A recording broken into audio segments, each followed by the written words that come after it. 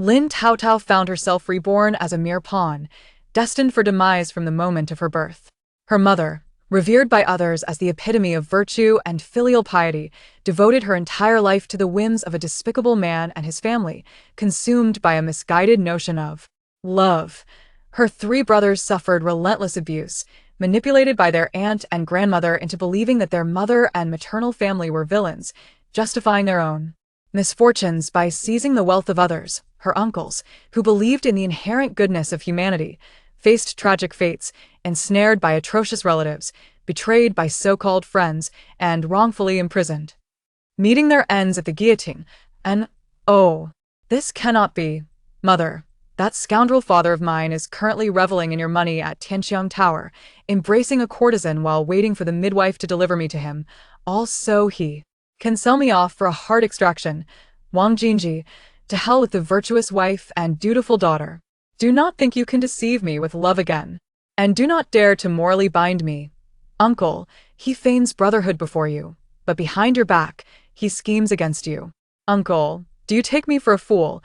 As Lin Taotao lamented the unfolding narrative, she suddenly realized that the plot was diverging from her previous knowledge. Chapter 1. The Master's Words. Don't hold back. Push. Push. I need to relieve myself. The woman cried in agony. That is not excrement, that is your child. Push quickly.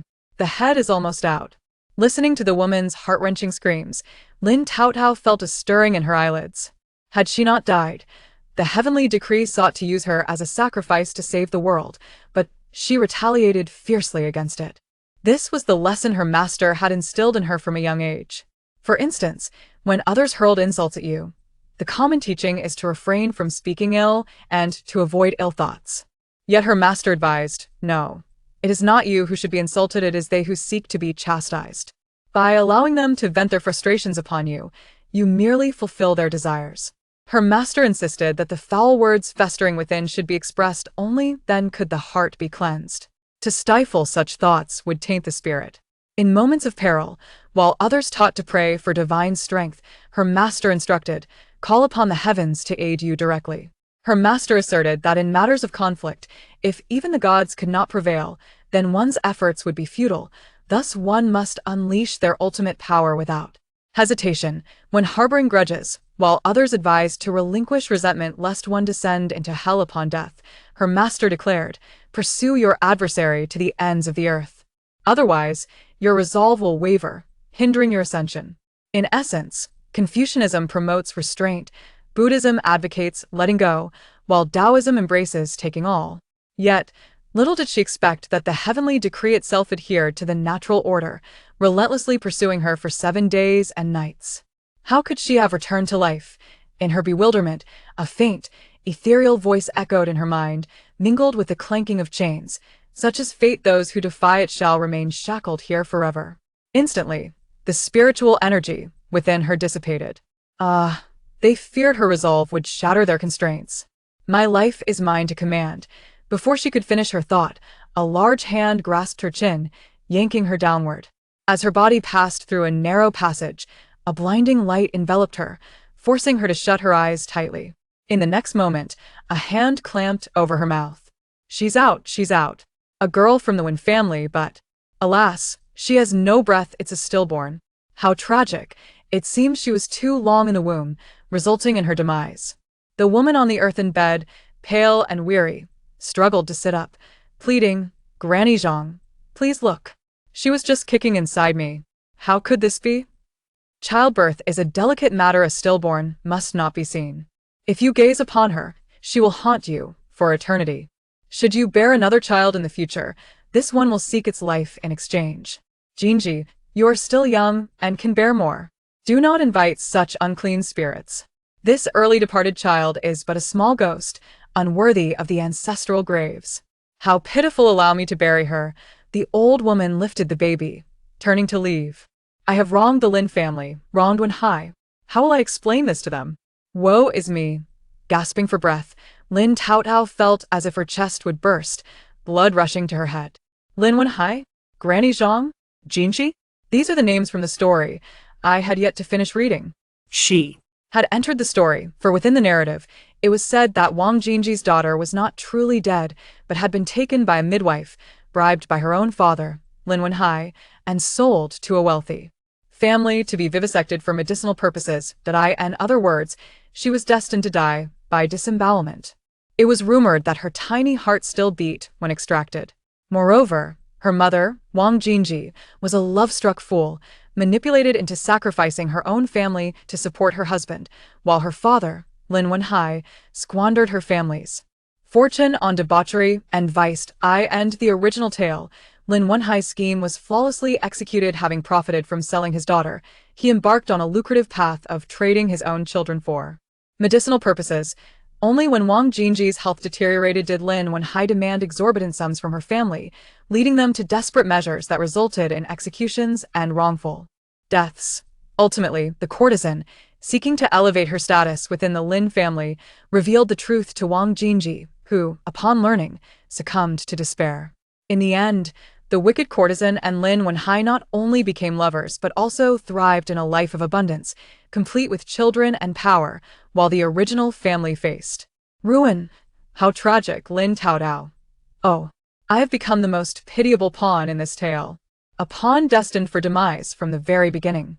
She was fated to be even more wretched. Is the heavenly decree not satisfied with her suffering and now seeks to resurrect her for a second chance? Heavenly decree. You shall not prevail. No matter where I am, I will strive to live well. She cried defiantly. Though she knew it may be futile, she could not allow the aura of the great to falter. For the repercussions would not only reflect upon her, but also upon her master, her teachers, her ancestors, and the entire lineage. Meanwhile, the faint voice stirred the weakened Wang Jingji to open her eyes.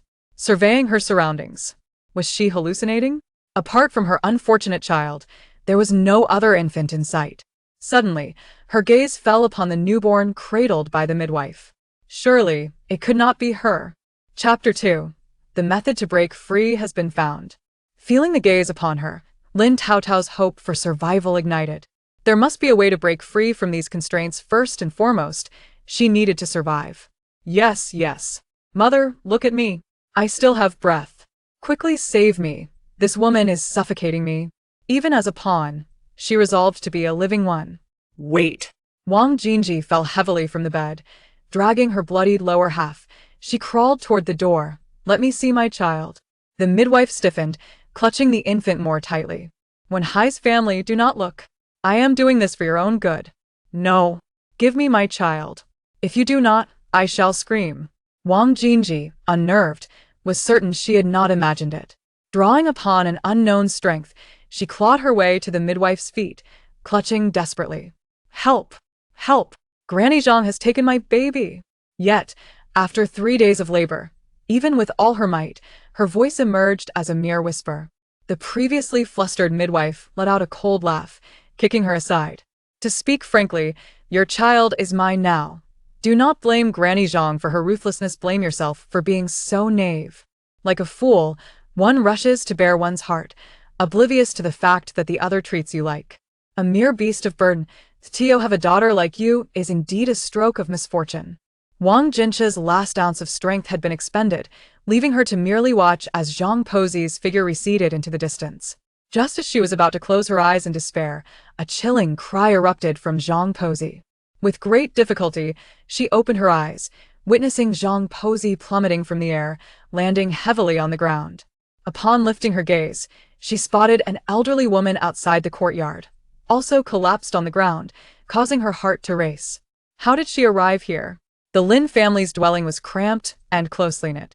If that infant were to cry, not only would earning a living become impossible, but she might also find it difficult to maintain her footing here. Resolute, she thought to herself, if all else fails, I could simply strangle the child. With that, her thumb and index finger clamped down on the infant's neck. Oh dear, my apologies, Zhang Pozi. How careless of me, I hope I haven't injured you. Lin Taotao, blushing, caught a glimpse of a towering figure in her peripheral vision. It was none other than Wang Jingji's mother, her own maternal grandmother, Wang Tianshi and Tian Guolan. Mother! Stop her, she is trying to take my child. Before she could finish, she succumbed to unconsciousness. Wang Tianshi, now fully aware of the situation, discarded the chickens and ducks she was holding, instantly leaping into action. How dare you, old woman, lay a hand on my precious grandchild? I shall not hold back. She seized Zhang Pozi by the hair, yanking and tossing her about. Zhang Pozi, clutching the infant, found herself in an unbearable predicament. She wished to retaliate but feared that the child might cry out, attracting even more trouble.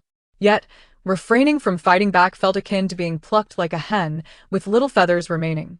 It's a misunderstanding. Jinch, it's all a misunderstanding. The child was stillborn. I only wished to take her away for her own good. Do you take me for a fool? You think I would trust you over my own daughter? Give me the child. Wang Tianshi pulled Zhang Pozi's hair with one hand while reaching for the infant with the other. Seeing that Zhang Pozi refused to relinquish her grip, Wang Tianshi resorted to scratching her face. Zhang Pozi cried out in agony, her face adorned with bloody scratches, her hair disheveled and scattered like feathers in the wind. Hand her over. Wang Tianshi seized the opportunity and snatched the infant away, calling and patting her gently. As the commotion heightened, onlookers began to gather around. Zhang Pozi, with her hair a mess, lamented, "Is there no justice left? I kindly assisted in your childbirth, and now you attack me without question. Who will come to my aid?" Though her own grandchild was lifeless, her woe-stricken visage instantly garnered sympathy from the crowd, who began to criticize Wang Tianshi. Just as the murmurs grew louder, the sound of an infant's wail pierced through the air, striking the crowd like a slap. Lo and behold, the child. Lives. Wang Tianshi, patting the infant's back, spat in Zhang Pozi's face. "You shameless old hag. My granddaughter was nearly suffocated by you. Had she not been holding the child, she would have certainly torn Zhang Pozi to shreds. You blind fools. Consider the children she has delivered for you. Who knows if they've been sold off?" Zhang Pozi, pale-faced, awkwardly began to crawl away. "You vile Zhang Pozi, do you mean to suggest my son has been taken by you?" A woman from the crowd lunged at Zhang Pozi, grabbing a clump of her disheveled hair and slamming her to the ground. In no time, a throng of people surrounded Zhang Pozi, pulling, striking, and kicking her, while vocally condemning her entire lineage. Wang Tianshi, solely focused on Wang Jinch and her infant, abandoned the battered Zhang Pozi and rushed into the hall with the child in her arms. Meanwhile, Lin Taotao felt a faint crackling sound emanating from within her body, a familiar warmth slowly radiating from her heart. She had found it. The method to break her confinement had been discovered. Chapter 3. The Countenance. A single word doomed. If her conjecture was correct, altering the fates of the characters within the story would free her from the constraints imposed by the heavenly path. This prospect rendered the task seemingly simple. Lost in thought, she heard Wang Tianshi exclaim in anger, "Jinch, it's not that I wish to reprimand you, but does the Lin family even consider themselves human? Knowing full well your time to give birth was near, yet your mother-in-law is absent, and Lin Wenhui is nowhere to be found. Are they taking advantage of the absence of the Wang family?" Mother, Wenhui was summoned by his employer. He had no choice. "Coincidentally, my sister-in-law fell ill, which is why our mother is away. It is not their fault. If anyone is to blame, it is my troublesome pregnancy. Why must I give birth when no one is home? Besides, who would have anticipated Zhang Pozi would commit such a heinous act?" As she spoke, Wang Jinch cradled the infant close to her chest. "Thank goodness the child is unharmed. Otherwise, how could I ever repay Wenhui for his hard work?" Lin Taotao could no longer bear to listen. "My dear mother, why do you continue to defend that scoundrel? Who has provided for the family? All the money for our living comes from your own family. What hardship has he endured? At this very moment, he is likely at Tianxiang Tower with his mistress, waiting for Zhang Pozi to deliver me to him, so I may be sold off for medicinal purposes. Please, open your eyes." Wang Jinch was momentarily taken aback. Was that the voice of her daughter? Yet the notion of selling her daughter for medicinal use echoed Zhang Pozi's earlier words. Wang Jinch's heart was in turmoil. They say, even a tiger will not harm its cubs. Could Lin Wenhui truly commit such a vile act?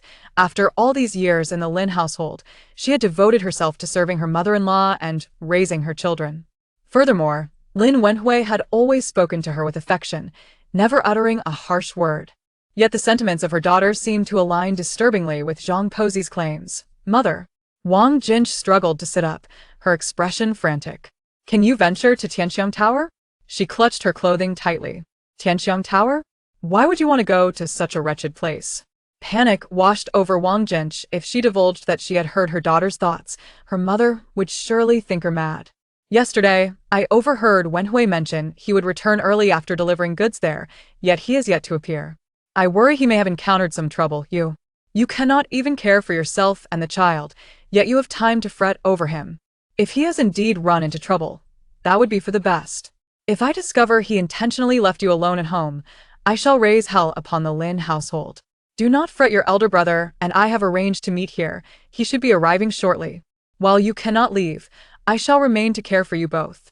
With someone eyeing her precious granddaughter, she felt even more compelled to stay. As she spoke, she fetched hot water and meticulously cleaned the blood from the infant and her daughter. In all the chaos earlier, I scarcely had a chance to examine the child. Now that I look closely, she is quite endearing. Such a fair and lovely baby, her features are even more charming than yours. Look at those little ears, they are surely a sign of good fortune. This little one resembles the children in traditional paintings. If your brothers were to see her, they would surely be overjoyed and unable to sleep for nights on end. Do you recall the sheer joy that enveloped them upon your birth? They stayed awake for 7 consecutive nights, watching over you with unwavering vigilance, fearful that you might cry from hunger, or soil yourself, or even kick off your blanket. In the night and catch a chill, even when they ventured outdoors, one would remain by your side, anxious that you might be snatched away by a cat or nibbled on by a mouse. They were so protective that they nearly cradled you in their mouths.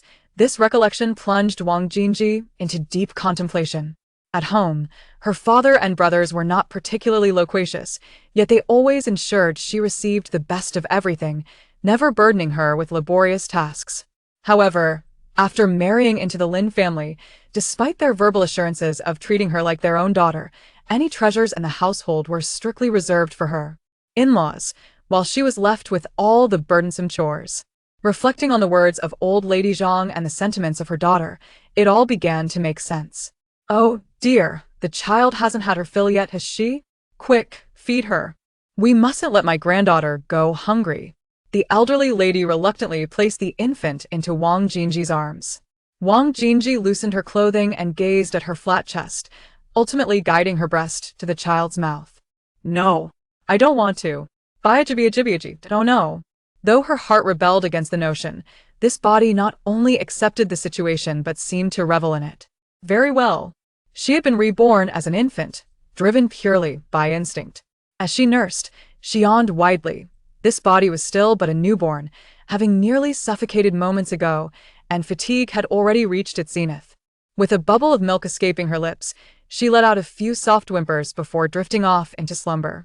Wang Tianshi wrapped the baby snugly, just as a knock resonated from outside the door.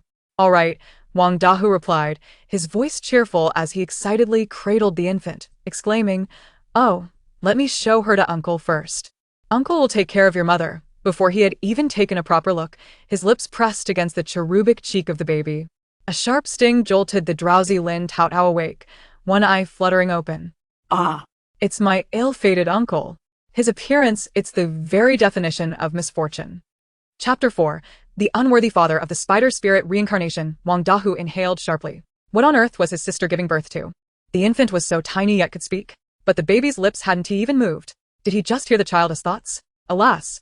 With ears dulled by dust and a forehead shrouded in darkness, had it not been for our ancestors' protection, your grave would be overgrown with grass.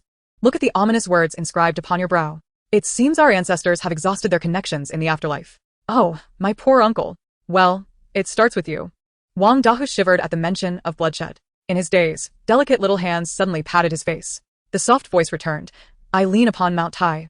Mount Tai guards my form. Mount Tai offers me sacrifice, preserving my spiritual essence. To the east, the 9E, to the west, the 6 Rome, to the south, the 8 barbarians, to the north, the 9D, in the center, the 3 true soldiers ever at my side. By the urgent decree.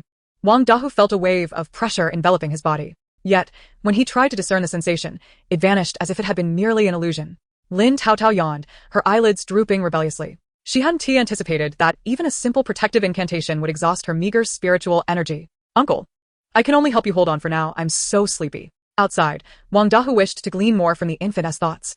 But the baby had already drifted off into slumber. He longed to rouse the child for clarification, yet seeing her peaceful sleeping form made him reluctant to disturb her. And he turned to leave. However, the phrase bloodshed echoed in his mind, causing his knees to tremble. In a quarter of an hour, Wang Dahu arrived at Tianxiang Tower in a horse-drawn carriage. Observing the alluring women at the entrance, his face flushed. He gripped his clothing tightly and hurried inside, pushing away the fragrant women who approached him without hesitation. Seizing the opportunity amidst the crowd, he inquired about Lin Wenhai's whereabouts.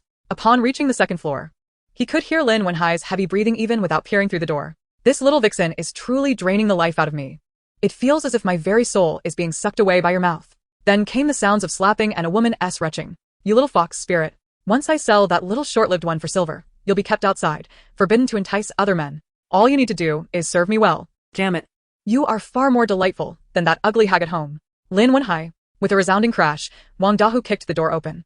The sight before him, a woman's tear-streaked face and Lin Wenhai, glistening with sweat, ignited his fury. How dare you, Lin Wenhai? My sister is fighting for her life to bear your child, and here you are, cavorting with a prostitute. I swear, I will end you today. Wang Dahu raised his fist and charged forward. Lin Wenhai, caught off guard, stood frozen in disbelief. He could not fathom why his brother-in-law would be here. He was never one to frequent such establishments. In that moment of distraction, a heavy punch landed squarely on his face. Amidst the woman's terrified screams, Wang Dahu seized Lin Wenhai by the throat, delivering a blow to his abdomen. Were it not for the filth, he would have relished the opportunity to break Lin Wenhai's offending tool with his bare hands. The tremendous force propelled Lin Wenhai a meter away, crashing into the wall. Sir, please, call for help. Mother, summon a doctor. I am shrinking. Still seething, Wang Dahu glared at the direction the woman pointed. Lin Wenhai's leg was missing. Just moments ago it had been swollen and red, and now it had vanished. In that brief lapse of attention, Lin Wenhai, the scoundrel, had fled. Remarkably, despite his missing limb, his speed remained unaffected. Lin Wenhai, if you have the audacity to run, then run. Wang Dahu bellowed, pursuing him. However, unfamiliar with the building's layout, he remained on the second floor while Lin Wenhai was already nearing the exit. Fueled by rage, Wang Dahu grasped the railing and leaped down. It was only as his feet left the ground that he realized his reckless folly. Great. Jumping from such a height will surely ruin my legs. Realizing it was too late, he closed his eyes and braced himself, regretting that he had been slow enough to allow Lin Wenhai to escape. As his knees impacted the ground, a muffled thud echoed, and the previously lively atmosphere fell eerily silent. Wang Dahu, awaiting the pain, slowly opened his eyes to inspect his knees. The stone floor was marked with several fissures surrounding him. Surely not. He rose cautiously, feeling his knees and examining the ground. Was it his knees that were too hard, or was the stone merely fragile? Amidst his confusion, applause erupted around him. Without time to contemplate further, he caught a glimpse of Lin Wenhai's bare backside darting away. He quickly stood and pursued. However, upon exiting the door, Lin Wenhai's figure was nowhere to be found. His fists clenched, cracking with rage. For his sister, their family had not only endured Lin Wenhai's incompetence, but had also supported him financially. But this scoundrel had the audacity to deceive them with promises of eternal love while secretly consorting with a prostitute, even endangering the life of a newborn. Such behavior was utterly beastly. The fate of his niece was at stake. They could no longer allow his sister to remain oblivious. Meanwhile, Wang Jinji waited anxiously for half the day. Wang Jinji, sitting upright with worry, heard the door open. I saw Lin Wenhai. He is no human. While you are risking everything to bear children for the Lin family, Wang Dahu, gritting his teeth, recounted everything he had witnessed.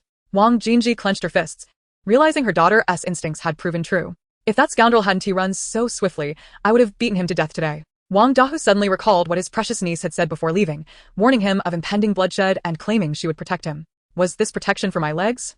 He looked at the peacefully sleeping infant on the Kong, his eyes wide with a mixture of fear and delight. My lady, a precious girl, has graced our family. Though he was unsure what the child had done, her arrival seemed to have averted disaster for him. At that moment, Lin Taotao also recalled the sound of shattering. Feeling the surge of spiritual energy, she was overjoyed, just as she had anticipated. In her reverie, she felt cool droplets on her face and blinked open her eyes, meeting the sight of tears rolling down Wang Jinji's chin. Oh, dear mother, why are you crying for that scoundrel? Perhaps because this body had been born of Wang Jinji's 10 months of labor, their senses were intertwined. Lin Taotao felt both sorrow and anger. I do not understand. If he held no affection for me, why did he come to seek my hand in marriage? Of course, it was because the Wang family is wealthy. And you are the favored daughter. Marrying you would mean the Wang family's riches would become his, while his own would remain his. Most importantly, you, my foolish mother, are easily deceived. Foolish mother. That scoundrel of a father is merely a reincarnated spider spirit, who from the very beginning has woven a grand web to ensnare you. Wang Jinji felt her heart sink. So from the very start, Lin Wenhai had been scheming against me. It is high time to settle accounts with the Lin family. Chapter 5. She must leave behind a child. Jinji, please stop crying. A woman in confinement should not shed tears, or she risks losing her sight. You still have your parents and brothers. Even if the sky falls, we shall support you. Seeing her mother's pained expression and her brother's heartache, Wang Jinji wiped away her tears. Undoubtedly, she could no longer endure this life. However, the money for my parents and brothers did not come from thin air. In the past, I was too foolish and naive, but now that I know the truth, how can I allow them to take such advantage without consequence? It is time to settle the score. Wang Jinji waved for the two to come closer. After a moment, Wang Dahu nodded through gritted teeth, and Wang Tianxi's worry dissipated. All right, let us proceed with this plan. Are you hungry? I will prepare something for you, she called out. Those chickens and ducks were raised for you to nourish your health after childbirth. Unfortunately, I got into a scuffle with that woman today, and the ducks flew away. Just wait, I will cook you some chicken soup. Wang Tianxi rolled up her sleeves and called Wang Dahu to help her. The room fell silent as Wang Jinji gently cradled the baby, pressing her cheek against the soft skin. Her daughter was truly a little fairy bestowed upon her by the heavens. If she hadn't heard her daughter's thoughts, she would have remained oblivious to the deceit for much longer. Blessed ancestors, to have delivered such a treasure to me. My dear, as long as your mother, grandparents, and uncles love you, we do not need your worthless father. Indeed, she was determined to raise her child alone. In the evening, Jinji, are you alright? Lin Wenhai exclaimed. It's all my fault. Knowing you were about to give birth, I should never have left you alone at home. As soon as I entered the village, I heard about that woman bullying you. Jinji, I have wronged you and your daughter. Upon hearing the voice, Lin Taotao instantly perked up. Her eyes, which struggled to open fully, fixated on the source of the sound. The door swung open, revealing a handsome scholar stepping in with a swish of his robe. With his delicate features and charming smile, it was no wonder that he could easily enchant her mother. In a rural household, his appearance was indeed remarkable. Thank goodness your mother arrived in time. If anything happened to you, I would have fought that woman to my last breath. Upon entering, Lin Wenhai slapped his own face in frustration. The guilt and panic on his face were evident, leaving even Wang Jinji momentarily stunned. However, the next moment, Wang Jinji slapped him twice across the face, and when she saw the shock in his eyes, she pulled her sleeves over her face and cried out loudly. I want to allow you to speak like that. Even if my daughter and I were to leave this world, you must live well for our sake. Lin Wenhai, bewildered and holding his slightly swollen cheek, sensed something was amiss but couldn't pinpoint what it was. On the other side, Wang Dahu also appeared confused. Wasn't he the one who was supposed to strike? Why was his sister taking matters into her own hands? What you did with that prostitute named Lianxiang at Tianxiang Tower today, the things you said, I cannot even bear to repeat. You must divorce my sister. I am taking her away today. Lin Wenhai wore a look of innocence, completely unaware of what had transpired. His brother-in-law's accusation left him baffled. Today, I merely delivered goods to Tianxiang Tower. How does that involve a prostitute? Surely, you must have mistaken someone. My brother, you must be mistaken, Wang Jinji said, wiping non-existent tears from her eyes, a smirk barely concealed at the corner of her lips. Not speaking the truth, are we? Then prepare for a beating. With a swift punch, Wang Dahu struck Lin Wenhai across the face, blood gushing forth instantly. As Lin Wenhai, drenched in blood, gripped Wang Dahu's fist tightly, he cried out, Help me, Jinji. I truly didn't do anything. Seeing her brother caught in a compromising position, Wang Jinji urged her mother, Mother, don't just stand there. Quickly, pull my brother away, don't let him hit Wenhai anymore. Oh, dear. Wang Tianxi rushed forward and managed to pull Lin Wenhai's hand away. But it only allowed Wang Dahu to unleash a series of punches aimed directly at Lin Wenhai's face and groin, targeting his most sensitive areas. The pain from his old injuries was exacerbated, and Lin Wenhai curled up in agony. Please stop, brother. If you keep this up, I won't live either. Wang Jinji shouted, though her heart felt a sense of satisfaction. Wang Dahu continued to unleash his fury until Lin Wenhai collapsed, twitching on the ground. Only then did Wang Tianxi manage to separate them. Next, it was her turn to take Lin Wenhai, that scoundrel, to receive medical attention. She was confident that the Lin family wouldn't dare to refuse her. Oh, dear, Dahu, why can't you control your strength? She admonished. Come, son-in-law, I will take you to see Dr. Wu. No, I'm fine. I truly am. Lin Wenhai wiped the blood from his face with his sleeve, forcing himself to stand despite the pain. He was terrified of seeking medical help, fearing that any signs of injury would validate Wang Dahu's claims. I cannot go. I absolutely cannot. Seizing the moment while Wang Dahu paused, he crawled to the side of the bed. Jinji, I only met with the girl named Lianxiang at Tianxiang Tower today, but my intent was solely for you. In the front row watching the drama unfold, Lin Taotao couldn't help but stifle her laughter. Goodness, her scoundrel father is quite the storyteller. Chapter 6. I, Lin Taotao, have returned. At this moment, Lin Wenhai pulled out a small cloth pouch from his bosom. Over the years, you have given birth to 4 children for me. Yet I have never given you anything worthy. I wanted to make amends with this last child. Unfortunately, being a clumsy man, he had no understanding of women as things. He had asked Lianxiang to have a silversmith create this bracelet. Today, while delivering goods, he happened to receive it. I fear that my brother-in-law misunderstood because of this. Lin Taotao caught sight of the bracelet and couldn't help but roll her eyes inwardly. Shameless scoundrel. That bracelet is far too small. My mother's hands could never wear it. Clearly, it was made for the prostitute, yet he has the audacity to claim it is for his dear mother. How shameless. Wang Jinji, momentarily lost in thought, felt a tremor of hatred toward Lin Wenhai, quickly burying her head lower. Wenhai, you truly are thoughtful. She reached out to accept the silver bracelet. When she lifted her gaze again, Wang Jinji forced a smile, trying to appear as foolish as before. I trust you completely. My brother only acts this way out of concern for me. Please do not hold it against him. I will have my mother accompany you to see Dr. Wu. Lin Wenhai wiped the blood off his lips, nearly biting his own tongue in frustration. You don't blame him? After being beaten to the point where even my own mother might not recognize me, I'd rather die than let Wang Dahu get away with this. Yet, he had no choice but to remain silent, enduring the bitterness in his heart. No, it's fine. With my mother away, you have been a great help to both me and my daughter. I can manage on my own, Lin Wenhai stammered as he shakily made his way towards the door. He feared that if he stayed any longer, his life would surely be forfeit at Wang Dahu's hands. Indeed, from now on, we shall no longer be polite to that family of beasts. Wang Tianxiang clenched her fists. Wang Dahu wiped the blood from his hands and took out a silver collar from a nearby bundle, placing it around the baby's neck. It was adorned with a large longevity lock, the size of an adult's palm. My dear, this is a token from your grandparents and uncles. May you live a life of peace and prosperity. Looking at the silver lock, Wang Jinji's eyes welled up with tears.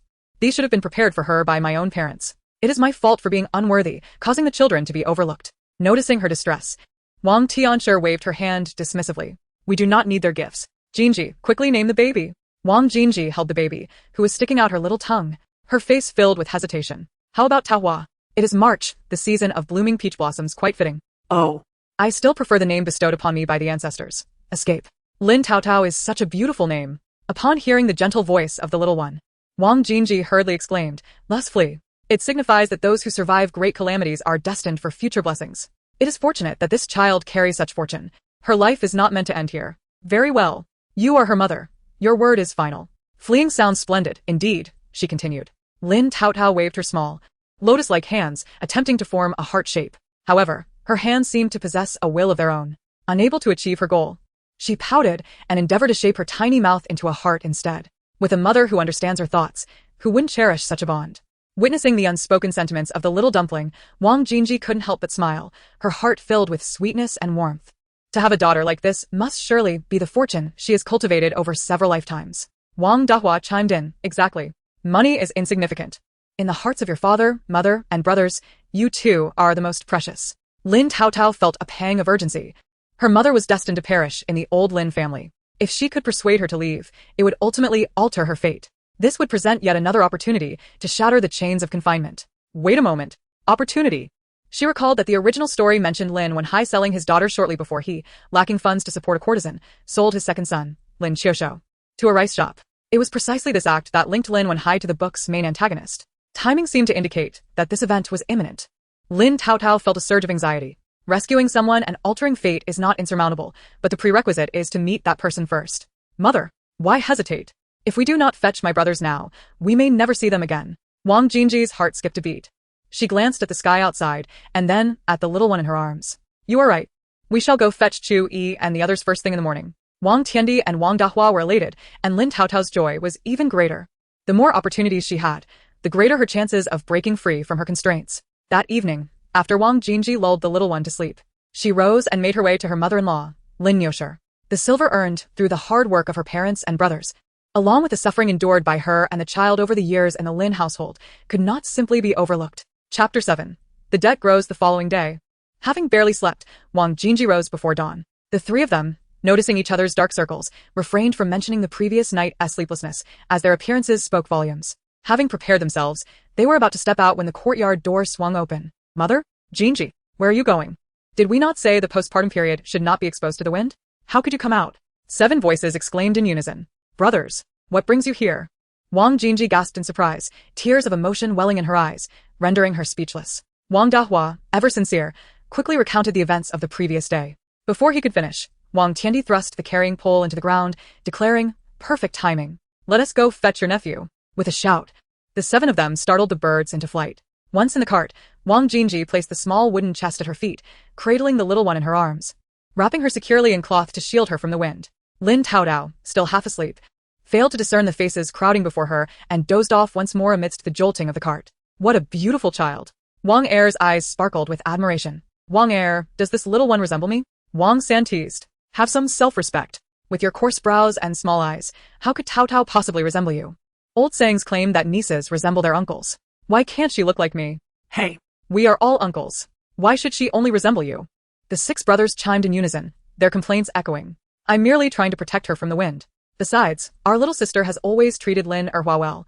She wouldn't make things difficult for the children, Wang Dahua remarked, casting a dubious glance at Wang Jinji. Wang Jinji's mind was a whirlwind. Since marrying into the old Lin family, she had always ensured that Lin Erhua received an equal share of whatever she had. Lin Erhua never referred to her as sister-in-law, instead calling her elder sister, and they shared a bond akin to that of sisters. Even when Lin Erhua married, and her impoverished family could provide no dowry, Wang Jinji borrowed money from her own family to sew a wedding quilt for her. Lin Erhua had treated her well, especially when her mother-in-law occasionally made things difficult for her. Erhua would not make life hard for the children, would she? Just then, the little one in Wang Jinji's arms sighed softly. Oh, dear mother, you must be cautious. My second aunt is truly wicked. She says my second brother is a fool, feeding him for free while bringing shame to the Lin family. First, she had the wretched grandmother toss him into the river, and then she suggested selling him, and even urged the grandmother to push him down a slope, nearly costing him his life. Furthermore, the story about her pilfering grandmother's money was fabricated. With just a few tears, you foolishly rushed to borrow from grandmother and grandfather. How could one expect good bamboo shoots from a family of bad bamboo? At that moment, Wang Jinji's face turned pale, her eyes wide with shock as she gazed at the little dumpling in her arms. So, the sufferings endured were not mere misfortunes, but rather the result of human malice. Her piety and attempts to please had only become leverage for the old Lin family to manipulate her, leading them to believe her child was fair game for mistreatment. Very well. Another account has been added to their tab. As the cart came to a halt before a small courtyard, the group exchanged grave looks, staring at the tightly shut gate. Inside, Lin Yosher's furious voice rang out. Damn that little beast. Look at my leg. It's swollen to an unimaginable size. I am infuriated. Accompanied by the sound of cracking melon seeds, Lin Erhua cheerfully replied, Enough, mother. If you are truly upset, I can fetch them out right now and let you give them a good thrashing. Just don't let a simpleton give you a stroke. Touch my nephews, and you shall see. Wang Dahua bellowed, kicking open Lin Erhua's courtyard door. Lin Yosher's eyes nearly popped out of her head. However, Lin Erhua, with a tearful gaze, rushed to Wang Jinji's side. Elder sister, I have not been home. You have suffered. Before she could finish, a sharp slap left everyone stunned. Lin Erhua clutched her burning cheek, her pupils quivering. Had I not been holding the child today, I would have torn your hypocritical face to shreds. You dare to strike? You dare to hit your aunt? Lin Yosher's voice faltered to a mere whisper. Dare to strike her? Do you think I want to take you on too? Wang Tiandi raised his hand, cracking his knuckles ominously, causing Lin Yosher to tremble and fall silent. Return my child. Wang Jinji grasped Lin Erhua's collar. Elder sister, you just gave birth. Do not get angry. The wind is strong outside. Let us go indoors to discuss this. Lin Erhua, with one side of her face flushed, looked as though she had been wronged. Recalling past grievances, she effortlessly lifted her sister into the air, gritting her teeth as she spat out a few words. Do not force me to strike you again. Seeing Wang Jinji's fierce expression for the first time, Lin Erhua stammered, Elder sister, they are not home. Chehe 15. And Qiushou went up the mountain to play early this morning. If you do not believe me, feel free to search. See, I told you. Lin Erhua is a deceitful creature. Oh, dear mother, could it be that you possess the legendary leech disposition? Lin Taotao habitually grumbled to herself, otherwise, how could you be surrounded by such scoundrels? Wang Jinji tossed Lin Erhua aside and instructed her family to search. As Lin Yosher helped Lin Erhua up, she whispered, They won't find anything, will they? Do not worry. What I have hidden is not something ordinary people can uncover. Even if the old Wang family were to demolish the house, they would never succeed. Gazing at her bloodied arms, with her back molars grinding audibly, Lin Erhua was not one to suffer in silence. Suppressing the disdain lurking in her eyes, she forced out a couple of tears to well up, sobbing as she cradled her arm. Oh, dear flower, are you all right? As she whimpered, she exchanged knowing glances with Granny Lin. She was no sheltered maiden from a wealthy family. This minor injury was nothing compared to toiling in the fields. The exaggerated display of sorrow was merely a strategy to ensure Wang Jinji would comply with her whims in the future. Chapter 8. The fruits of one's own sowing. Do not blame me on the first day, the 15th. It's harvest time. Mother is here to fetch you. Make some noise if you can hear me. Wang Jinji rummaged through every nook and cranny, but could not locate the 3 children. Lin Taotao was equally anxious, her mind racing with thoughts. Could it be that my brothers are hidden in the cellar of the neighboring family's home? My shameless second aunt has been sneaking around with old Wang next door, even bearing him children. With such a connection, it wouldn't be impossible for her to help hide a few kids.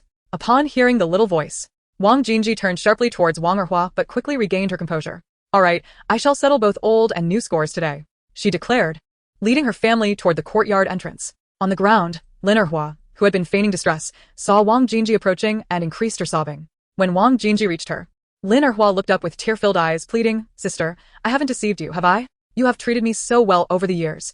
I cannot bring hardship to those children who merely call me second aunt. If I were to disregard such principles, I would be no better than a beast. Oh, it hurts." While she cried out in pain, her heart was already reveling in delight at the thought of extracting some money from old Wang. She envisioned that once the money was in her hands, she would buy some fabric to fashion a splendid outfit, allowing her to present herself with a touch of dignity when she stepped outside. "Lin Erhua, who are you crying for? Who are you trying to fool?" "Indeed. One reaps what one sows. The Lin family as twisted vine will bear no good fruit. You are their grandmother and you are their second aunt, regardless of blood ties. How could you torment a mere 4-year-old child? It is utterly inhumane. Thus, the suffering you endure henceforth is merely the consequence of your own actions. Do not blame me."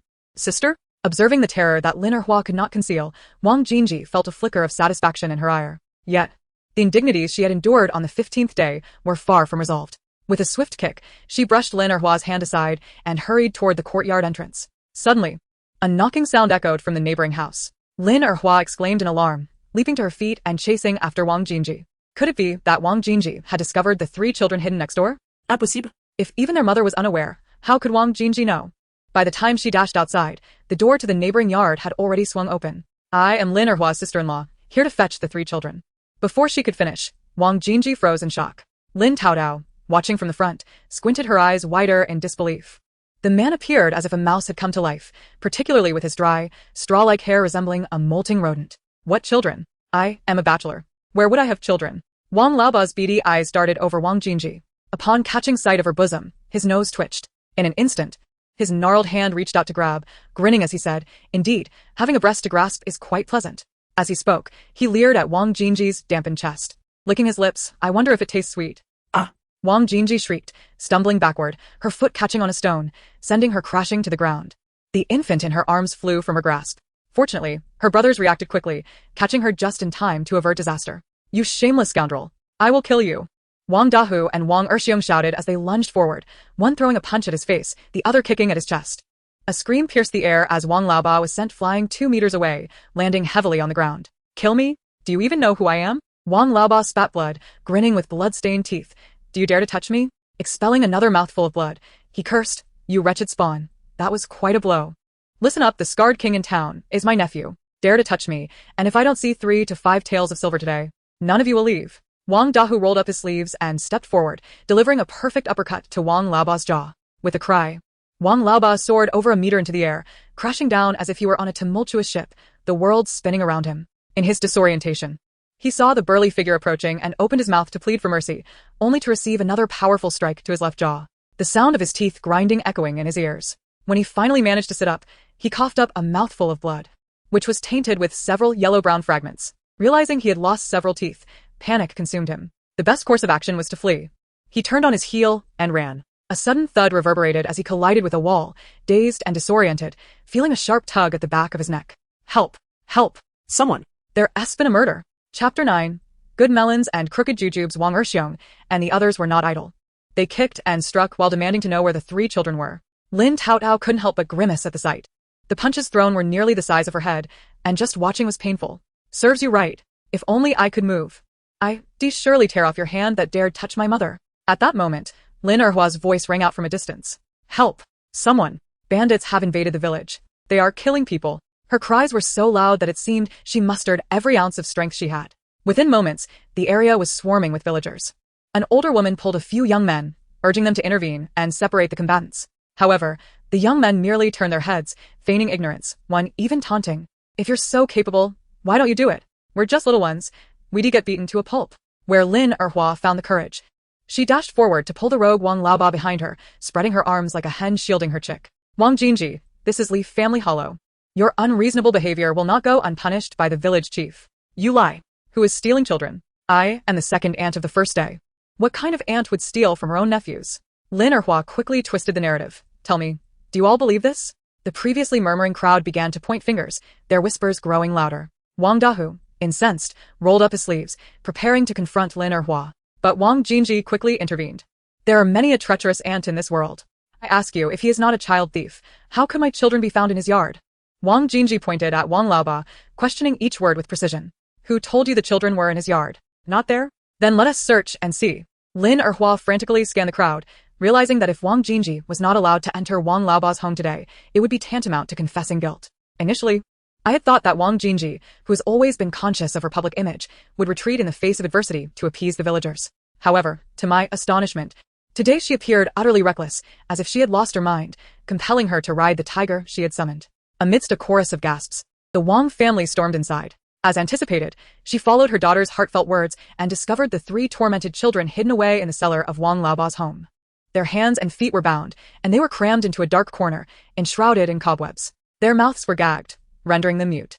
Once she summoned her brothers to rescue the children from the cellar, the sight of the cruel lash marks crisscrossing their bodies became apparent, with blood staining their garments.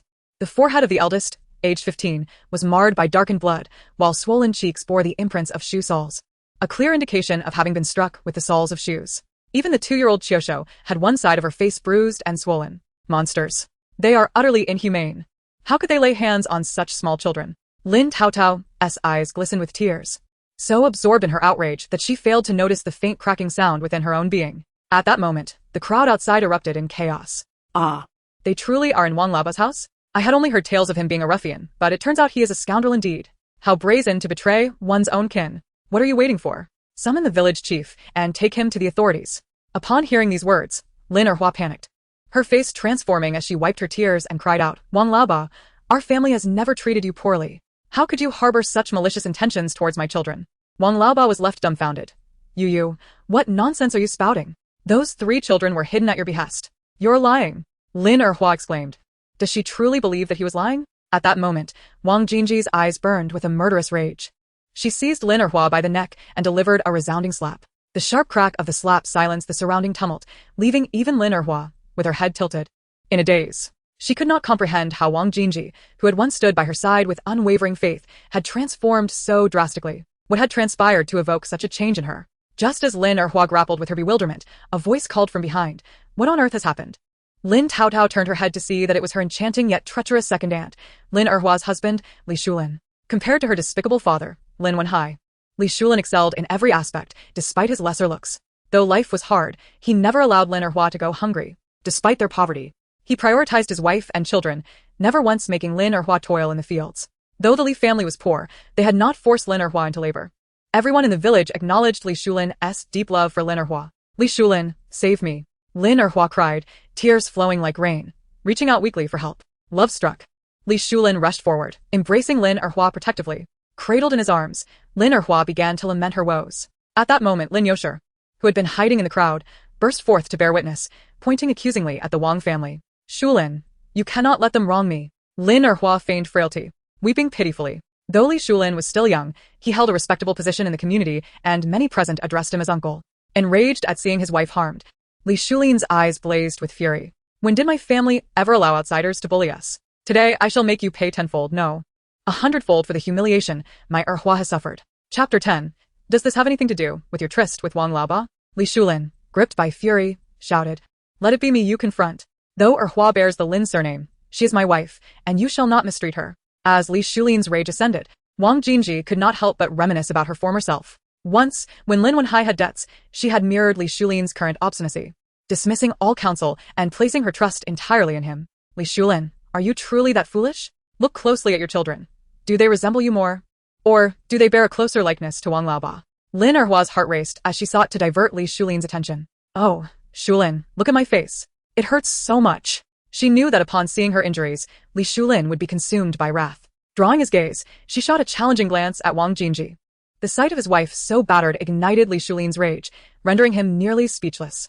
Wang Jinji raised an eyebrow. Li Shulin, your wife is unworthy of your devotion. Look closely at your son. Can you truly fail to notice that he increasingly resembles that scoundrel Wang Laoba? As for the reason, I need not elucidate further. With this proclamation, the crowd erupted into a frenzy, turning their attention to the boy beside Li Shulin. What nonsense are you spouting? Do not assume that by casting dirt on me, Shulin will be deceived. He knows me well, right, Shulin? Lin Erhua's face turned ashen, reminiscent of a paper doll. Yet, the response to her plea was an awkward silence. Oh. Upon closer inspection, how strikingly similar he appears to Wang Laoba. It was not merely the resemblance of their features. Even the shape of his head and those two prominent buck teeth were unmistakable. Li Shulin's teeth are certainly not bucked. Hush. Do not speak further. Amidst the murmurs, Li Shulin's fury began to wane, replaced by curiosity, doubt, and ultimately, astonishment. As he observed Lin Erhua, whose hands and feet trembled slightly, Wang Jinji smirked. What goes around comes around. Justice will be served in due time. Lin Erhua, your retribution has arrived. Wang Jinji, you wretched woman. What has my daughter done to you that warrants such slander? Lin Yosher, in a frenzied state, charged forward. Wang Jinji gritted her teeth. She would not allow herself and her children to endure the same inhumane existence as before. She would settle the score with this malevolent old hag. Grabbing a large stone at her feet, she hurled it at Lin Yosher. The frantic woman, charging without a sound, was struck down instantly, blood oozing from her forehead, eliciting gasps from the onlookers. Wang Jinji glanced at the bloodied stone in her hand with disdain before discarding it. To be frank with you, Li Shulin, the 3 children you hold dear are not of your blood. They are the offspring of your wife and Wang Laoba. They should bear the Wang surname, not yours. The family you have toiled for is raising Wang Laoba as children. With that, Wang Jinji turned her derisive gaze upon Lin Erhua, tauntingly declaring, "Isn't that so?" Lin Erhua? No, it's not like that. I didn't do anything wrong. You're lying. Lin Erhua protested desperately. Lying? Wang Jinji retorted, turning to Wang Laoba. You sold him out to save your skin, and you have nothing to say? As her voice fell, Wang Da who tossed the restrained Wang Laoba at Lin Erhua's feet. With a face smeared in blood and a mouth missing several teeth, Wang Laoba turned to Lin Erhua and burst into laughter. I never expected this, Lin Erhua. If you think Li Shulin is foolish, then I am a greater fool. You vile woman, daring to harm me. Today, I shall be the one to end you. Indeed. It was Lin Erhua who commanded me to hide your 3 children. I am not a child thief at all. Before Wang Laoba could finish his tirade, Li Shulin lunged forward, seizing Wang Laoba by the collar.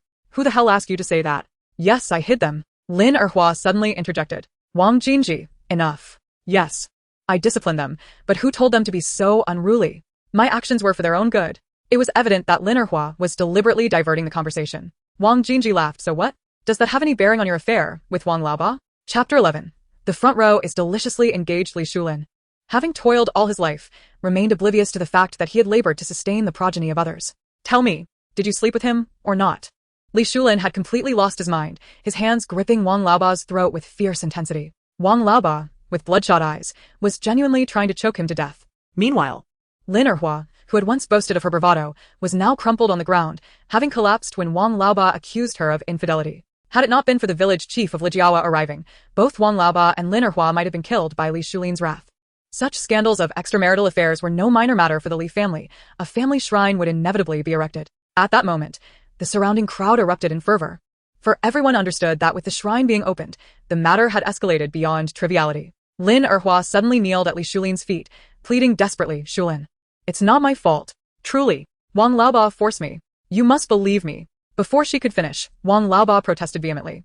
He spat a mouthful of phlegm onto Lin Erhua's face, cursing, You harlot. I am the one who has suffered, because of you, who came to my house borrowing water, intentionally getting their clothes wet, and then asked me to help them dry off, who claimed Li Shulin was incapable of fathering children and begged me to lend my seed, who, taking advantage of her husband's absence, crawled into my bed. You shameless creature. Not only did you enjoy yourself, but you also urged me to cover for your misdeeds. Ugh. What a disgrace. Shulin, this vile woman is utterly unworthy of you. You Wang Laoba, you're talking nonsense. It was you who forced me. Me force you? I could find plenty of women in a brothel, if I wanted. When you were in my bed, why didn't you say I was forcing you? When you claimed Li Shulin was inferior, why didn't you mention I was overpowering you? As these words fell, Li Shulin crumpled to the ground. If there had been any doubt before, he now understood everything. The secrets that should have remained between husband and wife were now revealed. For if Lin Erhua had not spoken them aloud, how could Wang Laoba have known? And it was also this wretched woman who had urged me to steal the chickens from Aunt Wu, the ducks from Aunt Huang, and to vandalize the house of Brother Shirtu. This harlot is nothing but a source of calamity. In an instant, Lin Erhua became the target of the crowd's ire. The village women surged forward, some grabbing her, some pulling her hair, some slapping her face, while others struck her head. These impoverished families relied on their chickens and ducks for sustenance, making Lin Erhua's actions all the more unforgivable. In mere moments, Lin Erhua's already swollen face was unrecognizable. Under the village chief's guidance, the women pushed her toward the Li family shrine, with Lin Yosher following behind, crying for her daughter. As Lin Taotao savored the unfolding drama, her gaze shifted to her mother, who had her 3 brothers in her embrace. During her reading, her mother had never seemed so formidable. How had her mother's romantic notions sharpened upon her return? Wang Jinji, relieved, quickly turned to check on the injuries of the 3 boys. At that moment, Lin Qi, despite being hurt, comforted his younger siblings. See, I told you mother would come to save us. You must trust her. Anyone could abandon us, but mother never will. Wang Jinji's heart tightened as he held the 3 children close. The dim-witted Lin 15 grinned foolishly, even as pain coursed through him, laughing and exclaiming his discomfort. Lin Xiaoshuo stretched his arms, calling mother, hug. Only Lin Qi, with a vacant stare, remarked, Mother, you're not the same as before. Realizing the inappropriateness of his words, he quickly added, I mean, you've become stronger. Lin Taotao echoed in her heart, indeed. I feel mother is different now. Meanwhile, 7 uncles crowded around, clamoring to embrace their 3 nephews. Come here, eldest uncle, we'll hold you. Second uncle, may I hold you? Third uncle loves Xiaoshuo the most. Fourth uncle, come here. Fifth uncle, we'll let you ride on his back. Look, what does 7th uncle have? Wang Qiaying waved a bag of candy enticingly. What had begun as a joyous gathering quickly turned awkward as the 3 children wore expressions of sheer terror. The Wang family exchanged glances, unsure of what had frightened the children. Don't be afraid, they are your mother's brothers, your uncles, Wang Jinji assured, introducing each of the 7 siblings to the children. Not only Wang Jinji, but even Lin Taotao found it hard to believe her ears. How can there be such shameless individuals in this world? Chapter 12. By the time you sink, it may not even suffice to fill the gaps in the depths below. Qi. They are lying. They are the true villains. Your grandparents and uncles are the ones who care for you the most, aside from your mother. Her mother clutched her 3 brothers tightly, tears streaming down her face. How can they distort the truth like this? Without your grandparents and uncles, your mother could never provide for you. Now, as she wept, her 3 sons followed suit, and even her 6 burly brothers were seen wiping their tears. Lin Taotao felt that if she did not join in the weeping, it would somehow be wrong. Just as the family was caught in their emotional turmoil, the old woman suddenly declared, good and evil will ultimately be rewarded. The retribution for the Lin family arriving now. The family wiped their tears and turned to the direction of the approaching footsteps. Lin Taotao, who had almost dozed off, instantly became alert. In the distance, a dark mass of people approached. Leading them was the old village chief of Lijiawa, flanked by 2 men carrying a burden, which bore a pig cage. Upon closer inspection, the cage contained none other than the disheveled Lin Erhua, her hands and feet bound. She screamed frantically, Li Shulin, you can't be a man, yet you dare blame me for seeking someone else? Just you wait. I will haunt you, as a vengeful spirit. You Wang Jinji, you vile harlot. I will become a vengeful ghost to take the lives of your entire family. Lin Taotao, however, scoffed internally. Despite her unattractive appearance, her thoughts are quite ambitious. By the time you sink, it may not even suffice to fill the gaps in the depths below. Before long, the villagers of Lijiawa stopped by the riverbank. The village chief trembled as he unfurled a piece of paper, clear his throat, and announced, Lin Erhua, wife of Li Shulin, the 214th descendant of the Li family, has violated her marital duties and disregarded family rules. According to ancestral law, she shall be punished by being submerged in the pond. As soon as he finished speaking, the pig cage was unceremoniously hurled into the water. In that moment, the defiant Lin Erhua finally cried out for mercy, her pleas echoing into the heavens. Li Shulin, gritting his teeth, remained silent, staring directly at Lin Erhua, who had now vanished beneath the water. Having borne 3 children for others in succession, how dare you claim she lacks understanding? Indeed, it is you, the matron, who is bereft of sense. Henceforth, the Lin family and the Li family shall no longer be kin. Please do not set foot in Li's territory again, lest you sully the land of my Li clan. With that, the old village chief swept away in indignation. Only when the bubbles rising from the river's surface faded did the placid waters reflect an air of normalcy, as if nothing had transpired. Gradually, the Li family members dispersed, leaving only Li Shulin and Lin Yo standing still, one gazing intently at the gently flowing river, while the other lamented vehemently, cursing the entire Li Shulin family. After a moment, the disheartened Li Shulin staggered away, prompting Lin Yo to unleash her ire. Wang Jinji, you wretched woman, riddled with sores. You shall wait. I will ensure that everyone knows you are the bane that led to my sister's demise and our family's ruin. Prepare to be the subject of scorn. Lin Taotao couldn't help but cast a glance at her meek and easily bullied mother. And you, Niu Lanhua, you would do well to persuade your son to divorce me soon. Otherwise, should I become enraged, who knows who might be the next Lin Erhua. Do you truly believe my Lin family can accommodate you, the harbinger of death? Lin Yo seethed, her teeth grinding in frustration. Not only were her eyes bloodshot and bulging, but even Lin Taotao couldn't help but take a few more glances at her mother, taken aback by this newfound fierceness. When did the original character's mother become so audacious? In the midst of her confusion, she was lifted into a carriage by her grandmother. 7th uncle distributed 4 pieces of candy among her 3 brothers and their mother. Seventh brother, this candy is so expensive. Why did you buy it? Wang Laoqi gently ruffled Wang Jingji's hair, whispering sweetly, if you and the child enjoy it, it is worth it. His tender demeanor left Wang Jingji both amused and exasperated. Indeed, true love is always expressed through actions rather than mere words. Sister? Sister is so soft, like the clouds in the sky, Lin Qiushou exclaimed with childlike innocence. Yes, look, sister is as white as a cloud. Lin Qi nodded in agreement. Only Lin Shirley remained silent, staring intently at her. Lin Taotao surveyed the three faces before her. To her left was third brother Lin Qiushou, with delicate features and gentle eyes. To her right was her second brother, Lin Shirley, whose crescent moon-shaped smile marked him as the one deemed less intelligent by the Lin family. True to his name, his face was as round as the 15th moon. Lin Taotao could hardly believe her eyes, staring at Lin Shirley's visage for some time, taking in the fullness of his cheeks and the prominence of his cheekbones. He bore an unmistakable resemblance to the auspicious figures depicted in traditional art. How could he possibly be considered dim-witted? Just then, a dark aura surged towards the crown of Lin Shirley's head and vanished. Chapter 13. The opportunity arises again. Does it not? Disaster averted. It turns out someone has shielded second brother from calamity, rendering him oblivious. Is this not yet another opportunity presenting itself? At that moment, Wang Jingji, hearing the infantile voice, was left in stunned silence. She had never considered that Shirley's apparent dullness might be the result of malicious intent. Shirley is just a child. What kind of wretched individual would stoop so low as to harm a little one? Lost in her thoughts, Wang Jingji was abruptly jolted awake by her daughter's sweet voice. Oh no, it's too far to reach. Seeing her little girl reaching out and babbling, she instinctively placed the child into Shirley's arms. Shirley, hold your sister for me. Before Lin Taotao could react, Shirley's round face was suddenly pressed against hers. Vital energy from my kidneys surged forth, gather a single drop, and disperse throughout the universe. Dark energy envelopes me. I heed the commands of the 3 mountains and 9 candidates. In that moment, Lin Shirley's silly laughter abruptly ceased. Raising his head, a flicker of confusion danced in his eyes. He gazed at the infant in his arms, opening his mouth, then closing it again. Shirley? Wang Jingji called softly, her heart racing with apprehension. Everything is fine. With tears of joy brimming in her eyes, Wang Jingji embraced him tightly, exclaiming, Our Shirley has finally recovered. He is no longer foolish. She gently tapped Wang Jingji's arm, softly reminding her, Did we not agree to avoid discussing foolishness in front of the child? Releasing her embrace, Wang Jingji was overwhelmed with emotion, laughing and crying at once. Mother, Shirley truly is no longer foolish. With that, she pointed ahead and asked, Shirley, who is that? Lin Shirley merely glanced and, without hesitation, uttered, Elder uncle. Those simple 3 words left everyone in the carriage in utter disbelief. Wang Dahu nearly drove the cart into a ditch in his eagerness to stop. Shirley, who do you say I am? Little Lin Shirley frowned slightly, Elder uncle.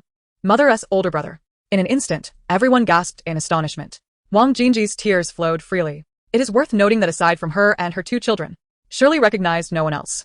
Even his biological father, Lin Wenhui, had not made an impression on him. Hence, Niu Lanhua often remarked that raising Shirley was a waste of food. Counting, today marked only the 3rd time Shirley had seen his uncle, once at his birth, and once today. Was this not a testament to his recovery? And he? Who is he? Wang Tiandi eagerly inquired, pointing at Wang Qiang. Lin Shirley merely glanced at him, puzzled. 7th uncle, mother just mentioned it. At this, aside from Lin Taotao, who was on the verge of sleep, and Lin Shirley, who remained oblivious to the happenings around him, even the not-so-innocent Lin Qiushou was moved to tears. Lin Qi and Lin Qiushou embraced Lin Shirley from either side, one calling him brother, the other brother, reveling in joy. Wang Jingji's siblings were equally moved, tears streaming down their faces. The most dramatic reaction came from Wang Tiandi, who suddenly knelt on the cart, banging her head repeatedly. Meanwhile, Lin Taotao beamed with delight, her smile revealing 2 adorable dimples. Just moments ago, the curse she had enacted was potent enough to ensure the nefarious individual would face dire consequences. She, with her narrow-mindedness, was not adept at averting disasters. Rather, she was skilled in retribution. Furthermore, just then, she distinctly felt the constraints of her powers begin to crack. At this rate, breaking free from the old deity's hold would be merely a matter of time. Uncertain whether it was the exhaustion of her spiritual energy, the innate instincts of her infant body, or the gentle swaying of the carriage lulling her to sleep, she abruptly lost consciousness. On this day, the journey that usually took ages was completed in the blink of an eye as they arrived at Wangjiakuo village. Upon reaching her doorstep, a crowd had already gathered at the entrance.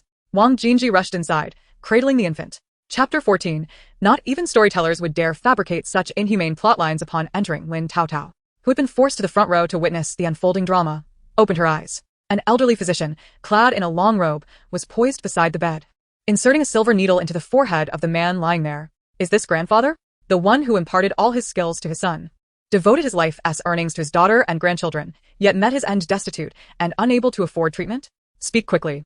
The old physician rose from the edge of the bed, patting the shoulder of elder uncle before exiting the room. Her father and mother were too choked with emotion to articulate their feelings, tears cascading down their faces. Grandmother rushed forth, weeping loudly. 7 uncles knelt beside the bed, their cries echoing through the room. Death is an inevitable part of life, yet why do you all weep so profusely? The elderly man extended a trembling hand towards her. Jinji, bring my precious granddaughter closer. In an instant, she found herself cradled in the arms of the old man, his yellowed eyes alight with joy as he gazed upon her. Lin Taotao felt a pang of sorrow. For the elderly man bore an uncanny resemblance to the one who once declared, "This little girl is truly remarkable. She can argue with even passing dogs." I admire her tenacity. It was on that very day that the old man compelled her to call him master, even going so far as to request a name for her from the ancestral spirits, bestowing upon her the name Taotao. Once shamelessly agreeing to take a surname, she subsequently acquired the name Lin Tao, with the affectionate nickname Taotao. Indeed, she bore a striking resemblance to you in your youth. Observing her grandfather, whose exasperation seemed to outweigh his composure, Lin Tao clenched her teeth and concentrated all her meager spiritual energy into a single orb. With her chubby little hand extending outward, she silently chanted, "Spirits and deities, heed my call. I command you now, bring forth fortune to those near, and ward off calamity for those afar. Let my waters flow together, for great kindness is upon us." Swiftly, as per my decree. At that moment, Wang Jianghe, cradling a small infant, found his gaze fixated, his pupils trembling. Just as he questioned whether he was witnessing a specter or mishearing, a warm sensation surged from his ribs, penetrating his chest. In the next instant, his heart felt as though it had been struck with great force, pounding vigorously and powerfully. He gasped, "Father. Oh, father." "Old man." The crowd gasped in unison. Upon hearing the faint sound of the binding spell fracturing, Lin Tao's anxious heart found solace. Meanwhile, the old doctor approached amidst the cries of the matriarch. After a brief glance at the elder, he stood bewildered at the edge of the bed, only to have Lin Tao unexpectedly thrust into her second uncle's arms. "You all wait outside for now," commanded the old doctor, as Lin Tao's grandmother and the uncles were unceremoniously ushered out by the doctor's apprentices. As the door closed, murmurs arose among the villagers. "Ah, Uncle Jianghe is truly pitiable. After a lifetime of toil, he has nothing even for medical expenses. Indeed, in the end, he leaves behind neither wealth nor a grandson. Without Uncle Jianghe, what will become of Dahu and the others? They might never find wives. How unfortunate. To be burdened by such a family that exploits their kin's very life is indeed a stroke of ill fate. What nonsense are you spouting?" With a sudden roar from the second uncle, Lin Tao finally discerned the gathering crowd in the courtyard. "What nonsense? Brother, at such a time. Why do you still protect her?" A clear, melodious voice chimed in, followed by the appearance of a gaunt woman pushing her way forward. "Daya, what brings you here?"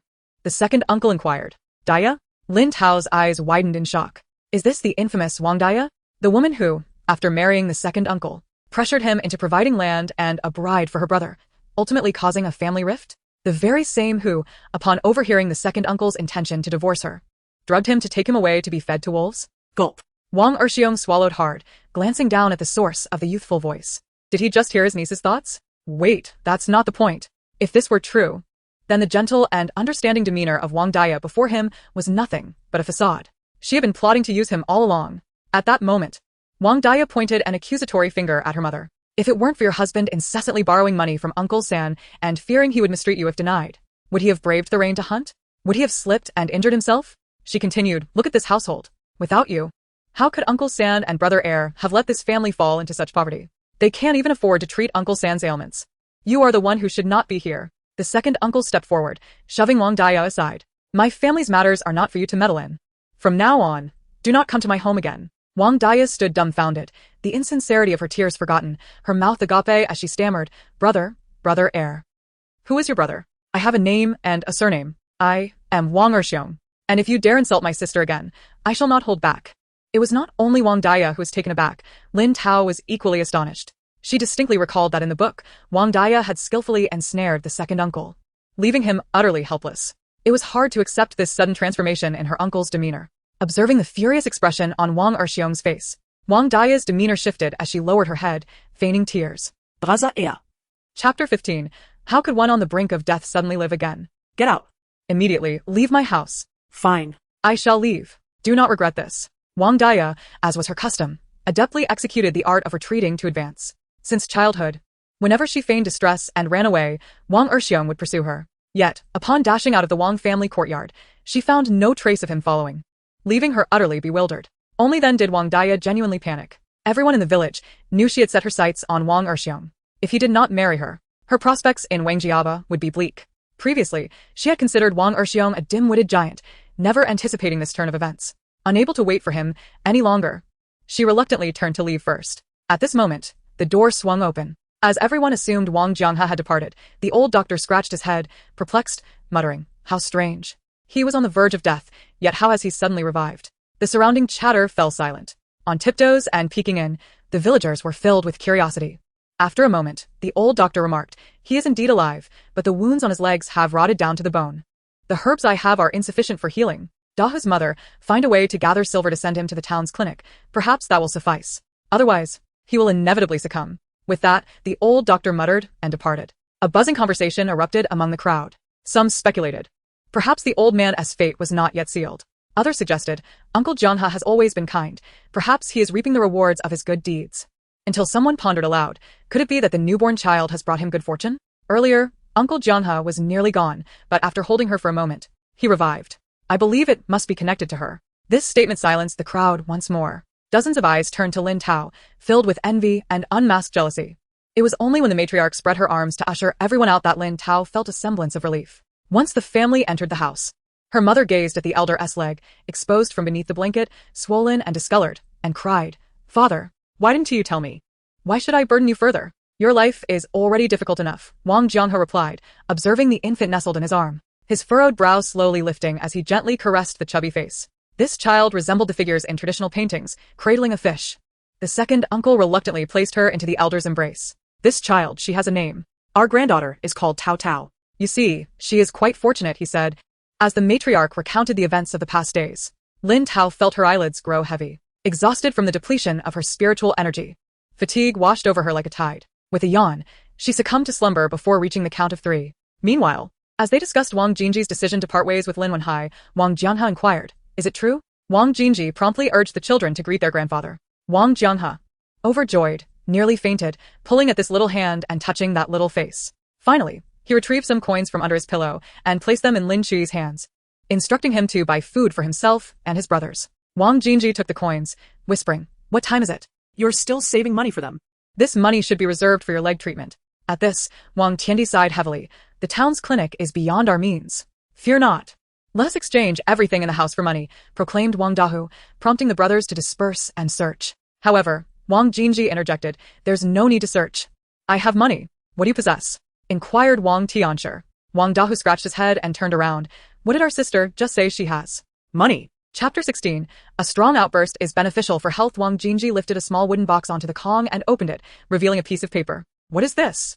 asked Wang Tianshi, curiosity piqued. "It's the deed to our house." Wang Tianshi and Wang Jianghe exchanged glances. "Jingji, where did this come from?" Wangjiaba differs from other villages. The inhabitants reside in homes bequeathed by their ancestors, tilling lands purchased by their forebears. Such deeds and contracts are held by each generation's patriarch. Their family has never possessed such documentation. Noticing the silence from the elders, she surmised that this was likely not the only matter at hand. The thought of Lin Wenhai's deceit and her own past blindness filled her with resentment. "Jingji, where did you obtain this?" Wang Tianshi pressed. "I retrieved it from my mother-in-law's abode." Wang Jingji responded candidly. Observing her elder's furrowed brow, she continued, "This belongs to the Lin family. They owe us. Tomorrow, I shall confront Lin Wenhai. If he still believes he can take advantage of me, he shall not escape my wrath." She did not intend to demand money from Lin Wenhai, as she had never planned to do so from the outset. The deed, after all, held greater potential.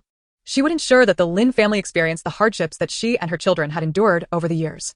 Wang Tianshi rubbed her eyes in confusion, scarcely recognizing her daughter. The Jingji before her seemed far removed from the girl she had raised. Suddenly, a round of applause erupted. Wang Dahu and his 6 brothers clapped enthusiastically. "This is our sister. Blessed by our ancestors, our youngest has finally awakened." They cheered. "Fear not, for your brothers shall stand by you. Indeed, let us take action." Gazing at the desolate home of her parents, Wang Jingji was consumed by guilt and self-reproach. Wang Daya rightly noted that had she possessed this clarity earlier, their family would not have fallen into such dire straits. Yet it was not too late. She resolved to live her remaining years solely for herself and her children. As she busied herself with the box, she whispered a few instructions to Qi before making an excuse to leave her parents' room. Once alone, Wang Jianghe couldn't resist touching the baby's cheek. Lin Taotao felt something poking her face, a mix of irritation and discomfort. She attempted to swat away the bothersome object, but her hand, though raised, could not displace it. With a slight lift of her eyelids, she found herself staring into a pair of aged, yellowed eyes. "Little one, you are awake. I am your grandfather. Come. Call me grandpa." Wang Jianghe slowed his speech, opening his mouth wide. Ah, gong. Who would believe it? He was attempting to teach a newborn to speak. Lin Taotao rolled her eyes in annoyance, not only resembling him but also sharing his stubbornness in the face of impossibilities. Yes, look at grandpa. Now open your mouth. Ah, gong. Just as Wang Jianghe was delighting in his futile endeavor, a panicked voice rang out from outside. "Jinji's mother, there has been an incident. Your Jinji is in trouble." Upon hearing the commotion, both Wang Jianghe and Lin Taotao were alarmed. Moments later, their grandmother rushed in. "Old man, stay here with the grandchildren. I will go check. I want to go too." Wang Jianghe insisted, gripping his wife tightly, determined to rise from the bed. His recently treated leg began to bleed profusely, causing him to grimace in pain. "Duh, duh." Their grandmother called for the uncles, who carried the elderly man and her, guiding the three brothers out the door. Not far from home, she heard her mother's voice. "Seventh aunt, the money you borrowed from our family has been outstanding for 8 years. Has your family's hardship not passed? Why do you act as if nothing has happened?" As the eldest uncle squeezed into the crowd, she spotted her frail mother, now resembling a fierce tigress, hands on her hips, pointing accusatorily at a woman. The woman appeared to be in her 40s, looking pitiful and weak, only able to whimper and wipe her tears. "We are all poor. Who among us possesses an abundance of grain? If we had money, we wouldn't have gone all these years without repayment." Why is Wang Jinji so unlike Uncle Jianghe, failing to understand the struggles of others? Indeed, Uncle Jianghe is a good man. How could he have such a daughter? Oh, if she were truly seeking funds for Jianghe's treatment, that would be one thing. But should she press for money only to hand it over to her in-laws, then what can one say about the nature of daughters? Wang Jinji turned to glare at the group of women, her eyes narrowing dangerously. Chapter 17. When a woman unleashes her fury, the world must tremble 8 years. 8 years. If life were truly unbearable, their family would have starved long ago. Clearly, they were exploiting her family's goodwill. "Yes, my parents are kind-hearted and soft-spoken, but they have children. They are not fools to be bullied. I will be frank, those who owe my family money or grain must repay today. Do not wait until I am forced to confront you, resulting in embarrassment for all." The group of women, pointed out by her mother, fell silent and left. The woman at the gate, realizing no one would defend her, cried out, "Jinji, you should at least call me seventh aunt. How can you speak so harshly to an elder?" Turning around, her mother let out a laugh. "So, seventh aunt believes that if I, Wang Jinji, speak sweetly, I will be inclined to repay? Fine, as long as seventh aunt is willing to repay, I would gladly express my gratitude, even to the extent of bowing in thanks." In that moment, she truly attempted to kneel. Their grandmother rushed forward, pulling her back. The silent eldest uncle quickly shoved her into her mother's embrace. Unexpectedly, the woman grasped their grandmother's sleeve, sobbing like a child. "Third brother and sister-in-law, you have finally arrived. I am being driven to my end by your Jinji. You have witnessed our plight. No matter how I plead, Jinji will not listen. Is she not pushing us toward ruin? I understand the principle of repaying debts, but I genuinely cannot. Since we have reached this point, fine. I cannot repay the money. Perhaps I should offer my family's lives instead." Originally at a loss for words, their grandmother tried to comfort her. Jinji is young.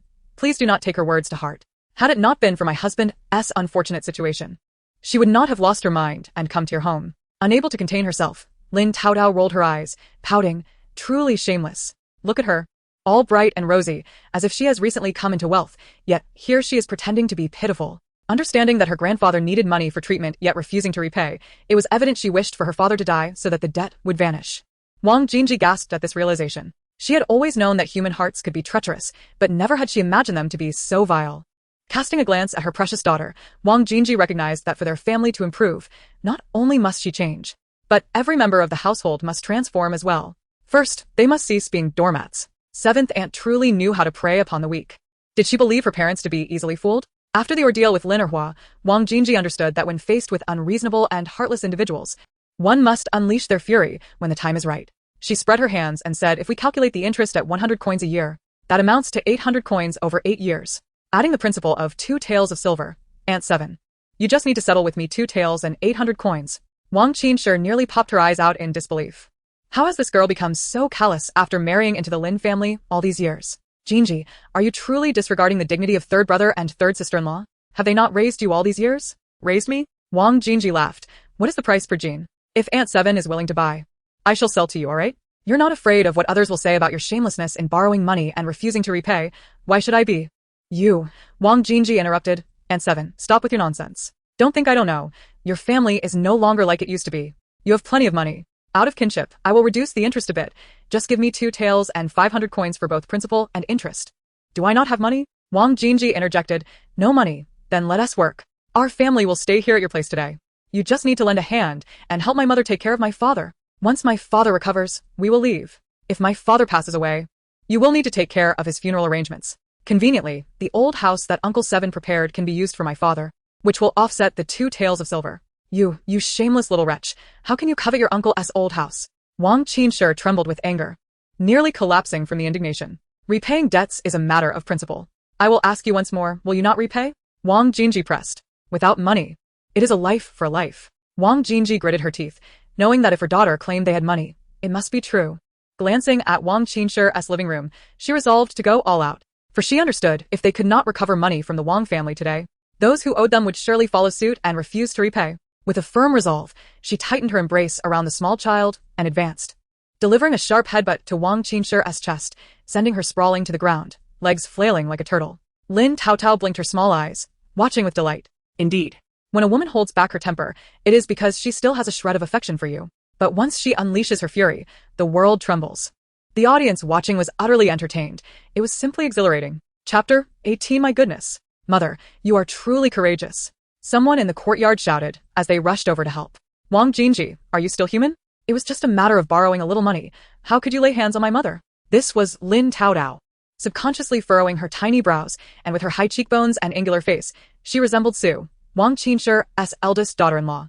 Su plopped herself down on the ground, crying and shouting, someone come, let everyone judge the situation. The old Wang family is bullying us. Her hands flailed, stirring up dust. Su was renowned in Wangjiawa for being a shrew. Anyone who crossed her path would face her wrath, even if she was in the wrong. She could stand at someone's door and scold them for 3 days and nights. If she was right, it would be even worse. However, amusingly, the women who usually chattered away were now watching Wang Qinshe's outrageous behavior with caution, not daring to speak up or intervene. Just when Lin Taotao was enjoying the spectacle, she suddenly found herself in Wang Qinshe's courtyard. The next moment, she was astounded by the scene within the hall. Is this family truly mad for money? How dare they commit such outrageous acts? Hearing the small voice, Wang Jinji paused. Glancing down to see the little bundle in her arms sucking her thumb vigorously, her small eyes fixated on a peculiar box in the hall.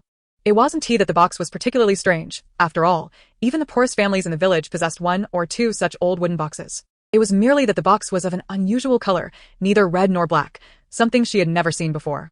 Could it be that the treasure was hidden within? She stepped forward, grasping the handle of the box. Just as she was about to open it, Wang Qinshe clutched her leg. Do not touch it. No one can touch it. Wang Qinshe shouted, her face twisted in anguish. You claim there's no money. You clearly have money and simply do not wish to repay. In a fit of rage, she flung the box. Clang. The wooden box toppled, scattering copper coins and silver pieces across the floor. Not just Wang Jinji, but even several families in the village with some wealth were astonished by the sight of coins and silver strewn everywhere. It was evident there were at least 7 taels in sight. At that moment, those who had previously supported Wang Qinshe were likely shocked at how quickly the tide had turned. My goodness. Mother, you are indeed brave. Good and evil will eventually be repaid. Now there will be a good show to watch. Once she had gathered enough coins to stand up, she saw Wang Qinshe huddled at the door, continually repeating, I was wrong. I'm sorry. I was truly wrong. Wang Jinji was equally puzzled, wondering what had come over Wang Qinshe. After pondering, she concluded that this woman was likely pretending to be mad again. As she reached the entrance of Wang Qinshe's yard, she cleared her throat. Dear uncles and aunts, for the debts owed to my family, I kindly ask you to remember my parents' good intentions in the past and repay the owed money promptly. Otherwise, do not blame me for disregarding kinship and making a scene at your homes. As soon as the words left her lips, many people awkwardly retreated from the crowd. The Wang family also did not linger, leaving Wang Qinshe's yard in a grand procession. Behind them, the onlookers chattered. Look at Su. There is someone who can make her so utterly helpless. Incredible. Wang Jinji is truly formidable. Even Su cannot handle her. From now on, we must avoid her. Indeed. If I had 7 protective brothers like hers, I would walk proudly in the village. On the way back, Wang Dahu, having shed his previous angry demeanor, lifted Lin Qi onto his shoulder. Come. Uncle will play horsey with you. Wang Erxiong gently picked up Lin Shihui and dashed towards his own courtyard. Wang Sanlang bent down to scoop up Xiao Qiushou, saying, Qiushou, your third uncle is feeling shy. Qiushou blinked, then nodded in confusion while gazing at the burly man holding him. How strange. Uncle S' embrace is not as soft as Mother S'. His arms feel sturdy, wide, and solid, offering a sense of safety and reliability. Is that how Father S. embrace feels too? Overcome with emotion, he climbed onto his Uncle S. shoulder. Witnessing the scene, Wang Jingji's eyes brimmed with tears of joy. In that moment, she knew her decision to leave the old Lin family was indeed the right one. Wiping her eyes with happiness, she quickened her pace, holding her daughter tightly. After walking a few steps, she heard her father, who had been silent, finally speak up. If it weren't for our daughter causing such a stir today, how could we see Wang Qinsher for who she truly is? I now understand that my good intentions only gave them the chance to bully us. In the future, when I am no longer here, do not be foolish like I was. Father, you will live a long life. Indeed. Old man, you must live a few more healthy years. Look at our precious Taotao. And then look at Qi, Shiwei, and Qiushou. I ask you, would you be willing to die? In Wang Jianhe's eyes, a newfound determination emerged. The days he yearned for were finally within reach. How could he give up? Wang Jingji gazed fondly at the sleeping bundle in her arms, a smile of contentment gracing her lips. Her daughter was not only her blessing but also the fortune of this family. All the changes stemmed from her presence, from this precious little one. That evening, the Wang family courtyard felt like a festival. Wang Tiandi rummaged through the pantry, bringing out all the food available. Looking at the table laden with fragrant meat dishes, even she could not help but salivate, let alone her three brothers. The old woman serving the food waved her hands to call the three brothers over. Come, sit down and eat. The eldest shook his head. No, it's fine. I suggested that we could dine in the kitchen shed. Why should we eat there? Grandmother, with a warm smile, urged the three brothers to take their seats. Meals are best enjoyed when the family gathers around the table. She likely assumed that the brothers felt awkward due to their unfamiliar surroundings. Yet she was unaware that, at home, the three brothers not only ate squatting on the ground like livestock but also consumed remnants from the Lin family's meals. When you were at home, did you not eat at the table? Inquired Wang Tianxiang. Lin Qi shook his head. We always sat on the ground in the kitchen shed, and we had to wait until grandfather, grandmother, father, and aunt finished eating before we could have our meal. Wang Tianxiang's expression froze momentarily as she continued. Why must you wait for them to finish before you can eat? Are they not just idle people? Are your mother and your sons idle as well? Wang Tianxiang struggled to suppress her rising anger. Chuyi, tell grandmother, did you ever go hungry at home? Lin Chuyi paused, twirling his fingers, and after a moment, he nodded almost imperceptibly. Sometimes, yes. Without further ado, grandmother filled a bowl with dishes from the table, creating a small mountain of food before the three brothers: chicken, duck, cured meats, sausages, and ribs. Noticing the fish soup in the center of the table, Wang Tianxiang grabbed 3 additional bowls, filling them with fish and soup for the children. From now on, you shall only eat at the table. And remember to eat plenty of meat, so you can grow strong like your uncles. The table was filled with dishes, and the family dined with varying enthusiasm. Some devoured their food ravenously, while others ate with little interest, preoccupied with the children. After the meal, Wang Jianhe declared he was too tired and retired early. Wang Jingji settled her 3 sons before taking her daughter to her brother's quarters. As expected, they were discussing how to gather the necessary funds. Lin Taotao, who had been sound asleep all evening, was now wide awake. She couldn't be blamed for her disrupted sleep. The melons she'd had during the day were simply too delicious. Just as Wang Jingji took her seat, a piercing scream shattered the night's tranquility. Exiting the house, they saw torches illuminating the neighboring courtyards. Lack of money can be earned, but lack of virtue leads to ruin. After mentally scoffing at this thought, she was soon met with a chorus of screams and retching. Grandmother curiously opened the courtyard door, followed closely by her mother and uncles. Following the sounds and lights of the torches, they arrived at Wang Qinsher's home. Beneath a nearby tree, several people leaned against the trunk, retching uncontrollably. A gust of wind carried a foul odor, prompting her to wrinkle her nose in distaste. A few people lingered outside the courtyard wall, whispering conspiratorially. Oh, dear. What happened to such a fine family during the day? One exclaimed. What do you mean? Wasn't everything fine before she arrived? Another added. There was a commotion during the day, and now this? Surely, it must be connected. The flickering torchlight illuminated the faces of those who appeared hesitant to speak. No way. You've made my skin crawl, one voiced in fear. You don't know? She went to the Li family's place today. Guess what happened? The onlookers inhaled sharply in unison, their surprise palpable. After mimicking the act of catching a bug, their expressions shifted from amazement to panic. Wang Jingji recognized the gesture. It insinuated that Wang Qinsher's family had been harmed by her. Grinding her teeth, she shouted, if I could bewitch someone, you would be the first to suffer for your malicious gossip. The onlookers paled and scattered as if they'd seen a ghost, and she felt an exhilarating sense of satisfaction. Throughout her life, she had encountered countless such scenes but had been taught by her parents to refrain from engaging in verbal disputes. Even when she knew they spoke ill of her family, she maintained a facade of ignorance, smiling as she greeted uncles and aunts. However, she never expected to experience such a gratifying moment. As she approached Wang Qinsher's home, the crowd parted to create a path for her. Ignoring their terrified expressions, she halted at the entrance of Wang Qinsher's courtyard. A strong smell of blood, mingled with an odd stench, assaulted her senses. Peering into the courtyard, She was confronted by a dismembered arm lying on the steps, a bloody limb devoid of fingers. The moon emerged from behind the clouds, bathing the courtyard in light. At that moment, Lin Taotao remained unfazed, though her mother appeared visibly distressed. As expected, her mother turned away, covering her mouth, and rushed to a nearby tree to retch. What on earth has transpired at Uncle Seven's house? Grandmother's words had barely left her lips when a bloodied woman, bound like a rice dumpling, was dragged from Wang Qinshi's home. It was her mother, pale-faced, her eyes wide with shock. Lotus. Flower. Upon hearing her mother call the name, Lin Taotao quickly recalled that there was indeed such a person, Yu Hehua. She had grown up alongside her mother but had suffered a fate worse than her own. After her parents sold her to Wang Qinshi's foolish son, who required instruction even in matters of intimacy, she soon became pregnant, only to claim the child had miscarried. Yet, that was merely the beginning. Wang Qinshi, who pressured her son to produce an heir, drove him to the brink of despair, to the point where he would cry at the mere sight of the bed. While she cherished her own offspring, she was merciless towards others. Adhering to the principle of repurposing the unused, she sold Yu Hehua off. Thus, Yu Hehua became the first of Wang's concubines, a woman rented out to men unable to marry or produce male heirs, treated like livestock to bear children for those in need. As Wang Qinshi set the precedent, more women in the village began to suffer similar fates. It could be said that the Wang family was the source of countless evils. Hearing the commotion, Yu Hehua decided to resist for the first time in her life. Using a packet of poison that Wang Qinshi had prepared for her, she took the entire family with her on her path. Thus, even when her mother intervened, the outcome for Yu Hehua and Wang Qinshi's family remained unchanged. She felt that an opportunity had arisen once again. At that moment, a woman came running from afar, crying and pointing at Yu Hehua, accusing, "You mad woman! What has my aunt's family done to you? You are so deranged that you would not spare even children, wiping out an entire household. How could my aunt have married such a murderous wretch like you?" As Yu Hehua was taken away, the woman suddenly turned her finger toward Lin Taotao's mother.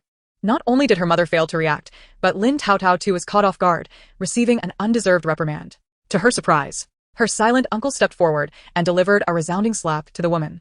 Had it not been for the village elder's admonition, grandmother and her uncles would have likely subdued her by now. "Village elder, you must take my side," the woman cried. "What are you?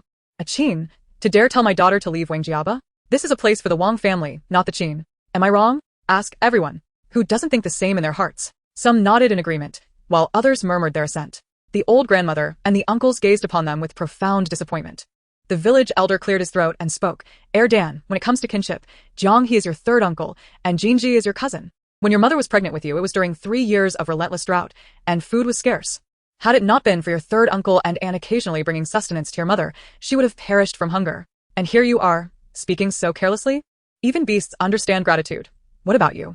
Are you even less than a beast?" Seeing Wang Heir Dan bow his head in silence, the old village had turned his gaze elsewhere. "Tainyo, when you borrowed grain from Jiang He's family, what did you say? You vowed to repay them, even if it meant working like a beast. Is there anyone like you in this world? And you, Dakai's family, your son wandered into the mountains and got lost.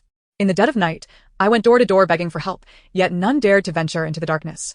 If Jiang He and his sons had not risked their lives to search for him, your son would have perished long ago.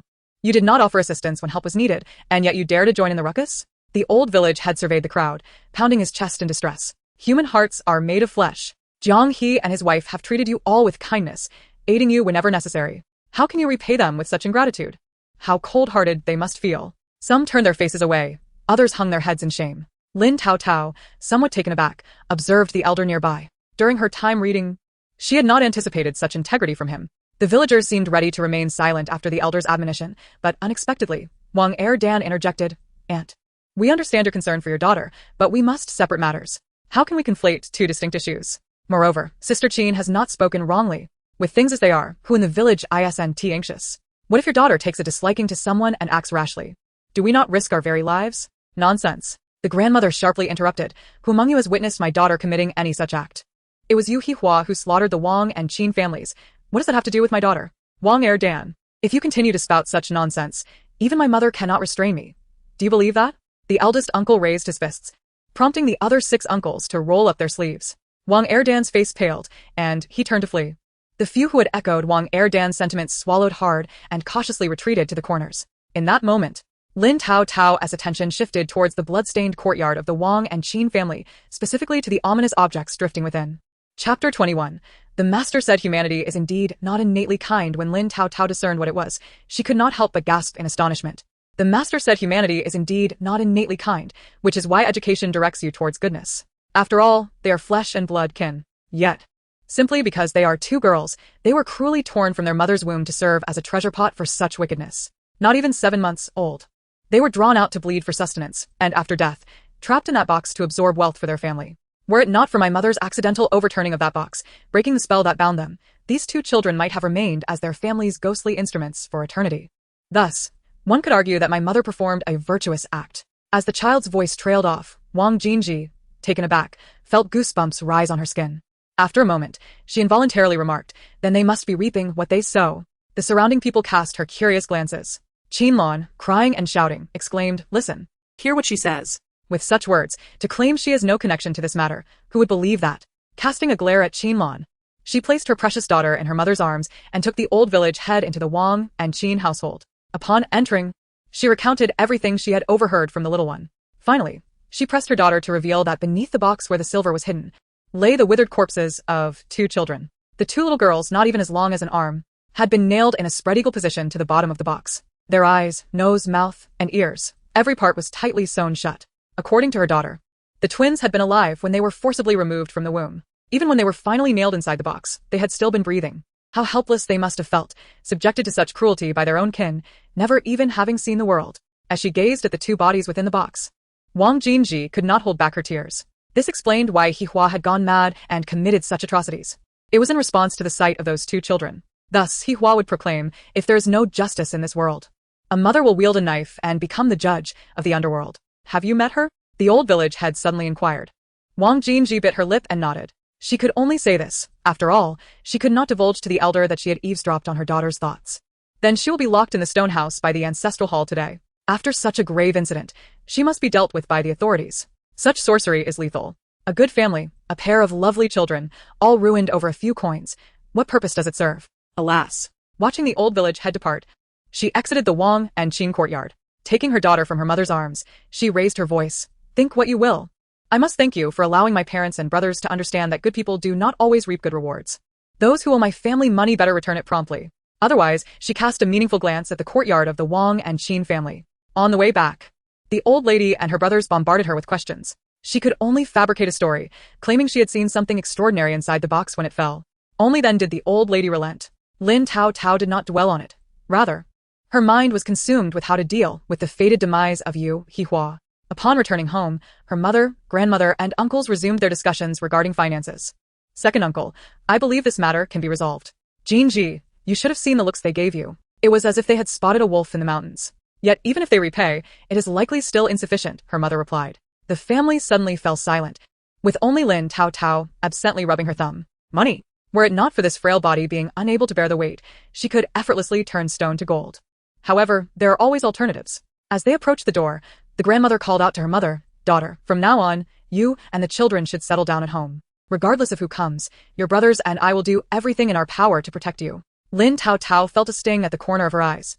The old man not only echoed the grandmother's sentiments, but truly acted upon them. That night, Wang Jinji slept uneasily, as in her dreams. An elder pounded on the door, startling her awake, then forcibly dragged her to the corner of the yard beneath the old locust tree. Chapter 22. Digging in the little garden upon waking early, Wang Jinji's first act was to crack open the window, hoping to glimpse the ancient locust tree in the yard. Instead, what met her gaze was a circle of her brothers surrounding its base. As the front door creaked open, her mother exclaimed in surprise, "What are you all doing?" Wang Da, who tousled his disheveled hair, looking fatigued as he replied, "Mother, you're awake? What's going on?" When Wang Tianxiang saw her second son holding a hoe, her demeanor shifted dramatically. "You all didn't dream of your grandfather, did you, Mother?" her brothers chorused. Wang Tianxiang nodded solemnly, then whispered, "Did grandfather mention something below?" Before she could finish, all 7 of them nodded in unison. 8 astonished faces exchanged incredulous glances. To be precise, there were 9 astonished faces since Wang Jinji had also dreamt of their long-deceased grandfather the previous night. In her dreams, her grandfather forcibly dragged her to the edge of a tree, pointing at the earth beneath it and stamping his feet. She wished to inquire as to why, yet words eluded her. The scene felt overwhelmingly vivid, leaving her fatigued as if she had not slept a wink. Drawing a deep breath, she hastily donned her clothes and dashed outside. "Sister!" exclaimed Wang Dahu, eyes wide with astonishment. Wang Jinji nodded, and thus, 9 pairs of eyes fixated on the long-dead old locust tree. It was Wang Erxiong who broke the silence, asking, "Shall we dig?" "Yes." The group responded in unison. Wang Erxiong spat into his palm, lifting a hoe to begin the excavation. Without hesitation, the others fetched tools, collaborating in their small garden, digging fervently. Suddenly, a knock resonated from the courtyard gate. The group turned to see Wang Tinyu, who had shared trousers with Wang Erden the previous night. "Aunt, I have come to return the grain." Towering and robust, Wang Tinyu stood on tiptoe, his head peering over the courtyard wall, his eyes directed towards them. Wang Tianxia patted Erden on the shoulder, prompting him to pause his digging. She approached the door, and Wang Tinyu eagerly shook the load on his back, saying, "Where is your rice jar, aunt?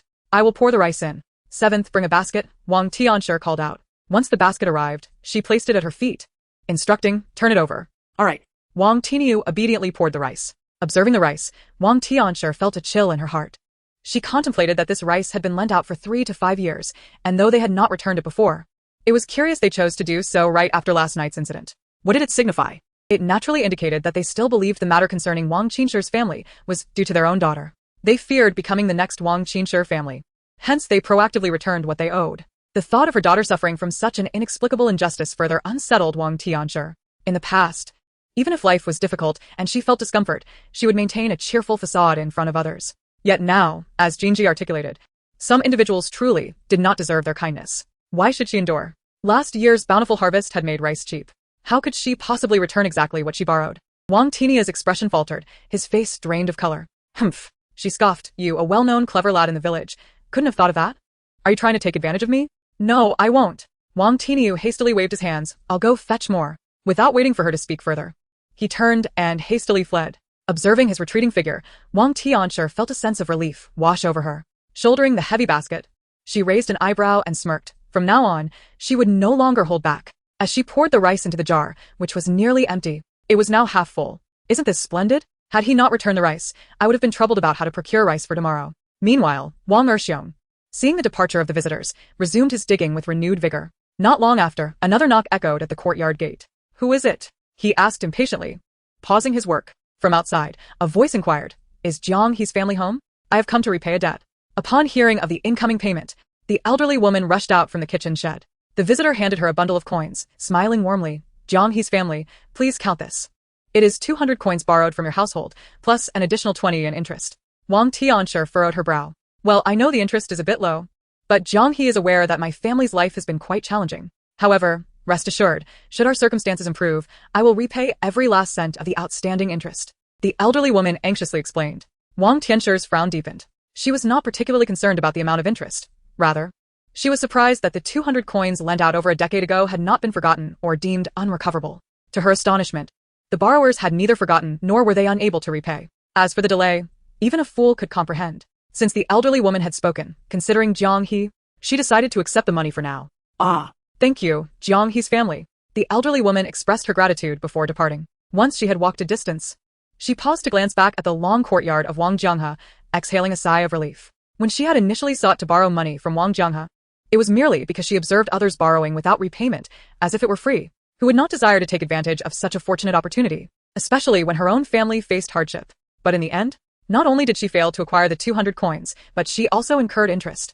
Yet, if she did not repay, she feared Wang Jinji would not let her family off lightly. Alas, better to part with wealth than to invite disaster. Chapter 23, a fortuitous opportunity for reckoning that morning. The earth that the ancestors had commanded to be excavated yielded little. Instead, nearly all those who had owed them money returned to settle their debts. It was as if, after last night, everyone found themselves in better circumstances, with ample funds to repay immediately. Wang Jinji chuckled at her own irony. "Mother, henceforth let us only concern ourselves with our own lives. As for them, they can say whatever they wish. Indeed, our Qiao Qiao is truly a blessing. Ever since she came, it feels as though we have gained clarity. With the absence of insincerity, life has become much lighter." Wang Jinji smiled in agreement, remarking, "Strangely enough, this little girl has not awakened since she fell asleep last night.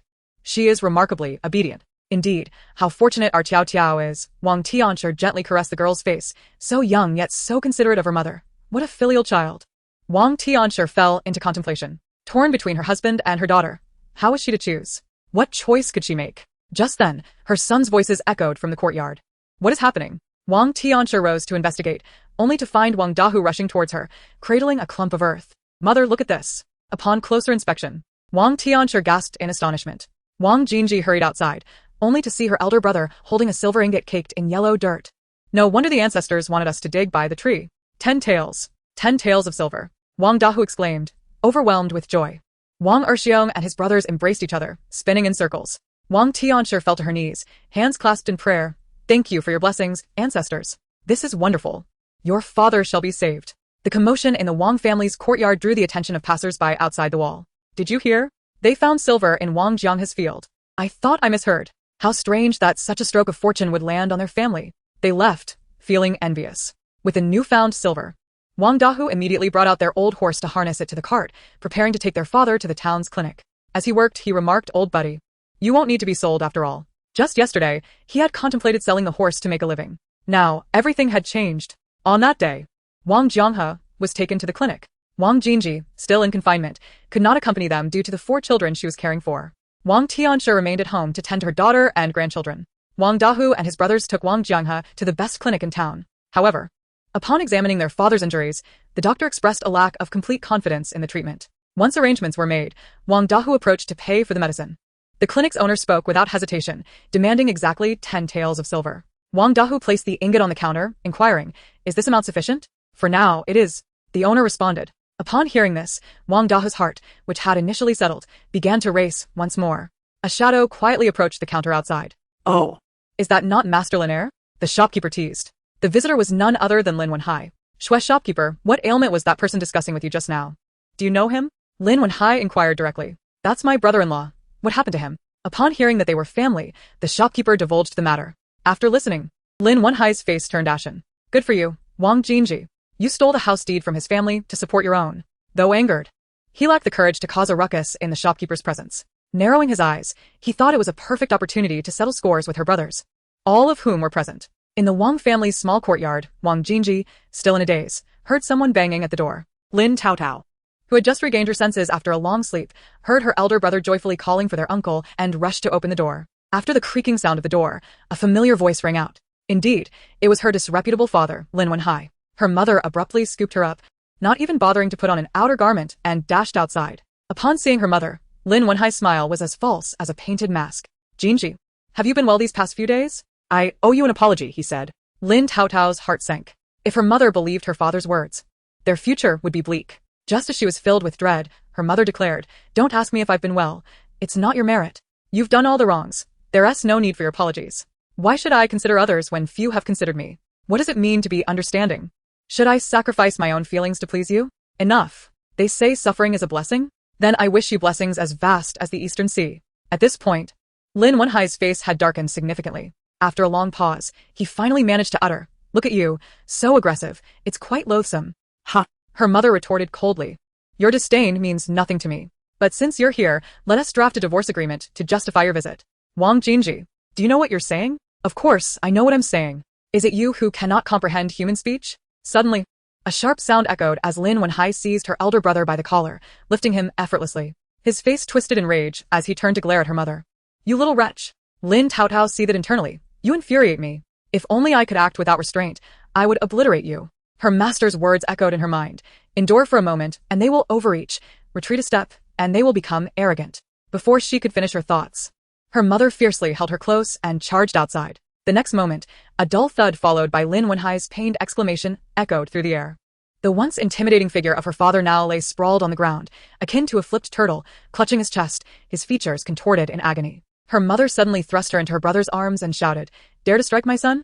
I'll fight you. She leaped onto Lin Wenhai, her hands like claws, raking his face mercilessly. The previously tranquil courtyard was filled with Lin Wenhai's wails. Witnessing the look of shock on her brother's face, Lin Taotao couldn't help but laugh inwardly. Her mother was finally accomplishing what she had long desired but had been unable to achieve. As the commotion drew the attention of neighbors, a woman came to pull her mother away. Lin Wenhai grimaced, gingerly touching his cheek, each contact sending fresh waves of pain. He stared incredulously at the woman before him. How could this fierce woman be the same soft target he once bullied? Struggling against the pain, he rubbed his eyes, confirming that the one being restrained, still trying to lunge at him, indeed resembled Wang Jinji. He begrudgingly acknowledged the reality before him. Although perplexed by Wang Jinji's transformation, he was confident he could still overpower her. Vile woman, he spat, raising his hand to strike her. But just as he took a step forward, she acted first. No. She used her foot. The next moment, Lin Wenhai's hand, previously poised to strike, was suddenly clasped protectively over his groin. A howl escaped his lips, causing the onlooking men to instinctively clamp their knees together. The surrounding crowd erupted in hisses. The two women who had been holding her mother recoiled in fear, anxious to avoid becoming collateral damage. You, Wang Jinji, you vile woman. Are you not afraid I will divorce you? When Lin Wenhai lifted his head, he was not crying but his face was streaked with tears, revealing the true impact of her kick. Her mother stepped forward, grasped Lin Wenhai's hair, and with a swift motion, delivered a resounding slap to his face. If you dare to touch my son again, I will surely sever your hand. Lin Wenhai was left speechless, stammering, but I'm his father. Am I not allowed to discipline him? Indeed, you are his father, but that is no longer the case. Furthermore, it is not you who divorces me. It is I, Wang Jinji, who no longer desires you. As for the house deed, you must repay every last coin you borrowed from my parents. With her declaration, a stunned silence enveloped the courtyard. The crowd outside gaped, their jaws nearly touching the ground in disbelief. Having lived for decades, they had only ever heard of men divorcing women, never the other way around. Many in the crowd nodded in agreement. You must be mad, Wang Jinji. I am your husband. Not only is the child mine, but everything about you is mine. How dare you speak such blasphemy? I am indeed mad. You would do well to heed my warning. Otherwise, I might do something truly terrifying. As she spoke, her hand rose threateningly. Lin Wenhai, his pupils dilating in fear, bolted towards the exit, but as he attempted to push through the crowd, he collided violently with an unseen barrier. Lin Wenhai, we were just lamenting our inability to find you, and now you have delivered yourself right to us. Chapter 25. Why the laughter ceases in the next instant. A large hand grasped his throat, lifting him off the ground. Before he could react, a heavy punch landed squarely on his eye, sending a flurry of golden stars shooting across his vision, blurring his sight. The pain that had been localized to his lower half now seemed to engulf his entire body. Before he could finish, another punch struck his abdomen. The next moment, a barrage of fists rained down upon him, each blow sending his body swaying like a leaf in a tempest. The pain that had once overwhelmed him began to dissipate as the blows continued, the world around him spinning chaotically. Struggling to lift his eyelids, he finally recognized his assailant. It was none other than Wang Jinji's older brother, Wang Dahu. The sensation of impending doom filled him with dread. Regret washed over him. Had he known Wang Jinji would go to such lengths, he would never have shown up today. No, he should never have underestimated the madness of Wang Jinji's family. Well done. What a relief. Lin Taotao silently cheered. The old man had not deceived her. With the pressure easing from her chest, her faltering resolve steadied. Enough. Everyone stop. A voice rang out from not far away. Suspended in midair, the scoundrel father, with eyes filled with desperation akin to a drowning man grasping at a lifeline, cried out, "Mother, save me."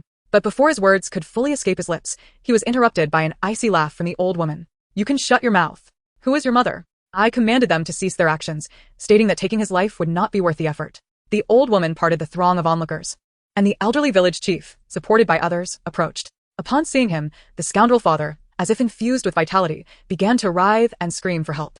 The village chief patted my uncle's arm, who promptly released the scoundrel father. "What you sow today, you shall reap tomorrow. Only you can save yourself." He then unfurled a sheet of paper filled with text, declaring, "To avoid dire consequences, place your handprint here." Due to the distance, Lin Taotao could not discern what was inscribed on the paper. It was not until the scoundrel father shouted, "A divorce decree," that understanding dawned upon her. Ha, ha, ha. The scoundrel father suddenly erupted into laughter. She? My Lin family is a garden gate. She can come and go as she pleases. With a thud, Lin Wenhai emitted a muffled groan, doubling over in pain from a fierce ache in his abdomen. Laugh. Why have you stopped laughing? Do you no longer find joy? My fifth uncle thrust his knee into the scoundrel father's back, eliciting a cry of agony. Just as my fifth uncle was about to take further action, the village chief subtly shifted his position, silently separating my uncle from the scoundrel father. "Young man, I recall that when Jinji married into your family, you did not offer a single coin as a dowry. Did she not bring her own dowry?" The scoundrel father remained silent, merely staring blankly at the village chief. "Jinji has been married to you for over 6 years. Has she ever disrespected her mother-in-law? Has she failed to bear children? She has toiled to expand her family and serve your elderly mother. Yet how have you treated her? Can you truly claim to be guiltless? She came to your home with her dowry. What was she seeking? Was it your family's lack of wealth or grain? Or perhaps the few dilapidated tiles of your roof? Was it not your unseen yet palpable heart she sought? Had you possessed even a modicum of sincerity, we would not be in this predicament today. Or perhaps you, Lin Wenhai, believed that without support, you could trample her beneath your feet? Do not forget, she bears a surname. She is a member of the Wang clan." Only at this moment did the scoundrel father react. His eyes darted nervously among the crowd, fear evident in his gaze, finally landing on the divorce decree before him. The words divorce represented what he owed her, and also served to preserve his dignity. Her mother initially intended to draft a letter of dismissal, but I, considering your interests, suggested the term divorce. This is the crux of the matter. Place your handprint, and let it be resolved. As long as you imprint your hand, I, as the clan leader, Guarantee that from this moment forward, we shall be strangers. They will not lay a finger on you. Each word bore no overt threat, yet implicitly contained a profound menace. She could not help but glance at the elder a few more times. His calm demeanor, devoid of sorrow or joy, reminded her of her own master. When she first entered her sect, she had accidentally destroyed a time-honored incense burner, and her fellow disciples eagerly awaited her punishment. Yet, her master, though pained by the loss, personally instructed her in the art of repair.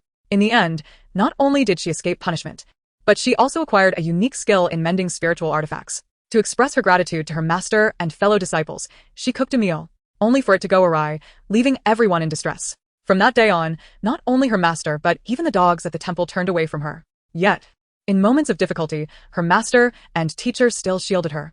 Wait. The scoundrel father pointed at the divorce decree, questioning if she wishes to divorce. Why does she want to take my children away? His children? Lin Taotao rolled her eyes in disbelief. How could he possess such audacity? Chapter 26. Why has this fool ceased to be foolish? The scoundrel father unexpectedly approached my second brother, squatting down for the first time ever and affectionately grasping his hand. 15, you see, you are Lin. The Lin family is your home, is it not? Lin Wenhai chuckled. If any of these children were in his grasp, Wang Jinji would not escape. However, his 3 foolish sons, though the eldest appeared timid, understood the situation all too well and knew they could not be deceived. Lin Xiaoxiu, being the youngest and having never left Wang Jinji, would certainly refuse to go with him. Only Lin 15, the easiest to deceive, remained vulnerable due to his simplicity. Lin Taotao observed in amusement. Her scoundrel father truly preferred to pick on the weak, believing her second brother a fool. Oh. She suddenly recalled that her father remained oblivious to the fact that her second brother was no longer foolish. In the confident gaze of Lin Wenhai, her second brother nodded. Yes. Therefore, from now on, we siblings shall adopt the Wang surname. What? Lin Wenhai's eyes bulged. Had he not been tethered by a bloodline, they might have popped out. You did not hear correctly? Her second brother reiterated. We siblings shall henceforth bear our mother's surname Wang. Thus, this is our home. And you, an outsider. He felt as though struck by a heavy blow, leaving his mind buzzing. All he could think were a few words. This fool seems to have regained his wits. You will support them? Do you still have any shame? My second uncle bellowed. For these years, did you ever give my sister a single coin for household expenses? If we were to reckon, your entire family has depended on her to bring money and grain from her family. We have not pressed you for accounts, yet you dare to demand one from us. Come. You wish to settle accounts? My third uncle, unaware, brandished a kitchen knife, gripping the scoundrel father's hand tightly. In these years, you have taken at least 200 to 300 pounds of grain from my family. Do you intend to pay with money? Or with the flesh grown from my family's grain? The scoundrel father's knees buckled as he collapsed to the ground. He scanned the crowd, as if fortified by a newfound courage, swallowed hard, and declared, Who are you trying to intimidate? I tell you, if you injure someone, you go to jail. If you kill, you pay with your life. Even the mightiest cannot escape the consequences. I do not believe these barbarous Wang people would disregard their own lives. Chop off his head? Fine. I have many brothers. Losing one means nothing. I would gladly trade my life for the peace of those 5 mother and child. My third uncle raised the kitchen knife high. No. I will give it to you. I will give you everything. Is that acceptable? My third uncle's knife hovered in the air, a spit of saliva for a nail. From this day forth, if you dare disturb us again, do not blame us for being ungracious. My eldest uncle carelessly tossed the scoundrel father aside, as if he were refuse. My mother took the divorce decree from the village chief's hands and said, As for this property deed, if you return the money you borrowed from my parents before the new year, I shall return it to you. Otherwise, I have my ways to ensure you regret this. With blood covering his face, Lin Wenhai uttered not a word, spinning like a top before hastily fleeing. His disheveled figure vanished before the onlookers could fully comprehend the spectacle. At the entrance of Wang Jiawa village, Lin Wenhai's legs buckled, and he collapsed by the roadside ditch. Even Wang Jinji now seemed transformed, the once unappealing figure now possessing alluring curves and an enchanting presence. Her previously sallow complexion now glowed with a rosy hue, enticing one to reach out and touch. For a fleeting moment, he found Wang Jinji more captivating than Lian Xiang. He slapped himself across the face. After a cold snort, Lin Wenhai dusted off his pants and left with a dark expression. Meanwhile, the onlookers at Wang Jiawa's courtyard fell into an unprecedented silence.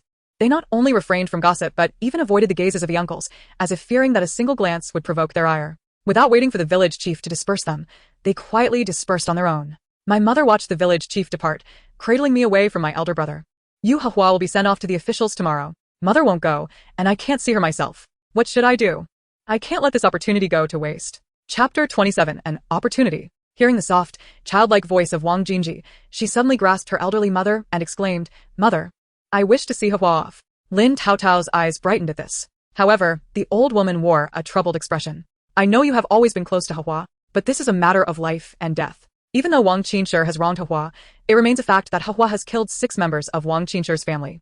The villagers are already rife with gossip. If you approach her now, you will only be inviting their scorn. In truth, Hua's plight was far worse than hers. At the tender age of 7, Hua lost her mother.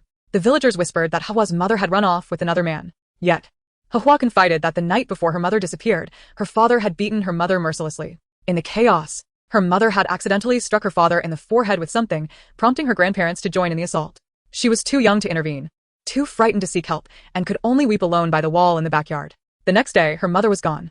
Her father merely claimed that she had left. Meanwhile, her grandparents said her mother had eloped, never mentioning the violence she had endured. Since her mother's disappearance, Hua's existence had been worse than that of the chickens raised in her home. The chickens never went hungry or suffered beatings, while Hua often went days without food and faced daily abuse. If the chickens squabbled, her grandmother would blame her for not watching them closely.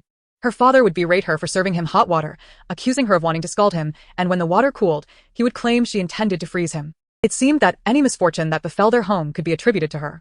As she grew older, Hua realized that the beatings she endured were because she was not a son.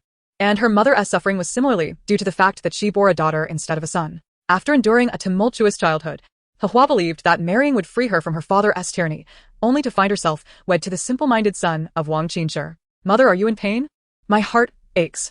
They say a mother and daughter share a deep bond, and Lin Taotao felt this truth resonate within her. Amidst her sorrow, she murmured, if only I could see her just once. Mother, I must meet Hua today. Lin Taotao's voice, filled with determination, startled her.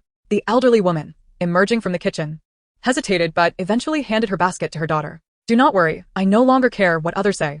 Their words are theirs to keep. A smile spread across the old woman's face as she gently reassured her sons before departing the small courtyard. Hua was confined in a small stone room beside the Wang family ancestral hall, with 2 women gossiping at the entrance. Upon seeing the mother, their smiles faded. My uncle permitted me to come, the mother stated, prompting one of the women to open the door. As she bent to enter, a cold, damp odor mixed with a faint metallic scent enveloped her. A small window on the opposite wall allowed the dim light to penetrate the 5 or 6 square meter room. In the corner, huddled in a ball, was Hua, her blood-stained clothing now turned black. Hua, the mother softly called. The curled-up figure slowly raised her head.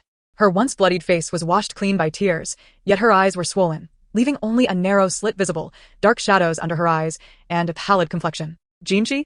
It's me. The mother's voice trembled with emotion. In the next moment, they embraced tightly, their shared sorrow transforming the small space into a chorus of weeping. Why are you crying, mother? Hua exclaimed, her ears ringing. It was uncertain whether their connection was so profound that they could feel each other's emotions, or if her mother simply grew weary of weeping. As if on cue, her mother's sobs ceased. You must be hungry. Let us eat something. The mother retrieved a bowl of steaming bean rice from her basket, topped generously with meat and a large chicken leg. I'm not hungry. Please don't waste such good food. Hua retreated a step, as if fearful of soiling the meal. Jinji, I know my fate is sealed, but I have no regrets. Even if I must endure the punishments of the underworld, I accept it because I am their mother. Do you understand? During the miscarriage, I loathe myself for not being able to protect my children. But I never anticipated that wicked old woman would poison me. She administered the poison so subtly, every meal had it, for 2 months. I never realized my children suffered for 60 days in my womb. When they were born, they were so tiny, so pitiful. Hua gestured with her hands, her demeanor resembling that of a madwoman. I know. I understand. The mother enveloped Hua in a warm embrace. Lin Taotao was filled with excitement. Chapter 28. As expected, the prison began to crack. Hua's head rested beside her mother's hand. She uttered an incantation. Spirit, spirit, unknown name, grant me the powers of the 5 ghosts, to my altar courtyard. Those who follow my will shall have fortune. Those who defy it shall be swiftly punished. I implore the great Tianxiang Laojun, urgently as the law commands. Nama Weifu Anjili. Upon completing the chant, she felt a wave of dizziness and lost consciousness. When she awoke, she found herself cradled in her uncle Wang Dahe's arms. Oh, dear. You frightened me to death, the old woman exclaimed, patting her chest. Lin Taotao, unlike her 3 brothers, cherished her sleep. Your mother is reproaching you, one of her brothers said. Yet, she could not help but yawn widely, and soon the family erupted in laughter, declaring her adorable. Although she had previously disliked being called cute, at that moment, her primary concern was the binding force imposed by the heavenly decree within her. Upon inspection, she was astonished to discover that the spiritual energy flowing through her meridians was no longer faint and imperceptible. Instead, it had coalesced into a robust flow, as thick as a pinky finger, circulating steadily within her. Joy washed over her. This meant that, as she had hoped, while altering Hua's destiny, She had also transformed the fates of those women who had suffered because of Hua's struggles. Thus, the once ironclad confinement within her had begun to fracture, revealing a narrow opening. As the laughter subsided, her uncle spoke. Mother, the apothecary said that to cure father's illness will require money. My brothers and I have discussed it, and we plan to venture into the mountains tomorrow. The previously jovial atmosphere turned somber as her grandmother and mother's faces fell. Father has always warned us that March brings much rain, with hot days and cold nights. If one gets wet and then exposed to the wind, even the strongest will fall ill. Even the gods struggle during March. Not until April can we enter the mountains. Brother, surely you haven't forgotten. How could I forget? It's just that we have no choice, her uncle began to explain. Yet, she was struck by the ominous aura surrounding her uncles. It was not just one uncle whose brow darkened. All 7 bore the same foreboding signs. Uncle, can we not reconsider? If you truly venture into the mountains, the ancestors of the Wang family will be overwhelmed. Thus, the little bit of spiritual energy she had just acquired was once again in jeopardy. As Wang Dahu spoke, a sweet, infantile voice echoed in his ear. Although he comprehended every word, their collective meaning eluded him. Confusion washed over him as a warm current surged from the finger he held, enveloping his heart in a tender embrace. Just as he marveled at this sensation, a thunderous roar of a tiger shattered the air. He tightly cradled the infant in his arms and rushed toward the door, shouting, "The great beast is descending the mountain." Quick. Torches, bows and arrows. Wang Erxiong, holding a bowl. Wang Sanling, poised with chopsticks. Wang Silly, rising to serve soup. Wang Wubao, gnawing on a large bone. And Wang Jinji and Wang Tianshi, busy plating food for the child. All froze at the sound. A great beast? Where did that come from? Grandma exclaimed in alarm. Did you not hear the call of the beast? The family shook their heads in unison. Impossible. Such a roar could not go unheard. Brother, could it be that you misheard? Mother suggested. As Wang Dahu pondered this, Lin Taotao yawned again, her frail frame struggling to stay awake. Having merely performed a playful trick, her eyelids began to droop. She had placed the tiger's incantation within her uncle's heart to ward off danger during solitary excursions in the wilderness, ensuring safety and prosperity. Then, she drifted into slumber. That night, Wang Dahu remained on edge until dawn. When the rooster crowed, he felt relieved, thinking it was all a figment of his imagination. He even hummed a cheerful tune as he prepared supplies for the mountain trek. At precisely the right moment, the 5 Wang brothers set off for the hills. Lin Taotao, after a prolonged slumber, gradually regained her senses over the next 2 days. As she listened to her mother hum a melody, the courtyard door swung open, and Grandma's voice rang out in reproach. Just wait. When your brothers return laden with spoils, they will leave you speechless. Mother nodded. Let's not forget the day of the draw. Hearing this, Lin Taotao recalled the mention of the Wang family's biennial land allocation day in the book.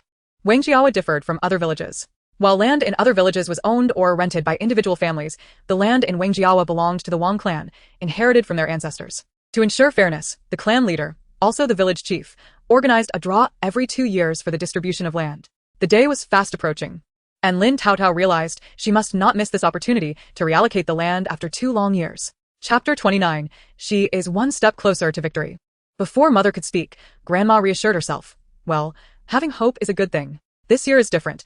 We have a little lucky charm in our family. Perhaps this year, we will indeed strike it rich. Upon hearing this, Lin Taotao couldn't help but mentally scoff. Oh dear ancestors. How strange it is that winning every year is deemed unusual, while winning consistently is a rarity. That Widow Chen wins fertile land every year. Does no one in the village find that odd? It is bewildering that not a single person questions it. Wang Jinji, hearing the infantile voice, nearly choked on her own saliva. So, our family has been like fools for over a decade, always drawing that desolate, stony land? She glanced down at the infant in her arms, who gazed up with wide, beautiful almond eyes, her previously pale face now flushed with color.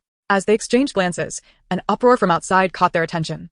Peering through the courtyard door, they saw a throng of people gathered at the foot of the mountain. What is happening? Grandma muttered to herself. Mother quickly called for the brothers, carrying Lin Taotao in one arm while chasing after Sanga. Due to her frail condition, Mother soon found it difficult to keep up. Once she managed to squeeze into the crowd with Lin Taotao in tow, she was met with the jubilant faces of her uncles. Look, this is my son, Tianguilan. You all must be envious. Grandma waved a string of rabbits at the womenfolk. Indeed, it was not just one rabbit, but a whole string of them, tied together. Oh. Erxiong, you must teach us to hunt. If only I had your skills, I'd have been married and raising children by now. Me too. I want to learn. If I had Uncle Dahu's prowess, I could feast on meat every day. Uncle Dahu, since you have no sons, how about I be your son? As long as I get to eat meat. The boy's comment made Uncle blush, prompting laughter from the onlookers. A flustered woman rushed in, yanking the boy's ear and scolding him as she dragged him away. Lin Taotao turned to see her uncle carrying a young deer, while the second and third uncles hoisted a small wild boar, and the fourth uncle sported several foxes around his neck. The fifth uncle's basket was heavy, laden with wild chickens. Wang Tianxia closed the door, her smile stretching from ear to ear as she beheld her son's bountiful harvest. Of course, no amount of game could surpass her joy at their safe return. She kissed each son, and Wang Dahua grinned. When you grow up, your uncles will teach you to hunt. Then, on the 1st and 15th of each month, along with the autumn harvest, we shall be the most formidable hunters in the village. Lin Chui shyly lowered his head, not resisting but appearing somewhat awkward. Lin Xiaoxiu maintained a composed demeanor without uttering a word. This is all thanks to our Taotao. Ever since she was born, our fortune has improved day by day. Wang Dahu exclaimed, pulling the little one close, grinning widely. Isn't that right, Taotao? Lin Taotao observed her uncle's faces closely. The previously darkened signs of misfortune had vanished, replaced by a vibrant glow. Upon closer inspection, she detected subtle strands of spiritual energy within her uncle's previously empty aura. This indicated that the shift in her uncle's fate had caused cracks to appear in the celestial restrictions. She was now one step closer to victory. That day, the entire Wang household was bustling with activity. Those who skinned the game did so diligently, while others plucked feathers. Mother wrapped Lin Taotao in cloth, rolling up her sleeves to join in. Oh, dear. You shouldn't be working so soon after giving birth. It could lead to lasting ailments. If you must stay busy, Just keep an eye on these little ones, Grandma insisted. Wang Jinji, feeling resentful, recalled how, during her second day postpartum at the Lin family, her mother-in-law had summoned her to wash clothes and cook. Yet here at her own home, her mother forbade her from lifting a finger. Perhaps this was what they meant when they said that a daughter is always cherished by her own mother. After all, a mother-in-law is still a mother-in-law. She did not give birth to her. Don't be upset, mother. My brothers and I will help, Chui reassured, placing Qiushou next to her while leading Shuishi to assist. As Wang Dahu skinned a rabbit, he began instructing them on where to cut and how to peel the skin. Are we going to sell all this meat? At home, Grandma never lets us eat meat, saying it must be sold for grain, Lin Xiaoxiu said, swallowing hard in disappointment. Of course, it must be sold. Grandpa needs money for medicine. Lin Qi, though merely 5 years of age, exhibited the maturity befitting her status as the eldest. Lin Xiaoxiu wiped the drool from the corner of his mouth, nodding silently. Chapter 30. At last, a peaceful meal of meat. Wang Tianxia chuckled. Not selling. Tonight. Grandma will prepare a sumptuous feast of meat for you all. Really? When is tonight? Uncle will roast a few for you 3 little ones to satisfy your cravings. Wang Dahua interrupted, stopping his work to gather firewood. The skinned and gutted rabbits were skewered on wooden sticks and placed over the flames. The succulent rabbit meat began to sizzle, releasing a tantalizing aroma. Wang Erxiong fetched bamboo tubes from the kitchen and sprinkled a fine layer of white salt. Uncle? Lin Qi timidly inquired, pointing. Is that salt? Indeed. Wang Tianxia and Wang Dahua were momentarily taken aback, failing to comprehend the implications of her words. However, Wang Jinji's eyes filled with tears. She had foolishly insisted on marrying into the Lin family, dragging her children along to endure hardship. Regaining her composure, Wang Tianxia turned to Jinji, asking, what does Qi mean? Are you all at the Lin family not even provided with salt? For the sake of a love that was but a figment, she had swallowed her pride and endured suffering. Grandma, please don't scold my mother, I beg you. It's all Qi's fault for speaking too much. It's not my mother's doing. The 5-year-old Lin Qi spread her arms to shield Wang Jinji. Unable to contain herself, Wang Tianxia burst into tears, exclaiming, my foolish daughter. What kind of life are you leading? If you are unhappy in your in-law's home, why didn't you tell your mother? In that moment, years of pent-up grievances erupted, and Wang Jinji wept in profound sorrow. Well, it's better left unsaid. Wang Tianxia lamented, crying even harder. How could they not be heartbroken that their precious daughter, whom they had cherished so delicately, was living such a life in her in-law's home? Brother, please stop explaining. Lin 15 hastily covered Lin Qi's mouth. Wang Tianxia rushed over, embracing her family tightly. No more tears. From now on, you will never have to endure such hardship again. Come, let us enjoy the roasted rabbit. Wang Tianxia led the children towards the roasting rabbits. Wang Erxiong, maintaining an impassive demeanor, turned the rabbits on the fire, yet his eyes betrayed an undeniable fury. He should have wrung Lin Wenhai's neck that day. That evening, Wang Tianxia prepared all 18 rabbits for the table, featuring stewed rabbit soup, stir-fried tender rabbit meat, braised rabbit, and crispy, peppery roasted rabbit heads. She showcased every culinary skill she possessed. During the meal, Wang Tianxia continuously served rabbit meat into the bowls of her 3 grandsons, while Wang Dahua, after a mouthful of rice, kept glancing towards the courtyard gate. Curious, Wang Jinji asked, what are you looking for, brother? Brother is waiting for someone to come knocking, Wang Sanling jested, whether for a loan or to chat. It's been quiet today. Perhaps he is not used to it. Enough, brother. Just enjoy your meal. Wang Sanling reassured. As long as Jinji is home, we can live a peaceful life. Thanks to our little sister, otherwise, who knows how many would be sharing this rabbit meat. Wang Wubao chimed in, with Wang Silly nodding in agreement. Enough. After these past few days, the true faces of those people have become clear. From now on, Let no one in our family be taken for fools. Wang Tianxiang commanded, let us eat. That night, Lin Qi and her brothers consumed more meat than they had in years. Wang Jingji no longer had to gaze longingly at leftover bones, pretending not to crave them. Wang Tianxiang was finally relieved of the dilemma of whether to give the meat away. In short, after all these years, the Wang family could finally enjoy a peaceful and hearty meal of meat. Chapter 31. A hopeless draw the next morning as mother carried her out. Uncle had already harnessed the cart, intending to sell the fawn, wild boar, and various pelts in town. He also needed to deliver some money for meals to the sixth uncle, the youngest uncle, and grandpa. What's the big deal? We may not have much, but we certainly have plenty of sons. If I'm not around, let the second and third go instead. Regardless of luck, we're already at this point. Uncle shrugged nonchalantly, provoking a swift slap from Grandma. Thus, on the day of the land distribution, Grandma was compelled to send the second uncle to draw lots. Mother, why don't you go? I really don't want to, the second uncle grumbled. Grandma, with a stern face, scolded. Can't you show a little ambition? You 7 brothers don't mind being laughed at, but I refuse to be humiliated. The second uncle dared not retort, casting pleading glances at the other uncles, who merely pretended not to see, avoiding him altogether. Jinji, can't you help your second brother out? Grandma unleashed a flurry of slaps. The most ungrateful one here is you. Your sister is still in her confinement, and you want her to go out? If you keep acting foolishly, I'll have a proper talk with you. After being chastised, the second uncle resigned himself, and Grandma ceased her assault. Mother, I've been out before. Let me accompany my second brother. The weather is nice today, and I wish to take the children for a stroll. Lin Taotao recalled that in the book, it mentioned that when mother gave birth to her elder brother, she was not only forced to wash clothes in the river. The roots of her ailments must have begun long ago. Before long, they set out. On the biannual land distribution day, the old village head's yard was packed with people. The latter arrivals could barely squeeze in. Yet, upon their arrival, the villagers parted to make way for them. Once inside, the old village had summoned someone to bring out a chair for mother. Just as she was about to sit, someone from the crowd exclaimed, all of us uncles must stand. How can she, a junior, sit? How could the third couple, so well-mannered, raise such an uncultured child? Several elders nodded in agreement. From the back, an elderly woman leaned in, saying, I heard she wasn't treated well in her in-law's home, and I felt sorry for her. Now it seems her lack of upbringing is likely what caused her mother-in-law's displeasure. The others nodded vigorously in agreement. Just as mother was about to speak, the old village had interjected, you elders, gossiping about others, who taught you such manners? Before you speak ill of others, consider your own actions and whether your words are appropriate. A few faces turned red, especially the elderly woman's. If you know you are an elder, isn't it difficult to show a little more care and tolerance towards the younger generation? In the past, our Wang family always stood together in times of trouble. But now, when the third child was sick and in need of money for treatment, did you forget your relations? Now, for a mere chair, you remember your positions as uncles and aunts. Lin Taotao felt a sense of comfort. It was no wonder the old village head had earned such respect. How many could argue against such eloquence? If you continue this way, the Wang clan will inevitably crumble. Jinji, please sit. After expressing her gratitude, mother took a seat. At this moment, Lin Taotao was filled with confusion. Did the old village head truly remain unaware of his son's misdeeds?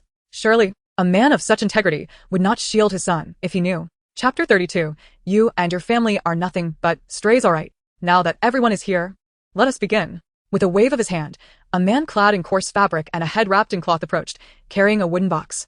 He bore a striking resemblance to the old village head. It appeared this was Wang Jiao, the eldest son of the village head. Each person is allowed to draw only once. Once your hand emerges from the box, you cannot reach back in to exchange it.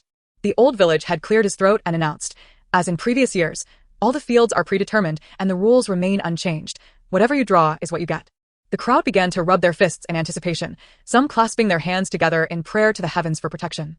Others spat into their hands, eager to take their turn. Lin Taotao noticed her earnest second uncle waiting in line and couldn't help but scoff. Silly uncle. The best fields have already been tampered with by Wang Jiao.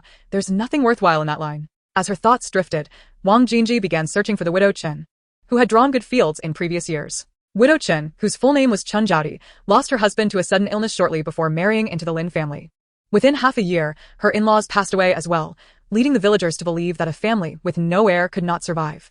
In the blink of an eye, only Chen Jiaodi and her 3 young children remained. Fortunately, Chen Jiaodi was young and managed to juggle both work and childcare without faltering. Strangely, the villagers refrained from gossip, attributing her resilience to the protection of her deceased husband and in-laws, who they believed were watching over her as she raised her 3 children. Reflecting on those years, she realized even she had once believed that notion. Just then, her son Qi called out, Mother, Uncle is waving at us. She quickly rose to join him. Come on, Qi, let us draw for Uncle. We're sure to get the best field. Seeing the hopeful expression on her uncle's face, Lin Taotao sighed inwardly. Nearby, A woman let out a condescending laugh. Lin Taotao turned to see a graceful lady, who appeared to be Widow Chen, brushing stray hairs from her forehead. It seemed this woman had indeed thrived over the years. Oh, is this the little girl from Sister Tian's family? It's been years. I hardly recognized you. Lin Taotao pouted in irritation. This woman possessed a sharp tongue, cloaked in politeness, yet laden with disdain. Wang Erxiong, it's your turn. The rest are still waiting in line, Wang Jiao said. As soon as he finished speaking, Widow Chen chimed in. Indeed. Hurry up, if you don't draw, step aside. After all, that piece of land isn't something just anyone can claim. Overhearing her remarks, Wang Jinji boldly stated, Second brother, let me draw. Sure. Ha. Does it really matter who draws? Do you think changing the person will change their fate? Widow Chen continued her sarcastic commentary. Wang Jinji chose not to argue and confidently reached into the box. She was eager to see the expression on Widow Chen's face when she revealed her drawing. After rummaging around for a while, Widow Chen's incessant taunts continued. What's taking so long? Do your hands have eyes? Can you see the paper inside? Wang Jinji remained silent, a smile playing on her lips, for she had finally grasped the paper stuck to the box's interior. With a quick yank, she pulled it out and passed it to the old village head, who, along with his son, was one of the few literate individuals in the village. As the village head opened the paper before the crowd, he announced, Fertile field by the riverbank. The crowd erupted in astonishment. No way. Did she really draw the best piece? This is unbelievable. For all these years, it was Widow Chen who drew it. How did it end up with her? Amidst the murmurs, Widow Chen shot a venomous glare at Wang Jiao and stormed off. Lin Taotao clapped her hands in delight. Truly, witnessing Widow Chen's dismay was utterly satisfying. Her mother, though not one for many words, had a knack for delivering a punch in the face of adversity, making her all the more admirable. As she navigated through the crowd, Lin Taotao locked eyes with a woman who seemed to be watching her mother with an unfriendly gaze. Chapter 33. The genuine blessing from afar, her second uncle shouted, Mother, our family is truly fortunate. The courtyard door was wide open by the time they arrived home. Grandmother and several uncles stood by the entrance, eagerly awaiting their return. In that moment, her second uncle strutted with the confidence of a proud rooster. Even her usually expressionless second brother couldn't suppress the smile tugging at his lips. Upon reaching the entrance, Grandmother couldn't contain her excitement and asked, What did you just say? What good fortune? Mother, guess which piece of land we drew this year? Her second uncle teased. Did we draw the sunny side? Her third uncle asked with anticipation. For them, as long as it wasn't the shady, rocky land, it was considered a stroke of luck. If they managed to draw the sunny side, it would indeed be a great fortune. No. Guess again. Her second uncle beamed with pride. Grandmother playfully slapped her second uncle's nose. Mother, that hurts. Does it hurt? Now it's your turn to guess. How many more slaps do you think I'll give you? No, no guessing. I want to guess even if you beat me. Her second uncle waved his hands frantically. Then should I guess or not? Grandmother inquired.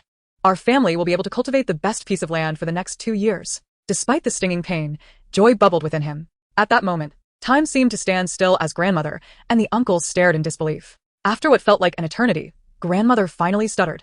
What did you say was the piece of land? Her second uncle, in a flurry, exclaimed, It's the land that Widow Chen used to cultivate. From this year on, it belongs to us. In the next instant, Grandmother clasped her hands together, bowing repeatedly as she offered her gratitude to all the deities and ancestors of the Wang family.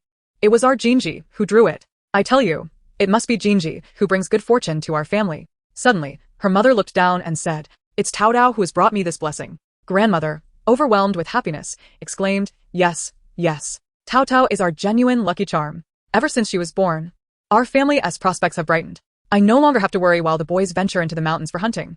We can finally enjoy a couple of years of stability. Touched by the moment, Wang Tianxia felt the tears welling in her eyes. The villagers believed her family was thriving despite having no land, but they were oblivious to the sleepless nights she endured while her husband and children ventured into the mountains.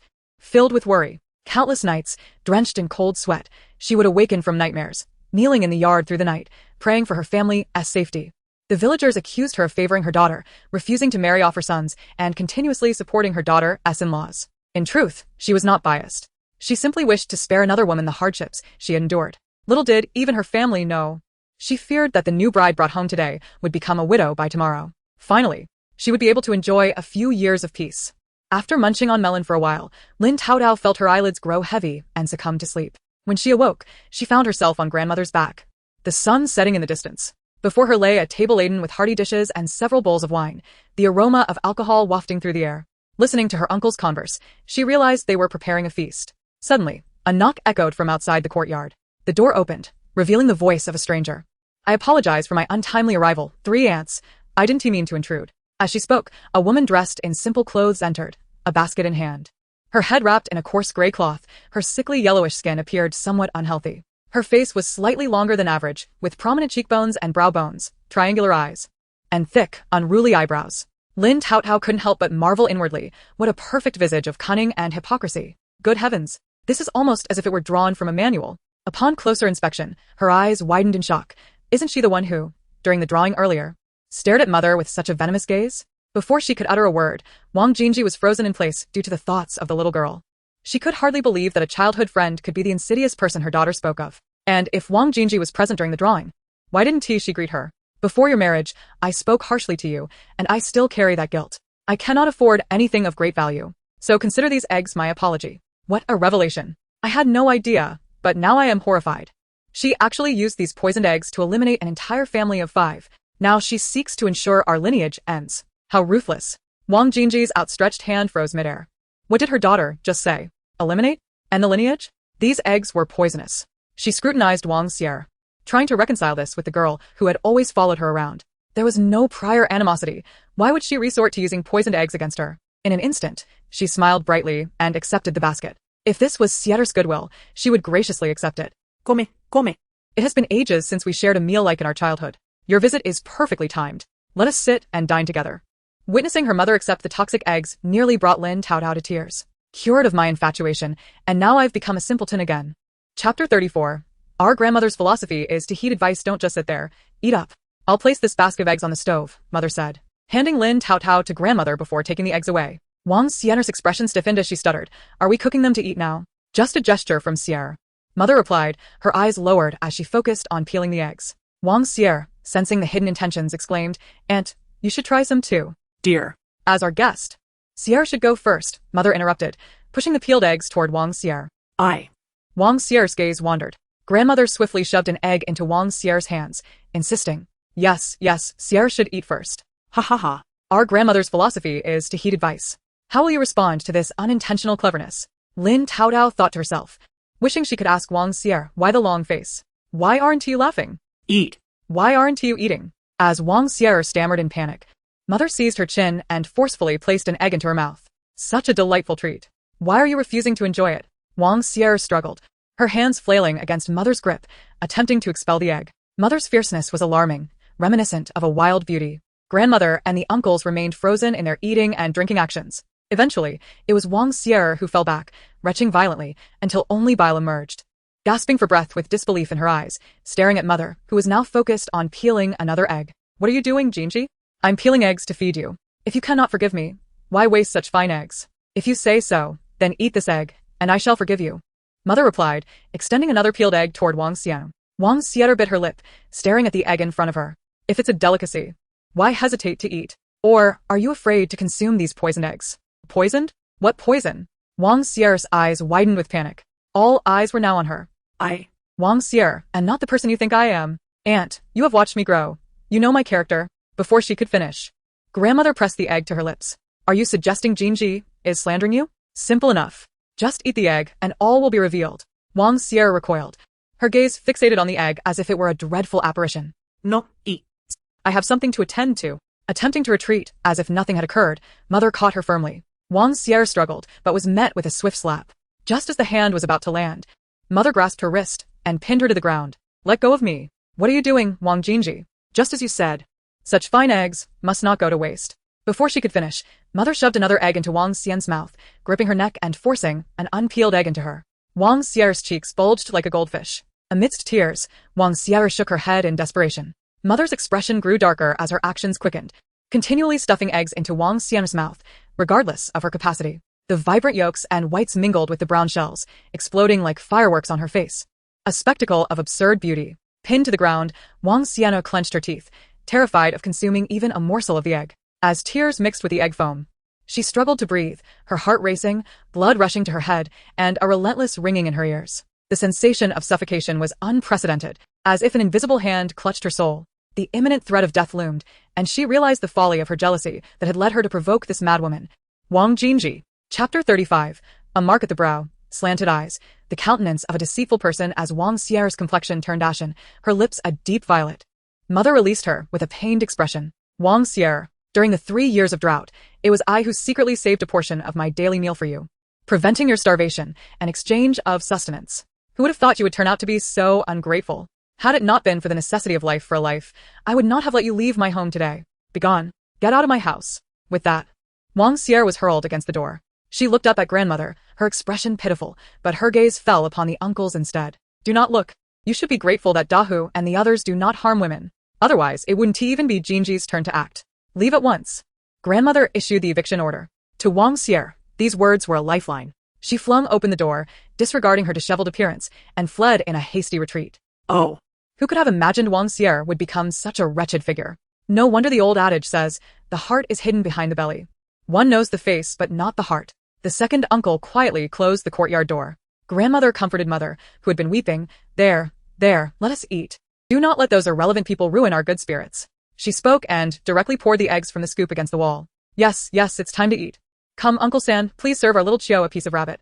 Thank you, Uncle San. The tender voice of Sango, so sweet it could draw tears, made everyone's expressions brighten considerably, except for Mother S. The uncles, who had always doted on her three brothers as if they were their own, immediately began to pile food into their bowls the moment anything seemed sparse.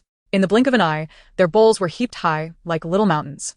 Perhaps due to the inadequacy of food at the old Lin household, her third brother was especially passionate about eating. The more he consumed, the happier he became. In stark contrast, the once naive Ergo had grown to be remarkably composed and reserved. The formerly timid Dago was now particularly sunny and talkative, his words as sweet as honey, earning him much affection from the uncles. Even mother, with her red-rimmed eyes, wore a smile thanks to the joint efforts of her three brothers. Suddenly, with a thud, the courtyard door creaked open, freezing everyone in their tracks. Jiu opened the door, and in walked Wang Jiao, the son of the village head. Oppo hurriedly called for Jiu to bring more stools. Jiao, please sit. You haven't eaten yet, right? Just in time. Let us eat together. Wang Jiao waved his hand dismissively. There's no need for such formalities, Sensei. I came today to discuss a matter with you. Before Oppo could respond, he continued, as a woman, you should understand the struggles that women face. Chunshur is not as fortunate as you. Not only does she lack a capable husband like your Sango, but she also has 7 sons who can support the family. Her husband passed away early, and her 3 children are frail and sickly. It's been a challenge to raise them, and while her eldest shows promise in studies thanks to my father's guidance and a private tutor, the tuition for such education is no small sum. Alas, this year, she hasn't drawn a good plot of land, and the next 2 years appear bleak. How will she afford to send her children to school? After finishing, he suddenly turned to her. Oh, so this is the daughter of Ba Mei? Shan Shao. You may not know, but the villagers are saying your granddaughter is indeed fortunate. Ba Mei gave birth to her and immediately drew the best plot of land in the village. Everyone is envious. When speaking of her, Oppo beamed. Our Tiao is not a treasure that just anyone can possess. Indeed. Perhaps Sansa could accumulate more blessings for your precious granddaughter and swap land with Chunshur? Pushed into a corner by the conversation, Wang Tianshur's expression darkened. How shameless. Spouting lies without fear of consequences. Just look at that mole at the tail of her brow, those triangular eyes and her thin ears. She is surely a cunning person. With all these traits, she must be both crafty and malicious. Wang Tianshur thought bitterly. Chunshur has farmed this land for so many years. She is already wearing silver hairpins. How dare she play the victim and cry poverty? Lin Taotao was anxious. After all, in the original text, Oppo was someone who, despite living a hard life herself, could not bear to see others suffer. One might call her a kind-hearted person, while others might label her a saint. Wang Jiao's words struck at Oppo's compassionate heart. Chapter 36. People come bearing blessings.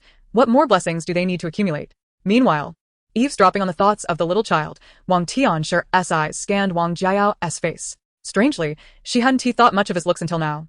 But upon hearing her granddaughter's remarks, he suddenly appeared sinister, smiling without warmth. Moreover, her granddaughter's words were entirely valid. That hairpin of Chunshur's, which she flaunted in public, could easily be pawned for enough to support her eldest son, let alone the second. Jaya, what land did Chunshur draw? Sansa. I do not wish to hide anything from you. Yesterday, during the drawing, she was so upset that she left in a huff. By the time everyone finished, only that shadowy, rocky plot was left. After saying this, he sighed, troubled. Sansa, you have Sango and 7 sons. Over the years, even if you don't farm, your life is still better than many in the village. Otherwise, I wouldn't have dared to bring this up. Feigning a sigh, Wang Jiao masked the slight smile at the corner of his mouth. Think about it, Sansa. If Chunshur's son were to succeed as a scholar, it would bring great honor to our Wang family. At that time, you would be their great benefactor. She would owe you such a huge favor. In the future, if your family needs anything, wouldn't he just take a word to obtain it? Consider this, Sansa, your family stands to gain without any loss. Bah. This is nothing more than a pie in the sky, and you think you can play me for a fool? Why don't you have your land farmed for her? Wang Tianxiang chuckled at the sudden outburst of the little child's voice. She imagined a little girl with 2 pigtails, one hand on her hip, stomping her foot while leaning against the doorframe, and thought how clever this little girl was at such a young age. She would surely be remarkable when she grew up. Suppressing her laughter, she replied, "What kind of talk is this? If becoming a scholar were so easy, wouldn't there be scholars everywhere? Moreover, in a fair drawing, why should I be compelled to give my land to her just because she comes to your house and stirs up trouble? If you truly feel pity for her, why not let her farm your land? Then, you would be the great benefactor to the scholar." Wang Jiayao fell silent. Wang Tianxiang laughed. "What? Brother Jiayao? Do you also realize that such talk is just empty promises? Sansa, you are misunderstanding my words. If I had the means like Da Hu and his brothers, I would willingly swap. But as for begging her to come to your door, that's out of the question. Speaking of means, I find your words even more incorrect." Wang Tianxiang replied. "What? In your Jiao's eyes, having the means means suffering loss? Why is that? Their family has farmed that plot for years. Yet they still have the audacity to claim hardship. If they truly have no money, they could pawn that hairpin. Oh, Sansa. She's a widow with 3 children. Can't you just consider helping your granddaughter accumulate blessings? Accumulating blessings?" Wang Tianxiang laughed. "You just said my Tiao Tiao is a little lucky charm. People come bearing blessings. What more do they need to accumulate? Besides help." Her expression shifted. "When my husband was gravely ill and needed money for treatment, who helped us? I want to even mention others. Since Chun sure has the means to wear silver hairpins, why didn't she think to lend us a few coins? Boasting about dragging along children is impressive, but I'm also managing 7 sons and a seriously ill husband. Oh, and by the way, my Jinji is also looking after 4 little ones. As a single woman bearing so many burdens, shouldn't you help me? Wang Jiayao, I'll tell you this. No one is taking that piece of land from me. Not you, and certainly not that Chun Shi." He feared that if he spoke another word, Wang Tianxiang would punch him in the face. "And there's no need to be upset. I've already said I'm here to discuss this. You know, my father values fairness, and if he could speak on this matter, then I wouldn't have to be involved. I'm telling you, this matter is non-negotiable." She grabbed Wang Jiayao by the collar. "Do you really think this is a treasure hunt in the mountains? This is like risking one's life to snatch food from the jaws of beasts. One misstep, and you could lose it all. Why should my husband and sons live such a dangerous life? This land is non-negotiable. Not even if the King of Heaven himself came." With that, she forcefully tossed him out the door, shutting it without a moment's hesitation. As I gazed at the tightly shut courtyard gate, my brows furrowed into a deep frown. That foolish woman, despite her wealth, has no sense of discretion. What on earth is the purpose of purchasing silver hairpins? It appears that I shall have to summon Jiaodi once more. Chapter 37. It is our inaugural foray into this world. Why must we yield to them? Wang Tianxiang felt a surge of exhilaration as she dismissed them. In the past, when others sought her family's assistance, she was always consumed with worry for their needs, ultimately prioritizing their concerns over her own family's well-being. In the end, she found herself torn between sympathy for her husband and son, and self-reproach for her own softness of heart. Now, however, through her beloved granddaughter, she has discerned the true intentions of those individuals, shattering their well-laid plans and thus experiencing a profound sense of relief and vindication. At that moment, Lin Taotao silently applauded in her heart, exclaiming, "Grandma is absolutely right. It is our first time in this world. Why should we acquiesce to them?" The thought of Wang Jiao's face, shifting from pale to flushed like a painter's palette, struck her as more entertaining than a theatrical performance. Indeed, while they had often assisted others, who extended a hand when her family was in need. Exactly. Mother is correct. Just as the family joyfully finished their meal, a sudden wailing pierced the air from outside the gate. Lin Taotao, intrigued, peered towards the entrance. "Who is crying at my doorstep?" Grandma rose to open the gate, revealing Widow Chen kneeling before them, tears streaming down her face, surrounded by a crowd of onlookers. "Sister-in-law, as a mere woman, having lost my land, how can I survive?" With her tear-streaked face, Widow Chen clutched Grandma's feet, her sobs growing louder. Upon recognizing her, Lin Taotao felt her anger boil over. It is truly a case of like attracting like, with a turtle pairing with a tortoise, poisoning one's parents-in-law and husband, then bartering oneself for land. Though understandable, one must still exercise restraint. Having gained benefits, one should keep them hidden. How could she dare to act so brazenly today? Unaware that a tree standing out in the forest will be blown down by the wind. It was only upon hearing the voice of the little one that she noticed the smirk on Chen Jiaodi's face. "Sister-in-law, your family doesn't farm. Yet you have the means to survive. As a widow, what else can I do but farm? To take that barren land is to drive us mother and children to our doom." Voices echoed in agreement, all speaking in support of Widow Chen. "If you all wish to be virtuous, why not exchange your own land with her? How can you bear to use morality as a weapon against others?" Before Lin Taotao could finish her thoughts, she heard her mother shout, "Then why don't you trade with her? Each one of you, cloaked in selfishness, pretending to be a saint." Lin Taotao couldn't help but silently cheer, "Bravo." The voices that had previously criticized fell silent, many retreating as if fearing to be implicated. In front of everyone, it should be fair and just. Why should you be entitled? Release her. If you cling any longer, I shall take action. Grandma bellowed. Go ahead and strike me. If you kill me, it would be a relief. I would no longer worry whether the heirs of the Wang family will go hungry or suffer in the cold. Strike me. I dare you. Widow Chen seemed to invite the blow, thrusting her head toward Grandma's hand.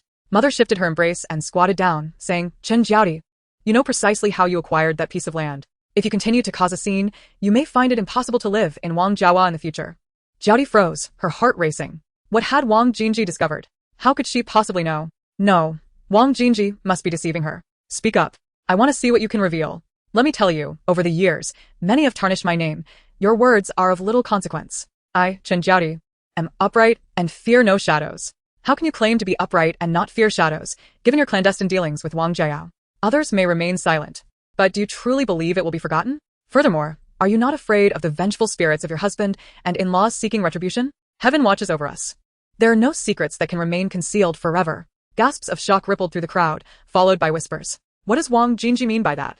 Is the death of the Dalin family linked to Jiao? The implication of a hidden relationship between Chen Jiaodi and Jiao sent tremors through the onlookers. No wonder for so many years that piece of land seemed to belong solely to Widow Chen.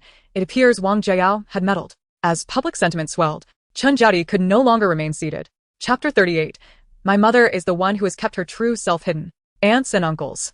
You cannot heed Wang Jingji's baseless accusations. I, Chen Jiaodi, have toiled tirelessly to raise 3 children. You have all witnessed my struggles.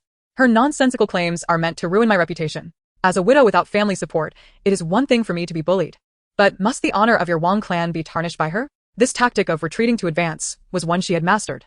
Wang Jingji shook her head, stating, regardless of your reasons, taking a life is never justifiable. Moreover, the living may lie, but the bones of the dead will not deceive. If it is slander, let us open the grave and verify the truth.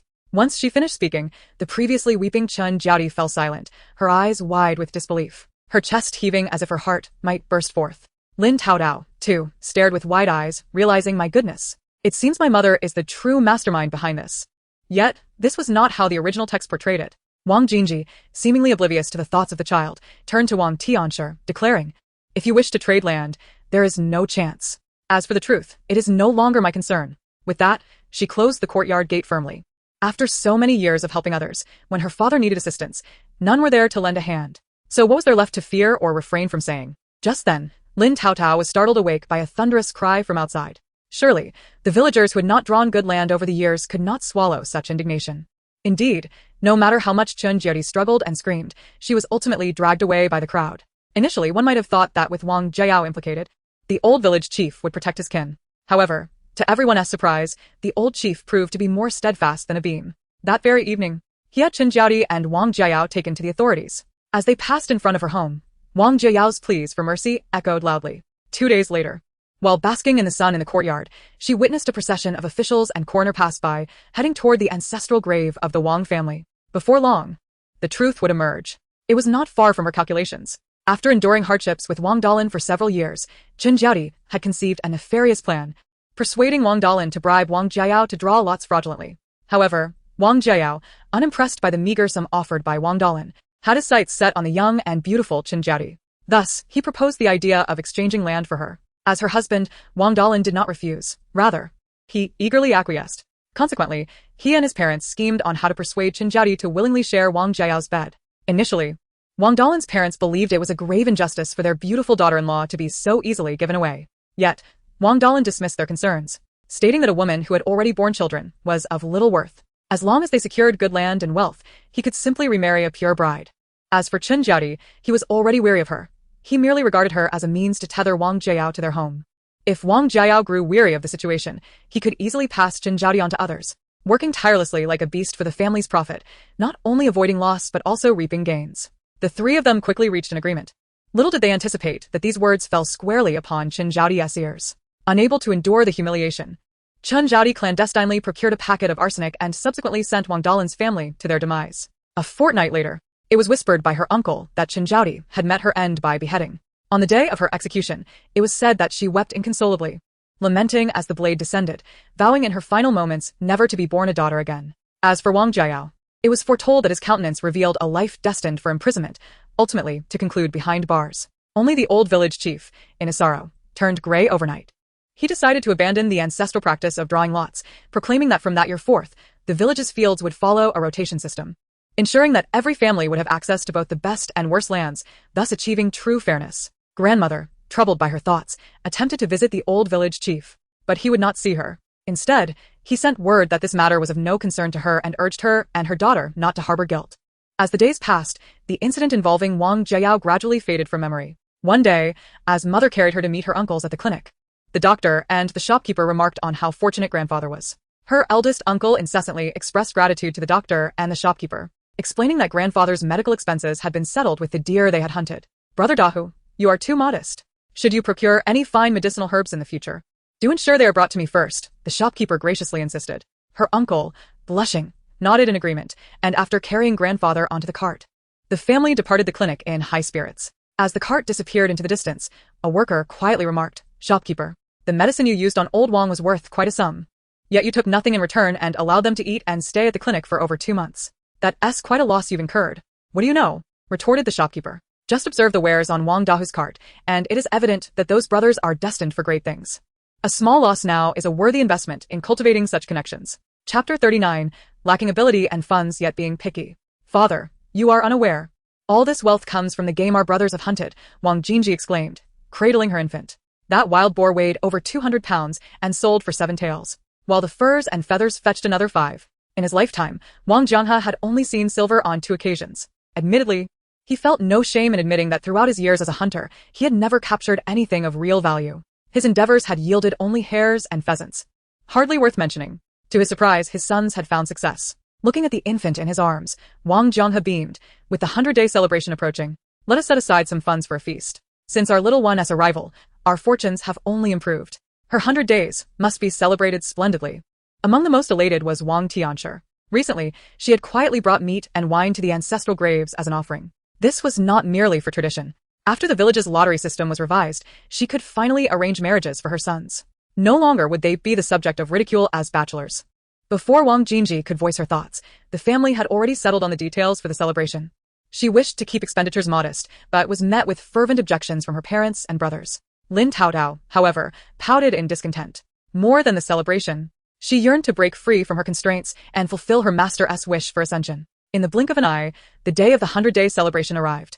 Wang Tianxiang moved the 2 square tables they owned into the courtyard, aligning them side by side.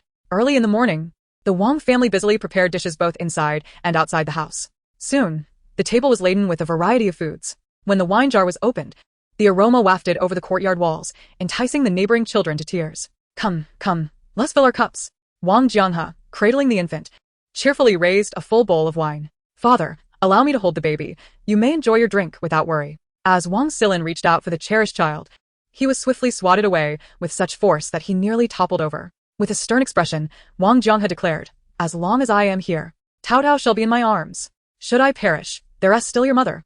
Our family's treasure shall never be in the hands of the 4th-born. Indeed, I, the eldest and still in line," Wang Dahu echoed, playfully shoving his brother aside. Unsteady, Wang Silin shot a disgruntled glance at Wang Jinji. Across from him, Wang Sanling chuckled at his brother's plight. "What are you laughing at, third brother? As if you could hold Taotao."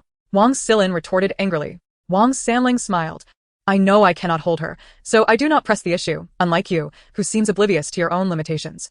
The family erupted in laughter at Wang Silin's vexation. Even the infant in Wang Jianghe's arms giggled, wiggling her tiny fingers. In stark contrast to the warmth and joy in the Wang family courtyard, the Lin family faced a harsher reality. Outside the gate, Lin Wenhai lamented as he patted his nearly empty purse. Regrettably, Xiang Lian had given her heart to him, yet he found himself unable to even redeem her. He muttered a curse under his breath, useless. At present, his primary concern was the property deed held by Wang Jinji. In recent days, his wife had been relentless in her complaints regarding this matter. Yet, when he thought of the brutish Wang family, he resigned himself to scraping together the necessary funds. Just then, he heard his wife's voice raised in anger from within the yard. With a sigh, he stepped inside. As soon as he crossed the threshold, his wife stormed toward him. "Where's this month's allowance? It has yet to be distributed," he responded, plopping down on the threshold and removing his shoes to scratch his feet. "Not yet distributed? Are you playing games with me? Did you take it to see that whore again?" "Mother, I stayed up all night. Please do not torment me any further." Lin Wenhai pleaded, hands clasped in supplication. "Let me eat something and sleep for a while, will you? I must stay up again tonight." If you continue to wear me down, I shall perish. Before long, she emerged with a chipped earthen bowl. Why is it porridge again? Didn't I give you money a few days ago? Can't you prepare something decent to eat? Drinking this watery porridge every day leaves me no strength to work and earn money. Eat it or leave it. If you lack the skill or funds to support this family, then stop being so picky. If you have the ability, earn more money to buy meat and vegetables. Gazing at the bowl of insipid porridge, Lin Wenhai couldn't help but think of Wang Jinji. Ever since she left, despite giving his wife the food allowance, they had been reduced to watery porridge for every meal. Reflecting on this, he cursed himself anew. Had he known it would come to this, he would never have pressed that seal. But now, regret was futile. He resolved to exhaust whatever little value remained. Chapter 40. I am not the fool that is Wang Jinji. Mother, Lin Wenhai sighed. Working in the tavern is physically demanding. If I continue to eat like this, how can my legs carry me? With the few coins you have, being able to drink even a sip of this is already a blessing. Do you even know how much rice costs? Do you expect me to eat dry food? Why must you only think of the good things? Or is it that you believe I am scheming over your few coins? Seeing his wife's displeasure, Lin Wenhai swallowed his grievances. For the weight of filial piety could indeed crush a man. Mother, when Jinji was here, we did not live on porridge every day, did we? For 3 months. We've only had this. Who could possibly endure it? Sweat beaded on my forehead. If this continues, I may faint from hunger one day. Should I frighten the guests, my employment would be at an end. Lin Yosha hurled the spoon into the basin, exclaiming, Jinji, Jinji, if you truly think she is so wonderful, why did you treat her as you did before? I no longer wish to endure this household. Day in and day out, I serve you like a beast of burden, only to be met with your constant complaints. At my age, I should be enjoying a life of leisure at home. From now on, I shall cease my duties. You can buy your own provisions and prepare your meals. I shall merely wait to eat. Mother, I leave early and return late every day. How can I prepare meals for you? Enough. I shall not speak further. No. Having said so much, we must clarify matters today. Do not think that I am unaware of how much you earn in a month. I am no fool like Wang Jinji. You emerged from my womb, and I certainly know your true nature. Lin Yosher was displeased. From this month onward, you shall hand over your entire earnings to me. If you squander your money on that little minx outside, I will cause a scene at your employer's place. If worst comes to worst, I can always seek justice from the officials. He had yet to inform the old matriarch about the divorce. Lin Wenhai hastily filled a bowl with congee and offered it to the old woman, speaking gently. Mother, reflect on the past and consider the daughters-in-law in our village. Is there anyone as obedient and sensible as Jinji? Do not dwell endlessly on Erhua's matters. A married daughter is like spilled water. You raised her with great effort, only for her to serve another family in the end. Who is still here attending to you but me and Jinji? Now that she is gone, why linger on the useless? Better to think of ourselves. Before she could swallow the congee in her mouth, Lin Yosher smashed the bowl. Lin Wenhai, what nonsense are you spouting? Erhua is your sister. In this world, a wife can be replaced, but a mother and sister are irreplaceable. You think it's easy to remarry? Have you forgotten how much it costs to find a wife these days? Do you have the money to afford it? Moreover, where can you find another Wang Jinji? So compliant, and even contributing her family's wealth to support her in-laws? Lin Yosher slapped him, causing Lin Wenhai to see stars. What about that little minx you are keeping outside? Surely marrying her would not cost you anything. Listen well, you must divorce Wang Jinji. Let her become a despised cast-off. Lin Yosher gritted her teeth as she spoke. Lin Wenhai nearly buried his head in the bowl. If the old matriarch learned that he had been divorced by Wang Jinji, she would surely be furious. As dusk fell, the Wang family's courtyard was filled with shouts. Copper coins, come and catch copper coins. When we grow up, we will be shopkeepers. Herbs, gather herbs. When we grow up, we will be doctors. What are you talking about? Let's grab bows and arrows and inherit the skills of the Wang family, becoming female hunters in the mountains. The lively chatter of the family filled the air. Only Lin Taotao lay in the middle, her face blank and unable to smile. Overwhelmed by the excitement of her family, she yawned and fell asleep on the spot. Out of sight, out of mind. The day's commotion quieted as the Wang family's precious child drifted into slumber. Wang Dahu and his siblings cheerfully tidied the courtyard, while Wang Tianxiang turned to the stove to prepare medicine. Upon seeing only the last packet of herbs, her smile faded. Although her husband's leg was improving, the medicine was genuinely costly. Without a better livelihood, they might soon find themselves unable to afford it. Wang Tianxiang was troubled when Wang Jinji, who had lulled the child to sleep, entered. Mother, you have worked hard today. Rest a while. I will cook. Wang Tianxiang nodded and exited the stove shed. It was best not to let Jinji know of the family's troubles, lest she feel that her mother and siblings were a burden. Providing for the family was a man's duty. Women should merely care for the children at home. Chapter 41. The men of the Wang family must stand tall. Father, Wang Jinji gently roused her elderly father, helping him sit up and handing him the medicine. Looking at the bowl of herbal soup, Wang Jianghe's brows knitted together. I am nearly recovered. Why must I continue taking medicine? You must take medicine until you are fully healed. She nudged the bowl towards him. She understood her father well. He had lived a life of poverty and self-reproach, often lamenting that he had caused his children to suffer. Father, if you neglect your health and harm your life, what will happen to mother? What will become of your sons and us? Do not think we are unaware. It is because you feel you are aging and have lost your strength, believing you are a burden to this family, that you think more food is wasteful, not to mention the cost of this medicine. It was entirely natural for a man of his standing to feel this way. Such sentiments were common among elders in families like theirs, leading to the custom of living tombs. The elderly wished to save their rations for their descendants, compelling their children to build a grave for them, where they would reside. With each meal, they would seal the entrance with a brick until the opening was completely blocked, ultimately starving themselves to death within. Mother chose to remain silent because she understood and empathized with father's feelings. Were the roles reversed, she would likely make the same choice as he. Daughter, I am fully aware of my own health. It is a waste of money to spend on this medicine. That money could be better spent on you and the grandchildren to help them grow stronger. Why waste it on this useless old body? Father, if you do not think of yourself, you must at least consider me and Taotao.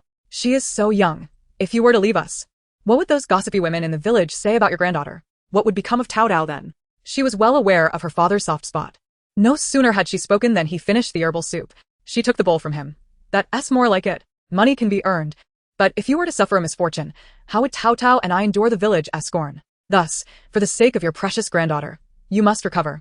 Moreover, losing your legs does not mean losing your strength. While you may not hunt, your weaving skills can still earn money. Once you are well, we shall send your brothers to the mountains to gather bamboo, and you can weave baskets at home for me to sell in town. With that, Wang Jinji took the empty bowl and stepped outside. Watching her daughter's departing figure, Wang Jianghe felt his eyes grow moist. Indeed, even without legs, he still had hands. He could not place the burden of the entire family's struggles solely on his wife. The men of the Wang family must stand tall. As long as he drew breath, he would not allow his family to endure a life of hardship. From that day forth, Wang Jianghe began to diligently take his medicine and eat heartily. Wang Dahu and his siblings worked tirelessly in the fields, while Wang Tianshi remained busy, either taking the children to forage for wild vegetables or carrying the little ones to the river to catch fish.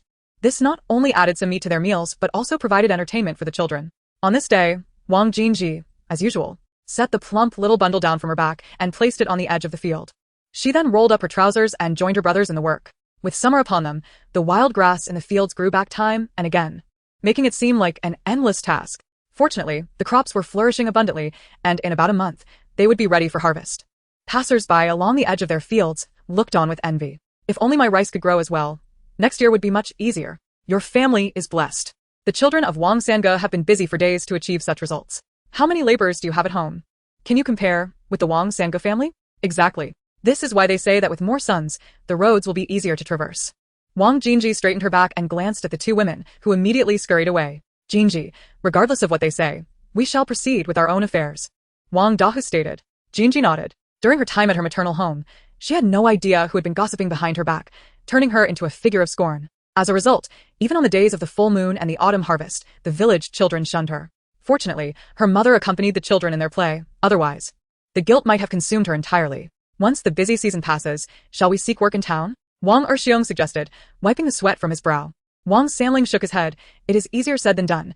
Finding work after the autumn harvest is quite challenging. Wang Dahu interjected, if it comes to that, we can venture into the mountains. Mother will surely be upset. Wang Silai whispered, what can we do? Wang Dahu replied, dissatisfied. We brothers lack any skills to earn a living. We have no choice but to venture into the deep mountains for sustenance. After all, father has only just recovered to this state. We cannot interrupt his medicine. Moreover, our nephews are at a crucial growth stage and must not be left wanting. Their conversation was overheard by Lin Taotao. Earn money? With me around, what more do we need to earn? Upon hearing the childish voice, Wang Jinji affectionately pinched the chubby cheek of her little one. This is precisely why the young are unaware of troubles. Children do not comprehend that earning money is arduous, and possessing the skill to do so is even more challenging.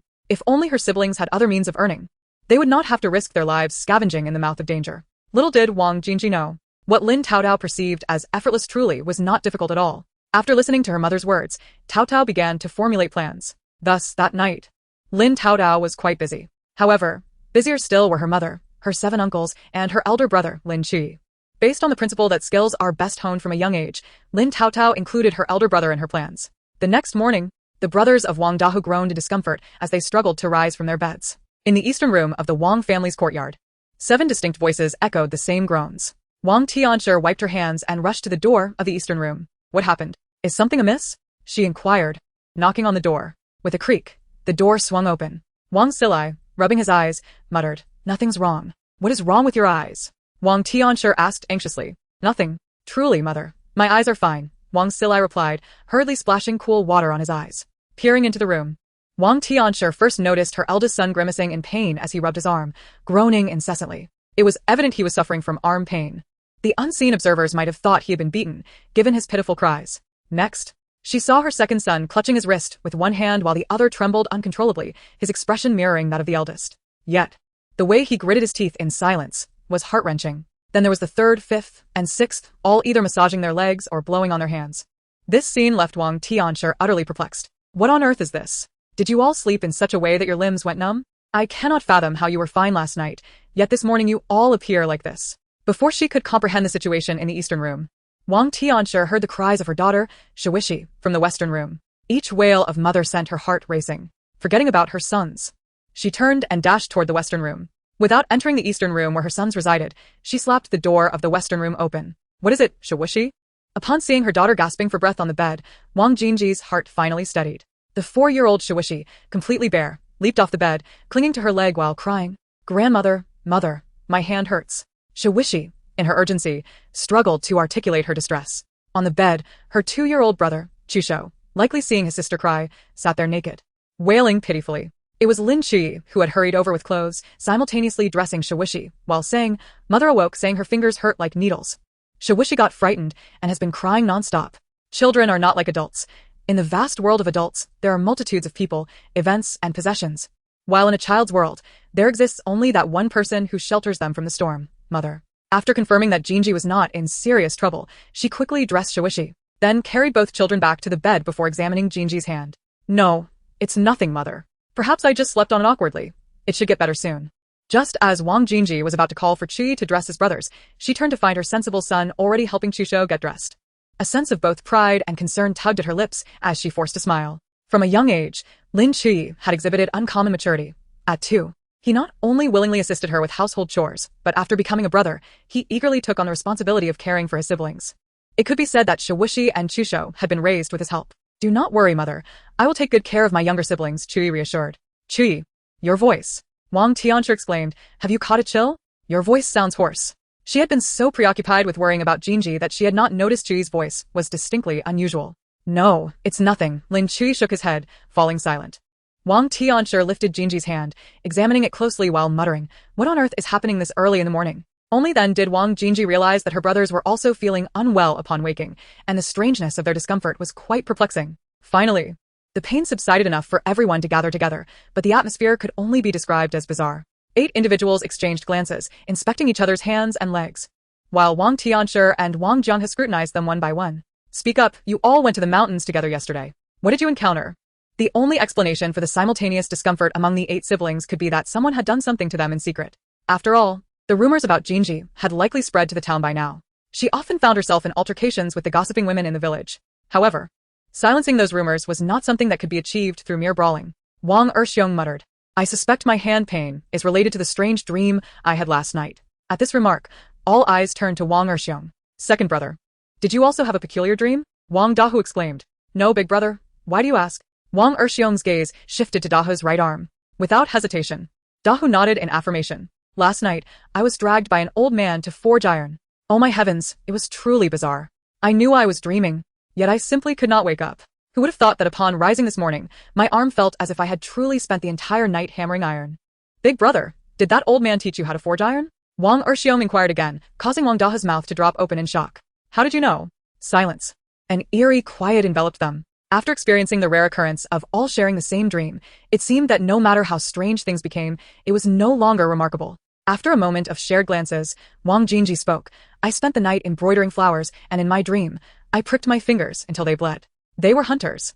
How could she have been embroidering flowers? To her, needle and thread were only for mending clothes. As Wang Jingji turned her gaze toward her second brother, the other's eyes fell upon Wang Erxiong. "Me? "Alas, I toiled all night crafting silver. That little old man was quite fearsome. Whenever I faltered in my strength, he would strike me with a slap." Wang Erxiong pointed to his left arm, while his right wrist, sore and swollen from the labor, ached painfully. His left arm bore the sting of the old man's blows. Having said this, he turned to his younger brother. "Wang Si, blinking incessantly, expressed his grievances. I, too, spent the entire night playing with mud. Not only do my eyes ache, but my hands and back are sore as well. Chapter 43. Since her arrival, our village has been in turmoil. With that, he glanced at the next sibling. The brothers recounted their experiences from the previous night as streams. Eventually, the room fell into a profound silence. It was Wang Jinji who stood up to summon the young ones playing outside. Chi, does your voice have any connection to the dream you had last night? Lin Chi nodded, and the family looked on with curiosity. In my dream, there was an old man with white hair and beard who asked me to be his disciple, calling him sir. Then he taught me to read. I spent the entire night reading in my dream. At this revelation, everyone was left in astonishment. Chi, you can read now? Wang Erxiong inquired. Lin Chi confirmed, I can read the characters that sir taught me. Wang Erxiong rummaged for a burnt stick and urged, write it down for your second uncle to see. Taking the stick, Chui wrote a dozen or so crooked characters on the ground, reciting them as he wrote. The crowd was dumbfounded. Yet they could not discern the meaning of the characters. It wasn't until Chui carefully wrote the character for Wang and pronounced it aloud that disbelief turned into acceptance. Just then, Wang Tianxi suddenly knelt at the doorway, hands clasped in prayer, crying out to the heavenly deities and thanking the ancestors of the Wang family. At that moment, Wang Tianxi felt a glimmer of hope that her family might soon enjoy a better life. After bowing several times, she hurried to the kitchen, bustling about. Mother, what are you preparing all this for? Wang Jinji asked, holding the little bundle. To cook. Wang Tianxi replied energetically. We must prepare a feast for our ancestors today. They have cared for us so well. I must pay my respects properly. Just as she was about to speak, Wang Jinji heard the little one in her arms giggling. Yet, she could not fathom what had amused the child. That day, Wang Tianxi indeed led her family to pay homage to their ancestors, even bringing along Wang Jianghe, who could not walk, carried by his brothers. This sparked much speculation among the villagers. Some wondered if the Wang family had unearthed a treasure in their yard. Suddenly, a piercing scream drew everyone's attention. As cries erupted, Wang Jinji's family turned to look. The wails came from a small courtyard nearby. Father, what has driven you to such despair? How could you leave us like this? A villager opened the courtyard door, revealing a pair of feet dangling from the doorway, with none other than Wang Tinia kneeling below. Wang Jinji quickly adjusted her hold on the little bundle, turning the child's face away from Wang Tiniu. Yet she failed to notice the child squinting at an empty corner. Meanwhile, the elders of the Wang clan attempted to console Tiniu, suggesting they lower his father from the beam. To their surprise, Wang Tinia suddenly blocked his father's feet, preventing anyone from approaching. In the next moment, he pointed accusingly at Wang Jinji, shouting, "It's all her fault." The atmosphere grew tense, silence enveloping the gathering. Countless gazes fixated on Wang Jinji, who stood bewildered, questioning what she had done to deserve such accusations. "It's her fault. My father died because of her," Wang Tinia lamented, tears streaming down his face. Lin Taotao turned her head. "Old man, while food can be carelessly consumed, words must not be spoken thoughtlessly. Your father clearly suffered his own turmoil. How can you cast blame upon my family, Jinji?" Wang Tianxi, fiercely protective of her daughter, would have lunged at Tiniu had it not been for the tragic circumstances surrounding his father's death. "It is she. She must have lured my father's spirit away." Wang Tiniu stood firm, refusing to back down even against the 7 brothers of the Wang family. "Nonsense. My sister is human. How could she lure a spirit?" "Everyone, today, let us drive this man-eating monster, Wang Jinji, out of the village." With that, Wang Tinia scooped up a handful of dirt and hurled it, shouting, "Monster, get out of our village." Soon his family joined in, and before long, the crowd outside began to chant, "Get out of the village." Indeed, ever since her arrival, our village has been unsettled. Voices rose in unison, some even suggesting, could it be that something unclean has possessed her Jinji? You cannot harm our entire village for the sake of a mere facade. Do not speak such nonsense before me. I know my own daughter. How could I not discern if she were human or ghost? Wang Tianxi, known for her fiery temper, would not tolerate such slander against her daughter, shoving the speaker to the ground, causing their basket to topple, spilling its contents. As the fallen woman scrambled to her feet, her expression shifted. "It seems not only Wang Jinji has changed, your Tian Goelan has likely transformed as well. I say, your entire family should leave the village." Thus, what began as a call to expel Wang Jinji morphed into a demand for Wang Jianghe's family to depart. Just as Wang Dahua and his brothers prepared to confront Tiniu, the old village chief, supported by others, entered the courtyard. Wang Tiniu rushed to the old chief's feet, tearfully recounting his grievances against Wang Jinji. As Wang Tinia's wife brought forth a chair, the chief settled down, and the crowd clamored, "Wang Jianghe's family must leave Wangjiaba." Enough of this nonsense. The old chief slammed his hand on the armrest, his authoritative voice silencing the crowd. "Jinji, do you have something to say?" Wang Jinji bit her lip and stepped forward, feeling as though she had been unjustly thrust into this turmoil. Just as she struggled to find her words, the little voice in her arms piped up. "Thunder strikes the wicked." Lin Taotao surveyed the robust man before her, her mind racing through the characters in her book. Indeed, she recalled a figure resembling him. This countenance certainly suggests that he is destined for misfortune. In the original tale, Chen Jiaodi became an omen of ill fate, ultimately being ousted from Wangjiaba by the villagers. The fertile land once in her possession subsequently fell to Wang Tiniu's family. It appeared that fate would follow its course, albeit with different bearers of the narrative. In simpler terms, the rightful heir to the fertile land would be determined by who the intermediary object fell into, thus shifting the burden of the story. Lin Taotao glanced toward the empty corner of the courtyard. What a wicked thing. How could he harm his own father? With such deep resentment. If the courtyard gate were to break, it might unleash calamity. Should misfortune strike, the family could find themselves in chaos. At that moment, Wang Tiniu was not only weeping for himself, but also tugging at his wife and children, insisting they kneel and beseech the old chief for justice for his father. Lin Taotao's gaze shifted towards Wang Tiniu's wife, reflecting a sense of incredulity. What a foolish woman. How could she allow someone who dares to kill even me to hold her vulnerabilities? Before long, she will meet the same fate as Wang Tiniu's father. It's absurd that she aids the very person who intends to take her life. In truth, the most unfortunate ones are Wang Tiniu's children. I recall that he used them to curry favor with his benefactor, but alas, his 13-year-old son was brutally abused to death, and his daughter met a horrific end, devoured by dogs. In the face of his children's pleas, Wang Tiniu truly lives up to his name, possessing a heart of stone. He claims that children are meant to repay their parents' kindness, as if their lives are merely a means to settle his debts. Unconsciously critiquing the unfolding drama, Lin Taotao's eyes brightened. Based on the incident with Yu Hua, it seemed an opportunity had arisen once more. Meanwhile, Wang Jinji, with her youthful voice, glanced at Su Shi and her children, her eyes filled with pity. In that moment, she saw a reflection of her past in Su Shi. Had it not been for the birth of her daughter, which unveiled the ugly truths of the Lin Wenhai family, she and Su Shi would have shared a similar fate. Jinji, she murmured, wiping away impending tears, casting a fierce look at Wang Tiniu. How dare a son kill his own father? This is an act that calls for divine retribution. As her words pierced the air, chaos erupted around them, akin to water splashing into a hot pan. Wang Tiniu is renowned in our village for his filial piety. He cannot commit such a heinous act. Indeed, let us not forget that it was Wang Tiniu who persuaded his father to abandon the notion of seeking death at the living dead grave. If he truly despised his father for being a burden, wouldn't he have stopped him from going? Exactly. I suspect it's Wang Jinji who has caused his father's demise. At this moment, aside from Lin Taotao, who was engrossed in the spectacle, no one noticed the tearful smile creeping onto Wang Tiniu's lips. As the crowd's sentiments began to align, the focus of public opinion shifted toward Wang Jinji and her family. However, the current Wang Jinji was no longer the compliant woman she once was, who would endure humiliation and swallow her grievances. Is it simply because my family has cultivated the best land in the village that you would hang my father from the beams? She exclaimed. Are you speaking nonsense? A son killing his father invites calamity. Wang Tiniu swore, raising his hand. If I, Wang Tiniu, were to commit such an ungrateful act, may I meet a wretched fate. Witnessing his righteous indignation, Wang Jinji couldn't help but laugh. Wang Tiniu, do not forget that you must keep vigil for your father. Do you truly believe heaven is blind? Beware that your father may rise tonight to demand an explanation. Wang Tiniu's face drained of color, and after a moment of hesitation, he stammered, I am not afraid. Keep pretending. I wonder how Su Shi feels watching you hang your uncle. As those words fell, Su Shi crumpled to the ground. Wang Jinji stepped forward, and Wang Tiniu recoiled as if confronted by a ghost. She approached Su Shi and whispered the secrets she had overheard from her daughter. When she straightened, Su Shi's gaze had transformed from confusion to seething hatred. Sister Su, as mothers, our lives may be expendable, but what of our children? I refuse to believe you would willingly witness your child suffer at the hands of another. Having spoken, she left the distraught Su Shi and approached the village elder. Old uncle, if Wang Tiniu possesses evidence proving my uncle's death is my fault, let him report it. Otherwise, no one shall drive our family from this village. She turned to the throng gathered by the courtyard wall and declared, if you doubt me, come and try.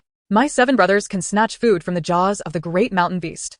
In that instant, those who had rallied behind Wang Tiniu fell silent. With her proclamation, the crowd parted, allowing her to step forth. Just as she was about to exit, Wang Tiniu called after her, Wang Jinji, what are you so arrogant about? Do you truly think your family's numbers grant you power in this village? Indeed, my mother bore many sons, and we shall not be intimidated. Wang Jinji retorted. If you dare, come to my home and see if you can leave upright. Wang Tiniu, undeterred, replied, let us see. You killed my father. I shall seek justice for him. Truly, trees that shed their bark are doomed, and those who lack shame are invincible, Lin Taotao scoffed, making a face. If only I could walk, I would compel you to confess your wrongdoings to your father. Let us see if he would take you along to the afterlife. Hearing the childish voice, Wang Jinji halted and summoned her elder brother. Wang Dahu, filled with rage, punched the dusty wall of Wang Tiniu's courtyard. The impact startled onlookers, and the decrepit wooden door fell to the ground. I shall repeat myself. None of you shall lay claim to our family's grain. Wang Dahu clenched his fists, his knuckles cracking ominously before he turned and left. Upon entering their home, Wang Erxiong inquired softly, "Elder brother, why engage in such futile conflict?" Wang Sanlang chimed in, "Indeed. Since the fight has begun, why not strike Wang Tiniu directly and see if he dares to speak such nonsense again?" "Stop. Are you afraid Wang Tiniu would find an excuse to make trouble?" Wang Tian reprimanded. "Jinji speaks the truth. They are likely coveting our grain. We cannot act impulsively and give them a reason to expel us from the village, understood? Mother is correct. Our grain has been tended with care. Who wouldn't envy it? That land does not belong to us. Once we are driven out, it will fall into their hands. In this world, there are no eternal friends, only everlasting interests." Before they could contemplate further, a scream echoed from outside the courtyard. Wang Tian flung open the door to see a frantic figure shouting, "Help! Save us! Quickly! Zhuzi, what has happened?" Had something happened to Wang Zhuzi? At that moment, Wang Xier dashed past, heading straight for her home. Zhuzi, don't sleep. Aunt will carry you to the old doctor," Wang Xier cried, struggling to support the heavy child, her own stature dwarfed by his. Wang Zhuzi was the eldest grandson of Wang Xier's brother, cherished by the family, and had grown portly over the years. Despite being only 13, he towered above his peers. As she fought to carry him out, Wang Xier's knees trembled, paralyzed by the weight. The villagers had gathered at Wang Tiniu's house, leaving no one around except for Wang Jinji's family. "Jinji, I beseech you, lend me a hand," Wang Xier pleaded. "Look. Another one has met their demise," Wang Jinji replied without hesitation. Yet in the next moment, Wang Dahu turned and sprinted toward the old doctor's house. Wang Xier, unable to maintain her balance, slipped and was toppled to the ground by Wang Zhuzai. At that moment, villagers who had gathered to witness the commotion at Wang Tiniu's home passed by and quickly surrounded the scene. After someone inquired about the situation, they anxiously remarked, "Zhuzi's face has turned blue. It seems he might not survive." Wang Xier, weeping and pleading, cried out, "Please help Zhuzi." As she spoke, she continued to sob while calling Wang Zhuzai's name. In that instant, all eyes turned to Wang Jinji. "Look. She has brought misfortune upon another," they murmured. "Did I not mention that seventh brother was claimed by her curse? And just moments ago, she accused seventh uncle of being harmed by Tiniu. Could it be that this young Zhuzi has also fallen victim to his aunt's malevolence?" A tide of harsh words surged forth. The Wang brothers, their eyes ablaze with fury, were ready to charge forward, but Wang Jinji hurriedly shielded her brothers. "Let them speak. If my brothers harm anyone, they will have fallen into the trap set by certain individuals." Just then, Wang Dahu rushed in, carrying the incapacitated old doctor. As soon as the doctor was on his feet, he hurried to examine Wang Zhuzai's condition. Meanwhile, the crowd continued to utter unkind remarks. After a brief moment, the old doctor suddenly exclaimed, "Poisoned. Zhuzi, can you hear me?" The weak Wang Zhuzai nodded slightly. The atmosphere around them erupted once more with speculation about whom Wang Xian'er's family had offended. Whispers circulated about who might have poisoned them. The villagers exchanged conjectures, while Wang Xier, who had been weeping incessantly, now sat pale and motionless. The immobile Wang Laopa struggled to crawl out of the main room using only her hands. "Doctor, you must save my grandson. If he is poisoned, can't we just administer some foul water?" The old doctor shook his head, lamenting. From the looks of Zhuzi, even if we administered foul water, it would not expel the poison that has infiltrated his organs. Who could be so heartless as to poison my grandson? Wang Laopa cried out, striking the ground in despair, her anguish causing many bystanders to shed tears. Upon seeing their son in such a state, his parents rushed over, weeping uncontrollably. Wang Zhuzai's grandfather appeared ready to exact vengeance, shouting that if he discovered who harmed his grandson, he would annihilate their entire family. "What good is crying? We must first ascertain what Zhuzi has consumed. If we delay further, we may lose his life." Following the old doctor's reminder, the family ceased their wailing. With a few silver needles, Wang Zhuzai's pain seemed to ease somewhat. Wang Laopa asked, "Grandson, tell your grandmother, what did you eat?" Wang Zhuzai trembled and confessed, I snuck and ate the eggs hidden by second aunt." "Eggs? How could they be poisonous?" Wang Laopa turned to Wang Xier. The normally eloquent Wang Xier now resembled a mute, remaining silent and avoiding eye contact. Until the old doctor spoke, quickly, "Bring me the eggs Zhuzi mentioned." Wang Zhuzai's mother immediately stood to fetch them, only to be pushed down by Wang Xier. The next moment, Wang Laota's hand struck Wang Xier, sending her sprawling to the ground. When Wang Xier lifted her head, blood trickled from the corner of her mouth. "Father, if you tell her to go, she must go. Do you wish to see your nephew perish? Go. Bring the eggs for the old doctor to examine." Wang Xier shook her head vehemently. "No, I can't." Her gaze inadvertently darted toward Wang Jinji, who stood not far away, observing Wang Xier in a daze. Wang Laotu seized her by the hair and dragged her toward the kitchen. Soon, he emerged holding a basket of eggs. When the basket reached the old doctor's hands, Wang Xier collapsed to the ground in despair. Mere moments later, the old doctor confirmed that the eggs were indeed the source of the problem. "Wang Xier, Zhuzi's mother shrieked as she lunged at Wang Xier, frantically tugging at her hair like a madwoman. Wang Xier struggled, crying for help, but instead received blows from her brothers and parents. Why? Why did you harm my son? Why? Zhuzi's mother screamed in accusation. Bloodied and bruised, Wang Xier felt wronged. Weeping as she protested, I did not. I told you those eggs were not to be eaten. You witnessed me warning him not to sneak any. Knowing full well your nephew's gluttony, you still left that deadly item in the house. You did this on purpose. Zhuzi's father yanked Wang Xier's hair and landed a heavy slap on her face. Don't pretend you don't know. You have 1,000 schemes up your sleeve. Since childhood. You have resented me for being favored by our parents, plotting against me time and again. I have never revealed your misdeeds to our parents out of brotherly affection. Yet here you are, not only harming me, but also targeting my son. Wang Xier, you have a heart of malice. With that, another resounding slap struck her face. Chapter 47. What injustice from heaven. You are merely a coward. No. I never intended to harm Zhuzi. Wang Xier, her face swollen and resembling that of a pig, cried out pitifully. My son has been reduced to this. Do you dare to evade responsibility? I swear I did not. Brother, sister-in-law, parents. Those eggs were meant for Wang Jinji. Wang Xier suddenly clamped her mouth shut, realizing in her panic that she had spoken the truth. The air fell silent. Every breath audible. All eyes turned to Wang Jinji, who held her infant close. Someone whispered, no way. They've played together since childhood, during the drought. Third brother and sister-in-law even helped her family, right? Indeed. If the poison was planted by Wang Jinji, I could believe it. But to accuse Xier? I would never believe it. She is such a kind girl. How could she do such a thing? Exactly. Wang Xia has always been good to Wang Jinji. We have all seen it. Even with the evidence before them, the crowd still believed Wang Xier to be innocent, placing the blame solely on Wang Jinji. Good to me? You pretended to protect me, while behind my back, you schemed against me. Wang Xier, I never imagined you were such a natural actress. Just moments ago, Wang Xier wept. Now, she suddenly laughed. Even as her brother grasped her hair, her mother choked her neck, and her father stomped on her belly, she continued to laugh joyfully. You can act quite well too. You clearly know the truth, yet you continue to call me sister. What I detest most is your hypocritical face. Indeed. I have loathed you since childhood. I resent that you, a girl like me, have a loving brother and parents, while I am stuck with this biased family. I despise that your family has everything while I am left to consume the leftovers of Wang Dashu. Even heaven favors you, allowing you to marry the man of your dreams, while I am sold off to a man over 30 because Wang Dashu needs money for a son. Your very existence has made my already bitter life even more painful. I despise you. With her hair disheveled, Wang Xier glared with bloodshot eyes, laughing maniacally. But later, I realized that heaven is fair. When I heard you were not well at your in-laws, do you know how happy I was? I thought, finally, you are suffering just like me. Wang Xier turned her cold gaze toward her parents. Why? Why can you leave the hearth for a better life while I must continue to suffer here? Ha ha ha. If heaven does not grant me justice, then I shall seek it for myself. I do not wish to live, nor shall I allow you to thrive. Wang Jinji retorted. Are you not suffering from a grave illness? What did you say? Wang Xier gasped. I said you are insane. Was it I who caused your parents to disdain you? Or was it I who incited your partner to strike you? The true tormentors are they. You possess the audacity to harm me. Yet you dare not confront those who have caused you suffering. You lament about the injustice of heaven. In truth, you are as timid as a mouse, unwilling to challenge those stronger than yourself. You pick and choose, treating me as a soft target. How bold of you. Wang Xier was rendered speechless. Many in the crowd nodded in agreement, for the old adage holds true. Grievances have their roots, and debts have their rightful owners. Just as the people shifted from opposing Wang Jinch to supporting her, Wang Jinch smiled. For in your eyes, I am merely the easiest to bully. My parents are simple and easily deceived, and my brothers appear rather dim-witted. Should I perish, they would be at a loss as to where to seek justice for me. Would they not? But you are mistaken. Our family is kind, not foolish.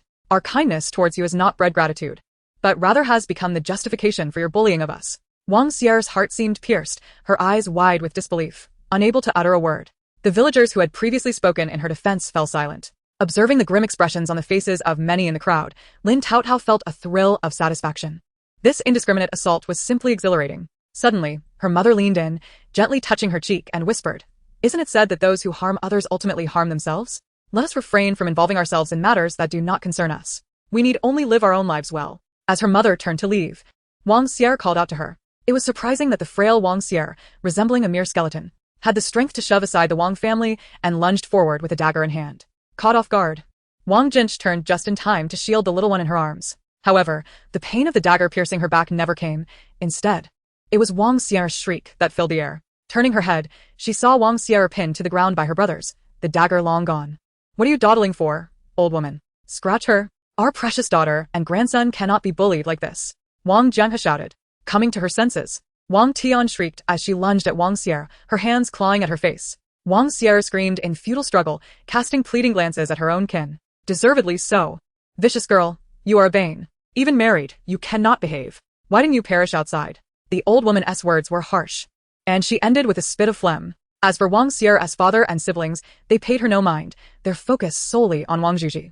The formerly struggling Wang Xier suddenly lay still, her downturned mouth slowly lifting into a smile, though her eyes were becoming hollow at an alarming rate. Chapter 48. Ignorance in parenting will lead to self-inflicted consequences. Even as Wang Tian's fingernails left red marks on her face, Wang Xier seemed impervious to pain, letting out a self-mocking laugh.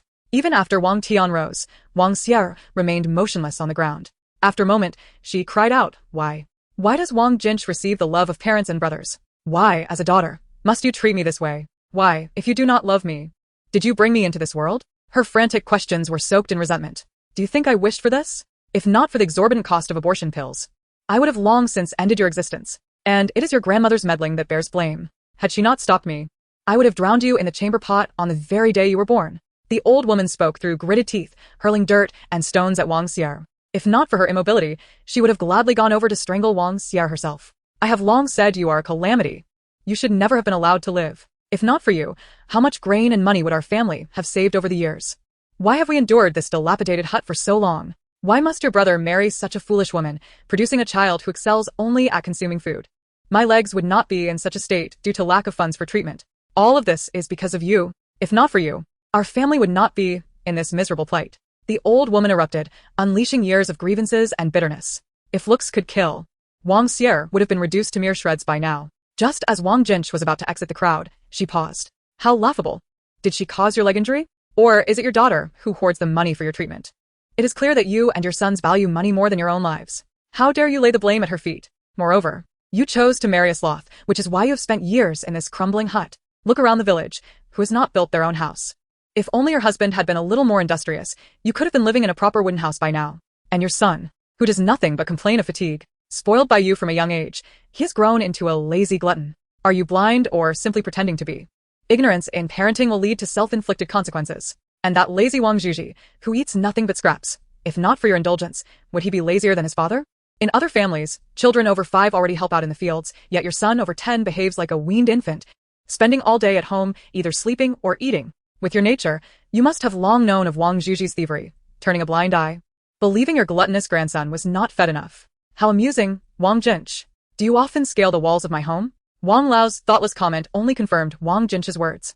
It seems the eldest was foolish by inheritance. Finally, they bore a daughter like Wang Xier, who at least possesses some wit, yet you fail to appreciate her, preferring to treasure a foolish one. It is tragic that Wang Xier, fully aware of your disdain, still seeks your favor. Otherwise, she would not have resorted to these eggs to endanger my family's lives, allowing you to plant that land 2 years early. With that, Wang Jinch turned her gaze to the prostrate Wang Xier. At that moment, seeing Wang Xier's forlorn expression, it was more sorrow than hatred. Their eyes met. Wang Xier's tear-filled gaze trembled, her lips quivering, unable to articulate her thoughts. Wang Jinch averted her gaze. I did not speak on your behalf. These words serve merely as a reminder to those who raise daughters as adversaries. After all, if everyone were as timid as you, it would be no issue. But should a fiery spirit arise, enduring years of suffering, there may come a day when they seek vengeance against those who favor their brothers. Do not then claim that I was the cause of their demise. In families such as theirs, where poverty reigns, daughters are often scorned for lacking the strength of their brothers. Some even hasten to sell their daughters into marriages before they reach maturity. What is wrong with being a daughter? Why must they be so unappreciated, compared to a wretched girl like Wang Xier? Those who possess loving parents and brothers are indeed fortunate. Now blessed with a precious daughter, her life is one of great luck. As she stepped away from the crowd, cries and exclamations arose behind her. Chapter 49. A wise wife brings prosperity across generations, worth more than vast farmland. Turning back, she saw the villagers scattering in fear. And there lay Wang Xier, a dagger protruding from her abdomen, kneeling there, tears streaming down her face. In the next life, and in the lives that follow, even if I were to descend into the realm of beasts, I would never again share blood ties with you. As the old woman wailed and cursed, Wang Xier's tears abruptly ceased. The softness in her gaze transformed into icy resolve with each echoing insult.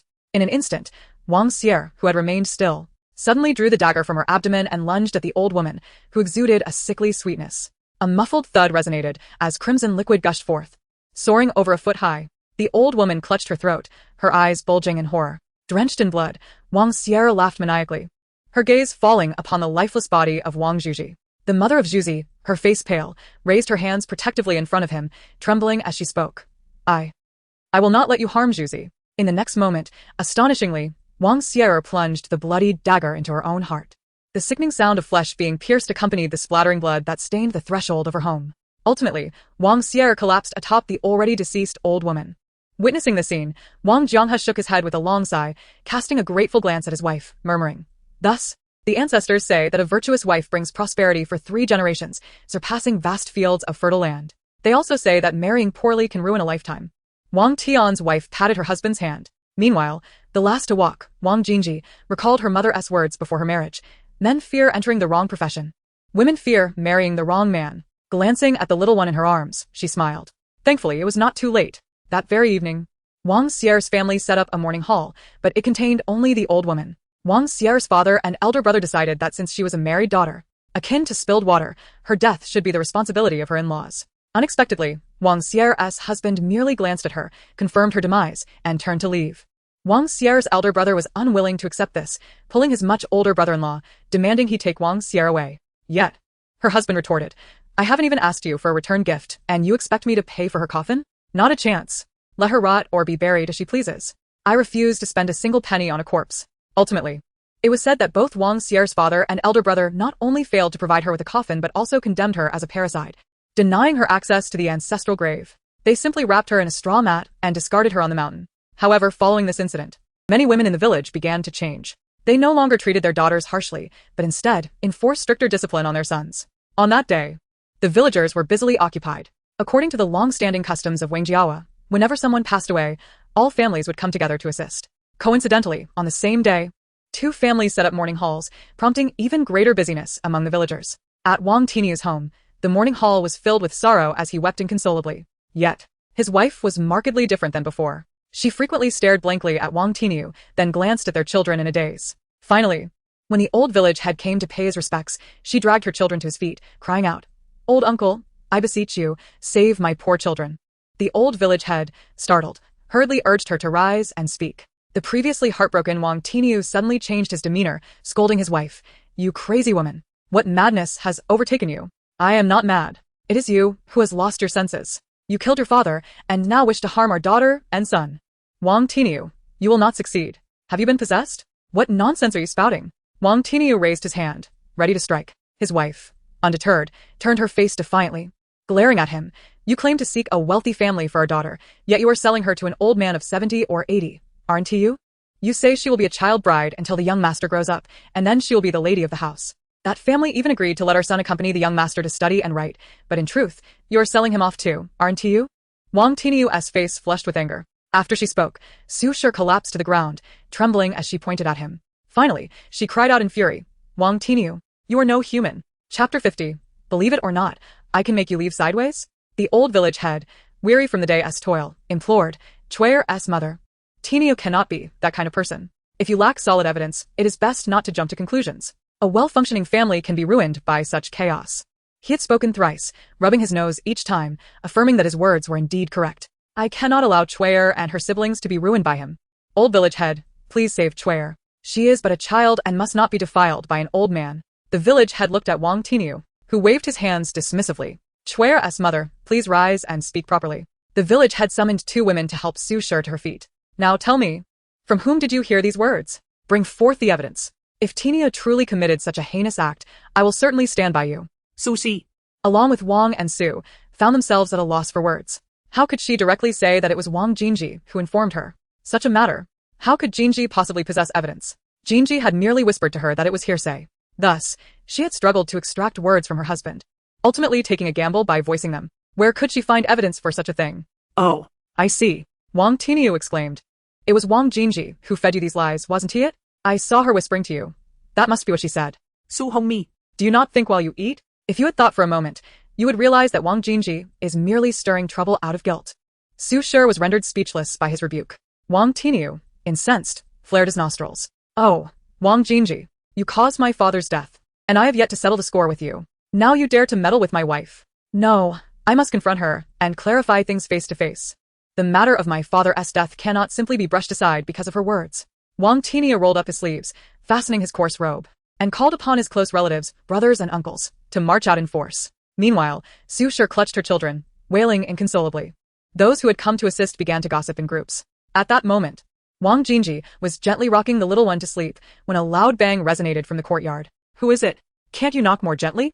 Wang Dahu went to open the door. Just as his hand touched the latch, the door was flung open violently. The door panel swung towards Wang Dahu, who, being stout and resilient, weathered the blow without harm. Had it been anyone else, they might have suffered a severe injury. Wang Jinji, get out here. The sleep-addled Lin Taotao, upon hearing that voice, instantly perked up with wide eyes. Being carried out from the west room by her mother, she saw none other than Wang Tianyu, whom she had encountered earlier that day. Soon after, her 7 uncles gathered around, standing opposing Wang Tianyu and his group.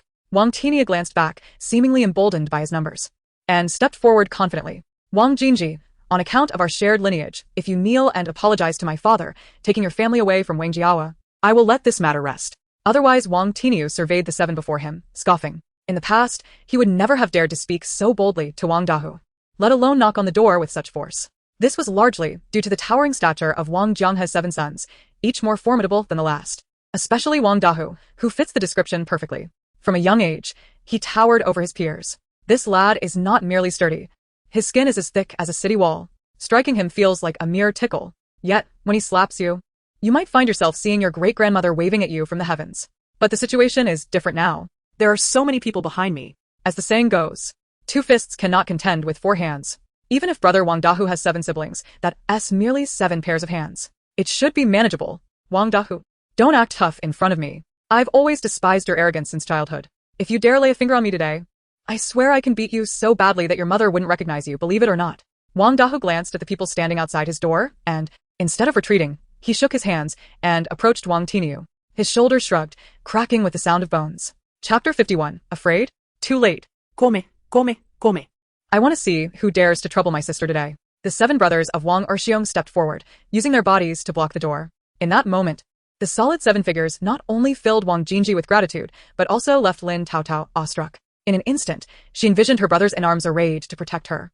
Protecting someone is not merely a matter of words. It is about knowing the path ahead is fraught with peril yet still standing resolute to shield them from harm. Stop. The old lady rushed out from the main room. However, instead of heading directly towards Wang Tianyu, she turned towards the woodshed. Within moments, the elderly woman returned wielding a chopping knife. Let this old woman see who dares to harm my daughter.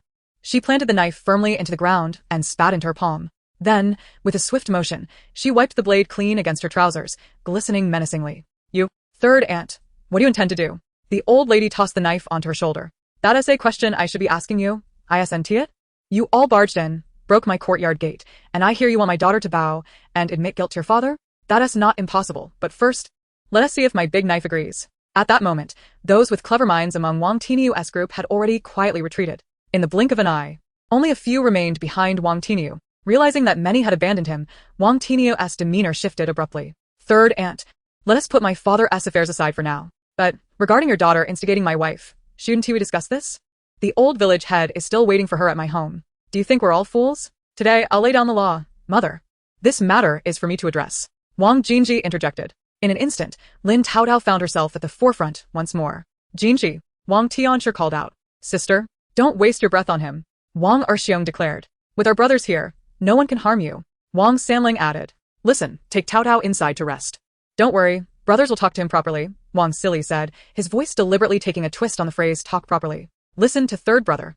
There are many of us. Don't scare Taotao. Wang Wubao advised. Be good, child, go inside, Wang Liubiao urged. Brothers will handle this. After saying this, he clenched his fists, ready to settle matters with his strength. At that moment, nestled in Wang Jinji's embrace, Lin Taotao's big, watery eyes shone with intensity. When she read comics as a child, she always thought the 7 brothers lived too constrained. Yet witnessing them from such a close distance now, she felt an overwhelming sense of valor. They embodied the ideal of what all brothers should be. Turning her gaze back to Wang Tianyu, her frustration only deepened. Truly, one does not give up until hitting the wall. One does not shed tears until confronted with a coffin. Do you truly believe hiding your children's indenture in a latrine would keep it a secret? Foolishness. Hearing the childish voice, Wang Jinji's brow twitched. She looked at Wang Tianyu and said, My intention in speaking to your wife was merely to remind her not to let your greed endanger our clever children. I hoped that even if she heard me, It might prompt you to reflect and cease your misdeeds before it's too late. Yet, you not only failed to reflect but had the audacity to accuse me of instigating your marriage. Stop pretending to be a bodhisattva. What? Is everyone in Wangjiaba a villain? And only you, Wang Jingji's family, are virtuous? I tell you, without evidence, it is merely instigation. Evidence? Very well, if you want it, here it is. Wang Jingji stepped forward with the small bundle. Wang Tianshi directly followed her with the chopping knife, while the Wang Dahu brothers armed themselves as well. The result was that while Wang Tiniu had led a grand procession to the entrance, upon arrival, they found themselves surrounded by a dense throng of people. Observing the scene, it seemed as if the entire village had gathered. Those who arrived late climbed trees like monkeys to get a better view, while some nearby even scaled the walls. After all, she was accused of causing the death of Wang Tiniu's father, and she was bound to be ousted from Wangjiaba. The fate of her family's grain and its distribution was of utmost concern to these onlookers. Upon entering the courtyard, Wang Jingji glanced at the tear-streaked face of Su Shi, who stood holding the child before the old village head. Jingji, has Tinia told you everything? The old village head, weary and lacking his usual authority, asked. He has, doesn't he want evidence? She turned to Wang Tiniu. At that moment, kneeling before the spirit hall, Wang Tiniu appeared pitiful, lamenting his plight. No matter how reasonable or harsh his words were, Wang Jingji ignored him, instead calling for her brothers and whispering to them before waiting there. As Wang Dahu and the others moved towards the latrine, Wang Tiniu, in a frenzy, rushed to stop them. What are you planning to do? Wang Dahu seized his collar, lifting him off the ground. Afraid? Too late. With a swift motion, Wang Dahu threw him to the ground. Chapter 52. Such matters can be resolved with a single blow. Wang Tiniu's knee struck the ground with a dull thud. From that moment on, despite several attempts to rise, he found himself unable to stand. When he saw Wang Dahu and his brothers enter his latrine, panic completely engulfed him. You're nothing but bandits. I will report you to the authorities. Wang Dahu, come out. Come out. Desperate, Wang Tiniu even shouted at Su Shi, wife, quick. Don't let them in. All our money is hidden in there. Stop them. At this moment, Su Shi turned her face away and covered her children's ears. Wang Tiniu's unusual behavior sparked murmurs among the crowd. Some speculated whether Wang Tiniu was hiding silver in the latrine. Otherwise, why such a strong reaction? Others teased that it was amusing to think he was stashing things away in the latrine. Before long, Wang Dahu emerged carrying a bucket of excrement. It surely smelled foul. But for these farmers, they had long since grown accustomed to such odors. Thus, instead of retreating, those with strong curiosity drew nearer. Approaching the old village head, Wang Dahu poured the contents of the bucket onto the ground. A greased paper package tumbled out, brown liquid pooling around it. You wanted evidence? Here you go. Wang Jingji pointed her toe at the oil-soaked package. Wang Tiniu limped over, trembling as he picked it up and began to unwrap the paper. His hands inevitably became smeared with the brown, viscous substance. When the paper was finally unwrapped, revealing a piece of paper within, Wang Tiniu suddenly went mad, stuffing it into his mouth. Not just the onlookers, but even Lin Taotao felt her stomach churn at the sight, especially enduring the pungent odor. Lin Taotao watched as Wang Tiniu pressed his hand, smeared with a brown viscous liquid, against the paper and brought it to his mouth. Ultimately, Wang Tiniu's lips, chin, and cheeks were indeed repulsive. How ruthless. Wang Tiniu truly was merciless. For someone so harsh on himself, it was no wonder he could be equally cruel to his own children. Just as the tainted paper was about to be fully consumed by Wang Tiniu, Wang Dahua and Wang Erxiong grabbed his chin and pulled at his hands. Meanwhile, Wang Tianshi struck Wang Tiniu on the head with a swift blow. Wang Tiniu immediately rolled his eyes and collapsed unconscious. Bending over, reaching out, and pulling out, her actions were decisive and swift. Wang Jingji remarked, no surprise, she's my mother. Wang Dahua added, she is still my mother. Wang Erxiong concluded, ultimately, she is my mother. Grandmother is so impressive. Wang Tianshi looked at the crumpled paper in her hand, covered in writing, with a fingerprint pressed on one corner. Unable to read, she turned and handed it to the old village chief. The old village chief furrowed his brows, smoothed the paper, and began to examine it closely. However, his expression grew increasingly grave. The surrounding crowd was tense, afraid to even blink, especially Su Shi, who did not miss a single subtle change in the old village chief's face. At that moment, all of Lin Taotao's attention was focused on her mother, who was caught up in the emotional turmoil of love. According to the original storyline, her mother should not have known about this. Just as she was pondering this, the old village chief asked the question she most wanted to know. Jinji girl? How did you come to know about this contract of sale? She described seeing someone sneaking around and overheard him boasting about his impending success, claiming that the lives of the children were his to give and that repaying a debt with their lives was only natural. At the time, she did not think much of it until the next day, when she heard Su's wife telling everyone that Chui's father had found her a good match. Remembering what he had said, she surmised a great deal. As a mother herself, she understood the importance of children and thus shared her suspicions with Su's wife to keep a watchful eye. Su Shi urgently inquired, old village chief, what does the paper say? The old village chief glanced at the two children and let out a long sigh. At that moment, it seemed everyone understood. Su tightly embraced the confused children, crying pitifully. The crowd erupted in an uproar, all cursing Wang Tiniu for his inhumanity. It was then that the dazed Wang Tiniu slowly regained consciousness. Upon seeing the contract in the village chief's hands and Su Shi's reaction, he grasped what had transpired. Unexpectedly, Wang Tiniu gritted his teeth, lunged forward to snatch the contract, and declared defiantly, "My own children, I can give them to whomever I please. What does it have to do with you? You're all just meddling in affairs that don't concern you." Chapter 53. Wicked Woman. Just wait. This matter is not over. He spat. "You better understand that you and these two are relying on me for sustenance. If you don't want to stay in this house, then just leave. Once I have money, there will be plenty of people eager to serve me. You ungrateful fool. They're your children, Wang Tiniu. How can you treat them like livestock, selling them whenever you please? Their lives were given by me, and they were raised under my care. Am I not their master? Moreover, do you understand anything?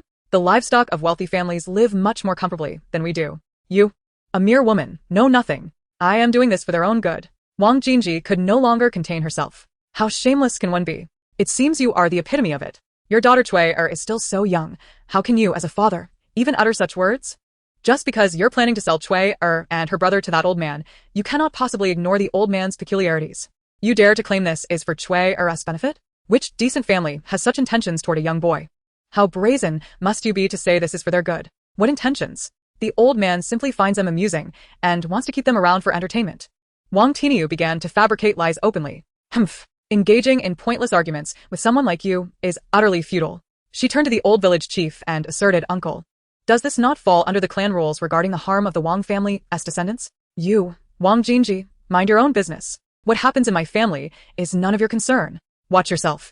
Today's matter does not involve you. Try touching my sister again, and I swear I'll make you regret it." She then turned and slapped Su Shi in a fit of rage. Su Shi, struck, could only cover her face and cry, unable to retaliate or utter a single word. Meanwhile, Cui and her brother huddled in Su Shi's embrace, trembling and crying. The sight of the three of them suggested that this was not the first time such violence had occurred. Otherwise, the children would not be so terrified. "Enough. Do you still regard me as your village chief?" The old village chief reprimanded. Yet, Wang Tiniu looked on with disdain. "I hit my wife. Uncle, are you overstepping your bounds? How many men in this village do not hit their wives?" With that, Wang Tiniu glared at her and delivered another resounding slap to Su Shi's face, exclaiming, "Women won't know their place until they are taught." With a crash, the old village chief slammed his palm on the table. "The Wang family absolutely does not permit the sale of children as if they were livestock. If it weren't for your father's recent passing and the absence of anyone to intervene, I would have already summoned the ancestral tablets to disown you." Wang Tiniu gasped. "You, uncle? You intend to expel me from the village? If the money were in hand, they wouldn't even need to chase me away. I would have left long ago. But now, having accepted a deposit, they are waiting for me to deliver the children. If I were to be expelled, How could I take the children with me? in that case, I would have to return the deposit, ending up empty-handed and driven out of Wangjiaba." The duck that was already in the pot had suddenly flown away. He glared fiercely at Wang Jinji. "Wicked woman. Just wait. This matter is not over." However, regarding Wang Jinji's involvement in his father's demise, he felt he deserved an explanation. As a son, he could not allow his father to leave without clarity. If he was to suffer, then he would drag Wang Laoshen's family down with him. On this side, Wang Jinji could clearly see the old village chief's predicament. Over the years, the old uncle had taken care of her family, and she regretted not considering his feelings when she brought up the matters of Wang Jiao and the widow Chen, fearing it might have hurt the old uncle's heart. At this moment, even if the old uncle were to find excuses to trouble her, she would accept it. After all, what happened last time was due to her lack of foresight. However, she could not allow her parents and brothers to suffer because of her. If it came to that, she would leave Wangjiaba with the children. Unreasonable. You once said that everything must be supported by evidence. If you have evidence that Jinji harmed your father, it wouldn't be as simple as expulsion from the village. I would have to send Jinji to face the authorities. If you have no evidence, then stop stirring up trouble. Wang Jinji was astonished. She could hardly believe the old village chief was still protecting her. In stark contrast, Wang Tiniu, with his swollen face and clenched jaw, seethed with indignation. "I just don't understand. Uncle, why are you so strict with us, yet so lenient with Wang Jinji? Surely there must be some hidden benefit you receive from her family." Chapter 54. Let us see where the retribution falls. Watching Wang Tiniu throwing a tantrum, Lin Taotao finally understood that he intended to stir the waters, dragging everyone down with him. Indeed, someone in the crowd shouted, "Exactly," followed by more voices echoing the sentiment. The old village chief sighed, disappointment filling his eyes as he shook his head at the crowd. "My son Jiao's imprisonment has nothing to do with Jinji. If it weren't for his own greed, would he have faced such a fate?" On the surface, it appears to be a matter instigated by Jin Ji, but in essence, it is a case of Jia Yao reaping the consequences of his own actions. Furthermore, the favoritism you speak of, rather than claiming I favor his family, it is more accurate to say that for many years I have favored all of you. Have you ever contemplated why, for over a decade, that barren land has consistently fallen into the hands of his family? Some murmur.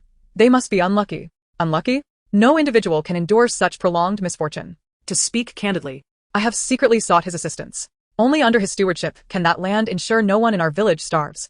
If not for this, why would he and his father have risked their lives for so many years? At this moment, silence enveloped the surroundings. Regardless of whose hands the land fell into, 2 years of famine would undoubtedly suffice to starve that household. Yet Wang Jianhe is different. He possesses the skill to thrive off the mountains. His family has more sons than theirs, and with his hunting prowess, they lead a better life. Thus, not only do I owe a favor to the family of the third son, but every member of our Wang family, one and all, owes a debt of gratitude to them. Especially you, Wang Tiniu. Back when your family had a piece of less than desirable land, did you not also suffer from hunger? Going days without food, nearly starving to death. If Jin Ji's father had not lent you grain, would you even be alive today? One must act with a sense of conscience. The family of the third son has made such significant sacrifices for us. What is wrong with me showing them a little more consideration in these minor matters? Having said this, if you still believe I am unjust in my dealings, let anyone among you who wishes to assume the position of village chief do so. In any case, I cannot act against my conscience. At that moment, the entire village fell silent. The atmosphere was so still that one could hear every breath. Wang Jinji felt the weight of the surrounding apologetic gazes, her heart aching like a pinprick. Those who have never hunted in the mountains cannot fathom how perilous it truly is. Moreover, the lack of wives for her brothers is likely intertwined with the situation. What foolishness possessed my father to acquiesce to such a ridiculous request? I too, and I. Voices erupted one after another. The old village chief's gaze softened with these words. It signified that the Wang clan still had hope, that it had not yet completely disbanded. However, Wang Tiniu was displeased. Human relationships are one matter, but human lives are another. In any case, my father's death requires an explanation from Wang Jinji. Without a moment's hesitation, Wang Dahe's fist flew towards Wang Tiniu. A yellow object shot from Wang Tiniu's mouth, landing on the ground amidst the gaze of all. Blood sprang over a meter away. Wang Tiniu covered his mouth, unable to suppress the tears that brimmed in his eyes. Heartless wretch. today. Even if it costs me my life, I will not allow you to defame my sister. Wang Dahu bellowed as he lunged to seize the knife from the old lady's hands. Brother, let us not stoop to his level. He knows better than anyone the deeds he has committed. If you truly harm him, it will be his own doing. Wang Jinji hurriedly restrained him. In his fury, Wang Dahu still yearned to charge forward, yet he feared injuring the little child in his arms. The Wang Erxiong brothers, sensing their elder brother's determination to fight, naturally intervened. The saying that one must pay with their life for taking a life is not merely a threat from the authorities. The old village chief also took action, calling upon several strong young men in the village to restrain the ever-volatile Wang Tiniu. Yet Wang Tiniu remained like a rabid dog, relentlessly provoking Wang Dahu. Wang Jinji recalled her daughter's heartfelt words from the morning. Wang Tiniu, do you believe that those who do evil will eventually face retribution? Did you not claim I was responsible for your father's death? Let us wager and see whether retribution befalls me or you, the unfilial son. As her words echoed, Wang Tiniu suddenly fell silent. He scanned the crowd, feeling as though he had been ensnared. Turning to glance at the corpse covered by the straw mat, he momentarily perceived it twitching, causing his heart to race. Chapter 55, the corpse sitting upright on the door panel. Shaking himself mentally, he scolded his own cowardice. While alive, the old man could do nothing to him. Now that he is dead, could he possibly consume him? Very well. You say so. Wang Jinji affirmed. Indeed I do. Jinji. Wang Tian called softly. It's nothing, mother. She cast a loud glare at Wang Tiniu, asserting, wrongs have a source, and debts have an owner. Only those who commit vile deeds fear the knock of a ghost at their door. As her words fell, she distinctly observed Wang Tiniu swallow hard, betraying his guilt. She turned to the now darkening sky. The time was just right. Gently placing the little bundle in the old lady's arms, she approached the corpse of Wang Tiniu's father. Kneeling thrice before it. Uncle, whoever has wronged you, let them bear the consequences. If you allow this ungrateful wretch to go unchecked, your grandchildren will suffer, because of him. As her words concluded, the straw mat was unexpectedly lifted by the wind. At that moment, the air around them became still as the straw mat soared into the air. The villagers, paralyzed in fear, held their breath, their eyes fixed on the corpse lying on the door panel. Meanwhile, Wang Tiniu, sitting nearby with his face covered, was the only one among them breathing rapidly. His chest heaved violently, as though his heart would leap from his body at any moment. He struggled to traverse what was originally a mere 5 steps. His knees trembled like sifted flour, clearly displaying his inner turmoil. Turning, he overheard whispers. Could it be true? As Jinji said, that the seventh uncle was indeed killed by brother Tinyu? Indeed. Just moments ago, when Jinji knelt and spoke those words, the mat flew up. It's quite uncanny. And did you see Tinyu's guilty expression just now? If the seventh uncle had truly taken his own life, why would he appear so frightened? Several individuals nodded in agreement. No, it was just a gust of wind. Wang Tinyu roared at them. What do you mean by that? Just as those speaking were about to clarify, a fierce gust of wind swept in from outside the courtyard, lifting the freshly placed straw mat once again.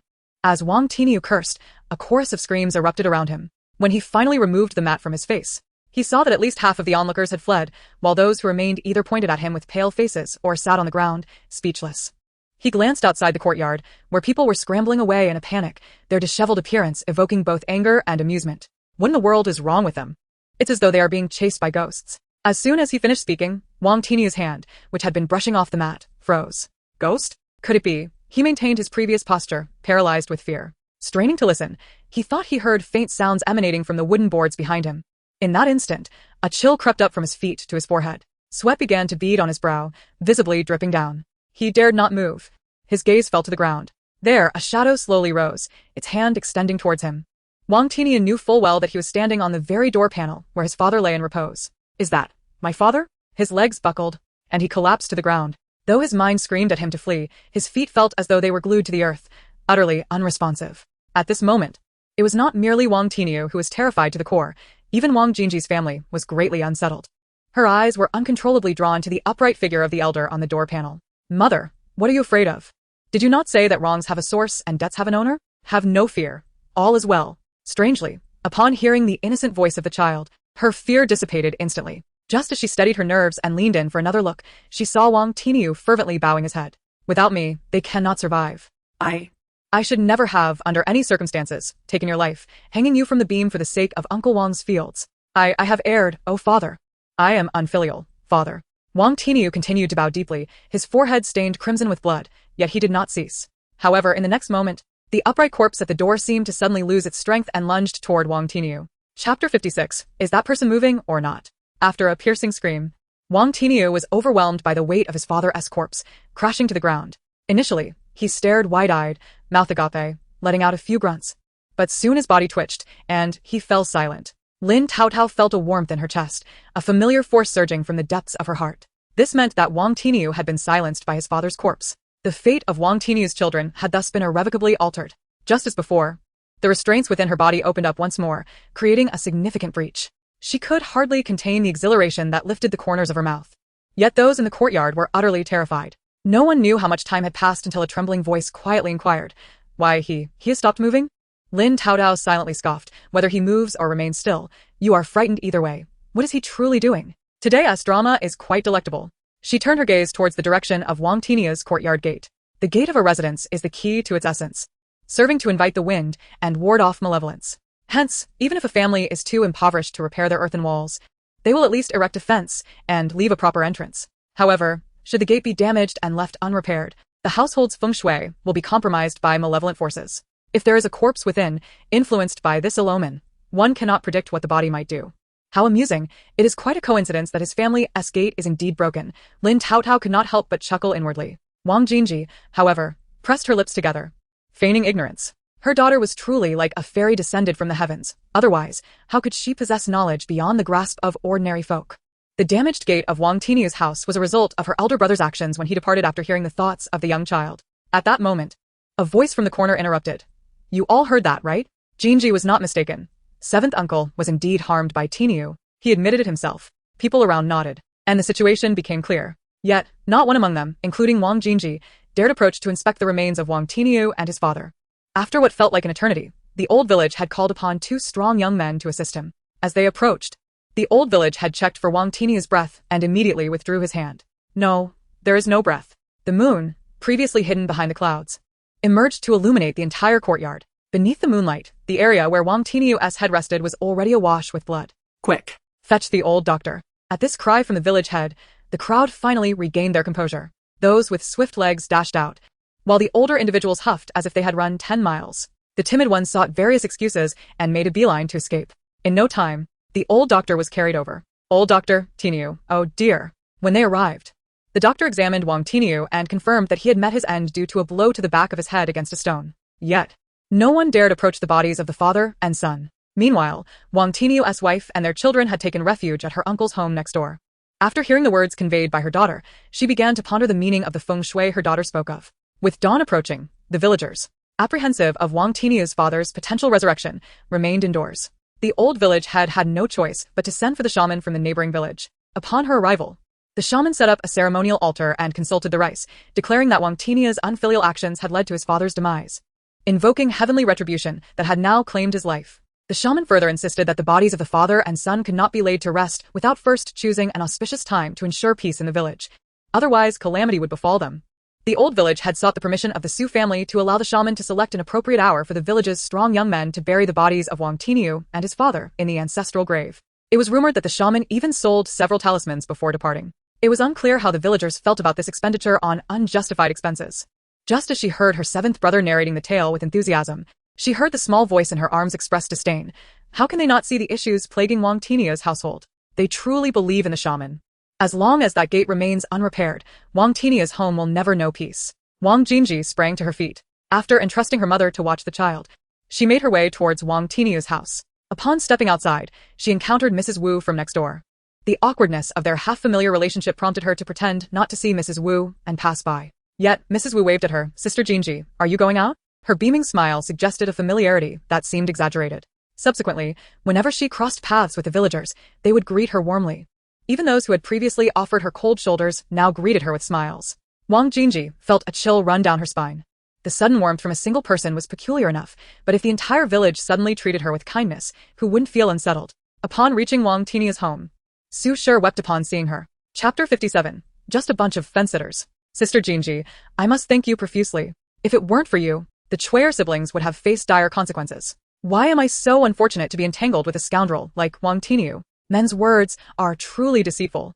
When he married me, he spoke so sweetly. Yet in the end, he turned his schemes toward his own children. He is truly despicable. She offered some comforting words and pointed toward the gate, saying, Yesterday, my brother was angered and broke your gate. We will come by later to repair it. Wang Jinji glanced at the two children in mourning clothes behind Su Shi. Sister Su has lost her husband, but still has her children. A home must retain its semblance of a family. It is best to repair the gate promptly. However, she hesitated to mention the words she had heard from her daughter. Unfortunately, matters surrounding widows tend to be fraught with complications. Otherwise, she would have simply called her brother to assist in the repairs. As her words fell, she noticed a subtle change in Su Shi's expression. She felt compelled to repeat her assurance before taking her leave. What Wang Jinji was unaware of was that as soon as she departed, Su Shi hurriedly set about repairing the gate. Su Shi focused intently on the work when a woman from next door emerged. The family matters are still unresolved. Why are you out here working the earth? Aunt. Sister Jinji asked me to fix the gate quickly. Could I ignore her? Su Shi replied without lifting her head. Indeed. Su Shi wiped the sweat from her brow. Aunt, could you lend a hand? The woman hurriedly came over to assist. Together, they exerted considerable effort before finally repairing the damaged gate. Sister-in-law. Do you think if that clever girl Jinji were to touch my sister-in-law's belly, she might truly bless me with a healthy grandson? That is uncertain. After all, a mouth that can speak for the deceased might just work. Just as Wang Jinji entered the door, she noticed several people seated in the courtyard. Even her father was outside, receiving guests, though his and her brother's expressions were not particularly pleasant. Upon seeing her, the women's smiles stretched wide, nearly reaching their ears. Come. Sit over here, dear. It has been many years since I have had a good look at you. Let me see you well. Oh, sister, come sit here. Wang Jinji was bewildered. Just prior, she had been a subject of hushed whispers among the villagers, yet now she was treated as a person of great regard. I want to check on my child first. She fabricated an excuse and retreated into the west room. As the door closed, she heard Chui's voice behind her. Mother, this is for you. She turned and was astonished to see Chui holding a sugar figurine the size of a thumb. The sugar figurine is crafted from maltose, a delicacy in itself. Despite its modest size, it commands a price of several copper coins. Who provided you with this confection? It was given to us by the person Auntie sent. My siblings and I decided to save it for our mother and sister. Wang Jinji furrowed her brow, took the sugar figurine, and carried her daughter from the Kong before leaving. Jinji, do you like this little sugar figurine? I must tell you, it was brought by my brother-in-law for your child. You see, my sister fell ill unexpectedly a few days ago, and hoped you might say a few kind words to help her recover. Wang Jinji was momentarily taken aback, but then heard the small voice in her arms say, These people are amusing. They once claimed that my mother was possessed by a demon and nearly shouted for her to be burned to prevent disaster. However, because of last night's saying that grievances have a source, they have come seeking us. To put it positively, it's called going with the flow. To put it negatively, They are mere fair-weather friends. Mother, do not be deceived by their smiling faces. Such people should not be closely associated with. Thankfully, her precious daughter could see through the hidden motives of these individuals. Chapter 58. This is simply too outrageous. Wang Jingji scrutinized the smiling woman before her, who, though she hadn't seen her for years, was still recognizable as her sister-in-law. Yao. My parents are kind-hearted and always share a little with everyone. Her sister-in-law, who had a knack for humor, had just come to her house asking for meat, pretending to be pitiful. Little did she know that the sister-in-law who often came to cry and feign poverty actually had a brother-in-law in the sugar figurine business. Yao's smile froze upon realizing that Wang Jingji was not inclined to be kind. After a moment, she frowned and said, "It's said that one should not strike a smiling face, yet Jingji, at your age, how do you still not understand the ways of the world? Spare yourself the trouble of trying to take advantage of my family. We also deserve a peaceful life." Yao turned her back and began to complain to the elders. Third aunt and uncle, how could such wonderful people raise a daughter so ignorant of propriety? Blood ties should help each other survive. If this were anyone else, our familial bond would surely be ruined because of her. But don't worry, I know Jingji is just in a bad mood and didn't mean to offend. After all, I am her sister-in-law. I can overlook it. However, regarding my sister's situation, what a formidable woman. While pretending to be magnanimous, she places the blame for damaging familial ties on the elders. She is clearly a petty person but acts as though she is generous. It's infuriating. Lin Taotao silently criticized, just as her mother burst into laughter. Marrying a man seems to have made her forget her own surname. What connection does a Yao have with our Wang family? When my father needed money for medical treatment, where was her concern for family then? You, Jingji. She pointed at her mother and hastily turned to the elders, saying, "Third aunt, look at what Jingji is saying. How could she speak so of me?" Yao pretended to wipe away tears, her exaggerated actions making Lin Taotao's cheeks puff with indignation. If not for her small stature, she would have rushed over to scratch the smug expression off Yao's face. The elder leisurely patted Yao on the shoulder and said to her mother, "Jingji, you really are something. You know your sister-in-law is deaf and blind, and yet you speak to her in such a roundabout way. How could she possibly understand?" Yao looked as though she had a duck egg lodged in her mouth, her eyes nearly popping out in disbelief. "What did you just say?" "I said you should leave my home immediately. Otherwise, I shall not treat you kindly." The elder seized Yao by the hair and dragged her toward the yard. Yao screamed like a slaughtered pig as she was pulled out. Lin Taotao couldn't help but clap her hands. To slap a despicable relative in the face, one must rely on the elder. This is simply too outrageous. She cheered internally. As soon as the words left her mouth, the aunts and uncles turned pale and rushed out the door. The woman in the lead was running so fast that her short legs seemed to blur. "From now on, if anyone dares to bother my parents again, I shall not hold back," her mother shouted, slamming the door shut. "No longer must they compromise for their sake. As you said, we shall live our own lives well." The elder gave a thumbs up. From that moment on, the Wang family courtyard finally enjoyed a peaceful existence. Even when her mother and uncles went up and down the mountains, no ill-intentioned individuals came to disturb them. A month passed, and the pit left by the removal of rotten flesh from her grandfather's leg had nearly healed. However, the fresh pink skin was marred by frighteningly distorted scars. "Are you afraid?" her grandfather asked, rubbing her head. Her third brother, Lin Xiaoxiu, mimicked their grandfather, patting her hair. She looked up and smiled sweetly. The little heart was heavy, yet she still had to amuse both the elder and the younger, which was quite exhausting. Chapter 59.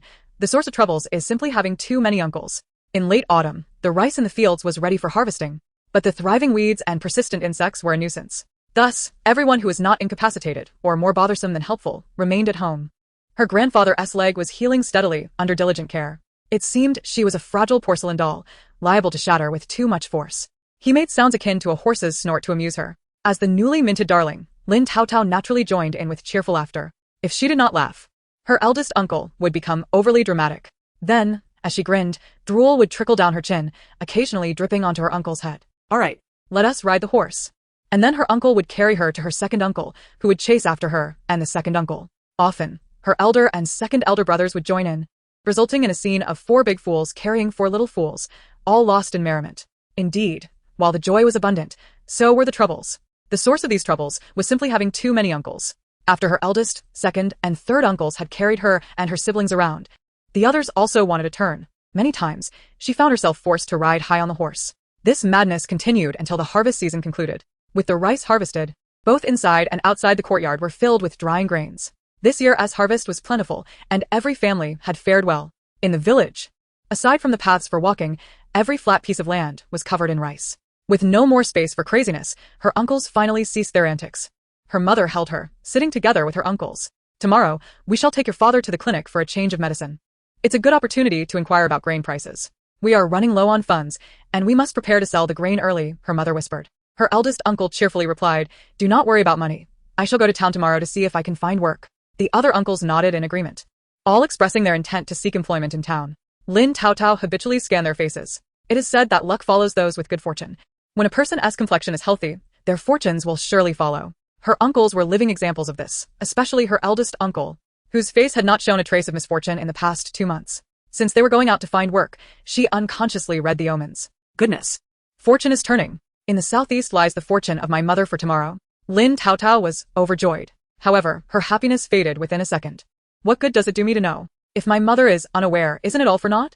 Yet, Wang Jinji, who had overheard the little girl's words, had already etched them into her memory. Early the next morning, Wang Jinji entrusted the 3 children to the care of the elderly matriarch, taking the money and carrying the most difficult-to-nurture infant with her brothers as they set off to the town in their horse-drawn carriage. Upon entering the town, she halted the carriage. Brother, please accompany father to the clinic first.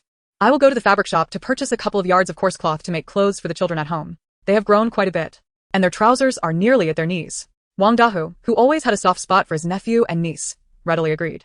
Watching the carriage disappear into the distance, Wang Jinji made her way to the most renowned fabric shop in town, recalling that it was conveniently located in the southeast. Upon entering, she was suddenly confronted with something that covered her face. What kind of shabby items are these? My esteemed lady nearly fainted after seeing them. If you, Manager Li, do not wish to do business with our Su family, you could have simply said so instead of bringing these rags to irritate us. Wang Jinji lifted the covering from her head, finally noticing a graceful young woman dressed in a fine fabric jacket adorned with floral ornaments, berating the shopkeeper. The item that had covered her was a brand new cloak, resplendent in color and a style she had never seen before. Miss, please do not be too upset. This cloak is indeed crafted by our best embroiderer at the embroidery workshop. If you look closely at the cranes on this cloak, you will find there are none better within a 10-mile radius. Wouldn't you agree? The shopkeeper wore a face of grievance. So, I am the one making things difficult for you? My lady has stated that this is not even a crane-patterned cloak. As the two continued to argue, Lin Taotao could only think of 5 words.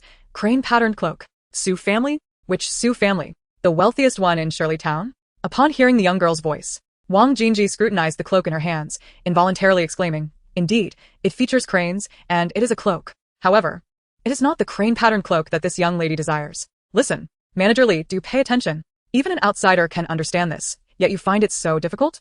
And you say I am making things difficult for you. I cannot help but feel you are merely brushing me off. With the Mid-Autumn Festival approaching, if Manager Su were to delay matters concerning my lady, your embroidery workshop might as well close its doors in Shirley Town.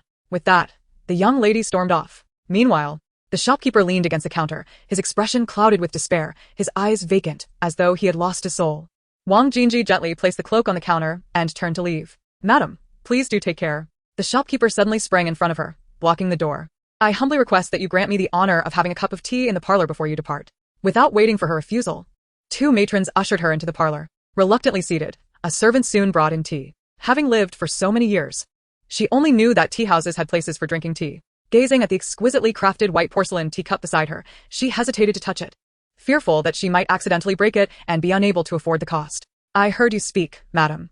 Are you skilled in embroidery? Or perhaps in weaving brocade? I know a little, she replied, lacking confidence. In recent days, her family had experienced peculiar dreams 5 days out of every week. In those dreams, she not only witnessed but also participated in the craft. Where do you earn your living, madam? The shopkeeper inquired. No, I do not work at a fabric shop. I have merely learned a thing or two from the elders at home. The shopkeeper's previously lifted corners of his mouth now drooped. Oh, dear. This is an excellent opportunity presented before my eyes. Lin Taotao felt a surge of excitement, silently cheering her on. Madam, I must ask, have you ever seen a crane-patterned cloak? Manager Li was resorting to desperate measures. I have seen it. The feather embroidery is quite lively. As she described it, the corners of the shopkeeper's mouth lifted all the way to his ears. Might you consider working for the embroidery workshop? As long as you can create a crane-patterned cloak that satisfies the Su family, you may request any monthly salary you desire. Observing the untouched tea bowl on the table, the shopkeeper immediately became vigilant. He scrutinized the mother and daughter before him. Despite their coarse linen clothes, his intuition told him they were not ordinary folk. After all, she could embroider something he had never seen before and could discern the quality of the tea merely by its fragrance. Such a woman could not possibly hail from a humble background. He promptly called for a servant. Fetch the finest tea utensils for our esteemed guest. Go. Bring me my jade tea bowl and brew the finest pre-arranged tea with pristine water. The servant swiftly retrieved the tea bowl, bending low as he passed by her. Wang Jinji had never witnessed such an elaborate display and nearly stood up to bow to the servant. Lin Taotao, perched on her shoulder, felt anxious and thought, "Mother, why are you so flustered? If we secure a job at the embroidery workshop, we won't have to rely on the heavens for sustenance anymore. But the shopkeeper, as you can see, I have such a young child. The rules of the embroidery workshop dictate that children of poor families aspire to become embroiderers from a young age. Thus, I have heard people speak of the regulations of the workshops in town since childhood. Regulations? Where do such rules come from? There are no regulations. No, no, no. As long as you are willing to remain at the embroidery workshop, you become part of its very essence." Wang Jinji could hardly believe her ears. "Shopkeeper, what I mean is, my daughter cannot be separated from me. Of course. How could such a young child be away from her mother? Fear not, madam. To facilitate your care for the child, I shall prepare a separate embroidery room just for you. Furthermore, to save time, I can also arrange for a matron to look after your child while attending to your needs, allowing you to focus entirely on crafting this crane pattern cloak." At that moment, Wang Jinji was left utterly speechless. Her precious daughter was truly remarkable. Having lived nearly half her life, Wang Jinji had never encountered such a fortuitous circumstance. After confirming several times that she could indeed work while keeping her child with her, she accepted the offer upon hearing her daughter's encouraging thoughts. However, at that moment, Manager Li appeared far more delighted than she. "Madam Wang, let us first sign the contract, and I shall immediately seek a capable matron. Just wait for your arrival tomorrow to commence work." Previously, Wang Jinji was unable to write, but since she began studying with a teacher invited by her ancestors every evening, she had learned some characters alongside her son. After carefully reviewing the contract written by Manager Li, she inscribed her name, Wang Jinji, and pressed her thumbprint beside it. With a beaming face, Manager Li placed a handful of coins on the table, politely stating, "Madam Wang, please accept this 500 coins as an advance. When you come to work tomorrow, I will pay you for half a month's wages. The remaining half will be settled at the month's end." Before she could respond, Manager Li inquired about the materials needed for crafting the crane pattern cloak. Wang Jinji listed everything required, and Manager Li took meticulous notes. In the meantime, he continuously inquired, "Madam, how do you find my new tea? If it does not suit your taste, I shall prepare even finer tea for you tomorrow." Out of courtesy, Wang Jinji lifted the tea bowl. As she uncovered it, an invigorating aroma wafted into the air. Madam would wash it clean and allow it to dry, then finely roast it in a clay pot. After completing the product, she would keep a small portion at home while selling or trading the rest in town. Once she finished her tasks, she thanked him politely and proceeded to the front hall to select fabric. Coarse cloth is predominantly purchased by the impoverished, with its palette limited to monotonous shades of dark gray, black, and white. The prospect of vibrant patterns adorning such fabric is utterly implausible. Naturally, the price reflects its status as one of the more economical textiles available. Consequently, the fabric shop does not showcase it upon wooden racks but rather stacks it neatly in a corner. She contemplated making garments for her daughter and selected a piece of gray cloth. However, upon holding it, she heard a small voice from behind her exclaiming, "This gray looks far too drab." She then chose a piece of black. This color resembles something unearthed from the earth after many years. Black is simply too daunting. As she felt the weight of a copper coin in her pocket and surveyed her surroundings, the little one exclaimed, "That dark green cloth is so elegant. It would surely look splendid on my brothers." She glanced over and spotted the delicate green cotton fabric on the counter. That deep blue one would suit Mother's complexion perfectly. Mother possesses a rather fine appearance. Why does she choose to dress like a woman of 60 or 70? If she were to adorn herself properly, how could that scoundrel father dare to claim he resembles Panon? Watching her daughter praise her, she couldn't help but smile, her eyes bright with mirth. Ultimately, she shook her head, deciding against it. The notion of beauty has never applied to those of their station. Wealthy families, even if of ordinary appearance, can elevate themselves with a little effort, blossoming like a lotus. Yet for families like hers, merely securing enough to eat is a challenge. There is little time or money to squander on the vanity of appearances.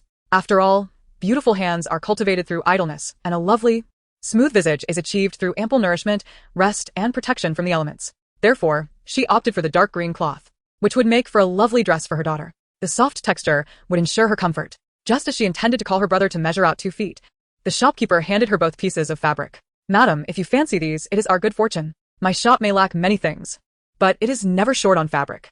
If you find anything else to your liking, I shall have it all wrapped up and delivered to your residence." With that, he indeed summoned a clerk. Wang Jinji, startled, turned swiftly and exited the fabric shop. "Thank you, shopkeeper, but I shall not take this fabric." With that, she left in haste. "Madam, Wang madam." By the time the shopkeeper reached the entrance, she was already out of sight.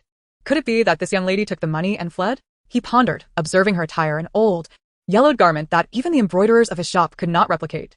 The shopkeeper gazed out at the bustling street, a grin spreading across his face, devoid of any suspicion. "What do you know, boy? With those tiny eyes of yours, how many people have you encountered?" If she had truly heeded my words and taken as much as she could, more likely than not, she would be a mere opportunist. If that were the case, I wouldn't have let her walk away with even 500 coins. It seems this lady is someone of great potential. You, my boy, are nowhere near her caliber. Chapter 62. Such delectable delicacies. Once the shopkeeper retreated to the back, the clerk stood in a state of bewilderment. Time and again he raised the stakes, gradually dismantling the other defenses. If the individual were indeed a swindler, they would surely succumb to greed. Conversely, a person of integrity would understand the value of honest earnings. Truly, the nuances of discerning character are beyond my grasp. It is exceedingly difficult. Meanwhile, Wang Jinji rushed out of the fabric shop and cast a glance down the street corner. Just moments ago, while conversing with the shopkeeper, she distinctly noticed someone observing her. Yet now, the area was devoid of any presence. Perhaps she had misjudged. Without further thought, she proceeded down the street toward the medical clinic. Along the way, her daughter's enthusiastic thoughts continuously echoed in her ears. Wow. Wontons, wontons. Candied hawthorn, buns, such large buns. Pancakes, the aroma of fried pancakes. The little one's exclamations persisted, causing Wang Jinji's head to buzz. Yet she committed every word to memory, planning to indulge her daughter in these delights when she was older. Such a delightful little fairy must surely be a maiden serving the kitchen god. Nevertheless, she purchased 4 skewers of candied hawthorn, pulling off a small piece of sugar coating to place in her daughter's mouth. Watching the little one savor the sweetness brought her immense joy. Upon arriving at the clinic, she heard her father's hearty laughter. It was noteworthy that he had visited the clinic numerous times in recent days. What could be the cause of such merriment today? Upon entering, she saw her father seated across from an elderly man, both dressed in long robes, engaged in animated conversation. Jinji is here. Come and meet your Uncle Joe. Uncle Joe? Which Uncle Joe? As she approached, the elderly man regarded her with the familiarity of a family elder, stroking his graying beard as he scrutinized her. Who would have thought? When our family moved from the village, you were just a little one. In the blink of an eye, you have blossomed into this young lady. Yet, your brows and eyes are just as they were in childhood. What are you dawdling for? Call him uncle. Her father urged. You used to chase after his son, Sanbao, and he would call you Mother Nightshade. You would chase him all over Wangjiaba. Wang Jianghe chuckled as he reminisced. At the mention, Wang Jinji recalled the name, but found her memories hazy and distant. Out of respect for her father, she softly called, Uncle. Ah, perfect timing. In 3 days, we will be hosting a banquet. Your family must come to celebrate with us. It has been years since we last met, and it would be splendid to catch up. Ah, wonderful. Wonderful. The 2 elderly men resumed their nostalgic banter. She chose not to interject, instead turning to the counter to inquire about her father's health. Upon learning from the doctor that her father would have no issues walking in the future, her heart finally settled. Once home, Wang Jinji gathered her family and shared that she had found work at the embroidery shop. Really? Wang Tianxi's eyes brightened with joy. Yet within a moment, her smile faltered. Jinji, but what if the skills you learned in your dreams are unreliable? If you were to fail in your duties, it would cause trouble for that shopkeeper Li. Do not worry, mother. Although it was a dream, it felt exceptionally real. Even the initial pricks of the needle were frighteningly vivid. Very well, then let us give it a try. But should you find it challenging tomorrow, be sure to sincerely apologize and not disrupt their important work. Rest assured, I understand this principle. Our daughter has truly grown up, becoming sensible and mature. Following this, Wang Jianghe joyfully shared the upcoming banquet news with Wang Tianxi. Upon mentioning Wang Sanbao's family, both parents were filled with delight.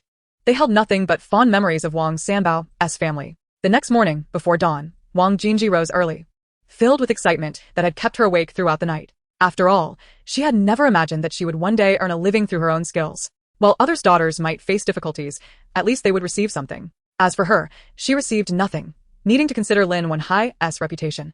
Taking money from her family to support her in-laws while publicly claiming that it was household funds provided by Lin Wenhai.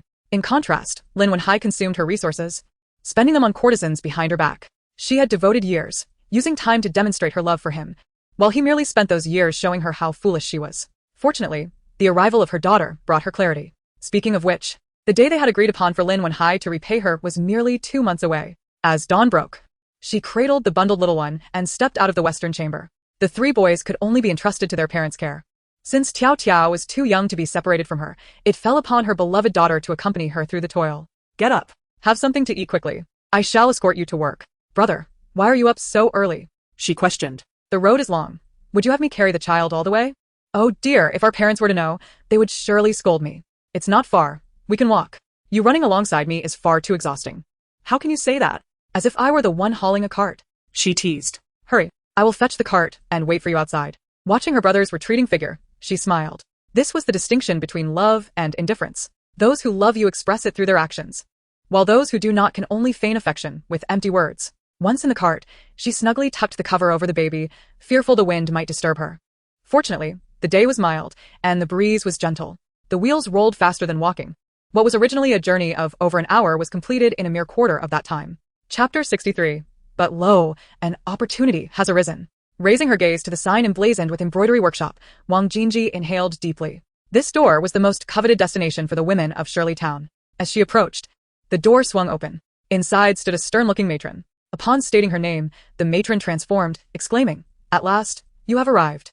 I have been waiting for you. Quickly, come inside." Following the matron, she was regaled with tales of the workshop's rules and routines without omission. After navigating a few turns, she was led to a secluded corner, markedly different from the spacious, main area filled with large rooms accessed by a single entrance. The room before her was much smaller. The matron pushed the door open to reveal another woman of similar age. "Wang Jinji has arrived. Oh dear, you must be weary from carrying the girl. Come. Allow me to hold her." Wang Jinji did not hesitate, handing over the still sleeping bundle. Carrying the child made it challenging to work effectively. After delivering her, the matron departed. Unable to resist, Wang Jinji began to caress the items before her, having only touched them in dreams before. Yet the tactile sensation was indistinguishable from her memories. Without lingering too long, she settled down to her task. Occasionally, she would glance at the matron beside her and the baby in the cradle. Satisfied all was well, she returned her focus to the needlework at hand. Before dusk, Manager Li paid a visit. True to his word from the previous day, he generously handed her half a month's wages. "This is the agreed-upon 2 taels. Rest assured and work diligently here. At the end of the month, I will have Luma deliver the remaining wages to you." Wang Jinji was overjoyed.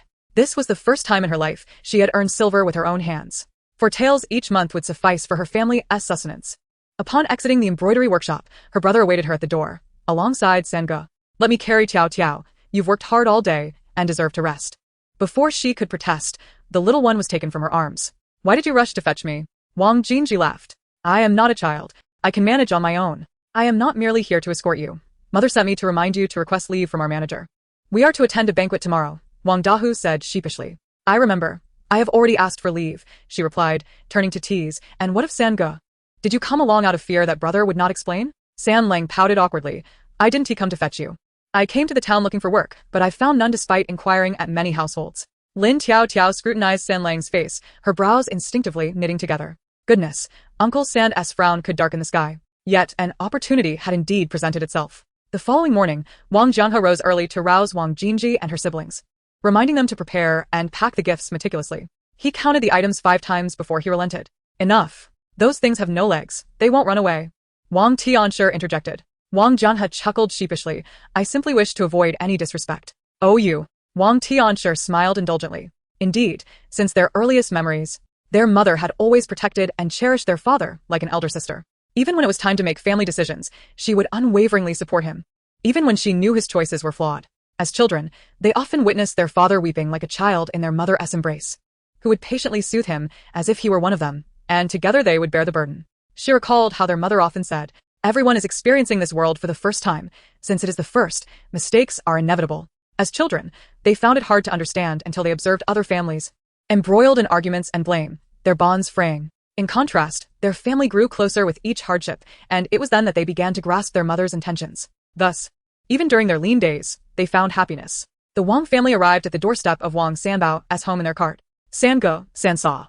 We have long awaited your arrival." Wang Laojiu greeted in a gray robe. "It has been some time. You have all grown. We have aged."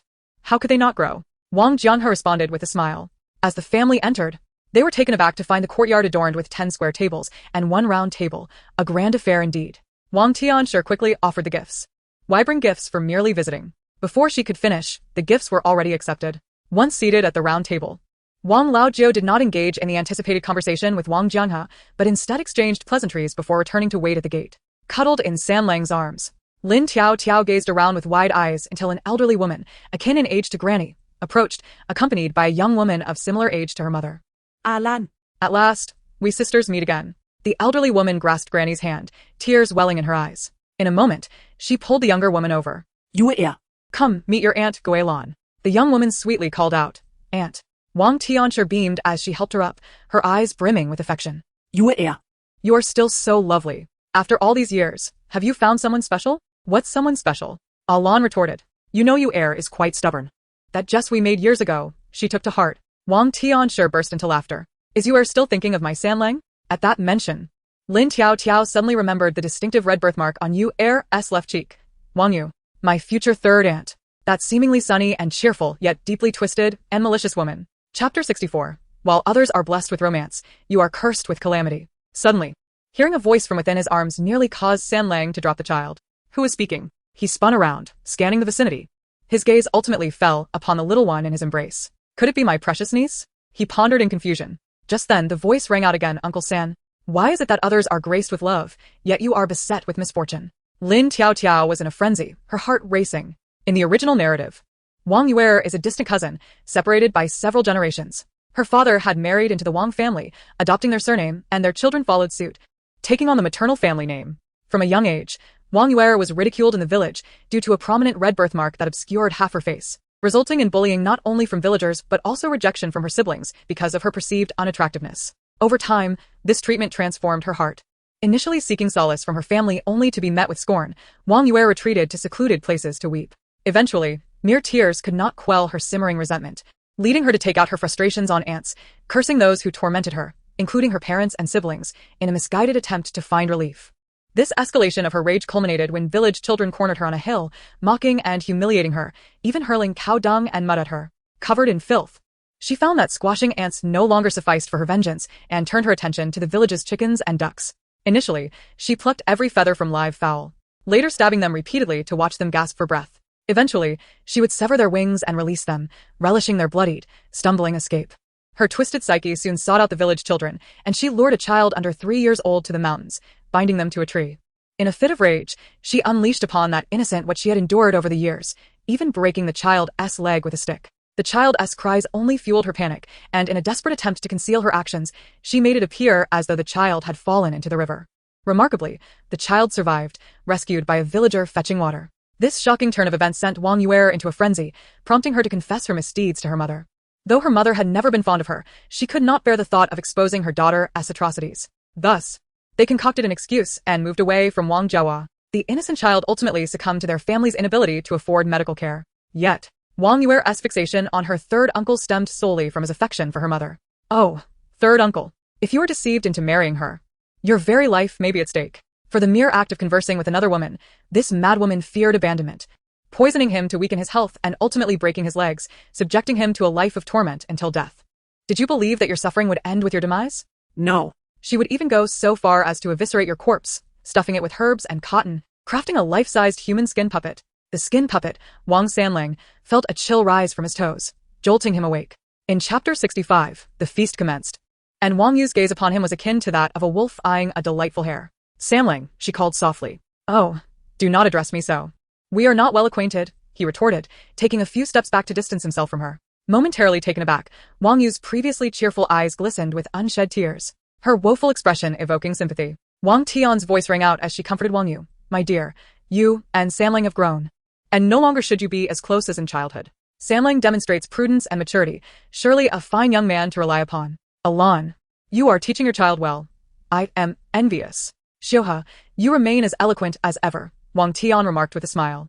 Wang Xiuhe seized the moment to invite her in, pouring wine as she spoke. You must stay here tonight and share your wisdom on raising sons. With laughter and chatter, Wang Xiuhe welcomed Wang Tian and her husband to sit. Meanwhile, Wang Jinjue and her siblings were guided to another table. The gathering grew lively as guests arrived, filling the courtyard with chatter. As customary, the host raised a glass to express gratitude, followed by the sounds of drums and music, signaling the time for guests to indulge.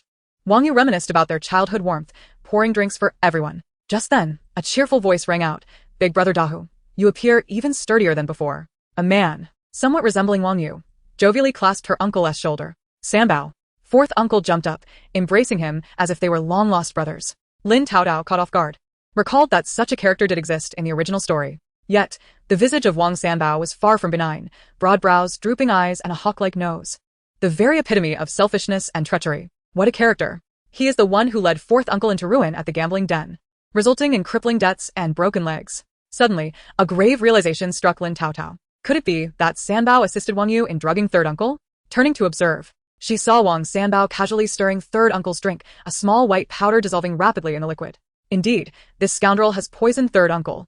This means that he and Wang Yu orchestrated this banquet to ensure her marriage to him from the very beginning. Wang Sanling reached out to accept the bowl of wine, his hand freezing midair as disbelief washed over his face. After a moment, he inhaled deeply, placing the child he held into the arms of his second brother. He then jovially accepted the bowl of wine from Wang Sanbao, raising it before the crowd and downing it in one swift motion. Excellent. Sanling remains as forthright as ever. Let me drink in your honor. Wang Sanbao beamed, finishing his own drink in one gulp. Watching her table of naive companions, Lin Taotao felt a surge of anxiety. She had envisioned a plan where third uncle would take the bowl, and she would spill it, crying out in distress to alter his fate. But now, the wine was consumed, the poison ingested, and everything proceeded according to the script laid out by fate. As she pondered how to reverse this course, she watched as third uncle staggered to his feet. I feel dizzy, he murmured, his arms cradling his head. Wang Sanbao, his face flushed, rushed to support him. It's my fault. I should not have let you drink so quickly. Come, I'll help you rest at the back. Just as the eldest uncle stood to intervene, Wang Yu interjected, Do not worry, big brother Dahu. My brother's room is unoccupied. Let Sanling rest there for a while. Before the eldest uncle could voice his concerns, Wang Sanbao had already whisked third uncle away. In the blink of an eye, he was gone from sight. Meanwhile, Wang Sanbao departed, and Wang Yu resumed her role in enlivening the atmosphere. Their synchrony was remarkable, as if they had rehearsed this scene countless times before. They assured everyone that the inner courtyard was secure and no outsiders could intrude, allowing their mother and uncles to relax. As the festivities continued, Wang Sanbao rejoined, and the ambience grew increasingly raucous. Amidst the clinking of glasses and shared toasts, the wine jar on the table neared empty. Quickly, hurry, and bring more wine, Wang Sanbao commanded. As Wang Yuer engaged in cheerful conversation with her mother, she abruptly excused herself, prompting her mother to cast a few worried glances towards her departing figure.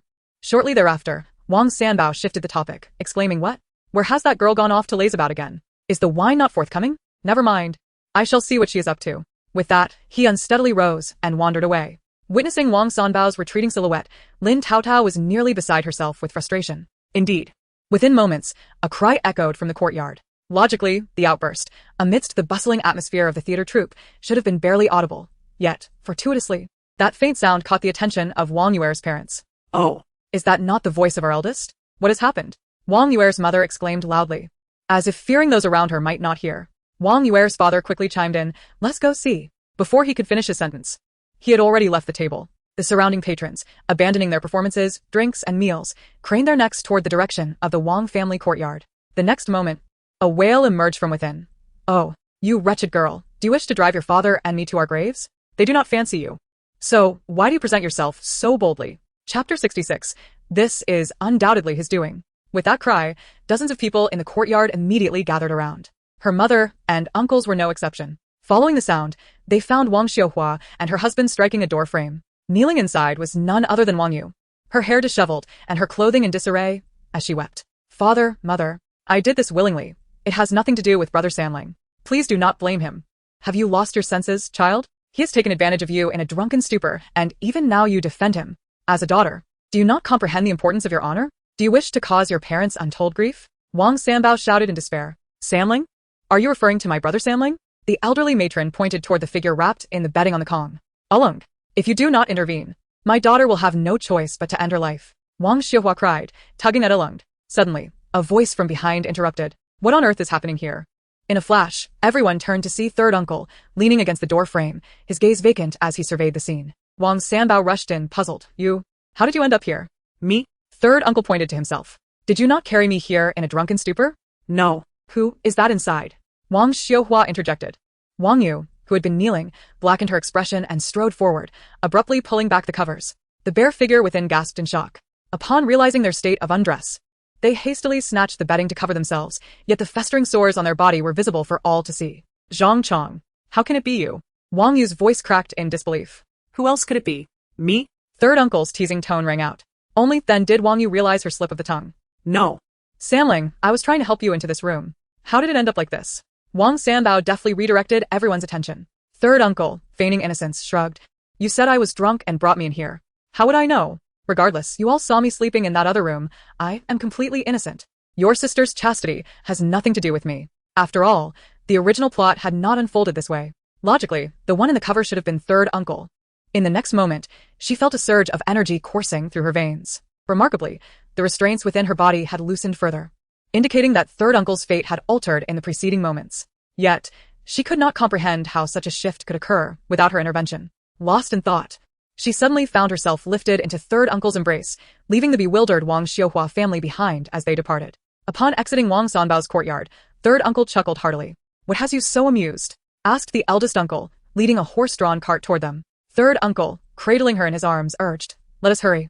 For if too many gather, this narrow alley will be difficult to navigate." Nearing the city gate, their mother inquired, "Third brother, was that person in the bed you're doing?" Oh. "Little sister, do not speak so carelessly. I truly was intoxicated. I cannot recall how I ended up in his courtyard." As he spoke, third uncle pointed to his face. "I still have a splitting headache. I'm quite woozy. It seems I have not yet sobered up." Second uncle Wang Erxiong rolled his eyes at third uncle. "You've never been this drunk before. How many bowls have you had today?" Drinking is all about the mood. When the mood is different, the state is naturally different. Isn't that right, Taotao? In that moment, she alone noticed the unmistakable smile tugging at third uncle's lips.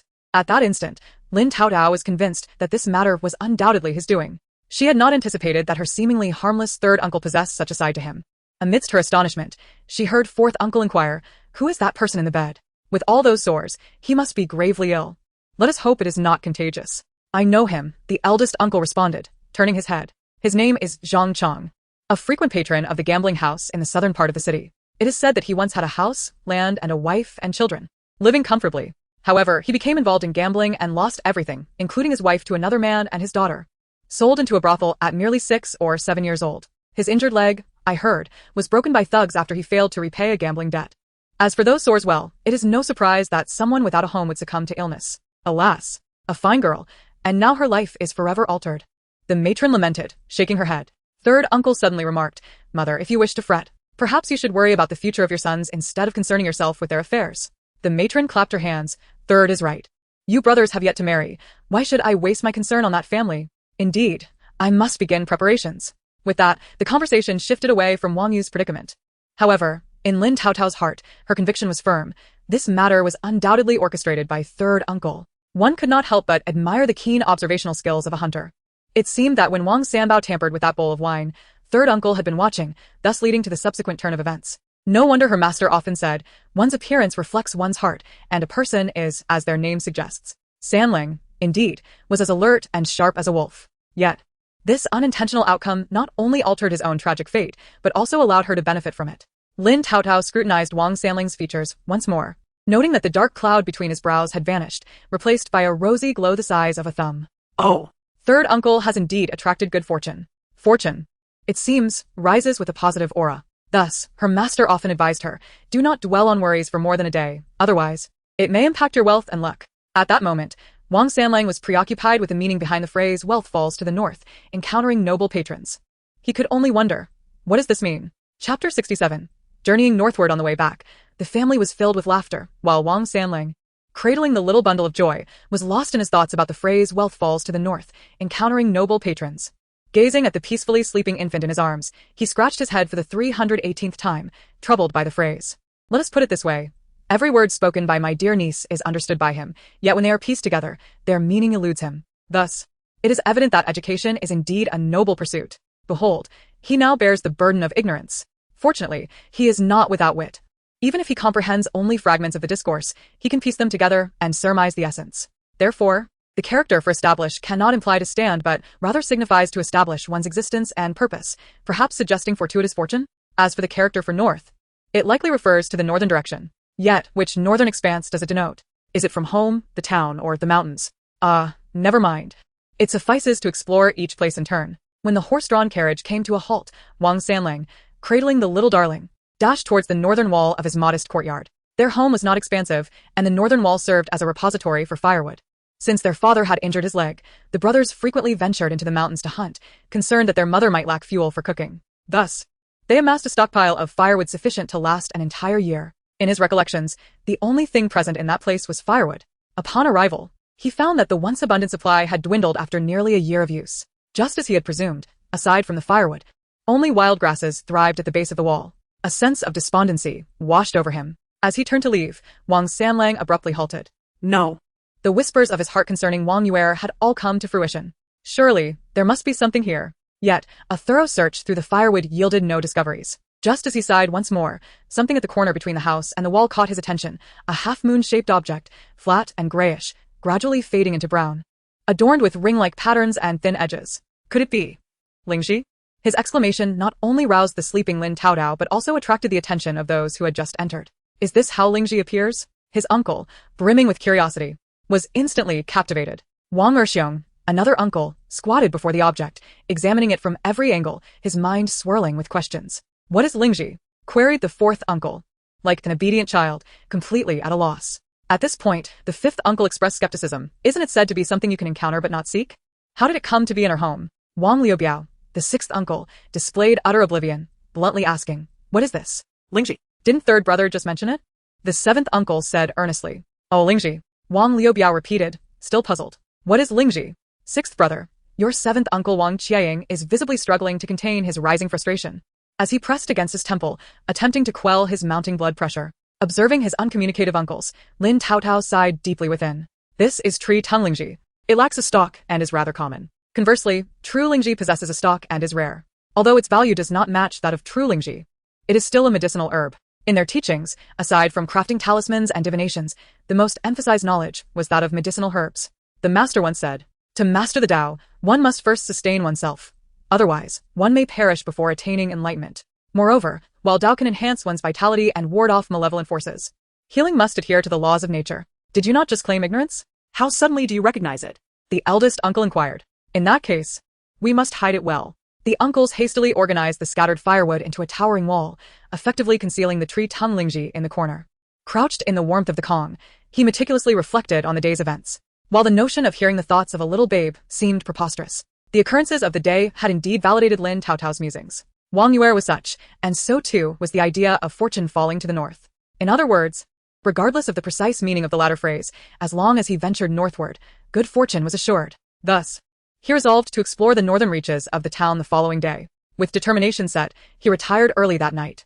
On the morrow, Wang Samling rose with the dawn. Under the pretext of selling Lingxi, he accompanied Wang Dahu to the town, where he sent Wang Jinji off to work. After bidding farewell, he handed his brother the bundle containing the Lingxi. 3. Did you not say you intended to sell it? Why give it to me? Wang Dahu questioned, perplexed. Without waiting for a response, Wang Sanlang darted away, heading towards the northern direction mentioned by his beloved niece. The northern part of the town was indeed noteworthy, inhabited by families of considerable means. However, as dawn had yet to break, all the residences remained shuttered. Occasionally, faint sounds of servants sweeping could be heard from behind tall gates. He journeyed northward without encountering a single passerby. Repeating the phrase about encountering noble benefactors from the little darling's thoughts, he strained his mind to decipher its meaning. After considerable pondering, he grasped only fragments of understanding. Yes, encountering noble benefactors, regardless of who they may be, one must first meet them. It was too early. He would wait a while before wandering further. As he mused, he spotted a large stone pedestal, nearly human height, at the base of a wall ahead. Perfect, he thought, a place to rest for a moment. The previous night's rain had rendered the path muddy, and aside from the pedestal, there was no other suitable place to sit. He settled down, gazing upwards at the misty sky, where a faint glow began to blush the horizon. It seemed the sun was about to rise. Suddenly, a heavy object fell from above, crashing onto his neck, sending him sprawling from the pedestal into the mud. Goodness, how could someone be here? A strange voice echoed above him, and as the weight pressing down on him lifted, he managed to raise his head from the muck. Wiping the sludge from his face, he beheld a figure standing before him, clad in azure boots and a brocade robe adorned with a jade pendant. A black belt inlaid with jade and intricately embroidered cuffs framed his exquisite features, which appeared remarkably youthful. Yet this individual, with a striking visage, was clearly up to no good. Who in their right mind would scale walls to intrude? Before he could utter a word, a fragrant hand swiftly covered his mouth. Sure. In the next instant, he was pulled away towards the alley. When they finally halted, he found himself at the entrance of a gambling den. I apologize for any offense caused earlier. Did I injure you in any way? The man spoke courteously, yet he did not spare Wang Samlang a single glance. In Wang Samlang's eyes, this was nothing short of disdain, a lack of respect. The more he contemplated, the more his fists clenched unconsciously in anger. Indeed, it seems I was rash. As Wang Samlang raised his hand, he was unexpectedly met with a cold sensation. Looking down, he was momentarily blinded by a gleaming light. Goodness! Was that silver? 3 small silver coins lay in the palm of his hand. The indignation that had once simmered within him evaporated in an instant. In truth, he was at a loss for how to respond to this unexpected turn of events. After all, he had never encountered anyone who would hurl silver at him over a mere disagreement. This was no enemy. He was practically a benefactor. How about this? You accompany me inside, and upon my winnings, I shall repay you handsomely. Before he could finish, the benefactor lifted the curtain to the gambling den, denying him the opportunity to speak further. Inside, there were not many patrons, perhaps 20 or 30. None of those gambling turned their heads. Yet the workers and ruffians within cast them unfriendly glances. Yet, in the next moment, their expressions transformed as if performing a play. Particularly, the gambling den staff greeted them with a smile so ingratiating it bordered on sycophantic. With a slightly hunched back, rubbing his hands together, he approached with small, hurried steps. Cheerfully greeting, "Good morning, young Master Qin. What would you like to play with today? I shall prepare everything right away." As his words fell, the attendant glanced at him. You must be the young master's new attendant who slipped out this morning, right? No worries. I'll have someone fetch hot water for you to bathe and change." Without waiting for a reply, the attendant called over two others, who half pulled, half dragged him to the back room. "No, you, what are you doing?" He stammered, but they only laughed. "Surely you are the new attendant serving young Master Qin? Your master is the local deity of wealth. You are but his humble servant. If you need anything, don't hesitate to ask. If you want the moon from the sky, we'll at least fetch you its reflection from the water." "Indeed. Come now. Is the water warm enough? Do let us know if it's too hot or too cold. We wouldn't mind." The two attendants bantered on, leaving him no chance to interject. By the time they paused, he found himself half pushed into a large wooden tub, which was far more spacious than any pot at home. One attendant poured water over his head while the other gently supported him, pressing down lightly on his crown. Suddenly, a wave of comfort coursed through him, sending shivers down his spine. Wang Sanling, who had never experienced such ethereal bliss, found himself drifting into unconsciousness, only to awaken when the sound of splashing water jolted him awake. The noise ceased abruptly, replaced by a loud slap that startled him fully awake. "I apologize for disturbing your rest," the attendant exclaimed, his own face swollen from a self-inflicted hit. "It's fine. How long have I been here?" Wang Sanlang hurriedly rose to grab his clothes. He had come, as instructed by his precious escape plan, to await his esteemed guest. He had lingered too long. He must not delay any further. "Do not rush, your master is still occupied." "Here, your clothes," the attendant said, handing him a garment. "But this isn't mine. Your own was soiled. As per young master's orders, it has been discarded. In other words, if he didn't wear this outfit, he would be left in the nude." Once dressed, the attendant presented him with 3 small silver ingots. Wang Sanling frowned but accepted them, following the attendant into the main hall of the gambling den. Upon entering, he saw a man slumped over the table, motionless. Approaching, he recognized young Master Qin, who resembled a sulking bride, tears streaming down his face in sheer despair. "Lost again, I see," Wang Sanling mused, realizing why people referred to this lad as the local deity of wealth, one who would risk injury to deliver silver to others. "Please, young Master Qin, spare us. We wouldn't dare lend you money. If Lord Qin finds out, our small town would be in ruins." Wang Sanling had intended to greet and leave, but upon noticing Qin's indifference, he turned to depart, only to be firmly grasped by the arm. "Could you lend me those 3 silver coins?" Glancing at his own attire, Wang Sanling reluctantly produced 2 small silver ingots. "You've made me wear this. I can't let my previous losses be in vain. Here's 2 coins and we'll consider it settled." At once, the man transitioned from tears to laughter, yet he refused to release his grip. "My friend, don't go. Once I win this round, I'll return the silver." "No need to return. It's yours." Wang Sanling exclaimed loudly. "That's not acceptable. Even brothers must keep accounts clear." Wang Sanling thought, is this fellow mad? With a firm grip, the man turned and slammed the 2 silver coins onto the gambling table. Wang Sanling, exasperated, covered his eyes, realizing that this man was indeed quite unwell. Chapter 69. This world has become utterly unrecognizable to him. Bet high, win high, bet low. Win low, commit to your wagers. As the shouts echoed around him, the spectators hurriedly pulled out their entire fortunes to place on the table. Wang Sanling could only stare in disbelief at the bizarre spectacle. "So, you all look down on me, Qin Wei? Today, I shall show you my prowess." Such a fine young man, reduced to this madness over a few marked wooden blocks. Wang Sanling felt a pang of pity for this young Master Qin. Struggling to break free proved futile, he resigned himself to waiting for the conclusion of this gambling affair. The cacophony of cheers and shouts filled the air, everyone eagerly anticipating the outcome. The attendant, shaking the wooden blocks, set the bowl down on the table, and silence fell instantly.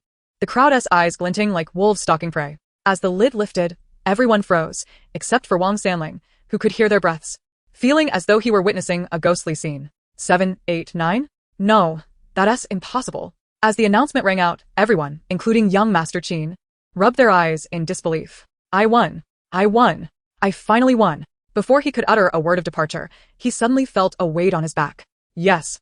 It was Qin Wei, laughing heartily.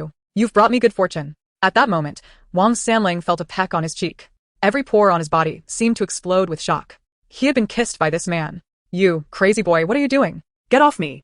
Without waiting for Qin Wei to respond, Wang Sanling yanked him off and tossed him aside, ready to leave. But as he lifted his foot, He found it ensnared by 2 hands. don't go. Those hands belonged to Qin Wei. Wang Sanling, unable to tolerate any longer, tried to shake off the persistent Qin Wei, but to no avail. Let go. I have matters to attend to. He gritted through clenched teeth. Qin Wei, still cheerful, asked, What matters?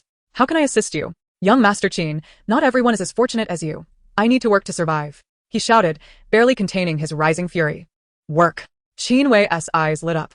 I'll hire you. Wang Sanling kicked his legs wildly. Hire me for what? I have no time to indulge a wealthy young master. Just think of it as earning money. I'll pay you. Name your price. We're not selling ourselves. He roared. Anything goes. Name your price, I'll pay, and your time will belong to me. Qin Wei clung to Wang Sanling's leg like a monkey. Why would I want to be your mascot?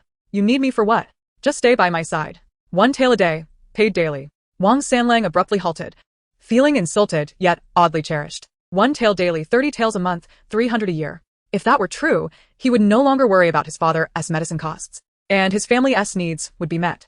His brothers wouldn't have to risk their lives hunting, and his younger sister wouldn't have to toil in the embroidery house. The children at home could wear fine clothes and indulge in sweets. I swear, if what I say today is false, let lightning strike me, Qin Wei declared as he moved, directly grabbing a small silver piece from the table and placing it in Wang Sanling's hand. This is your payment for today. You belong to me now.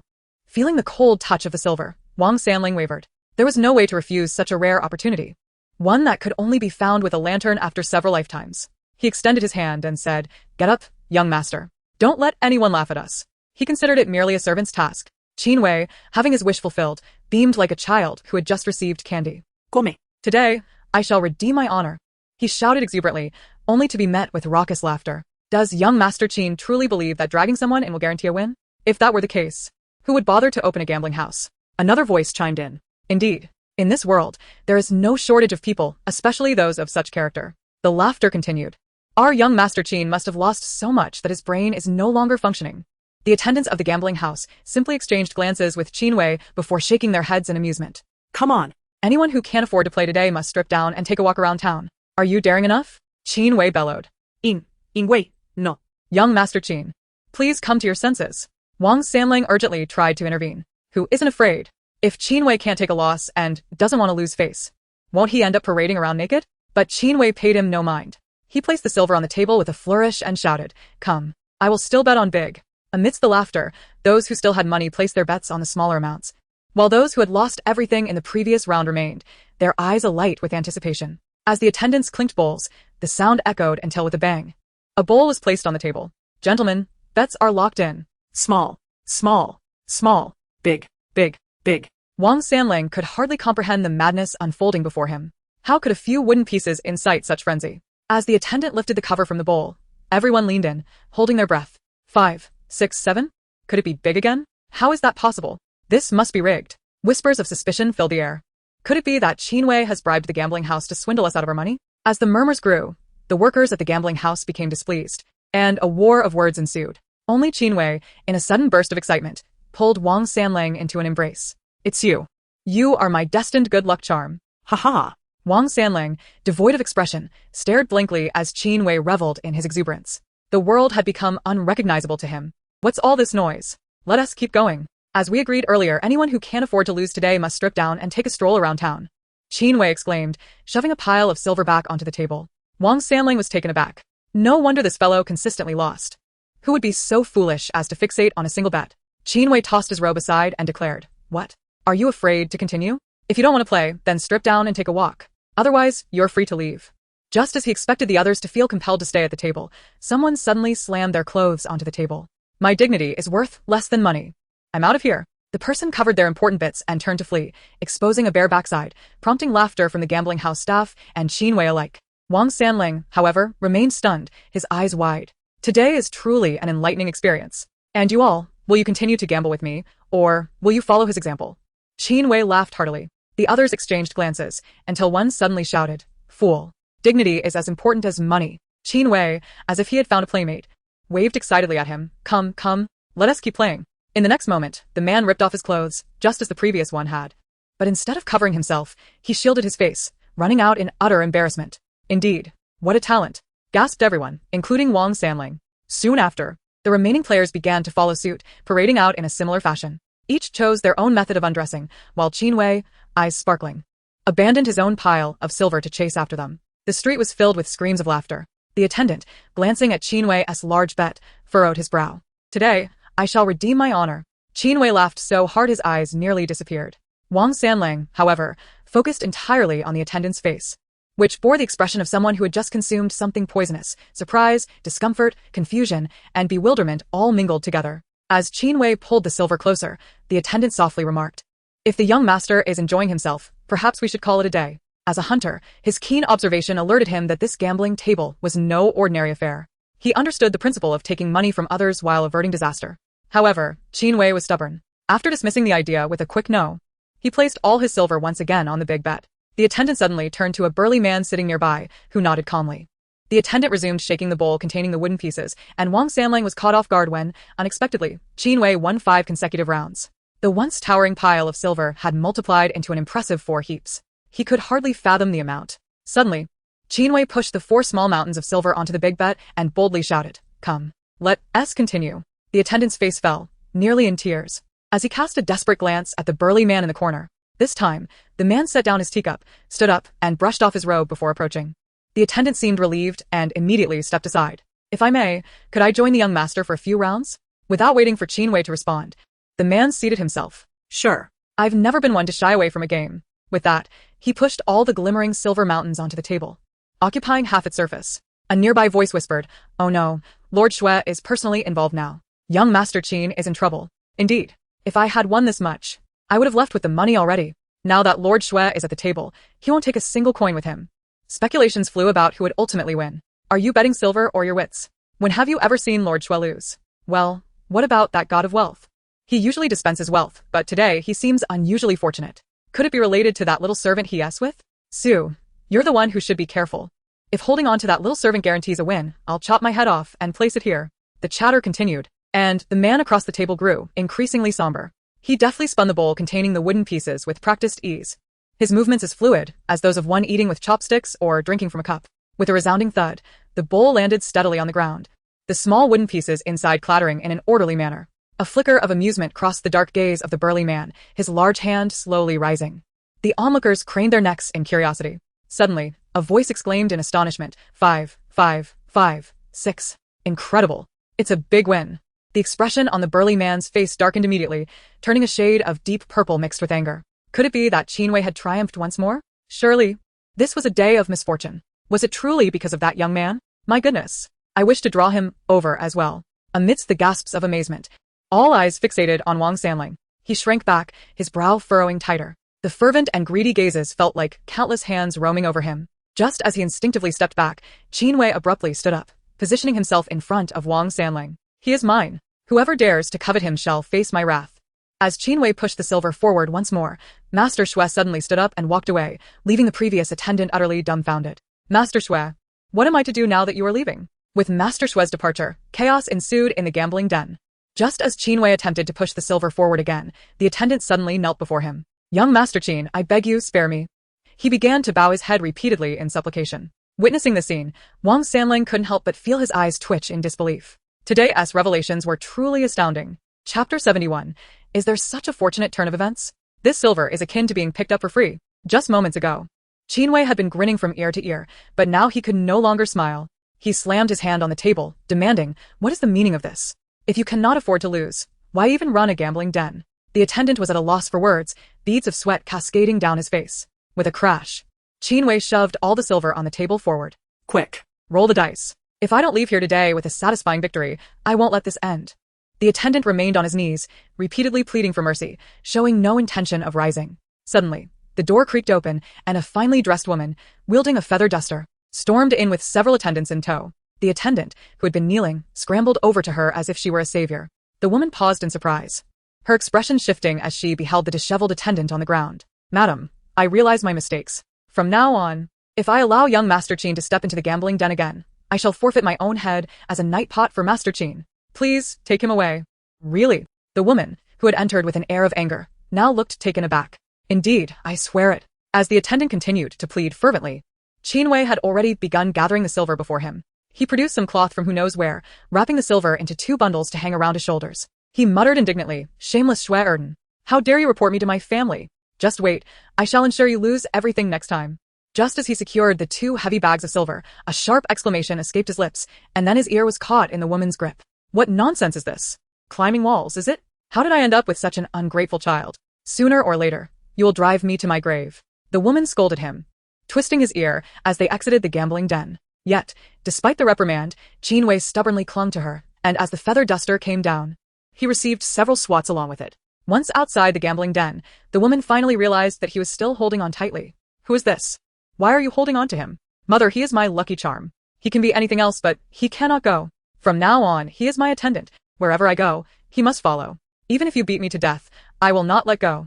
As soon as he spoke, both he and Qin Wei were ushered onto a carriage by the attendants. Before he could even begin to explain, he was swiftly pulled down from the carriage. Before him lay an expansive estate that left him momentarily speechless. In a daze, he was pushed and pulled forward, passing through a wooden gate. It felt as though he had entered a paradise. Colors of blooming flowers, lush willows, the fragrance of osmanthus in the air, the sound of trickling streams, and melodious birdsong surrounded him. Observing Qin Wei kneeling beside him, Wang Sanlang scolded himself for his greed. Had it not been for his desire for that daily wage, he would not have encountered such misfortune. "How did you manage to climb over such a high wall? Was it this boy who assisted you?" a deep voice inquired, firm yet commanding. Just as Wang Sanlang prepared to explain, Qin Wei interjected, "Father, I climbed over the wall by myself. He had nothing to do with it." At this moment, Qin Wei displayed a commendable honesty. "Oh, then who is he?" Qin Wei opened the bundle hanging from his shoulder and laid it on the ground, grinning. "Now, you cannot claim I am a spendthrift." The room fell silent. Wang Sanlang hesitantly lifted his gaze, only to find Master Qin pondering the 2 bags of silver before him. Lady Qin leaned in, whispering something, and after a moment, Master Qin's sharp gaze turned toward Wang Sanlang. Finally, he asked, "Is this true?" "Indeed. Otherwise, I would not have brought him into the inner courtyard." Master Qin's previously frozen expression melted away, his lips curling into a smile. In the next moment, he commanded that Wang Sanlang be raised and offered a chair to sit.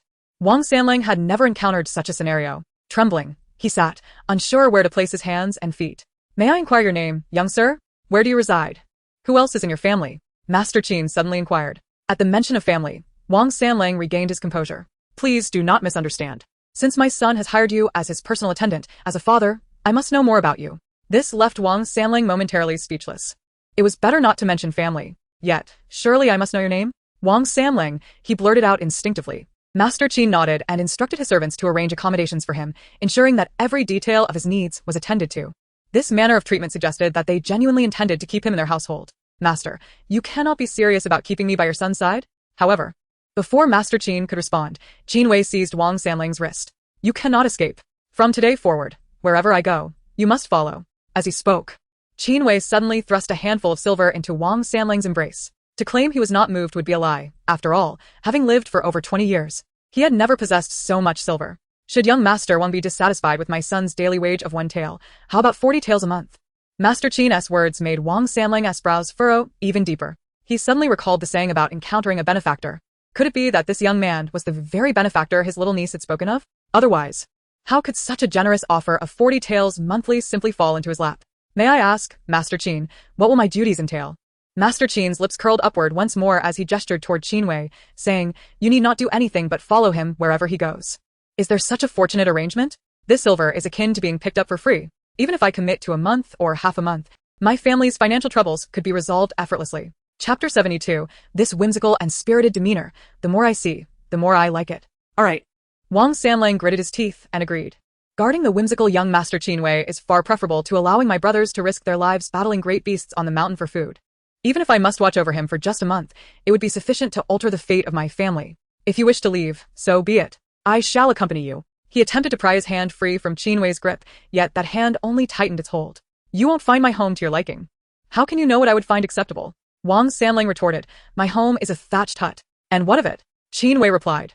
"There is no bed in my house." "And what of that?" Qin Wei countered. As the dispute raged within the grand courtyard of the Qin family, Wang Dahu, at the apothecary's counter, anxiously rubbed his hands together. Indeed, it was the rare tree tongue Ganoderma. "Brother Dahu, how much do you intend to sell it for?" Wang Dahu had anxiously pondered for half a day, and now, at last, he could exhale. "We are not versed in such matters. The proprietor is benevolent. Name your price, and we shall accept." 5 taels, the proprietor indicated with an open palm. Without hesitation, Wang Dahu nodded in agreement. The proprietor cautiously retrieved a wooden box to secure the Ganoderma and then produced a small silver ingot from beneath the counter. Small as it was, it bore numerous bite marks. Wang Dahu accepted it and, after bidding farewell, stepped out of the apothecary.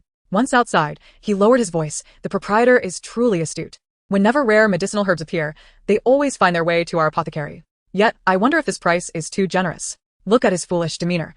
He surely would not inquire elsewhere for prices. What should have cost merely 1 or 2 taels has instead cost us 5. Surely, this excess ought to have been profit for our apothecary. No sooner had he spoken than a slap was heard. In time, you will lose not just a singular Wang Dahu bearing medicinal herbs, but the entire Wang family who come seeking treatment with silver in hand. Are you so focused on immediate gains that you cannot calculate the long-term consequences? The assistant, rubbing his sore head, muttered, "It's not that I look down on them. With a family so impoverished, how many can truly afford silver, even in the face of a life-threatening illness? Our most loyal patrons are the well-to-do gentry of the town." The proprietor chuckled. "So you judge by appearances, do you? As the saying goes, good news seldom travels beyond the door, while misfortune spreads like wildfire. There are no secrets that remain hidden forever. Should this matter leak out, we may find ourselves without anyone to sell medicinal herbs to, when the time comes. How will you treat those gentry? Before long, we could find ourselves shuttering our doors. Foolish one. From now on, think before you speak or act." The assistant, realizing his error, dared not utter another word. Meanwhile, Wang Dahu, clutching his small silver ingot, hurried homeward, feeling as though even the stray dogs along the roadside appeared more appealing. Perhaps this was what his father meant when he spoke of a spirit lifted by good fortune. Was their little courtyard not a treasure trove? First, silver was unearthed from beneath a withered tree. And now even the roots in the corner produced such precious items. What else could it be but a treasure trove? He resolved to thoroughly search every nook and cranny of their yard. Perhaps more treasures awaited discovery. With a heart full of joy, he cracked the whip of his horse with increased vigor. One fortuitous event leads to another. Within the warm embrace of the Wang family's courtyard, laughter and chatter filled the air as they prepared for dinner. Lin Taotao sat upon the mat woven by Wang Jianghe, gazing up at the sun's warm rays, when a knock echoed at the door. It was her father, Lin Wenhai. Her mother opened the door, flanked by her uncles like sentinels on either side. "Count carefully. If all is in order, return my family's deed to me," the disreputable father declared, handing over a heavy purse of coins. Without sparing him a glance, her mother accepted the bag and emptied its contents onto the floor. After verifying the deed, Lin Wenhai swiftly tucked it into his bosom. "Wang Jinji, can you not, for the sake of the children, approach our matters with a calm and rational mind? Tell me, apart from myself, who would desire to marry a woman burdened with children? You must understand, if you truly leave me, you will forever be a castaway." With a resounding bang, her mother slammed the door shut. One must admit, her mother's fiery and bold temperament was becoming increasingly endearing. Following a furious shout from Lin Wenhai, the sound of his footsteps receded. Thus, the danger that loomed nearby was finally dispelled. As for her mother, she felt no worry whatsoever. After all, a strong woman needs no man.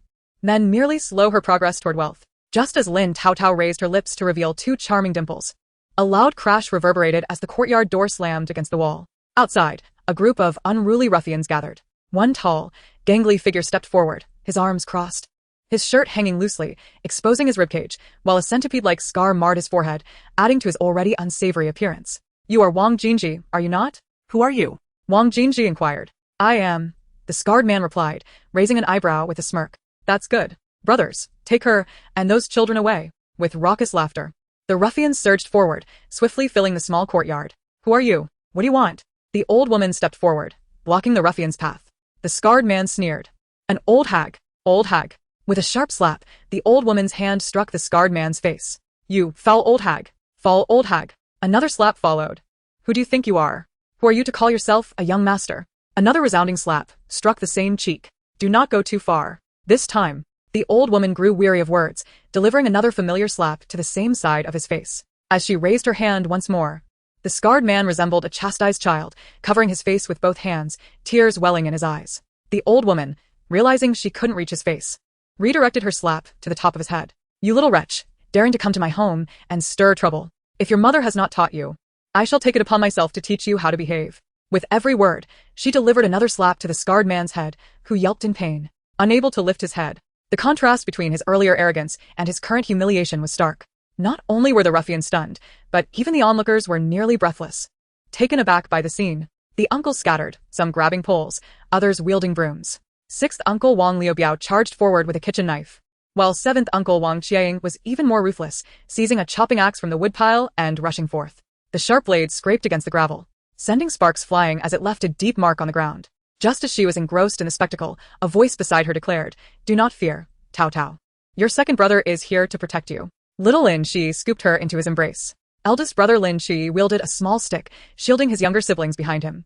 "Do not fear. Big brother will protect you." Even as he stumbled over his words, it was evident how tumultuous his heart felt at that moment. Until Grandpa hobbled over to his siblings, the trembling knee of Lin Shi finally stilled. Lin Taotao peered over and saw Grandma and her uncles engaged in a fierce scuffle with a group of ruffians. Although the adversaries were numerous, Grandma and her uncles wielded weapons, allowing them to not only hold their ground but also gain the upper hand. After all, among the many opponents, only a few were truly committed to the fight. Lin Taotao's gaze fell upon the scarred man, who was tugging at the two sticks in Grandma's hands, declaring, "It is only right to repay debts. If I cannot take someone today, my elder brother will certainly report you to the authorities tomorrow." "Preposterous. When have we ever owed you money?" Grandma retorted. "You may not owe, but your son-in-law, Lin Wenhai, does. He cannot repay, and not only has he given his wife, Wang Jinji, to our elder brother, but he has also sold his 4 children to us. I even possess the contract he personally wrote. Hand over the people to us now, and today's incident will be forgotten. Otherwise, prepare for a lawsuit." Upon hearing this, Wang Tianxi's resolve faltered, and she lost her grip on the wooden stick. Stop. "Everyone, cease this," the scarred man shouted, and his subordinates retreated behind him. Wang Tianxi stood there in bewilderment, exclaiming, "Impossible." Lin Wenhai wrote a divorce agreement. With that, she dashed to the west room to retrieve the document. The scarred man did not take it but instead sent a subordinate to collect it. The man examined the divorce paper and then asked for the contract from the scarred man, who grimaced in pain as he handed over the bruised paper. After comparing the 2 documents, it was evident that the contract was signed before the divorce agreement. "Do you hear that? Lin Wenhai first sold his kin to our elder brother before writing the divorce." The scarred man's fury was palpable, but he dared not unleash it. Wang Tianxi's vision blurred. "You beast. Lin Wenhai, you wretch. You are condemning Jinji to her fate." She nearly collapsed from the weight of her despair. "I don't care what you have. No one is taking my sister away today." Wang Erxiong seized the chopping knife from Wang Qiang, stating resolutely, "If you wish to take them, you must step over my dead body. Indeed, you must pass over our corpses first." Wang Liubiao shouted, switching his knife to a more aggressive stance. Now he was ready to fight for their lives. The Wang brothers stood united, facing the ruffians, each one picking up stones and sticks, the tension palpable in the air. At that moment, a cart came to a halt on the nearby path, and 2 figures disembarked. "Mother? Second brother? What is happening here?" It was none other than Wang Sanling, followed closely by Qin Wei, the young master of the Qin family. Wang Tianxi glanced at the cart and urged Wang Sanling quickly, "Take Jinji and the others away. The farther, the better." Meanwhile, Qin Wei burst into laughter, Pointing at the scarred man. "See? "I told you that divine retribution is inevitable. I knew you would get your comeuppance. Young Master Qin, what brings you here?" The scarred man's face shifted from bruised purple to a sickly pale. "Wherever I go is none of your concern." Qin Wei crossed his arms, amused. Lin Taotao curiously observed the young man from a distance, noting his casual demeanor and striking features, his eyes captivating and mischievous.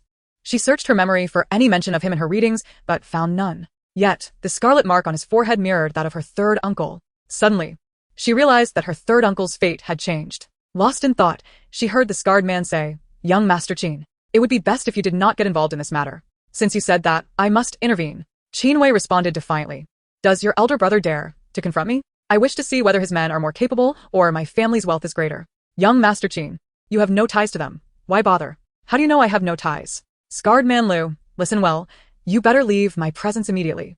Or else, before he could finish, the scarred man turned and fled. Not only was Lin Taotao taken aback, but so were the ruffians who had been standing behind him. All bewildered and questioning, they quickly regained their senses and chased after the scarred man. Once outside Wangjiakan, they halted, with that Qin brat protecting them. "Even our elder brother cannot act. Let us find Lin Wenhai. How dare he deceive me with such audacity?" They marched off toward Shirley Town. Meanwhile, the Wang family remained oblivious to the sudden collapse of their crisis. "Rest assured, auspicious charm, this young master will protect you," Qin Wei declared. "Auspicious charm?" Wang Tianxi exclaimed in surprise, while others looked at Wang Sanlang and the young master in confusion. Only Lin Taotao nearly burst into laughter at the thought of her third uncle being called an auspicious charm. Wang Sanlang hurriedly ushered his family inside, while Qin Wei, without needing an invitation, entered the Wang family courtyard. After closing the door, Wang Sanlang introduced Qin Wei to the family, mentioning only his employment with the Qin family, omitting any details about gambling houses. "So you're going to work for the Qin family? Serving this young master?" Wang Tianxi inquired. Wang Sanlang nodded, then seated Qin Wei on a stool before pulling his elderly mother aside. At that moment, Qinwei's gaze fell upon a lovely little girl under the eaves. What a beautiful child. He instinctively rushed over, crouched down, and rested his chin on his hands to closely examine the adorable figure. Her skin was as fair as jade, with large, expressive eyes that seemed to hold countless stars. Her petite nose stood out on her chubby face like a little peak. Her naturally rosy lips resembled delicate peach blossoms, subtly captivating. He longed to pinch her chubby earlobes. May you hold her? Qinwei asked, his eyes glued to the little girl. In the next moment, he retrieved a piece of silver from his pouch. This ought to suffice for a chance to hold her. Right? There is nothing in this world that cannot be resolved with silver. If not, I'll offer to. Seeing the little boy remain silent, he took off his pouch and eagerly offered it. Lin Taotao rolled her eyes inwardly, muttering, "Thank you so much." Hearing her discontented tone, Lin 15 scolded, "Are you out of your mind?" Before retreating behind Wang Jinji, clutching the little girl. Qinwei was taken aback, not only by the absence of anger, but also by the cheerful demeanor as he remarked, "Your disposition is quite endearing." Wang Sanlang hurriedly intervened, "Please, young master, do not frighten the little one." Reluctantly, Qinwei halted, yet his gaze remained fixated on the adorable child. "I simply wish to hold her." "Tell me, how much would it cost to embrace her?" he lamented. Wang Sanlang quickly replied, "Taotao is still quite young and shy. The day is drawing to a close. We must not let the host go hungry." Wang Tianxiang deftly alleviated the awkwardness. Seizing the moment when the young master was distracted, she called for Qi to take the younger siblings inside. As the saying goes, out of sight, out of mind. After all, they could not entrust their precious Taotao to a stranger. Due to Qinwei's presence, they had prepared fragrant white rice instead of the usual bean porridge.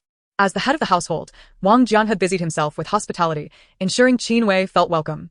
If it were not for the young master of the Qin family, one could only imagine how chaotic things might have been. Qinwei, not one to be overly formal, engaged in lively conversation with the Wang family, though his eyes would occasionally dart to the little cherub across from him. For the first time in his life, he experienced a longing that was both torturous and delightful. After the meal, Wang Sanlang led him into a room. "You are going to make me sleep here, are you?" Qinwei asked, pointing at the two large earthen Kong beds opposite each other. Wang Sanlang replied curtly, "I told you before, my home is modest. You won't find it comfortable." Qinwei fell silent, though he thought to himself, "At least there's a bed for each of us." Just as he settled into this mindset, he watched as Wang Sanlang pulled two tattered quilts from the cupboard and laid them on one of the beds. In that moment, his breath caught in his throat. "Are you suggesting we share a bed?" he exclaimed. "Of course not," Wang Sanlang replied while bending down to make the bed. The thought terrified him. Though he had no aversion to companionship, he had never shared a bed with anyone before. Just as his heart began to settle, Wang Sanlang added, "You will sleep on this side, while my elder brother and second brother sleep on the other." Qinwei's expression stiffened, and his heart sank. Chapter 75. Unimaginable wealth arising from this. After arranging for Qinwei, Wang Sanlang heard his elder brother calling for him. "Young master, you should rest early. We must rise before dawn." Once Qinwei climbed onto the Kong, Wang Sanlang hurried off to the main room. In the small space, the family sat together on the floor. Moonlight streamed through the window, illuminating them like an elliptical table. Lin Taotao yawned and curiously gazed at Wang Dahu. Ordinarily, they would only gather in the main room for significant discussions. Was there something important today? As curiosity mounted, the uncle rummaged in his pocket and pulled out a small silver ingot, which gleamed brightly in the gentle moonlight. "This is from selling that Ganoderma by our yard," he said, his voice trembling. "Is this the money from selling the Lingji?" Wang Tianxi's voice quaked with excitement. The uncle nodded. The room fell silent. Even the sound of breathing became distinctly audible. After a long pause, Wang Tianxi sighed. "It feels like a dream. Good fortune that others might not encounter in a lifetime is happening to us in succession." She unconsciously glanced at her precious granddaughter, realizing that all of this transpired after her birth. In that moment, she confirmed her belief. Her Taotao was indeed a lucky star for their family. Wang Dahu handed the silver to the elderly matriarch, beaming as he said, "And there's more. I found work. Tomorrow morning, I will set out with my younger sister for a job. This winter, we won't have to endure hunger as we did before. In previous winters, going 3 days without food was considered fortunate. If they returned from the mountains empty-handed, it could stretch to 8 days, with the remaining meal often consisting of wild roots." "What? Someone is willing to hire you?" Wang Tianxi's eyes sparkled with hope. In the past, her 7 sons had sought work, but no one was willing to employ them. Even the market jobs were elusive, as employers feared their imposing stature might lead to conflict. Thus, the winters without hunting were particularly harsh for them. Wang Dahu scratched his head. "Today in town, I thought I'd help old Ma fix his horse's hoof. The shopkeeper was busy, so I just took it upon myself. To my surprise, the owner saw my work and immediately offered me a job. The old shopkeeper said he would pay 50 won a day. If there's urgent work, he'll pay extra. 50 won a day means 500 in 10 days and 1,000 in 20 days. By the end of the month, it would amount to 1,500. "That's impressive, brother," Wang Erxiong exclaimed, giving Wang Dahu a hearty pat on the shoulder. "Excellent. Our Dahu is finally making something of himself. Wang Jianghe praised, giving a thumbs up. Wang Tianshi, overwhelmed with joy, wiped her eyes and trembled as she said, since they appreciate your skills, you must give your all. Do not offend the employer. Wang Dahu eagerly nodded, his excitement evident on his face, his smile stretching from ear to ear. After discussing Wang Dahu's good fortune, the elderly couple turned their attention to Wang Sanlang, reminding him to attend to the young master of the Qin family with utmost diligence. Finally, they asked San, what is your wage? We wouldn't want the villagers gossiping about you being an old bachelor. Upon seeing Wang Sanlang's stunned expression, Lin Taotao covered her mouth in surprise. Given her uncle's radiant demeanor, it was clear that the Qin family must be compensating him handsomely. Wang Sanlang remained silent, extending forefingers. 41 a day. Wang Tianshi exclaimed joyfully, this family must be wealthy. They provide meals and lodging, plus 41 a day. It's like a windfall from the heavens. San, you must take good care of the young master. Do not betray the trust placed in you. 40 taels a month, Wang Sanlang said sheepishly. What? Everyone gasped in unison. Only Lin Taotao smiled knowingly, thinking, that's not just a lot. That's worth more than selling oneself. Wang Sanlang awkwardly nodded. Indeed. That is the offer made by the employer. San, perhaps we should reconsider this job. Wang Jianghe spoke gravely, as the old saying goes, unusual circumstances often conceal ulterior motives. Indeed. Your father is correct, Wang Tianshi agreed. Meanwhile, Lin Taotao felt anxious, thinking, this is a rare windfall. Oh, when will I be able to voice my thoughts? I'm dying of impatience. Hearing the little one's innocent voice, Wang Jinji interjected, Father, mother, San is no child. He understands these matters, doesn't he, San? Wang Sanling nodded, eventually revealing the hidden details regarding the gambling den. After a moment of contemplation, he added, I still haven't figured this out. Therefore, I plan to visit the Qin residence tomorrow to gauge the situation. I know my worth. Wang Jianghe and Wang Tianshi exchanged glances, and trusting their son, they both nodded in agreement. Lin Taotao's anxious heart finally settled. It seemed her uncle had successfully grasped this extraordinary fortune. After discussing everything, the family dispersed, for they could not afford to disrespect the generous compensation from the Qin family. The next day, before dawn, 2 horse-drawn carts set off from Wangjiaba towards Shirley Town. Upon entering the city, the carts parted ways. Meanwhile, the once yawning Qin Wei suddenly felt invigorated. As they passed the gambling den, he ordered the cart to stop. Taken aback by the closure of the establishment, both he and Wang Sanlang were perplexed. After all, the gambling den had never closed its doors during the drought. What could possibly be amiss today? Qin Wei, filled with indignation, flung his arms and turned back to the horse-drawn carriage. Let us proceed to the west of the city. The carriage pivoted, halting a quarter of an hour later before another gambling house. Upon seeing the doors of the establishment wide open, a smile immediately graced Qin Wei's face. 10 Mile Town is not solely the domain of your Shui Erden. Who is to say who shall be vanquished? I vow today to ensure that not a single one of you remains unscathed. Just as Qin Wei joyfully disembarked from the carriage, a worker sweeping the entrance of the gambling house abruptly discarded his broom, raising his hand to block their entry. Why? Qin Wei's smile faded. The worker shifted his gaze and replied, how would I know the reason? I merely follow the orders of my elder brother. As Qin Wei grappled with the situation, Wang Sanlang seemed to grasp the underlying truth. So, this is why the patriarch and matriarch of the Qin family are willing to pay 40 taels of silver to employ him. Chapter 76, Deserved. Why? Enlighten me, Qin Wei shouted, gripping the worker's collar in fury. My father could not compel you to close your doors, and if you cannot provide an explanation today, I shall smash your gambling house to pieces. After declaring this, he wore an expression of helplessness, as if resigned to being denied entry. Qin Wei, however, stomped his foot in frustration, seething with indignation. In stark contrast to the tense standoff at the gambling house in the west, the lively scene before the brocade house in the south was equally captivating. Surrounded by layers of onlookers, all were embroiled in gossip about the embroiderers and matrons working at the brocade house. Isn't that the embroiderer, Wang, who just arrived? One voice questioned. And who is that man kneeling on the ground? It seemed he must be her husband. Is it truly him? If so, why is he here begging her? What could not be resolved at home? Someone else chimed in. I heard from Zhang Ma that Wang is a widow with several small children living in her family home outside the city. How come a man has suddenly appeared now? The crowd murmured, their gazes fixated on Wang Jinji, who cradled a small bundle in her arms. At her feet knelt a handsome man with a sorrowful expression, pleading in hushed tones. Indeed, this man, weeping pitifully, was none other than her scoundrel father, Lin Wenhai. Lin Taotao's cherubic lips formed a crescent shape, with deep dimples adorning her plump cheeks, rendering her exceptionally endearing. Having not seen him for some time, Lin Wenhai's complexion was far from favorable. Aside from his darkened eye sockets and slightly swollen cheeks, it was evident that he had recently endured a severe beating. His ashen complexion and bruised eyes were enough to suggest that misfortune had befallen him. It appeared that Lin Wenhai was suffering the consequences of his actions. Those bruises and injuries on his face must be from the gang of scarred men. His financial woes indicate that his property has faced damage and has changed hands. I always said he was the lowest of the low. He never thinks of his family when fortune smiles upon him, yet when he needs someone to bail him out, he suddenly remembers us. Hearing the whispers, Wang Jinji coldly withdrew her foot.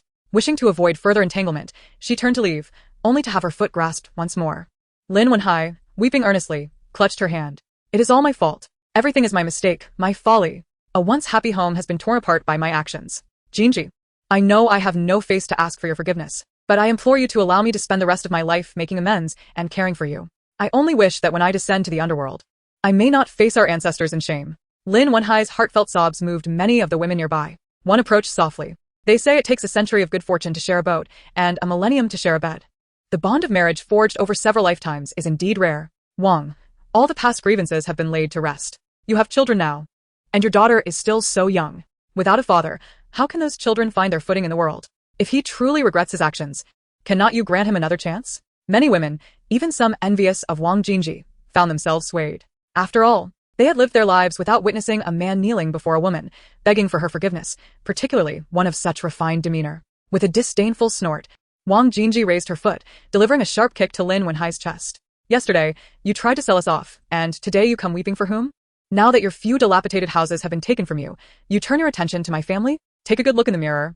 I was blind to have mistaken you, a heartless scoundrel, for a good man. Now that I have come to my senses, I would be mad to believe your deceitful words. Do not forget, we have already signed a divorce agreement. From this day forth, if we cross paths again, I shall treat you as a stranger. With that, she cradled her child and ascended the steps. As she stepped into the brocade house, Lin Wenhai's near-maniacal laughter echoed behind her. If you refuse to forgive me, then I shall take my life to prove my remorse. Amidst the gasps of astonishment, Wang Jinji turned to see Lin Wenhai rushing towards her. As he collided with her, he embraced her tightly, exclaiming, I knew it. I knew you still had feelings for me. He was gambling with his life. Ever since his daughter was born, misfortune had plagued him, especially yesterday, when he thought he had successfully sold Wang Jinji, and the money was finally his. Yet the scarred gang had stormed into his home, demanding repayment. But with all his money spent to redeem Lianxiang, how could he repay them? When the gang, unable to retrieve their money, had thrown him and his mother out of their own courtyard and rummaged through their belongings to find the deed, he dared not speak of it to Lianxiang. Yet he had won. He was certain that despite Wang Jinji's harsh words, she still cared for him. Otherwise, she would not have stopped him. Just as a sense of triumph flickered in Lin Wenhai's eyes, a sudden force shoved him away. Losing his balance, he stumbled backwards and fell to the ground. Jinji, he gasped. As he uttered those words, a rope appeared before him, gripped tightly in Wang Jinji's hand. Do you not wish for death? Here is a rope for you. There is a crooked tree over there. Hang yourself from it. Do not soil our brocade house. Lin Wenhai was taken aback. Lin Taotao, however, was thoroughly entertained. Deserved. Chapter 77. Unexpected joy. Perfect. Do you not wish to die? Then go ahead. Wang Jinji hurled the rope at Lin Wenhai and, clutching her precious child, squeezed through the crowd into the brocade house. The women were left in a state of astonishment. For some reason, I find myself somewhat admiring Wang. One murmured. Indeed. My heart nearly leaped out of my throat just now. Previously, I had looked down upon Wang, but now it seems I am not her equal. Once inside the brocade house, Wang Jinji halted, letting out a cold laugh. Mistakes? You bribed the midwife, attempting to sell our newborn daughter as a hard ingredient for medicine. And you dare call that a mistake? You sold me to secure your own gain, and you dare refer to that as a mistake? Lin Wenhai, how can you utter such words? Furthermore, I wish to remind you, we have already signed a divorce agreement. From this day forth, should you ever seek to provoke me again, do not blame me for being ungracious. Understand that you are the only male in your household, while I have 7 brothers. Unyielding, Lin Wenhai attempted to follow her as she crossed the threshold. However, 2 towering matrons forcefully shoved him aside. He lost his balance and tumbled down the stairs. The pain coursing through his body felt as though countless blades were slicing through him. After a moment, he slowly rose to his feet. On the steps, a matron pointed to the signboard. If you cannot comprehend what Lady Wang has said, you ought to recognize where you are. To dare cause a ruckus here, it seems you no longer value your life. He was well aware of where he was. Had it not been for the news that Jin Xiaofang had lavishly hired Wang Jinji, he would not have had the audacity to seek her out after handing over the goods to the scar-faced gang. After all, the former Wang Jinji could barely scrape together a meager livelihood from her family, but now she earned more than many men. Suppressing the pain coursing through his body, he spoke. I would appreciate it if you could ask Lady Wang to step out for a moment. I have matters to discuss with her. Upon seeing the formidable fist of the matron, nearly the size of his own head, Lin Wenhai swallowed hard. In a flurry, he fished out a handful of coins from his waist and presented them with a limp hand. I kindly request your leniency, good mothers. Leniency, my foot. That is our esteemed Lady Wang, hired at great expense. I advise you to leave quickly. If this commotion continues, you shall reap the consequences. With that, she swept his coins to the ground. Lin Wenhai hurried to collect them. These coins constituted his entire fortune. His mind was flooded with memories of Wang Jinji from days gone by. Upon their first meeting, she had blushed, unable to meet his gaze. When he proposed, she had hidden behind the curtains, peering at him with eyes brimming with hope, admiration, and adoration. After their marriage, she not only managed their home impeccably but also cared for her mother and sisters with great diligence, showing unwavering obedience to him. She even disregarded her own health, bearing him 4 children in quick succession. When had everything begun to unravel? As he pondered, a cherubic face with 2 dimples surfaced in his mind. Indeed, the tide had turned with the birth of that ill-fated girl. The once devoted Wang Jinji had changed. Her willingness to tighten her belt to support his in-laws had vanished. And even his once subservient brothers-in-law had transformed. It was from that moment that his life descended into chaos, culminating in the ruin of his family. Lin Wenhai could not shake the feeling that Lin Taotao had cursed him. The more he thought about it, the angrier he became. Had he known such a child would be born, he would have taken measures to prevent it from happening, thus preserving his once comfortable life from this current disarray. However, if only one of them could survive, then that ill-fated girl must perish. Grinding his teeth in frustration, Lin Wenhai inhaled deeply, striving to calm himself. If he could not pursue Wang Jinji, he would have to find another way. It seemed he could only turn to Xianglian for assistance. After all, having spent years in the brothel, she must have saved the silver gifted to her by her patrons, as well as the money he had given her over the years. Besides, Xianglian had expressed a desire to marry him. If all else failed, he could simply bring her into his home. A woman was needed to manage the household, and his mother required someone to attend to her. With this thought in mind, he hurried toward the eastern part of the city. Meanwhile, within the embroidery workshop, Lin Taotao, drowsy from the matron's incessant chatter, suddenly felt a click within her body. A surge of spiritual energy radiated from her heart, coursing through her veins.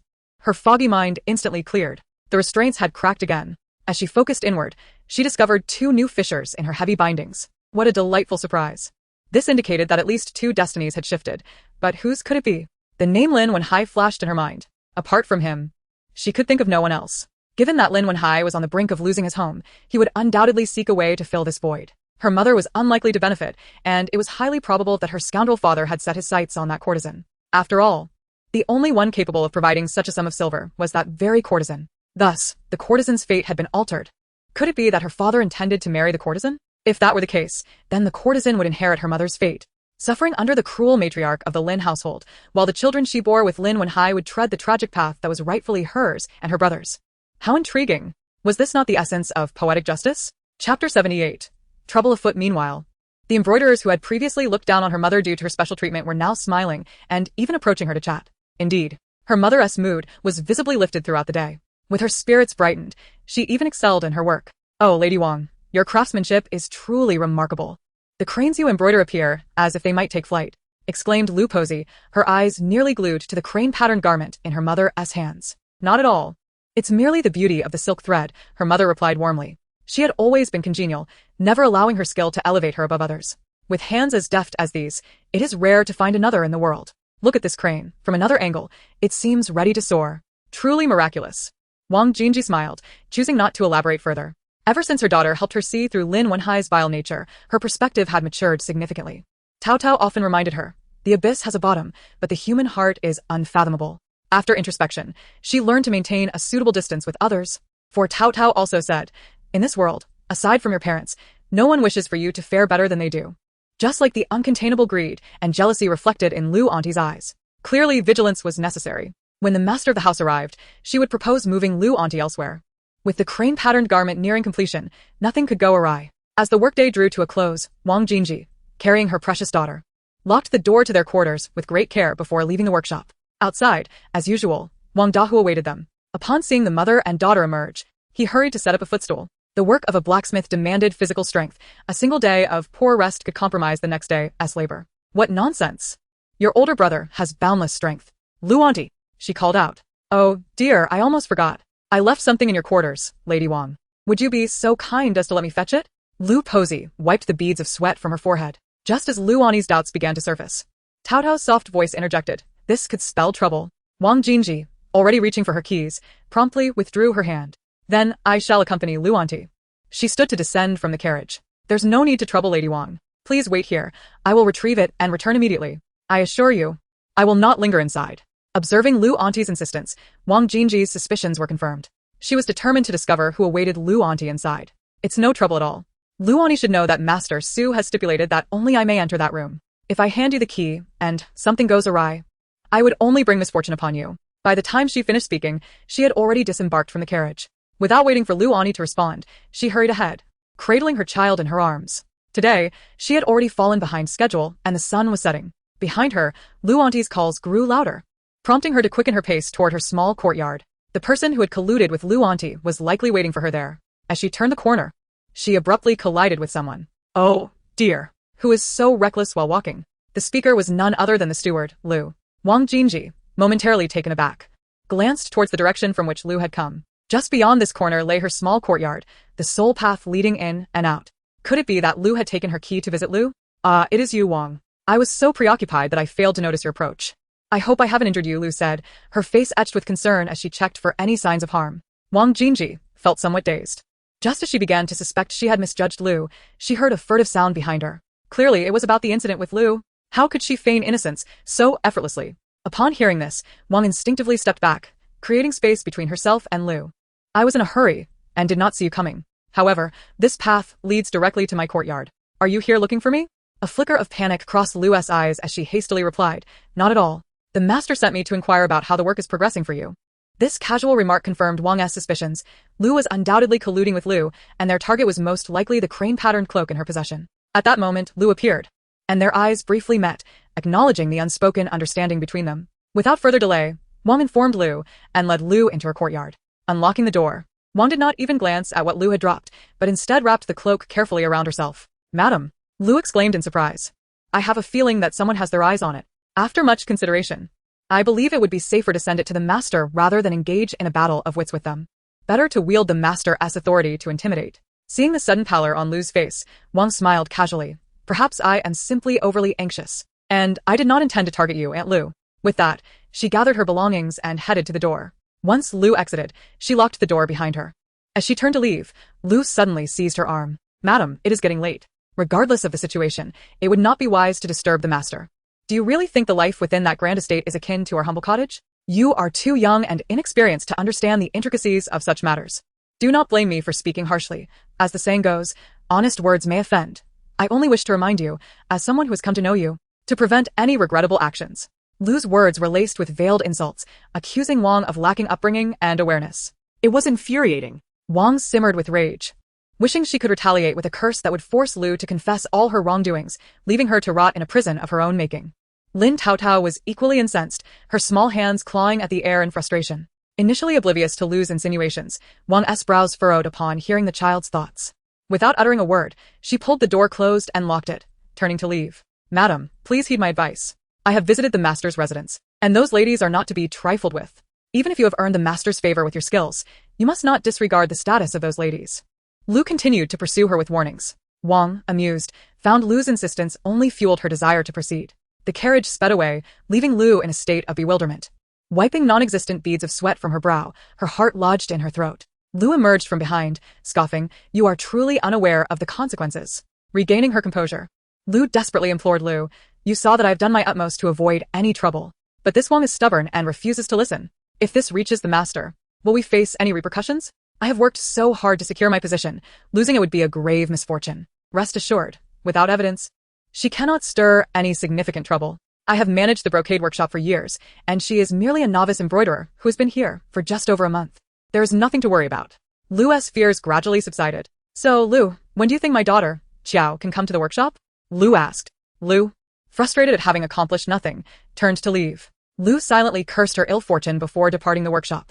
Meanwhile, Wang Jinji had already presented the package containing the crane-patterned cloak to Master Su and recounted the events of the day. After nodding in acknowledgement, she departed.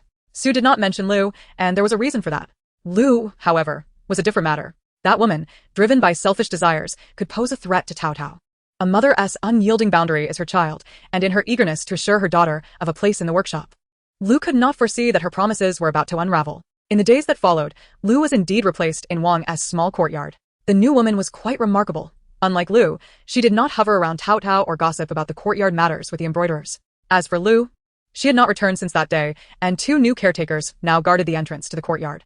The tranquil days persisted until a few days later, when an anxious assistant rushed to the workshop, claiming that Master Su had sent him for Wang. Without hesitation, Wang took Taotao along and boarded the assistantess carriage. Upon arriving at the side room, they heard a melodious female voice, reminiscent of a yellow oriole, resonating from within. As the door opened, Wang found herself locking gazes with a young woman seated in the main position. Although she was just over 20, her appearance was unremarkable. Yet her every gesture was filled with charm. Had she not been clad in plain attire, one might mistake her for a lady of high standing. Just as Wang was captivated by the sight, Taotao's disdainful voice broke through. Isn't that Lianxiang? The one who conspired with my worthless father to sell me as a medicine maker? Indeed, this was the mistress Lin Wenhai had kept outside, the very woman who had suggested selling Taotao to the apothecary. A surge of hatred clouded Taotao's curious gaze. Madam, here is the embroiderer Wang you requested. I must say, your choice is impeccable. She is among the finest at the brocade workshop. Lianxiang, concealing her face with a round fan, laughed for quite some time before saying, now that you are here, please come in and take my measurements quickly. I wouldn't want to keep my husband waiting. The deliberate emphasis on the word husband nearly made Taotao burst into laughter. I have seen foolishness, but never such absurdity. Can there truly be someone so naive as to treasure a scoundrel as a gem? Ha! Does she truly believe that marrying a worthless father will grant her a life of ease? With my good-for-nothing father and his venomous mother, she might as well jump into the fiery pit and not utter a word. Wait until you and your children are drained of every drop by those two leeches. I wonder if you will still be laughing then. The irony of karma. As the thought of Lianxiang facing a fate worse than her own crossed her mind, Taotao's anger evaporated entirely. As she gazed upon her, her joy only intensified. After all, the happiness she exuded in her laughter now would likely lead to tears of despair in the future. Yet, the grudge she held against the woman who nearly brought harm to her daughter was one she could never relinquish. A servant nearby presented a tailor's measuring tape, but Wang Jinji declined to take it. May I inquire, Madame Lian, have you chosen the style for the wedding attire? Lianxiang, with an alluring smile, replied in a delicate tone, the design is of little consequence. It must merely be resplendent and opulent. I do not wish to tarnish my husband's reputation. Wang Jinji nodded with a smile. Then, Madame's budget should naturally be as lavish as possible. What man would not willingly spend on the one he adores? Only those who fail to captivate their husbands find themselves unable to receive even a penny. Wouldn't you agree, Wang Xunyang? Today, She aimed to make Wang Jinji understand that Lin Wenhai's heart had always belonged solely to her. No matter how desperately she married Lin Wenhai, it would merely render her a laughingstock in her presence. Chapter 80. The big bad wolf in rabbit skin observing the conceited courtesan. Wang Jinji felt a profound sense of satisfaction. Was she not aware of Lin Wenhai's current plight? What pretense was she putting on before her? Just then, Su, the shopkeeper, treated her well, and it was the perfect opportunity to earn a profit for him. Indeed. How about we settle on the most exquisite ensemble from the brocade shop? With Madame Lian's unparalleled beauty, only such a garment would do her justice. Lianxiang chuckled, realizing Wang Jinji was quite the fool. Lin Wenhai, for her sake, had first divorced her and then sold her 3 sons to secure her release from the brothel. This dim-witted woman was utterly oblivious to her own appearance. Selling herself in such a manner, it was no wonder Lin Wenhai looked down upon her. Wang Xunyang spoke wisely. Let's finalize this. today, She was there to deliver a slap in the face, not to disgrace herself. Prior to her arrival, she had meticulously considered every detail, and once Wang Jinji had toiled through the night to complete the attire, she would find a reason to refuse it. At that moment, she would have spent not a single coin, humiliated Wang Jinji, and left her without a livelihood. Just the thought filled her with immense joy. Please, Madame Lian, settle the deposit first. Wang Jinji beamed. Lianxiang gave a sarcastic laugh. My husband is quite indulgent, insisting I bring 10 taels of silver. She tossed the pre-prepared 10 taels onto the table. In this small town of Shirley, no matter how expensive, such items were not exorbitant. Though the brocade shop was the finest here, the most expensive garments were merely 2 or 3 taels. As for the deposit, it should be no more than 1 tael. This 10 taels was merely for Wang Jinji to see. When she married into the Lin family, she would even invite Wang Jinji to celebrate her wedding. At that moment, she could hardly wait to see the look on Wang Jinji's face. Just imagining it filled her with uncontainable delight and excitement. Thank you for acknowledging my skills, madam. Rest assured, I shall dedicate myself wholeheartedly to crafting your wedding attire, Wang Jinji said decisively, handing the silver ingots to Su, the shopkeeper. Lianxiang was taken aback. As was Su. Please rise, Madame Lian. I shall measure your dimensions immediately, he cheerfully reminded her. wait. Why is it 10 taels? Su interject wearily. Yes, why indeed? They echoed in astonishment. Did the shopkeeper not inform you that my creations are not inexpensive? What? They exclaimed in unison. Lianxiang was so furious she nearly revealed Wang Jinji's secrets. Su's eyes darted back and forth between the two. Within a second, he exclaimed, Oh dear. With all my recent busyness, I must have overlooked it. My apologies, Madame Lian. I neglected to inform you beforehand. However, if you find it too pricey, I can immediately find someone else. At that moment, all eyes turned to Lianxiang. Unconsciously, she clenched her fists. Had it not been for Wang Jingji's seemingly effortless smile, she might have thought this was a counterattack. No matter, this 10 taels shall merely be a temporary deposit. Very well, as long as Wang Xionyang exerts her utmost effort. When the time comes, I shall invite Wang Xionyang to share in my wedding feast. Then, we shall see if Wang Jingji can maintain her composure upon witnessing Lin Wenhai marry me. Wang Jingji smiled, offering no further explanation, simply stating, the silver that comes to hand is for Su to accept. With that, she tenderly patted Lin Taotao's chubby bottom and bid farewell to Su. On her way back, she deliberately took a detour to the tavern where Lin Wenhai worked. From a distance, Lin Taotao heard the familiar voice of his father enticing customers in front of the tavern. In that moment, Lin Taotao grasped what his mother intended to do next. He couldn't help but exclaim, goodness, it turns out my mother is the big bad wolf disguised in rabbit skin. Brilliant. This tactic of luring the pig to catch the tiger is executed flawlessly. Sure enough, as his mother took a few steps forward, his father rushed over.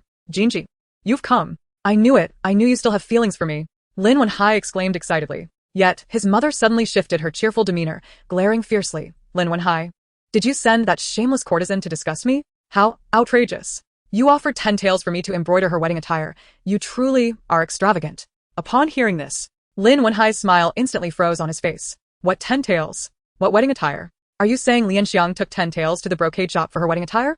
In an instant, Lin Wenhai's expression morphed into a spectacle of emotions. I never imagined you, Lin Leoi, would be so generous with your spending on her. His mother turned away, leaving Lin Wenhai stunned. Lin Taotao couldn't help but laugh. Just moments ago, he detected the barely contained laughter in his mother's voice. As they turned the corner, his mother leaned against the wall, laughing so hard she nearly doubled over. While she was engrossed in watching her mother, a smile crept onto her mother's face as she whispered, next, Taotao, you must accompany me to a certain place. A quarter of an hour later, her mother carried her to the market. Standing still, her mother surveyed the surroundings. It seemed she was not there to shop but rather to find someone. Chapter 81. Mother's skills in provoking anger have deepened remarkably suddenly. Her mother stepped forward and halted at an elderly woman's stall. The woman gasped, oh. Isnd this Lin Wangsher? My, how forgetful of me to realize you are no longer the Lin family's daughter-in-law. You may not know, but Wenhai is about to marry another. That woman is as beautiful as a flower. You truly cannot compare. Do not be disheartened. What man wouldn't he want to marry someone pretty? Lin Taotao's face scrunched up in displeasure. Who is this old hag? My mother wouldn't he want that scoundrel even if he begged. There are plenty of two-legged frogs in the world, let alone men. A virtuous wife like my mother deserves a man with discerning eyes to marry her. It would be a blessing for his family. Hearing her daughter's childish voice, Wang Jingji chuckled softly. There's no need for you to say such things to provoke me, Aunt Gong. I, Wang Jingji, have no interest in a man who has changed his heart, but you might not know. The old Lin family has provided 10 taels for that woman to purchase wedding attire. Aunt Gong and Lin Yosher were cousins, known for their eloquence and cleverness, earning a living in the marketplace. It was said that when Lin Wenhai was a child, the money for his schooling was borrowed from Lin Yosher through Aunt Gong. Aunt Gong, unable to contain her irritation, nearly came to blows with Lin Yosher. Still, she persuaded, promising that as long as she remained the Lin family's daughter-in-law, she would find a way to repay the money, which allowed Lin Yosher to leave, cursing under her breath. How much? Gong Posey exclaimed in disbelief. 10 taels. And this is merely the deposit for the wedding garments. If Aunt Gong doesn't believe it, she can inquire at the Jinxiu workshop. However, I wonder if the Lin family has spent all their money on this, and whether they still have any left to repay you. Having said this, Wang Jingji turned and departed from the market. Behind her, Gong Posey's frenzied screams echoed. If I don't tear you, Niu Lanhua, to shreds today, I shall not bear the surname Gong. With a fiery temper like hers, she was more than enough to provoke the old Lin family. Meanwhile, Lin Taotao could only smile. Her little face flushed. One must admit, her mother had grown increasingly adept at inciting anger. From that day forth, Wang Jingji devoted all her thoughts to the crane-patterned cloak she held in her hands. After 7 days, the cloak was finally completed. Early that morning, she carefully wrapped it up and took it to the fabric shop. According to custom, new garments needed to be cleansed and scented before being presented to the master for inspection. When the carriage came to a halt, Manager Su rushed over anxiously. Madam Wang, you have finally arrived. Miss Linger from the Su residence will soon be here to collect the garments. Are they in order? Rest assured, sir.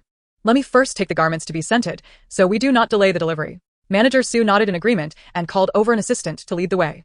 To avoid any mishaps, he had cleared out the entire scenting room for the day. Inside the empty room, a rich fragrance enveloped the air.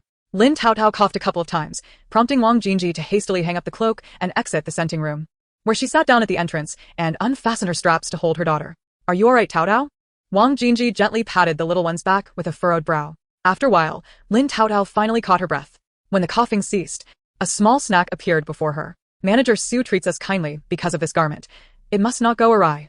You nibble on this snack while you keep your mother company. Lin Taotao, who could only say mother, smiled brightly as she accepted the treat. It seemed her mother, fully aware that her daughter could not yet speak, would still converse with her, perhaps in hope of hearing her voice sooner. One cannot help but note how fragile human infants are. At 9 months old, not only could she not articulate clearly, but she also needed support to walk. What a long day this is. After lingering in the scenting room for a while, an assistant approached to announce that someone from the Su residence had arrived. Her mother presented the neatly folded garments, but upon inspection, the young lady's expression soured. Manager Su must have sensed something amiss, as he hurriedly stepped forward. Does Miss Linger find something unsatisfactory? He called out to her mother, urging her to follow. Miss Linger, Wang Xuanyang does not understand the customs of the affluent. She cannot accompany you. Linger poked her head out of the carriage window. That garment is rather unremarkable. How can we know if it is what my lady desires? If she does not accompany me, will I be punished by my lady? Since the garment originated from her hands, she should naturally explain it to her lady. Enough. Do not delay. My lady is waiting. Linger impatiently dropped the carriage curtain. Before she could finish speaking, she urged the carriage to move. Wang Jinji quickly wrapped the garments and hurried after it. Along the way, the women following the carriage spoke in a mocking manner. Ultimately, they believed that the inconspicuous cloak her mother held was not what their lady sought.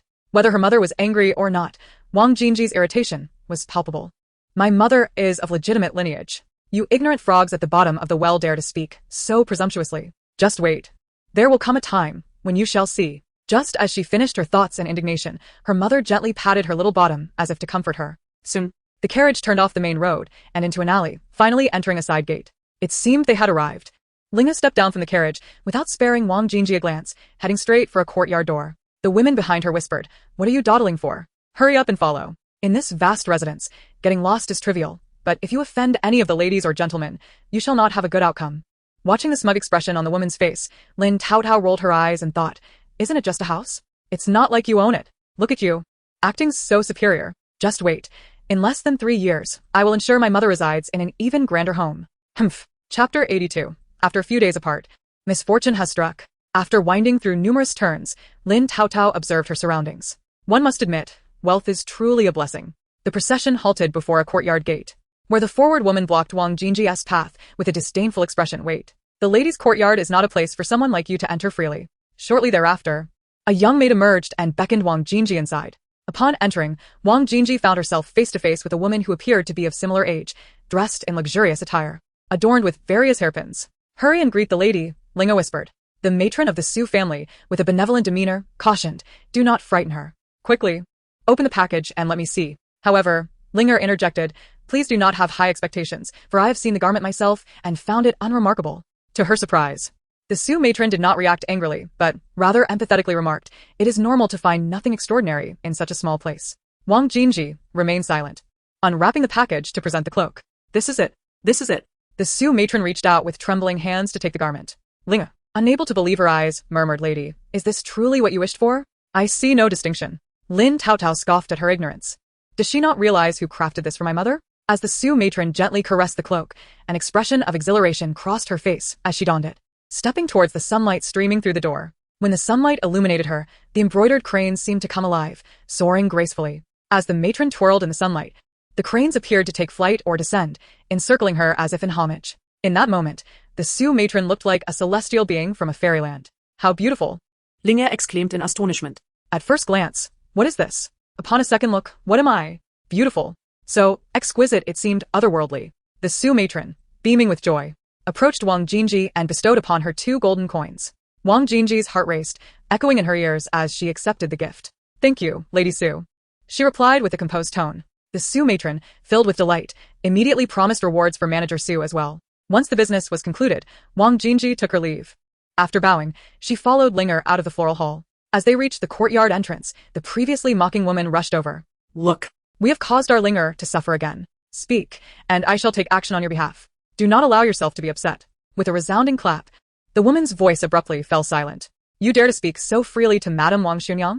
The woman stood there, dumbfounded. Lin Taotao could no longer contain her laughter. Isn't this akin to praising a horse's hoof? Her mother remained silent, for it was not her place to discipline the servants. Linger merely stated, leave and accept your punishment. The woman promptly left.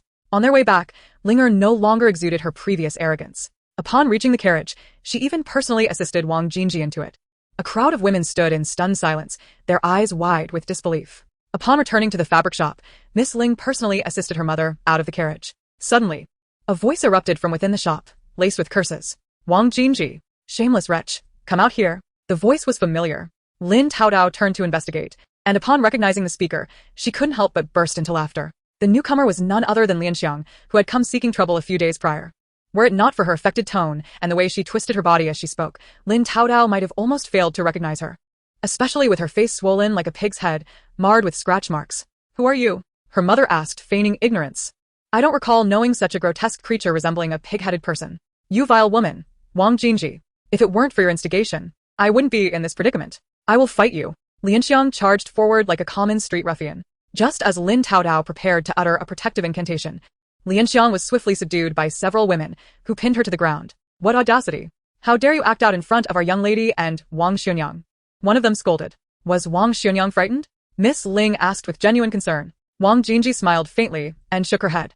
It is fortunate that the young lady was not frightened. Turning sharply, Miss Ling transformed, her demeanor radiating fury. Make sure to silence her. Let her understand that Wang Xuanyang is not someone she can offend. The two women immediately flipped Lianxiang over, one pinning her hands down while the other straddled her waist, delivering sharp slaps across her face. The sound of slapping echoed, mingled with Lianxiang's cries of agony, drawing the attention of numerous onlookers. Isn't it the carriage from the Su residence? Someone remarked. Indeed. Who would dare provoke them? You'd be courting disaster. Hush. Speak quietly. Despite the spectacle, the crowd remained unusually silent. With each resounding slap, Lianxiang's insults were silenced. In her despair, she pleaded, I should not have provoked the young lady.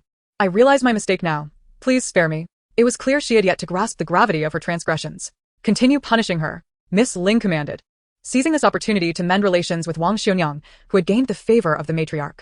Given the matriarch's current joviality, it was possible she might soon become a favored confidant. If she did not curry favor now, future opportunities might be lost. I was wrong. I should never have offended Wang Xuanyang. I promise I won't do it again. Please grant me mercy. Miss Ling scrutinized Wang Jinji's expression, noting her steadfastness, which only prompted the two women to intensify their efforts. Lianxiang's already swollen face contorted further, her upper lip curling grotesquely. Blood flowed from her split lip. Regret seeped in. Had she foreseen this outcome, she would have refrained from boasting before Wang's family. Her gaze shifted to the crowd, spotting a familiar face. Wenhai. Save me, Wenhai. Lin Taotao turned to see her disreputable father, Lin Wenhai. Interestingly, the dark cloud hovering above him seemed to have intensified since their last encounter. Chapter 83. She did not wish to become another Wang Jinji. Lin Wenhai was taken aback. The bloodied woman with the grotesque lip was Lianxiang? His eyes then fell on Wang Jinji, who stood before the Su family's carriage, supported by a maid. His gaze became fixed. In his memory, Wang Jinji had unkempt hair, a sallow complexion, vacant eyes, and pale lips. Her hands were always filthy and withered, resembling a withered flower. Yet, before him now, she appeared radiant. With rosy lips and a fair complexion, her eyes sparkling with life, her hair elegantly styled, clad in simple attire. She still managed to exude an alluring grace that rivaled the Su family's top maid. Conversely, Lianxiang had lost all her former allure, reduced to a crude and vulgar figure. The more he observed, the more distasteful the sight became. After sharing the same roof for years, how had he never witnessed this side of Wang Jinji? At this moment, he felt a twinge of regret. Life had been comfortable when Wang Jinji had not left him, though not without its flaws. It was far superior to the troubles he faced since her departure. Her absence seemed to have siphoned away his fortune. Reluctantly, he approached, lowering his head. Miss Ling. Who are you? Miss Ling felt a flicker of familiarity, but couldn't place him. A sly smile crossed her lips as she replied, If I have offended you, it is hardly a grave matter. Yet, you have offended the esteemed guest, Lady Wang. Esteemed guest? Lin Wenhai thought he must have misheard, gazing incredulously at Wang Jinji. Her? Wang Jinji? What makes her worthy of being the Su family matriarch's esteemed guest? It is futile to explain. She must endure her punishment today, regardless of her status. Yet, Wang Jinji did not spare him a glance, treating him as though they were mere strangers. Wang Jinji, he stammered, I know you harbor resentment towards me. Can we not discuss this civilly? Even though you have departed from the Lin family, our 4 children are still of Lin lineage. In truth, they ought to address Lianxiang as second mother. Why must you create such a public spectacle? Oh my mother! What transgression have I committed to deserve such a shameless father? How dare he tarnish my mother's reputation in front of so many people? Hearing the child's angry retort, Wang Jinji's brows furrowed, and she gently patted Lin Taotao's back in a comforting manner. Indeed, Lin Wenhai's words have transformed this public debacle into a mere quarrel among women over jealousy, dragging my dignity through the mud. She shot a glare at Lin Wenhai, pondering how she had once been blind to his unworthiness. Given the circumstances, she felt no need to hold back. If punishment was to be meted out, it would not be mere words. Wang Jingji raised her chin, her expression one of eager anticipation for the unfolding drama. She would not show mercy to this unfaithful man. You, Lin Wenhai, think that a few flowery words will suffice? As soon as she spoke, Miss Ling nodded in understanding, directing the two women to resume their slaps against Lianxiang. Once more, Lianxiang's cries of despair filled the air. I will strike. Is that acceptable? Lin Wenhai rolled up his sleeves and charged forward, delivering several hard slaps to Lianxiang. Lin Wenhai, how dare you strike me? At this point, Lianxiang's face had swollen to the point of distortion. Gasps of disbelief echoed from the crowd as Lin Wenhai dragged Lianxiang away. After turning the corner, he unceremoniously dropped her to the ground, bellowing, Why did you provoke the Su family? Lin Wenhai, you dare hit me? Lianxiang clutched her throbbing face. Enough of your nonsense. Where's the money you owe me?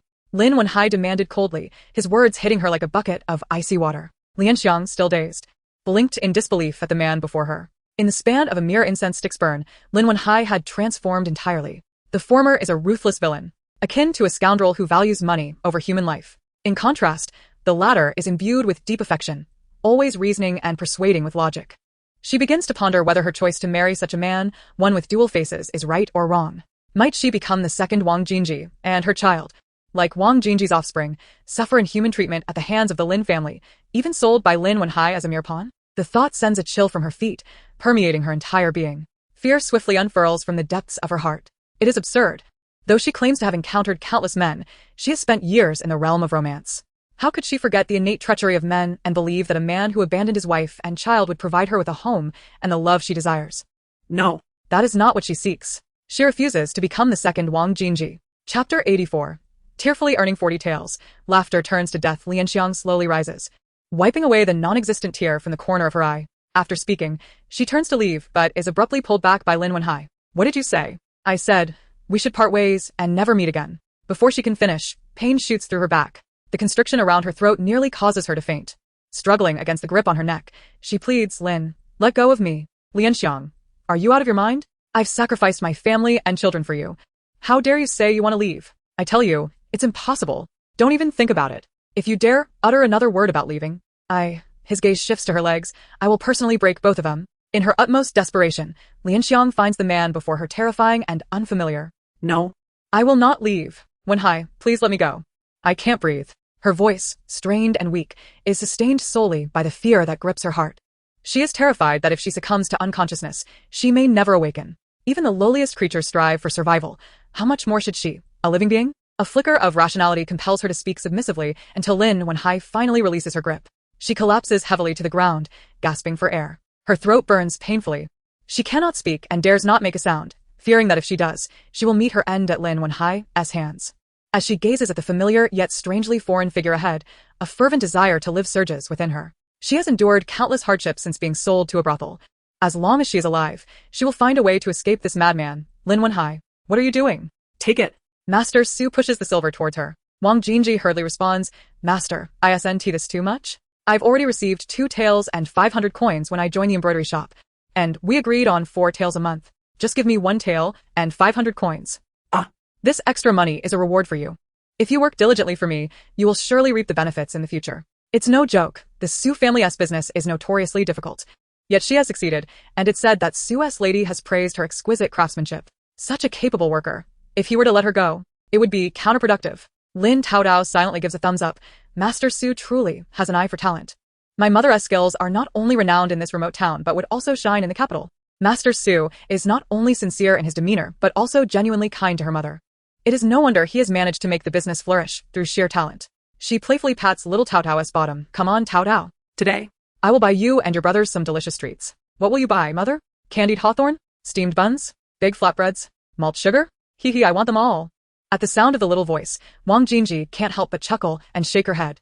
Truly, she is a little glutton. However, she had promised herself to buy good food for her siblings once she earned money. She is not one to make empty promises. Thus, she pauses at the candied hawthorn stall. Sister, may I have a skewer? The vendor greets her warmly. Wang Jingji carefully selects while listening to the sweet, soft voice beside her. When she requests the sour jujube candied hawthorn, little Taotao's joyful cheer rings out. Wow. Mother really understands me. Wang Jingji can't help but smile, selecting 3 additional skewers of hawthorn. The vendor's eyes light up, and his smile stretches from ear to ear. A customer like this is indeed a rare find. As she walks past each stall, she purchases 4 portions, all chosen based on her daughter's wishes. Only when she passes by the Qin residence does Wang Jinji halt her steps. She turns and enters the adjacent alley, heading towards the side door of the Qin mansion. After calling out, the door opens shortly after. The person who answers appears to be the water maid from the back courtyard. Upon learning her intentions, the maid's elongated face instantly transforms into a beaming smile. Please wait a moment, I will notify them right away. Wang Jinji is momentarily taken aback, astonished at how swiftly the maid's demeanor changes. Lin Taotao peers curiously. Shortly after, her third uncle comes running from the archway, scooping her up in a warm embrace. Taotao. It's been so long. Have you missed your third uncle? Wang Sanling exclaims, showering her with affection and lifting her high. Lin Taotao struggles to contain her laughter. What can she do? She still looks like a child, so she must indulge her uncle in his antics. Clutching the little bundle, Wang Sanling suddenly pulls Wang Jinji outside, whispering, because of that useless young master, the master forbids any leave. What happened? Oh, it's a long story. It turns out, ever since her third uncle began following Qinwei, the gambling houses in town no longer allow him entry. Unable to gamble there, Qinwei has resorted to inviting his equally reckless friends over for underground games at home, nearly driving old Master Qin to his grave in frustration. After Qinwei had won everything from his friends, they started avoiding him. With no gambling to occupy him, Qinwei even contemplated dismissing her third uncle. Yet, this infuriated old Master Qin, who, although gravely ill, suddenly felt his health improve. Now, the master has ordered me to keep a close watch on the young master, insisting that we must be together, even during meals and bathroom breaks. Thus, her third uncle is tearfully and begrudgingly forced to earn 40 taels. Ha ha ha, how amusing. It seems that excess can indeed lead to unexpected consequences. You've truly opened my eyes. Chapter 85. Her unresolved grievances are finally resolved. As her third uncle speaks, a figure clad in dark green rushes towards them. 3 Wolf. I heard your lovely niece has come. She is so beautiful. The starry-eyed young man is none other than the young master, Qinwei. May I hold her? Please, just once. Qinwei pleads, resembling a puppy begging for attention. Just as her uncle begins to respond, her mother hands her over. Young Master Qin, please hold her carefully. Before she even registers what is happening, she is enveloped in a gentle fragrance. Looking up, she meets Qinwei's gaze, and their eyes lock. His face beams with delight, yet the adorable little bundle in his arms scrunches her brows into tiny peaks. Goodness, this boy must be quite the troublemaker to have squandered such a vast fortune, leaving his entire family in turmoil, ultimately leading to his own demise in a cold winter night, devoured by wild dogs. Upon hearing the sweet voice, Qinwei's first reaction is to wonder whose child possesses such a delightful sound. Scanning the surroundings, he finds no other children apart from the cherubic figure in his arms. As the melodic voice rings out again, Qinwei realizes its source. Has he truly been cooped up for so long that he has lost his senses? As Qinwei found himself engulfed in self-doubt, his thoughts were interrupted by the soft voice of the little one in his embrace. What a tragic end. Such a shame for this beautiful face. Why choose to be infatuated with gambling? Now look, you've wagered away the lives of your entire clan. Qinwei's eyes widened in disbelief. So, he was indeed hearing the thoughts of the little one. Moreover, she had articulated his grim fate. His mind was now a tempest of thoughts. Decapitation, exile, starvation, and cannibalism. Was it truly possible that he would meet such a woeful end? After managing to calm his racing heart, he yearned to overhear more about his situation. But the little one was whisked away from his arms. Taotao is rather heavy now. We shouldn't tire the young master, Wang Jinji explained. Qinwei felt at a loss for words, unable to find a suitable reason to reclaim the little one. Seeing Wang Sanlang remain unmoved, he pouted and tugged at the corner of Wang Sanlang's garment, shaking it imploringly. To evoke sympathy, he even squeezed out a tear that lingered at the corner of his eye. Wang Sanlang glanced at his precious niece, and then at Qinwei. Upon nodding in approval, Qinwei swiftly turned and vanished from sight. Wang Jinji beamed with joy, and the little Lin Taotao in her arms also radiated happiness. The boy was visibly elated. Thanks to Master Qin, old Master Qin had even arranged for a carriage and attendants. As the carriage exited the side gate of the Qin residence, Wang Jinji looked up at the sky. Wang Sanlang nodded in agreement. All right, let us proceed. Qinwei immediately instructed the driver to head towards the blacksmith shop. Upon arriving at the blacksmith shop, the proprietor promptly emerged to greet them. After all, the horse pulling the carriage was one of his most valued patrons. Grasping the reins, he cautiously inquired, Lu, is there something amiss with the horse? The newly arrived coachman leaned in to whisper a few words. The proprietor quickly moved to the back of the carriage, exclaiming, No wonder the magpies have been chirping all day without leaving. It seems a distinguished guest has arrived. This young master is here to fetch Brother Wang. Is he ready to depart? Qinwei lifted the carriage curtain and asked. The proprietor was momentarily taken aback. Brother Wang? Which Brother Wang? When did we have a Brother Wang in our shop? Wang de who? Ah, Dahu, right away. The proprietor swiftly turned and called for Wang Dahu. When Wang Dahu emerged, drenched in sweat and confusion, he was urged, "Don't just stand there. Quickly wash your hands and face. We cannot keep young Master Qin waiting." This young master is notorious in the 10-mile town for his mischief. He can afford to employ a tutor and pay for his education. Yet he drove away his wife and chose not to study. Nonetheless, his lack of formal education has not hindered his sharp intellect. Anyone who has crossed him in the 10-mile town has either seen their family business crumble into obscurity or sold off their possessions to flee to distant lands. In his presence, a mere blacksmith shop like mine dares not utter a word of dissent. After Wang Da, who had washed up and approached Wang Jinji and her daughter, he immediately embraced his cherished niece. Just as Wang Sanlang was about to explain their purpose, a woman dressed in plain attire rushed out from the blacksmith shop. Standing beside the towering Wang Dahu, she appeared diminutive. "Brother Dahu, you forgot this." The woman handed him a small black pouch, her gaze drawn to the little girl in his arms. "What a beautiful little girl." Wang Dahu smiled with a foolish grin, proudly declaring, "This is my niece, Taotao." At that moment, Lin Taotao was equally mesmerized by the woman's appearance. It was the first time she had encountered someone in this world whose countenance radiated good fortune and prosperity. The woman approached with a warm smile, gently saying, "Hello, Taotao. I'm Zhongli, the daughter of Brother Da, whose master." Zhongli had once been the source of Lin Taotao's unfulfilled desires. She had encountered the male protagonist first, sacrificed everything for him. And even though he had once held feelings for her, she chose to withdraw from the competition with the female lead out of kindness. Not wishing to complicate matters for him, in the end, she devoted her entire life to securing peace for him and his kingdom through a marriage alliance with a neighboring nation. how could she find closure in that? Wait. Wasn't this another opportunity? Lin Taotao felt a surge of excitement, her fists clenching in determination. How could she not be thrilled? Her unfulfilled desires were no longer beyond reach. Chapter 86. Are you worthy? Especially with a male protagonist who is ungrateful, eyeing both his current prospects and his desires. Since he failed to cherish someone as wonderful as Zhongli, she had no qualms about seizing the opportunity. Moreover, her uncle's approval was not solely dependent on Zhongli. Was this not a chance to achieve two goals with one action? Lost in her thoughts, Lin Taotao remained oblivious to Wang Dahu's unease. Although he did not fully grasp the implications of the male protagonist and the female second lead mentioned by Taotao, he understood the meaning of tragedy. Why should someone as wonderful as Zhongli be destined for such a dismal fate?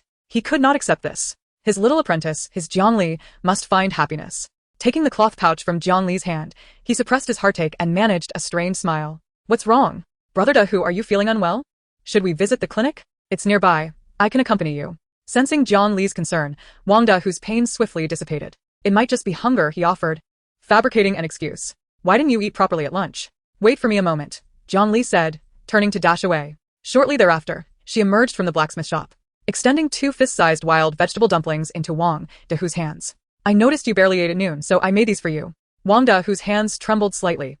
This was Zhongli, gentle, attentive, kind-hearted, and cheerful. Of course, she was also exceedingly beautiful, as lovely as his little niece. After expressing his gratitude, Wang Dahu handed his niece back to Wang Jinji and retrieved his own carriage, following behind the Qin family's carriage as they departed the blacksmith shop.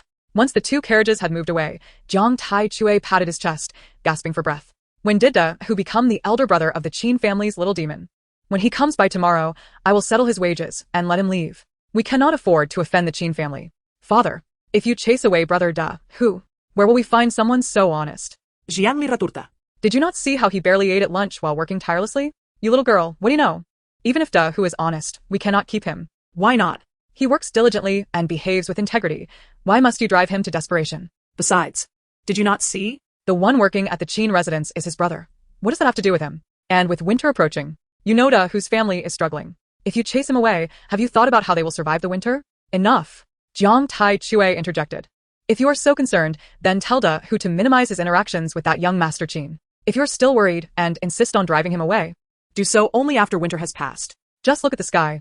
We do not know how harsh this winter will be. While we cannot assist others, at the very least, we should not push them toward ruin." Jiang Tai Chue, realizing he could not win an argument against his daughter, glanced at the sky and decided to refrain from further discourse. He held a fondness for Da Hu. Were it not for dire circumstances, he would not consider sending him away. However, his daughter was correct.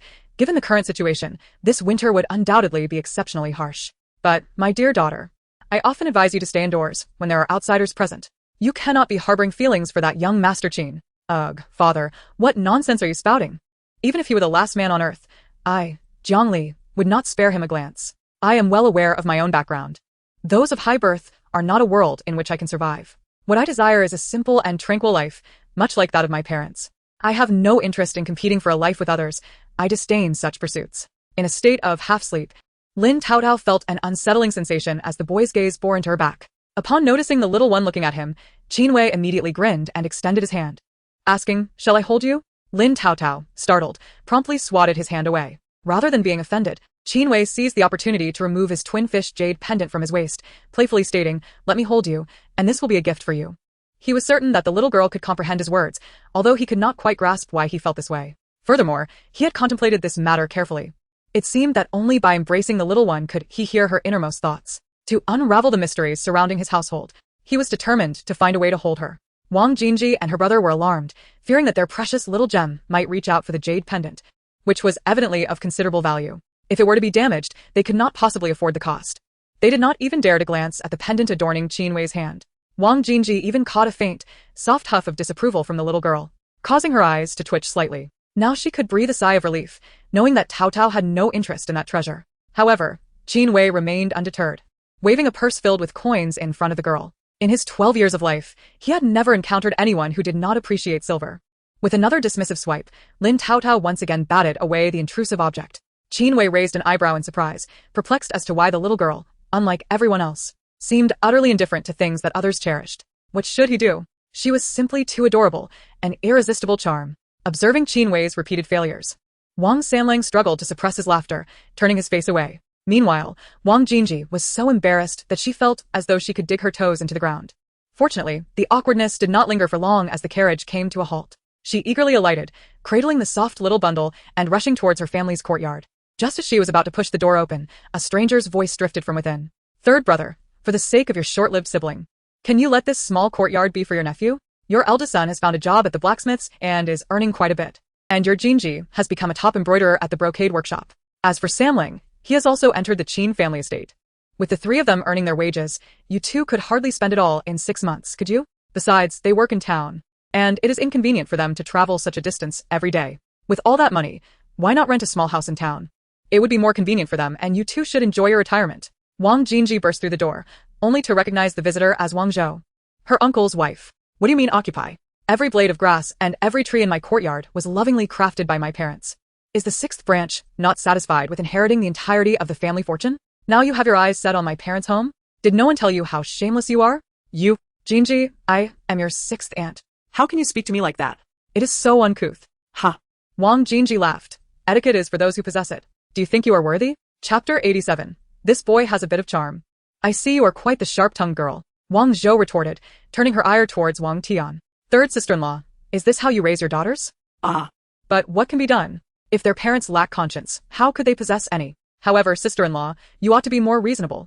As the saying goes, what is meant to be will always find a way, what is not meant to be cannot be forced." With a sudden laugh, Lin Taotao burst into laughter. Frustrated by the unyielding Wang Zhou, her gaze shifted to Wang Jianghe. "Third brother, are you just going to stand there and watch your wife bully me? When my husband left, you brothers promised him that you would take good care of us." With his face flushed, Wang Jianghe slammed his cane down and growled, "Zhou, you should count your blessings. Just because the sixth brother left us early, we have been accommodating to you at every turn. When it came time to divide the estate, we gave you the house and the cattle without asking for anything in return. What more do you want? Are you implying that you wish to settle the score with me, Wang Jianghe?" Zhou shouted. After years of absence, it was baffling to see Wang Sanlang suddenly regain his clarity. Previously, whenever she mentioned that short-lived man, Wang Jianghe would bow his head in guilt, granting her every whim. Now, however, he refused her outright without a moment's hesitation. Even Wang Jinji, who had always been at her mercy, seemed transformed today, her tongue sharper than ever. "Since your words have reached this point, I would like to address this matter as well," Wang Jianghe said, calming his agitated heart and speaking firmly. "Initially, we had an agreement that as long as you remained unmarried, the courtyard and all within it would be yours to use. However, I have heard that shortly after moving to town you took a new husband. I am not here to settle old scores.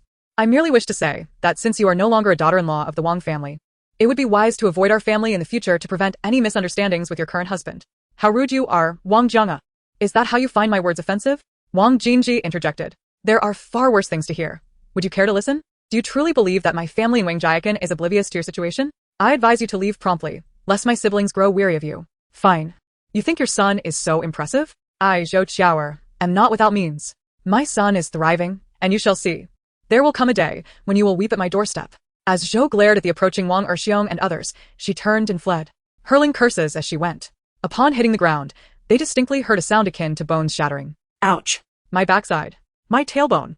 Zhou cried, clutching her rear as she rolled on the ground. Just as Wang Tian was about to check on her, a muffled groan echoed from outside. Qin Wei, one hand clutching his stomach and the other pointing at Zhou, exclaimed, "That wretched old woman. Take her to the magistrate. I shall file a complaint against her." Wang Sanlang and several attendants from the Qin family were alarmed, rushing to check on Qin Wei. He alternated between declaring his chest and stomach hurt, as if the source of his pain could change at any moment. Wang Sanlang was frantic with worry, while the attendants approached Zhou with an air of calm, easily lifting her and tossing her onto the carriage. Just you wait. My son will not let you off easily, she yelled as the carriage departed, her cries of my backside echoing behind it. The Wang family swarmed around Qin Wei, with Wang Dahu sprinting towards the old doctor as home. Meanwhile, Lin Taotao tilted her head, her delicate brows knitting into a frown. While others were oblivious to the unfolding drama, she had witnessed everything. It was evident that Zhou had been propelled out the door by Qin Wei's kick, and she had not even touched him. The boy's portrayal of pain was so masterful that it seemed deeply authentic. So, was Qin Wei avenging her family? Why? Before she could ponder further, she saw her second uncle carrying Qin Wei into the east room. Soon after, her eldest uncle arrived, hauling the old doctor inside. What is the matter with your family? You've come to fetch me yet again. My old bones can hardly withstand this much commotion. Before the old doctor could finish his sentence, his feet left the ground once more. Oppo and Amethyr were unable to enter, thus waiting outside. Before long, the muffled voice of the old doctor drifted from within. Based on the pulse, there seems to be nothing wrong. No injuries at all. Doctor. Could it be that I was merely startled, perhaps just a bit agitated? The old doctor hesitated for a long moment before finally uttering, "It is not entirely impossible." Lin Taotao nearly laughed at this. In the end, the old doctor prescribed no medicine but simply advised Qin Wei to rest well, as suggested by Qin Wei himself. Once the doctor departed, Qin Wei lay down directly on the Kong. It wasn't he until Granny, feeling somewhat guilty, prepared a multitude of delicious dishes, filling the courtyard with the aroma of meat, that Qin Wei, who moments ago had claimed to be too pained to move, miraculously seemed to recover. As he emerged, he resembled a cat catching a whiff of fish, incessantly twitching his nose and heading straight for the kitchen. Has young Master Qin recovered? Granny asked joyfully. Qin Wei responded with a natural smile. Aunt Wang, there's no need to worry. I might just be hungry. A few bites should suffice. What Lin Taotao found perplexing was how Aunt Wang, without hesitation, took a bowl and served Qin Wei his favorite dishes, encouraging him to eat a little to settle his stomach. Thank you, Aunt Wang. No wonder Sanlang longs for home all day. If I had a mother like Aunt Wang who could cook, I would miss home every day too. Watching Granny beam with delight from his praise, she suddenly seemed less bothersome to him. In the Wang family's courtyard, the aroma of the meal enveloped every nook and cranny. With her mouth agape from Qin Wei's compliments, Aunt Wang hadn't eaten a bite herself, instead busying herself with serving him. When spirits were high, laughter resonated through the family. In stark contrast to the joyous ambience of the Wang courtyard, the Lin family residence was engulfed in oppressive silence. Useless thing. Can't even cook a meal. What good are you? Lin Yo threw a bowl onto the table, causing the congee to spill everywhere. The plates of pickled vegetables on the table rattled violently. Lianxiang, suppressing the burning pain in her hands, shrank her bruised and darkened wrist, lowering her head in silence. Nearby, Lin Wenhai, visibly annoyed, put down his bowl and shouted, "Mother, I cooked the rice just as you instructed. What more do you want from her? What's there to be satisfied with?" Wenhai, take a good look.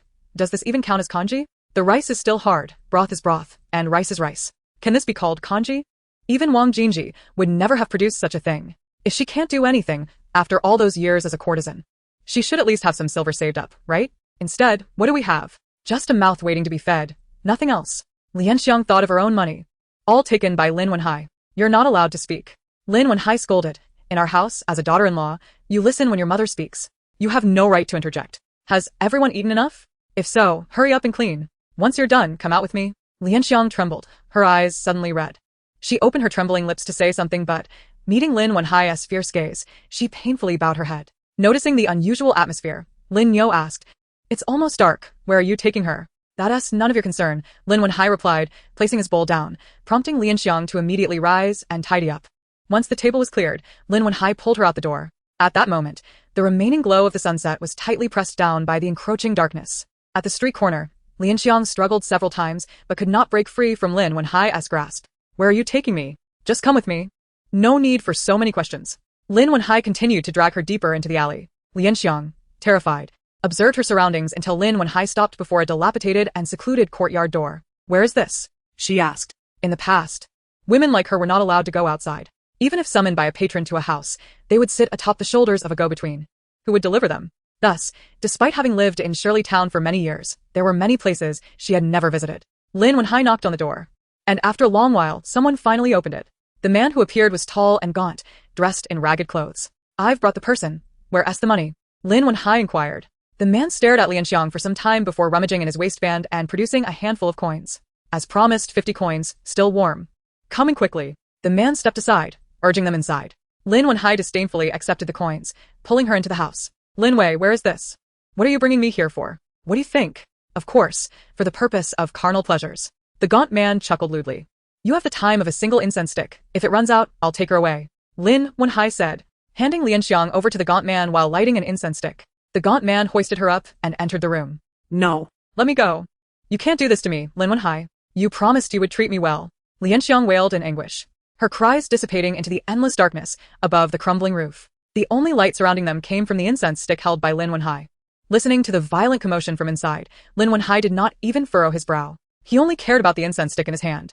When the wind blew, he would raise it high, watching it burn rapidly, revealing a satisfied smile. Meanwhile, within the dilapidated wooden house, Lianxiang, pressed against the wall, endured the pain, nearly grinding her silver teeth to dust. Even if it meant marrying an ordinary farmer and living a stable life, she would accept it. Who would have thought that Lin Wenhai, this beast, could conceive such a malicious scheme in just one night? "All right, the incense stick has burned out." Lin Wenhai's voice called from outside. The gaunt man, still engaged in his activities, dissatisfiedly replied, "I'm not finished yet." His movements quickened. The tearing and crashing pain nearly stole her breath away. With a loud bang, the door swung open, and Lin Wenhai yanked her away, her trousers caught beneath his feet. "If you want to continue, pay up. If not, don't waste my time." Lin Wenhai extended his hand. The gaunt man awkwardly tugged at his clothing, trying to cover himself. "Can I owe you? I'll write you an IOU. Get lost. Do you take me for a 3-year-old? Lin Wenhai retorted, dragging her out. As they exited, a chill wind swept by, prompting her to finally speak. "My trousers." Lianxiang's laughter was more sorrowful than tears. She thought, he should be satisfied now. Surely, he would let her go today. "Shut your mouth. Just come with me." "Lin Wenhai, are you even human? You've already let someone defile me once. Do you really want to do it again? You never treated Wang Jinji this way. Why do you treat me like this?" Lin Wenhai abruptly stopped and turned to look at her. "How dare you mention Wang Jinji? What do you have to compare with her? She entered with a hefty dowry. A poor maiden. While she was with the Lin family, I never had to spend a dime. And you? What do you possess? I've given you all my money." "Huh? How dare you mention that money? If it weren't for your incessant crying and pleading for me to redeem you, would I have taken out a loan to buy your freedom? If I hadn't redeemed you, how would I have accumulated such debts to Scarface Liu? The money spent on you must be repaid by you." At this moment, Lin Wenhai wore a cold smile, the corner of his mouth curling in a mocking manner. It was at this moment that Lianxiang fell into complete despair. No one understood Lin Wenhai's greed for money better than she did. Thus, escape was impossible. Meanwhile, in the Wang family courtyard, the meal had left everyone satisfied. Wang Jinji held the little bundle in her arms, using the free hand to assist in clearing the dishes. "Eighth sister, let me hold Taotao," Qin Wei said, his eyes sparkling as he reached out to embrace the little darling he had been longing for. After waiting all day, he finally found his opportunity. Thus, Qin Wei's eyes gleamed with anticipation. Once the courtyard was tidied up, the family gathered as they used to, seated in a neat row at the entrance of the main hall. The last time they sat here in such a manner was during times of hardship when meals were scarce and water was a substitute for sustenance. She recalled vividly that at that time, Jinji was merely 4 years old, pointing at the moon and insisting it resembled a pancake, crying for a taste. Observing the family, all gazing up at the moon in unison, a wave of melancholy washed over her. The scene bore an uncanny resemblance to the day she first entered the Taoist temple with her master. The moon was just as round, and her master along with her senior brothers accompanied her in a similar fashion. Yet now, the moon remained, while those dear to her were separated by the realms of life and death. Having lived 2 lifetimes, never had she felt such longing for the Taoist temple, for her ancestors, her master, and her brothers as she did today. 5. This is crafted according to the design you provided. Take a look and see if it meets your expectations. Lin Taotao leaned in for a closer inspection, revealing a set of carving knives wrapped in cloth. Uncle Wu eagerly examined each knife, nodding in delight. However, the grandmother, grandfather, mother, and several uncles looked on in confusion. "What is this?" the grandmother inquired. Uncle Wu replied excitedly, "It's a jade carving knife for woodwork. This is wonderful. With it, I can earn money for the family." "Are you planning to carve wood to sell in town?" the grandfather asked. Uncle Wu nodded, carefully putting away the set of carving knives. The uncles began to discuss various ideas, from what to carve to where to set up a stall, but their discussions led to no conclusion. Just as frustration began to settle in, Qin Wei, who had been silent until now, softly suggested, "How about hairpins?" Everyone turned to look at him. The grandmother frowned. "These wooden pins aren't appealing to those without money, and the wealthy look down on them. Can they be sold?" But you are mistaken. Even wood comes in various qualities. There are bamboo, peach, and boxwood for the lower tier, black sandalwood, red sandalwood, and green sandalwood for the mid-tier. And then there is small leaf red sandalwood at the top. The craftsmanship and design can vary greatly as well. Do not underestimate these small items. They are used by all, regardless of wealth or gender. Moreover, if third brother possesses exceptional skill, there will surely be no shortage of work in the future, Qin Wei reasoned astutely. 5. What do you think? The grandfather asked. Uncle Wu nodded, then let us give it a try. Tomorrow I will go to the mountains to find some wood. These items should not be sold at the market. It would be best to open a bright shop next to Qibaozhai. Qin Wei suggested. A shop? Are you jesting, young Master Qin? The rent for such a place must be substantial, and if our family had that kind of money monthly, we wouldn't be exhausting ourselves like this. The grandmother laughed awkwardly. Qin Wei suddenly turned to her, and after a moment, stood up earnestly, saying, "How about this? I will cover the cost of the shop, and 5 brother will provide the goods. We can split the profits equally, shall we?" Lin Taotao raised an eyebrow involuntarily. Was this decision made only after he observed her? It felt odd. No, that would not do. Old 5 can only manage with 2 hands. How could he handle so much work? I think I should go and sell on the streets instead. But Qin Wei replied, "Uncle, whether you trust 5 brothers' skills, you must trust my judgment. My family's wealth is not easily acquired. If I did not have confidence, I would not speak so boldly. This matter is settled. Tomorrow, 5 brother will join me in town to establish a written agreement. I will handle everything else." The Wang family exchanged glances, and ultimately, it was Wang Wu who nodded in agreement, leading the others to remain silent. Qin Wei, however, was so elated he jumped a meter into the air. He had genuinely heard the heartfelt wishes of the small group. Better to believe than doubt, especially when it concerned the lives of many. When the small group sought to distance themselves from him, he chose instead to bind himself to them in partnership. This way, by collaborating with the small group's Uncle Wu, he would not only have more opportunities to be close to the small group and uncover the truth, but also gain a protective charm. After all, the small group could not stand idly by while their family suffered. Furthermore, it was the trinkets he had seen the young ones playing with that inspired this decision. Their craftsmanship would undoubtedly yield profit. That night, Qin Wei slept unusually soundly, while the elderly couple of the Wang family wept and laughed until midnight. Wang was too excited to fall asleep. In contrast, Lin Taotao stared blankly at the roof beam throughout the night, her hands fidgeting with a straw rope. Lin Wenhai counted money until the early hours, envisioning his future of luxury and wealth, convinced this was the wisest decision he had ever made. Only Lin Taotao, utterly exhausted, fell asleep, but awoke in the middle of the night, her worries for Uncle Wu consuming her thoughts. He had tied himself to Qin Wei. She needed a plan to dissolve the calamity of the Qin family. The most vexing part was that she could neither articulate her thoughts clearly nor navigate her way through this predicament. It was maddening. What was she to do? On this day, however, Wang Jinji experienced the best sleep since her marriage. For no other reason than having witnessed Lin Wenhai assaulting that woman. She felt the pent-up frustration in her heart finally dissipate. Those two beasts deserved to be locked away together for eternity, never to harm others again. Chapter 90. Smoke rising from the ancestral tomb. Qin Wei stretched lazily and inquired, "What is the situation? They've been imprisoned." The county magistrate instructed that if young master is capable, he should promptly deliver the lawsuit. Qin Wei rolled his eyes. "Do you need to tell me that? I want to know. Didn't Tizhou say her son was capable? Where is he to defend her?" The 2 attendants quickly answered. "He did not come. The county magistrate sent someone to summon him. Her son keeps lamenting his misfortune, unwilling to spend money to defend her." Qin Wei grimaced, cursing. "What nonsense fills your heads? Does it matter if her son wishes to defend her? What I need to know is who her son is, and where he works." The attendants exchanged glances, swallowing nervously. "Young master, do you mean to eliminate the root of the problem?" Qin Wei's gaze deepened, and he remained silent. Had Wang Sanlang seen Qin Wei at that moment, he would have thought he was hallucinating. When departing, Qin Wei continued to engage Wang Jianghe in conversation, making it clear that he was visiting the Wang family. Those unaware would assume he was Wang Jianghe's son. Finally, the head of the household, Wang Jianghe, politely remarked, "We are grateful that young Master Qin values our humble abode. Please consider it your own home. Come and go as you please. I will have my wife prepare your favorite dishes." "Thank you, uncle," Qin Wei replied. As usual, Wang Jinji shielded Lin Taotao with a fan and rode with Wang Dehu's cart, entering the embroidery workshop as dawn broke. Wang Dehu promptly drove the cart to the blacksmith shop. However, today he had another important matter, to discuss marriage arrangements for his little sister. He had spent the entire night contemplating how to alter the tragic ending Lin Taotao had spoken of. After much thought, he concluded that if he could arrange for his little sister to marry the kindest man before the male protagonist appeared in her heart, it would surely avert her dismal fate. Upon returning to the Qin family courtyard, Qin Wei dismounted and headed straight for old Master Qin's courtyard. Wang Sanling followed closely, cautioning, "Young master, it's still dark. If you disturb the old master, you will surely face his wrath." Qin Wei appeared indifferent. "When I scale the walls to leave, he is always up early. Today I have serious business with him. If he hears it, he will be overjoyed and one tea punish me." Behind them, the two attendants followed with their heads bowed in trepidation. Only Wang Sanga dared to speak so freely to the young master. Had it been anyone else, they would have lost their tongues long ago. Qin Wei led his entourage boldly into the small courtyard. "Father, are you awake?" Qin Wei knocked on the door vigorously. The attendants and maidservants nearby trembled with fear. Soon, an enraged roar echoed from within the room.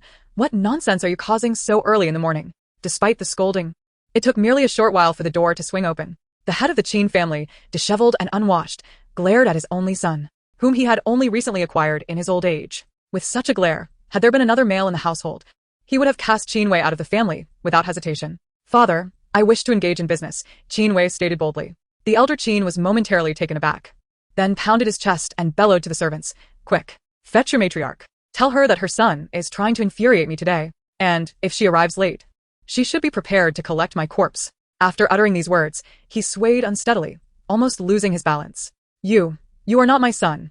You are a vengeful spirit. After a lifetime of doing good, how did I end up with such a wayward child? When the gambling house refused you entry, you invited people to gamble at home. Now that no one is willing to gamble with you, you absurdly consider opening a gambling house. Are you so impatient for my demise that you wish to inherit the Qin family estate? Father, who said I want to open a gambling house? Qin Wei exclaimed, stamping his foot in frustration. The elder Qin, initially stunned, retorted, "What else could it be? Over the years, when have you ever acted responsibly? A reputable shop?" Suddenly, the elder Qin's face lost its redness, his voice softened, and he no longer appeared as angry. He reached out to check Qin Wei's forehead and murmured, "You're not feverish. Why are you speaking nonsense?" "It is not nonsense. Just say whether you agree or not. Is it truly a reputable shop, not a gambling house?" The elder Qin still seemed somewhat incredulous. It was only when Qin Wei nodded that he burst into hearty laughter. The courtyard resonated with the elder Qin's robust laughter. "What are you two arguing about so early in the morning?" Qin, the matriarch, rushed in, hastily smoothing her hair. Upon witnessing her husband acting like a madman, laughing uproariously, her expression soured immediately. "Qin, The ancestral grave of the Qin family is emitting green smoke. ah, This little rascal is finally behaving like a person." The elder Qin excitedly recounted the earlier events, and Qin, the matriarch, was overjoyed. After scrutinizing Qin Wei for a long moment, her gaze settled on Wang Sanling. "My lord, you must reward Wang Sanling generously. Ever since he has been by Wei's side, Wei has been improving remarkably." "Yes, reward him. Fetch 10 taels of silver. Set up a feast today, and let us invite our ancestors. We must celebrate as a family." Wang Sanling thought to himself, has he done nothing to deserve 10 taels of silver? In the following days, the Wang family enjoyed an unusually peaceful atmosphere, free from bizarre relatives making strange demands. Wang Jingji's life continued to improve day by day. During this time, Su, the matriarch, even sent a gift, stating that henceforth, her clothes would all be made by her hands. With Su, the matriarch's words, not only the embroiderers but also Su's shopkeeper treated Wang Jingji with exceptional courtesy. Those who previously spoke ill of her now dared not utter a word. Whenever they saw Wang Jingji, they were all overly flattering. It was not until over half a month later that a reputable shop named Yunmu Ishan was completed, situated next to the renowned Shibao Zhai in the town of Shirley. On the opening day, the shop was abuzz with excitement. Qin Wei sent someone to invite the entire Wang family. Upon reaching the carriage, he took the opportunity to lift the little dumpling into his arms, as it was inconvenient for her to disembark. "There are many people outside. Let me take you inside the shop for a look," Qin Wei said, cradling the chubby little dumpling as he walked ahead. The Wang family followed behind, oblivious to the menacing glare that tracked Wang Jingji from among the onlookers. Having lived for over half a lifetime, she had never imagined she would one day step into such an elegant shop. Memories of her youth flooded back when she had once entered a similar establishment. The shop attendants had glowered at her, watching her every move as if she were a thief. At that time, she had taken a fancy to a silver hairpin and, without thinking, touched it. The attendant rushed over, polishing the hairpin right in front of her, saying, "If you cannot afford it, don't touch it. If others see, it won't sell." The disdain in their expression and tone suggested she was filthy. She understood it was due to her humble origins. Who wouldn't want to be born with a silver spoon? Yet, in this world, one could choose many things, except for their birth. When born into a poor family, one bore an indelible mark of disdain, a stigma that could never be erased. Wang Tianxiang carefully maneuvered through the shop, avoiding contact with anything. Meanwhile, the Wang siblings, who had never frequented such a refined place, gazed in awe at the surroundings. Holding the little dumpling, Qin Wei spoke gently, "These things are quite ordinary. The more valuable items are over here." They passed through a circular archway into the inner chamber, which exuded an even greater sense of luxury. Each meticulously arranged round table was adorned with exquisite bronze mirrors. Pairing each mirror were several brocade boxes, clearly containing items of considerable worth. A gentle fragrance of incense mingled with the aroma of tea, creating an intoxicating atmosphere. The Wang family, having never encountered such grandeur, stood there entranced. Qinwei picked up a small pastry from the table and placed it in the little dumpling's hand, then listened intently. Indeed, the next moment, a soft and satisfied voice rang out. Though it appears unremarkable, it melts delightfully and tastes sweet. He made a mental note of her preferences. Just as he pondered preparing more of her favored treats, he heard the tiny voice again, reciting a mystical incantation. The carefully cultivated energy surged from his fingers, and Qinwei felt a warmth on his shoulder as something entered his body. The sensation was akin to iron branding, searing through him. A wave of heat rushed toward his brow, causing his surroundings to blur. The heat coalesced at his forehead, amplifying the pain manifold, and he staggered, nearly collapsing. Luckily, he grasped the edge of a nearby table, barely managing to steady himself. When he opened his eyes again, a peculiar spectrum of colors flashed before him, and when he attempted to see clearly, it vanished as if it had never existed. The next moment, a small pastry slipped from his chest. The little dumpling in his arms suddenly went limp. Qinwei quickly tightened his hold. Taotao? Taotao. He disregarded the Wang family behind him and dashed toward the door. Clutching the little dumpling, bursting through the crowd, he sprinted in the direction of the medical clinic, pursued by the bewildered Wang family members. Regardless of their calls, Qinwei not only did not slow down but ran even faster. At that moment, Wang Sanling felt as if he were on the brink of collapse. If Qinwei dared to harm his beloved Taotao, he would not rest until he had avenged her, even at the cost of his own life. As he quickened his pace, closing the distance to Qinwei, he suddenly saw Qinwei dart into a nearby shop. The clinic? The Wang family members rushed in, where a physician was already checking Taotao's pulse. Qinwei, filled with shame, explained. Taotao suddenly became unresponsive. I don't know how to explain this to you. He genuinely could not articulate the bizarre events that had just transpired. More importantly, he feared that if he revealed the strangeness of the situation, they would think him mad. As he watched the physician withdraw his hand, he hurriedly inquired, "What is wrong with her? No matter the cost, with whatever precious herbs, we must ensure she is healed." Qin, young Master Qin the physician wore a look of embarrassment. "This young lady is not ill. She merely fell asleep." "Impossible!" Qinwei shouted anxiously. "Are you capable or not? Bring your master to see me." "Young Master Qin, please do not panic. She truly is just asleep." The physician stammered, hesitating to elaborate. "What do you mean? What have you done to her? Her pulse indicates fatigue." The physician's tone was lacking in conviction. After all, how could a 1-year-old child possibly suffer from fatigue? Yet the pulse could not deceive. It was inconceivable for such a small child to exhibit such symptoms. "You must have misread her pulse. Do not waste my time with your excuses. Summon your master immediately, or I shall ensure that your clinic cannot operate in the entirety of Wudong County." Barely had he finished speaking when the clinic's master rushed in, disheveled. Without waiting for Qinwei to speak, he called upon 2 physicians to check Lin Taotao's pulse in succession. The results were surprisingly consistent, indicating a fainting spell due to fatigue. Quickly prepare the medicine, using the finest and most expensive ingredients. Qinwei carried the child into the examination room. Wang Jinji sat at the bedside, her expression clouded with worry. Lin 15 knelt by the bed, tightly holding Lin Taotao's hand, while Lin Qi and Lin Xiu gathered anxiously at the foot of the bed. The 7 brothers of Wang Dahu stood lined up against the wall. Qinwei maintained a grim demeanor at the door, casting an air of gloom over the entire clinic. The attendants in the front hall dared not utter a word, striving to maintain silence. However, before the medicine arrived, a barely perceptible snoring sound echoed from the examination room. Qinwei rushed to the bedside, pressing his ear closer for a moment, and the corners of his mouth slowly lifted. She truly was asleep. As he exhaled in relief, Qinwei sank to the floor. The Wang family also breathed a sigh of relief, feeling reassured. It must have been the shock from her birth that caused Taotao's frail state. Wang Tianxiang cursed through clenched teeth. "That scoundrel Lin Wenhai. If I see him again, I shall strike him each time." In the examination room, the sound of fists clenching echoed repeatedly. Before long, an attendant entered with the medicine, followed by the clinic's master, who had thoughtfully brought along some candied fruit. Chapter 92. Thus, the little dumpling is a rare treasure. After Wang Jinji carefully fed the medicine to Lin Taotao, she followed it with a piece of candied fruit. The little one, who had been frowning, quickly relaxed. Qinwei remained silent, merely waving his hand for the master to leave. An hour later, Lin Taotao stretched and slowly opened her eyes, only to be startled by the sight of several faces staring back at her. She nearly unleashed a lightning spell, fearing for her family's safety. "You little girl, you nearly scared us to death," her mother scolded, though she immediately embraced her, planting kisses on her face. It then dawned on Taotao that after she had cast the knowledge spell on Qinwei, she had exhausted herself and fainted. Clearly, her internal energy was insufficient to wield such magic. Turning to glance at Qinwei beside the bed, she noticed the knowledge symbol shimmering between his brows, which reassured her. As long as this talisman resided within Qinwei, he would be able to foresee impending events. Unable to employ the disaster-evading method, she had resorted to the knowledge spell instead. Yet the exhaustion was overwhelming. This sensation of being drained left her particularly uncomfortable. Stifling a yawn, she closed her eyes once more and fell back asleep. Qinwei summoned the physician again to check Lin Taotao's pulse, confirming that all was well before finally feeling at ease. "Master, I will accompany you to settle the consultation and medicine fees," Wang Tianxiang stated. The master hastily waved his hand. "Young Master Qin has already covered the expenses. Please rest assured, madam.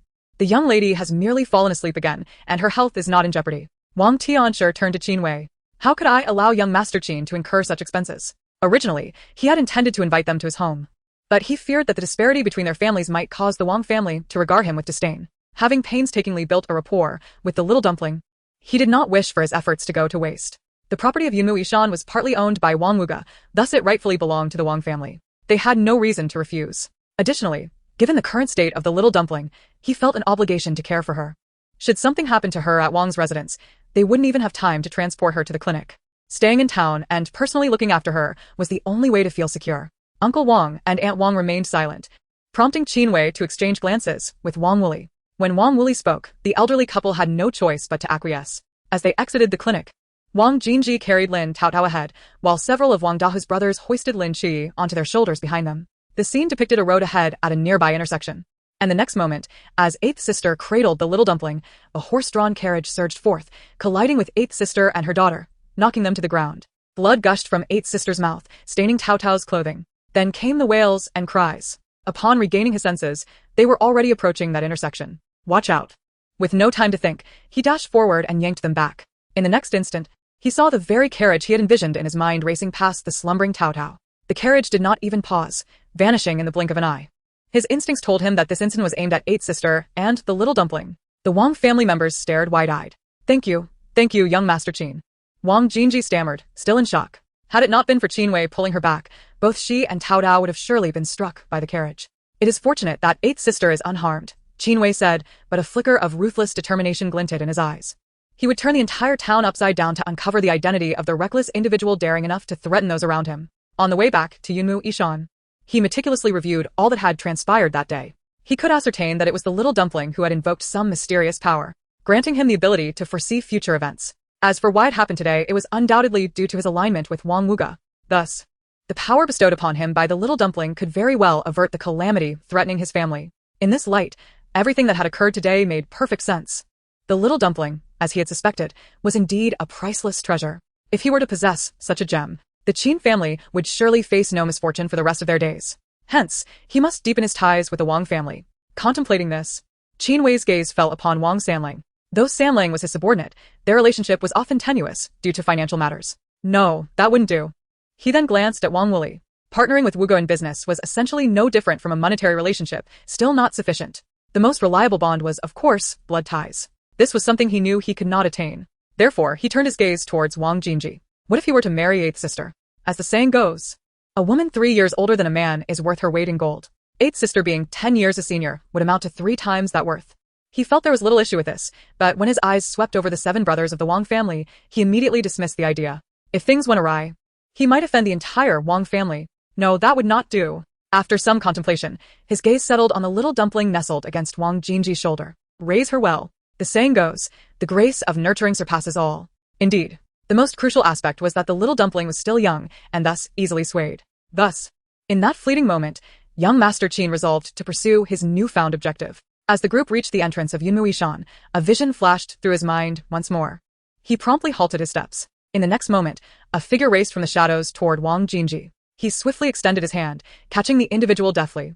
It turned out to be a woman. A young woman with disheveled hair. Wang Jinji exclaimed, "It's me. It's me." As she focused her gaze, she nearly failed to recognize the woman pinned to the ground, Lianxiang. Her face was caked with heavy makeup, and her lips painted a vivid red. Yet her pallor and emaciated form betrayed her former allure. Chapter 93. Had I known this was a way to earn money, why would I have sold my daughter? You should think about your children. Your daughter is still so young. She cannot grow up without a father. Upon seeing Lianxiang's hands, marred with fresh and old wounds, Wang Jinji felt no sympathy. Instead, a smirk curled her lips. She brushed Lianxiang's hand away as if it were something filthy, wiping her own garments in disdain. My child does not need a heartless father. Weren't you the one who desperately wanted to squeeze into that ramshackle hut? Now that you're in, live with him in love for the rest of your days. The sight of Lianxiang's injuries brought Wang Jingji a sense of satisfaction. Leaning down, she whispered, "Have you truly resigned yourself? Are you really willing to die at his hands? Lianxiang, I thought you were stronger than other women, yet here you are, just the same." Unable to restrain her grin, she sidestepped Lianxiang and entered Yumuishan. Wang Tianshi said indignantly, "You have married Lin Wenhai as you wished, so live your life properly. Stop lingering in front of my daughter." Wang Jianghe, leaning on his cane, suppressed the urge to raise it and walked past. However, he could not resist spitting, shameless. Behind him, Wang Dahu and others warned, "You'd best not trouble Jinji again, or don't blame us for hitting a woman." As the group entered the shop, only Qin Wei remained outside. Did he hit you? He asked. Lianxiang slowly raised her head, tears glistening in her eyes as she nodded, overwhelmed with grievance. She had learned within those walls how to please men and understood what type of woman elicited their protective instincts. As tears streamed down her face, she wiped them away, revealing the bruises encircling her wrists from bindings. She even adjusted her sobbing voice to sound more pitiful. Then she choked out, "Please, young master, save me. I cannot endure this life any longer. If you rescue me, I will repay your great kindness with servitude." Her voice, as melodious as a warbler's, accompanied by expressions she had practiced countless times, filled her with confidence. Any normal man would surely be moved. She deliberately trembled her shoulders to appear even more pitiable. When she had been brought out by Lin Wenhai, she had witnessed everything occurring here. Seeing Qin Wei's innocent demeanor, she instantly realized he had not faced much hardship and understood he might be the one to alter her fate. At that moment, a flicker of subtle mockery flashed in Qin Wei's eyes as he composed himself and resumed his innocent facade. "Your man hit you?" Lianxiang nodded, weeping. The heart that had once felt dead now flickered back to life. "Do you wish for revenge?" Qin Wei asked softly. Huh? Lianxiang was momentarily taken aback. "If you desire revenge, I can help you," he added, lowering his voice further. Lianxiang stared blankly for a moment before finally managing to ask, "How? How will you help?" Qin Wei cheerfully retrieved a small oil paper package, the size of a fingernail, and tossed it into her palm. "Since you say you can no longer endure this life, why not take that vile man down with you? Wouldn't that be better? Of course. If he has others at home, think of it as a profit." After speaking, he covered his nose and stood up, unable to tolerate the man's stench any longer. He had already reached his limit. After a series of images flashed through his mind, he turned and said, "Quickly hide it. Your pursuers are coming." Lianxiang trembled as she concealed the small package and hurried away. Hey. Qin Wei pointed in the opposite direction. "Run that way." Without hesitation, Lianxiang dashed off in the direction he indicated. However, in her frantic escape, she failed to notice the smirk curling the man's lips behind her. Muminjlate. Anguished cries and shouts erupted from the nearby alley. "How dare you run? I didn't tea. Wenhai, I came to find you." Ah. "Don't hit me, let go. Please don't strike me. I truly came to find you. Stop pretending to be pitiful in front of me. I know exactly what you're thinking. If you dare to run out again, I will break your legs. I won't dare again. I will be obedient. I will listen to you from now on." As the voices faded into the distance, Qin Wei adjusted his clothing with satisfaction and entered Yumuishan. Regardless of what schemes the little one had devised, he felt utterly at ease. Not only had he managed to avoid trouble, but he would also find it even more convenient to dig pitfalls for others in the future. The sumptuous dishes before him were unlike anything they had ever glimpsed. The exquisite flavors seemed to transport them to another realm. Qin Wei rose and filled each bowl with wine, the fragrance wafting through the hall. "This is the fine wine my father has hidden away. Today, I shall drink with my brothers until we are inebriated." He heartily drained his bowl. Perhaps due to the effects of the alcohol, Wang Dahu and his brothers soon found themselves drinking merrily with Qin Wei. They embraced each other like true brothers, reveling in their camaraderie. Meanwhile, in a humble courtyard in Shirley Town, Lin Wenhai counted the copper coins in his hand with satisfaction. 600, just as I thought. It's better to drag that wretched woman around to earn a living than to toil in the kitchens for meager pay. 600 copper coins a day is far more rewarding than waiting tables. Indeed, to become wealthy, one must not tread the righteous path. Next, he would find a way to obtain the deed to his home from his elderly mother and borrow some money to buy a cheaper place. Wouldn't that mean earning 1,200 coins a day? He calculated. 1 tael and 2 coins a day. 10 days would yield 12 taels. 20 days would yield 24 taels. And in a month, 36 taels. Then he could spend 7 or 8 taels on a little girl. In an instant, he envisioned himself sitting atop mountains of gold and silver, countless copper coins raining down upon him. Ha ha ha. Had I known this was a way to earn money, why would I have sold my daughter? Wouldn't it have been better to bring them both out to earn? Chapter 94. The thought of what she had brought into this world was too painful to contemplate. That night, the elderly Wang couple sat on the floor before their grand, intricately carved bed, sighing deeply. Such a valuable piece cannot be tarnished. Wang Jianghe lay back, opening his arms. "Come, rest your head on my arm. It will be more comfortable." Tian Guilin nodded, lying on her side, nestled in her husband's embrace. Though their lives were humble, Having a man who cared only for her and obedient children made her luckier than most women. In stark contrast to the tranquility of the elder couple's room, the raucous sounds of revelry filled the West Wing, narrating the joys of a day well spent. Only Wang Sanling, gazing at the unconscious Qin Wei on the bed, felt a buzzing in his head. The master had instructed him not to let the young master stay out overnight, so he had no choice but to carry him out. With each step, he pondered how to explain the situation to the master and mistress. Alas, this child truly gave no one peace of mind. While lamenting, he sincerely sympathized with the master and mistress. At such an age, they were burdened with such worries. It was truly exhausting. In the dim firewood room of the Lin family courtyard, Lianxiang, racked with unbearable pain in her lower abdomen, gasped as she sat up, cautiously inspecting her thighs. The sight of alarming bruises made her gasp in shock. 12. Lin Wenhai truly disregarded her humanity, crouching and clutching her abdomen. Her body felt as though it had been pierced. Even the slightest movement sent waves of pain, causing her to grimace. Slowly, she extracted the small paper package and took a deep breath. There was not a single good man in this world. She was acutely aware of the contents within. To consume it herself? She could not acquiesce to such a fate. It was she who suffered. Why should she be the one to perish? Should she plunge into the Lin family's water tank? But those two beasts had perished. Her involvement could not be escaped either. In the end, would she not be trading the latter half of her life for imprisonment? Perhaps she might even lose her life there. Her fists clenched so tightly that she did not notice her nails digging into her flesh. She could not simply surrender. Surely, there was a better way. She raised her hand and carved a small hole in the corner of the wall, securely hiding the paper package. Only then did she feel at ease enough to close her eyes. A moment later, the corners of her mouth began to rise slowly. Lin Wenhai, you cannot torment me for much longer. Let us see who will ultimately prevail. That night, she slept with an unparalleled tranquility. Meanwhile, in the main hall of the Lin family, Lin Wenhai laid 100 coins on the Kong. Lin Yosher's face instantly lit up with joy. Oh, is this what you earned today? Indeed. Mother, please take good care of the money. I feel more secure knowing it is in your hands. Yes, good. Wenhai is truly filial. Rest assured, everything we save will ultimately belong to you. Lin Yosher cherished each coin as she counted them. Lin Wenhai remained silent, feigning generosity while secretly observing where she hid her valuables. After all, the bait of 100 coins could not be given away for naught. His true goal was that deed to the house. Speaking of which, it made him furious. Just as he was fixated on her actions, the little old woman, who was about to make a move, suddenly halted. If she were to fall ill or something, the inability to earn money would be minor. He did not wish to end up paying for her medicine later. Lin Wenhai understood well that the old woman was intentionally diverting his attention, fearing he would discover something. It seemed she still did not fully trust him. Thus, he called out, "Mother, I have something to discuss with you." Lin Wenhai laid out his plans. Consider this. She can earn so much in a single day.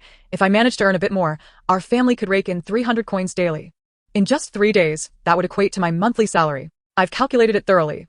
By the end of the month, we could accumulate 9 taels of silver. And after deducting our meal expenses, we would still net over 8 taels. If we could sustain such a life, within a year, you would be the matriarch of the Lin household. At that time, I would hire a few maids to serve you comfortably. What do you think? He was well versed in this art of persuasion, having once used it to make Wang Jinji willingly devote years of her life to him. He scrutinized the subtle expressions of the little old woman. Upon noticing the flicker of uncertainty in her eyes, the weight on his heart finally lifted. My son is still young and healthy, but your body is deteriorating. He hesitated, observing the panic in her gaze before continuing. Furthermore, with age comes illness. Do you believe that this dilapidated house of the Lin family can bear the burden of your suffering? Or provide you with sustenance? It is not that I am unfilial, but my earnings from the tavern are meager, barely enough to feed us both. It is moving to speak, and he even reddened his eyes. When he finally held that piece of paper in his hands, Lin Wenhai felt as if his heart might leap from his throat. He had succeeded. The deed was finally in his possession. Fear not, mother. I will handle this magnificently. Lin Wenhai assured her. You simply wait at home to enjoy your fortune. After saying this, he tucked the deed away and prepared to leave. Lin Yosher grabbed his arm. Son, I have poured my heart into this. You must not disappoint me. The deed was her last bastion. With it in his hands, Lin Wenhai would dare not mistreat her. Otherwise, he would face a fate of homelessness. Given what had happened to Wang Jinji, who had treated him with such sincerity, and the current state of Lianxiang, she dared not dwell on what kind of person Lin Wenhai truly was. Rest assured, mother. I am your flesh and blood. You know my character well. Have faith. I will fulfill my filial duties. Before Lin Yosher could speak again, he hastily departed. That night, Lin Yosher tossed and turned, unable to find sleep, and rose before dawn. She hurried out to the woodshed. Hearing the commotion, Lianxiang quickly pried out the hidden paper package. The next moment, the door of the woodshed opened, and moonlight spilled over her legs. Is she dead? If not, she should be up and working. Lianxiang suppressed her bodily pain and slowly rose, inching her way out. As she passed Lin Yosher, the latter huffed in disdain. Hurry and fetch water to wash yourself. If you delay Wenhai's departure, you'll be punished. I advise you to heed Wenhai's words and stop thinking about escape. Lin Yosher, yawning impatiently, continued, you should realize that the deed is still in Wenhai's hands. Where do you think you can run to? Without a household registration, you are merely a shadow. Whoever takes you in will only offer a fate worse than your current one. At least you have emerged from the brothel. You should be accustomed to such things by now. Do not think that just because you left the brothel, you are clean. Some things, once sullied, remain so regardless of washing. It has nothing to do with where you are. Let me tell you, if you were to be more agreeable and work hard for this family, when Wenhai has some extra money, he may even consider returning the deed to you. To ensure she would not miss the opportunity to earn money the next day, Wenhai called for her to rise before dawn, keeping watch over Lianxiang as she cleaned and dressed. Thus, she slept later than a dog and rose earlier than a rooster, utterly exhausted. If she could persuade this little wretch to abandon thoughts of escape and work diligently, it would ease her burden considerably. In the kitchen, Lianxiang scoffed. Do not think that those tricks you used on Wang Jinji will work on me. They are ineffective. Lin Wenhai is nothing but a beast, a heartless creature. Lin Yosher could not bear to hear her son insulted in such a manner. She felt a surge of anger and nearly struck her, but feared harming her would affect their earnings. She could only spit in frustration. Pa, with that filthy mouth of yours, you deserve a wretched fate. What are you dawdling for? Hurry up and fetch water. After scolding her, Lin Yosher turned her face away in anger, not noticing the slight smile curling at Lianxiang's lips. Just like the previous days, she turned to the corner to grab the water bucket, but unlike before, she seized this opportunity to extract the small paper package. If they were to close their eyes and take their last breaths, their deaths would implicate her as well. She sought not only vengeance, but also the will to survive. To truly live. What are you lingering for? Do not think that I will help you fetch water just because you feign pity. Not a chance. Hearing Lin Yosher scolding, Lianxiang finally took up the empty bucket and, as usual, limped toward the water tank. However, unlike usual, she did not use a ladle today, but instead dipped the bucket directly into the water. As the water filled the bucket, the gray powder dissolved upon contact, merging with the water in the tank. At that moment, Lianxiang smiled. When the moonlight illuminated her face, that eerie grin resembled a ghostly apparition. Lin Yosher's expression froze. She rubbed her eyes and looked again. Confirming she had not seen that strange smile just now, she finally exhaled, feeling relieved. The past few days must have been exhausting, causing blurred vision. After bathing and tidying up, the sun was bright, and Lin Wenhai also got up. Stretching lazily, he walked contentedly to the water tank, scooping some water with a ladle to rinse his mouth, and then drank the remaining water eagerly. Accepting a bowl of congee from Lin Yosher, he pretended to blow on it but didn't take a sip. There was something in the water, so he certainly would not drink it. Watching the mother and daughter as they consumed the congee, she couldn't help but smile. Noticing this, Lin Wenhai remarked, you seem in good spirits today. Have you come to a realization? Not running away? Yes. Your mother is right. Without a contract, I would be a fugitive anywhere, inevitably leading to a life in a brothel. It would be better for me to stay here and live a decent life. Lin Wenhai nodded. It seems that the beating you took yesterday wasn't in vain. As long as you can think clearly, you should earn money for me. When I have enough. If you wish to leave, I will let you go. Lianxiang remained silent, noticing Lin Wenhai's bowl was empty. She stood up and not only filled his bowl, but also topped off Lin Yosher's. Lin Wenhai nodded in satisfaction, downing half a bowl in one go. When he set down his bowl and saw Lianxiang's congee hardly touched, his expression darkened. Why aren't you eating? If you plan to starve yourself, I won't hesitate to force-feed you. Lianxiang stirred the congee with her chopsticks, assuring him, don't worry, if I wanted to die, I wouldn't have waited until today. No matter how dire my situation, I will find ways to survive. That's good. As soon as he finished speaking, Lin Wenhai furrowed his brow, feeling something was amiss with Lianxiang's earlier words, but couldn't pinpoint what was wrong. After pondering for a long time without clarity, he decided it wasn't worth the effort. Today was the most important day of his life. Once it was over, he would be addressed as Master Lin by others. The thought of finally living a prosperous life made the previously tasteless congee feel sweet as honey in his mouth. With joy in his heart, he easily overlooked the situation around him, including Lianxiang's scrutinizing gaze. It wasn't until the third bowl of congee was consumed that Lin Wenhai vaguely felt a burning sensation in his chest and a stabbing pain in his stomach. He set down the bowl, clutching his abdomen in agony. Mother. Before he could finish, he saw the old lady mimicking his actions. In the next moment, she collapsed sideways, curling up on the ground. Oh, my stomach, my stomach. Lin Yosher cried out in distress, drenched in sweat. Lin Wenhai quickly looked at Lianxiang, only to meet her with a sinister smile. Ha, ha, ha, you can't die yet, Lin Wenhai. Your good days are still ahead. What did you do, Lianxiang? Lin Wenhai gasped, beads of sweat rolling down his forehead, leaving damp spots on his clothes. Me? He, I drugged you. Lianxiang chuckled, lifting her untouched bowl of congee. How does it feel, Lin Wenhai? Is it pleasant? You, Lianxiang. How dare you? He stammered, unable to finish his sentence. The pain rendered him incapable of raising his hand. Ha ha ha, you still want to hit me? Unfortunately, you can't even stand anymore. Oh no, I should say, starting today, you want to be able to stand again. Chapter 96. You want to be a ghost, but I won't allow it. Joyous as she was, Lianxiang knew little about the nature of the drug. It would be best to find someone knowledgeable to examine it. However, judging by Lin Wenhai and Lin Yosher's condition, they likely wouldn't die right away. What she wanted was for them to be unable to speak or move. Thus, she pinched Lin Wenhai's mouth and poured her untouched kanji into him. Racked with pain and sweating profusely, Lin Wenhai struggled with all his might, but it was futile. The watery kanji flowed down his throat, through his esophagus, and into his stomach. He wanted to vomit, but Lianxiang held his jaw tightly. Only when the bowl was empty did she release her grip and dragged Lin Wenhai to the woodshed. If you bring a doctor, I will return your contract and let you go, Lin Wenhai weakly pleaded. Lianxiang merely smiled. Lin Wenhai, do you really think I'm like Wang Jinji? She believes everything you say, but I'm not foolish. If I call someone over now, do you think you can still bargain with me? With a smirk, she pushed open the woodshed door, taking in the disgusting stains on the straw mat, inhaling deeply. It's time for you to experience this dark, damp, and insect-infested environment. Saying this, she pulled him inside, found the ropes Lin Wenhai had used to bind her, and securely tied his hands and feet. Furthermore, she tied the other end of the rope to a post. She would not allow Lin Wenhai any opportunity to escape. Lianxiang, have you gone mad? Ha ha ha, if I die, do you think you can survive? Lin Wenhai gritted his teeth, enduring the agony, forcing out each word. Even if I die, I will take you with me. We shall be ghosts together. Shh. Lianxiang placed a finger to Lin Wenhai's lips. What do you take me for? You are unkind, so I cannot be righteous. Rest assured, I won't let you die, because the pain and suffering I've endured, you have yet to experience. As she spoke, she wiped the blood from Lin Wenhai's lips, which he had bitten due to the pain, and gently licked the crimson from her fingertip. And you cannot die. If you die, how will I stand my ground in this household? Don't worry, I want to let you die, and I will do my utmost to take care of you, so you can live well. As for my contract, it no longer matters. I am not like Wang Jinji, who endured years of suffering only to end up with nothing, and still had to toil to raise a child. I only wish to be your wife, Lin Wenhai.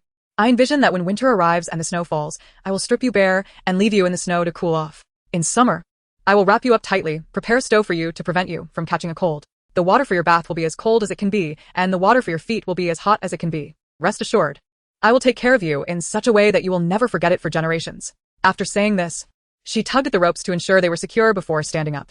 Lian, I will give you my contract and all the money in the house. Just let me go. At this moment, Lin Wenhai was trembling. The scene Lianxiang had described was far worse than the physical punishments in prison.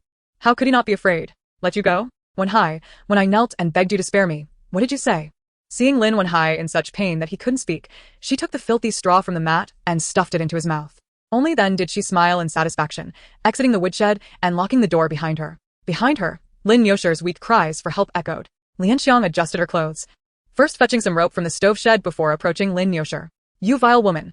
How dare you poison us? Lin Yosher spat venomously. Lianxiang merely smiled faintly, binding her tightly. She dragged Lin Yosher toward the water tank, the pain in her already sore knees and thighs causing her to wince. After much effort, she finally got Lin Yosher to the tank. What do you intend to do? I shall not let you go, even if I become a ghost. Lin Yosher declared fiercely.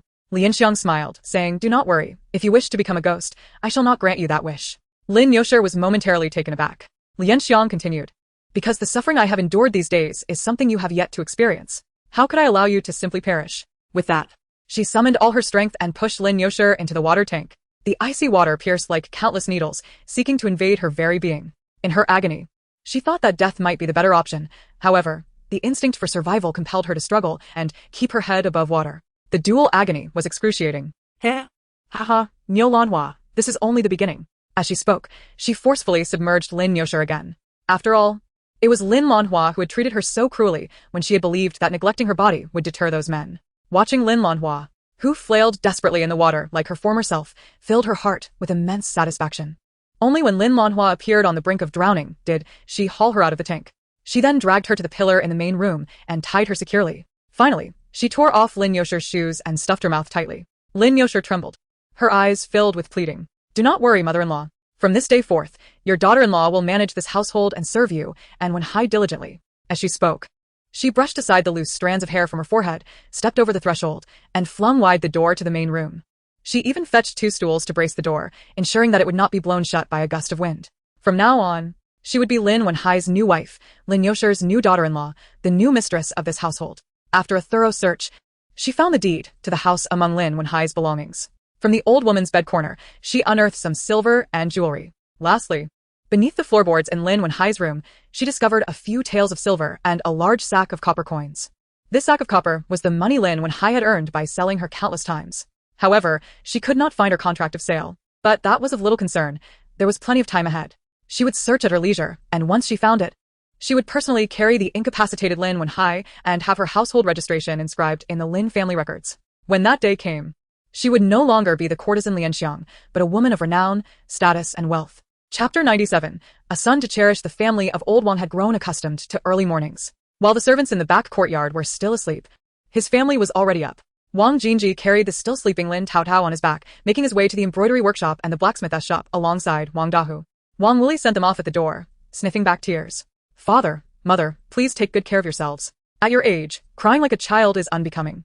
You must not disappoint young Master Qin by slacking off here. Wang Wuli nodded, helping Lin Qi and his brothers into the cart one by one. With a heavy heart, he said, you must study diligently at home on the 1st and 15th days. Once we have money, our entire family will move to town, and then you brothers can attend private school. Lin Qi, already with red-rimmed eyes from crying, could only nod vigorously, unable to articulate a word. Their cart was unlike those of wealthier families. It was always used by their uncle for work, so the cart bed was meant for cargo, leaving them to sit cross-legged inside. Without waiting for Wang Wuli to speak again, the cart rolled toward the alley's mouth. By the time the sun had risen high, Qin Wei, who had drunk himself into oblivion the previous night, suddenly sat upright. Recognizing his surroundings, he muttered, "Did I wake up too suddenly? How did I end up in my room?" Rubbing his eyes and opening them wide again, he was immediately filled with dismay. How could I be here? Wasn't I supposed to be at Yunmu Ishan? Throwing off the covers, he headed for the door. Just as he opened it, he collided head-on with Wang Sanling, who was entering with a basin of water. Running out without washing your face again? The mistress will have something to say about that. Qin Wei lamented that he should have refrained from drinking so much the night before. Alas, turning his gaze back to Wang Sanling, he thought that having him around might not be such a bad thing after all. Meanwhile, Wang Sanling, sensing a chill run down his spine thanks to his hunter's instincts, turned to meet Qin Wei's gaze. Despite the coldness he had felt moments ago, it was now replaced by the warmth and mischief that typically characterized Qin Wei's demeanor. What are you up to now? Though their time together had not been long, Wang Sanling had already begun to understand Qin Wei. With a playful smile, Qin Wei winked at him. Nothing much. Just hurry and prepare some food for us. We need to eat before heading to Yunmu Ishan. Wang Sanling nodded and retreated. Seeing the young master so earnestly focused on business warmed his heart. In the eastern kitchen, the cooks prepared Qin Wei's favorite dishes while praising Wang Sanling. You truly are remarkable. That mischievous young master has become a different person under your guidance. That's why I say Sanling is capable. One of them chimed in. By the way, Sanling, since you've been in the household for a while now, has your wife expressed any grievances? Wang Sanling politely replied, I am yet to marry. The women's eyes brightened at this revelation. I have a niece, 13 this year. Though not particularly beautiful, she has an excellent temperament. Li's daughter? How could you think to match her with Sanling? Have you not noticed that girls in our village are often unmarried by 18? Surely, it must be due to being divorced or having lost a husband. Do not speak such nonsense. My niece simply does not fancy those peasant men. That is why she remains single. They bickered for a while before realizing that Wang Sanling had long since slipped away. They exchanged glances, both sighing. What a pity. Any woman who marries such a fine man as Wang Sanling will surely live in comfort. Indeed, I've heard his monthly salary is quite substantial, one of them remarked, holding up 4 fingers. Suddenly, the atmosphere fell silent, as if they had turned to stone, frozen in place. After a long pause, one whispered, for taels? How envy-inducing. We only earn around 800 coins, and even the head maid earns only 1 or 2 taels. Yet he earns 4 taels. The comparison is truly disheartening. What do you mean 4 taels? It's 40 taels. That's what Wu Ma, the mistress's confidant, said. How much? 4. 10. Wang Sanling earns in a month what we might not earn in a lifetime. With a collective gasp, everyone inhaled sharply. After that, no one dared to speak. They busied themselves with their cooking, their minds racing. Those with nieces or nephews were determined to try their luck, pondering what if it were to succeed? For those without eligible candidates in their families, they had already sifted through distant relatives and neighbors. If all else failed, they could even adopt a goddaughter. If they managed to secure a match, they would surely find prosperity. Half an hour later, having filled his stomach, Qin Wei tidied himself and prepared to leave. Old Qin observed him, glancing at the sky. The weather seemed fine, but there was certainly something amiss with this boy. Where could he be headed? Upon hearing Qin Wei's destination, he said nothing more and hurriedly walked away. Old Qin looked at his only son's departing figure, feeling a sense of unreality. The steward beside him remarked, Sir, if you are concerned, I can send someone to follow him. Old Qin shook his head and chuckled. What is there to see? He is merely opening a shop. If he were to suffer a loss, the Qin family is not so destitute as to be troubled by a minor setback. As long as he does not stray into dubious ventures, all will be well. By the way, later, You should discreetly inquire about how business is faring at a shop. Is that your intention, sir? What intention? There is none. To dote upon one's own son is only natural, is it not? If the shop's business is lacking, simply provide some funds to purchase the goods from his store. After all, money is merely a means of exchange. It must be spent regardless. It is far more prudent to invest in him, guiding him towards the right path, rather than allowing him to stray as before. The manager nodded vigorously, nearly acquiescing to the suggestion. Chapter 98. It is merely the paper effigies lacking eyes that burn away. However, when the manager of the Qin residence dispatched someone to Yumuishan a few days later, he was greeted by an entirely different scene. This place was not desolate at all. On the contrary, it was bustling with activity. Particularly, the creations emerging from Master Wang's hands were exceedingly sought after. This phenomenon can be traced back to the day Yumuishan opened its doors. On that day, a certain young lady purchased a red sandalwood hairpin intricately carved by Master Wang. Unexpectedly, the very next day, she received a marriage proposal from a relative in the capital. Notably, this relative was a merchant of some repute in the capital, a fact that was akin to a carp leaping over the dragon gate for the residents of a small town like Shirley. Simultaneously, a lady from another household, having purchased a peachwood hairpin from Master Wang, discovered the following day that she was with child, and furthermore, she confirmed it was a boy. Consequently, A mother-in-law who had intended to take a concubine for her son immediately vowed to abandon that idea. It is unclear how such news spread, but within a mere few days, it became common knowledge throughout Shirley. As a result, the number of visitors to Yumuishan increased day by day. Eventually, some families experiencing domestic strife were willing to spend lavishly to invite Master Wang to perform a house blessing. The skill of house blessing is not possessed by just any carpenter. It is said that only true master craftsmen possess such a talent, transcending mere construction or furniture making. In the back courtyard, Qin Wei was engrossed in a game of chess, facing no opponent. With his left hand, he placed a white piece, followed promptly by a black piece with his right. At another table, Wang Wuli remained silent, concentrating intently on his carving. Qin Wei rested his chin on his hand, gazing at the chessboard, stating, "From this day forth, Master Wang's creations will be limited to one piece every 10 days, awarded to the highest bidder. As for the house blessing, if one is willing to pay, it is not out of the question." The assistant promptly left to relay the message. Wang Wuli set down the peachwood he was working on and retorted, "Young master, are you not afraid of having your lies exposed?" The thriving business of Yunmuishan was, in fact, the result of the fabrications spread by Qin Wei. Initially, he was unaware of this. By the time he realized, the shop was already teeming with customers. Out of respect for the Qin family, he refrained from voicing his concerns, allowing Qin Wei to continue with his schemes. After all, they had agreed from the outset that he would handle the goods, while all business decisions would be made by Qin Wei. Hearing this, Qin Wei placed his white piece down with a mischievous smile. Wang Wuli looked momentarily stunned. "You intend to expand Yumuishan elsewhere?"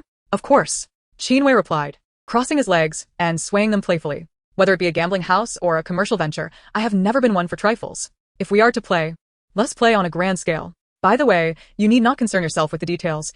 Just wait until the end of the month for your share. Brother Wu, after we distribute the profits, have you considered bringing your family to live in the town? You are now the esteemed master craftsman of Yunmuishan. It is hardly fitting to remain in a remote village like Wangjiawa." "I am already looking for a house," Wang Wuli admitted.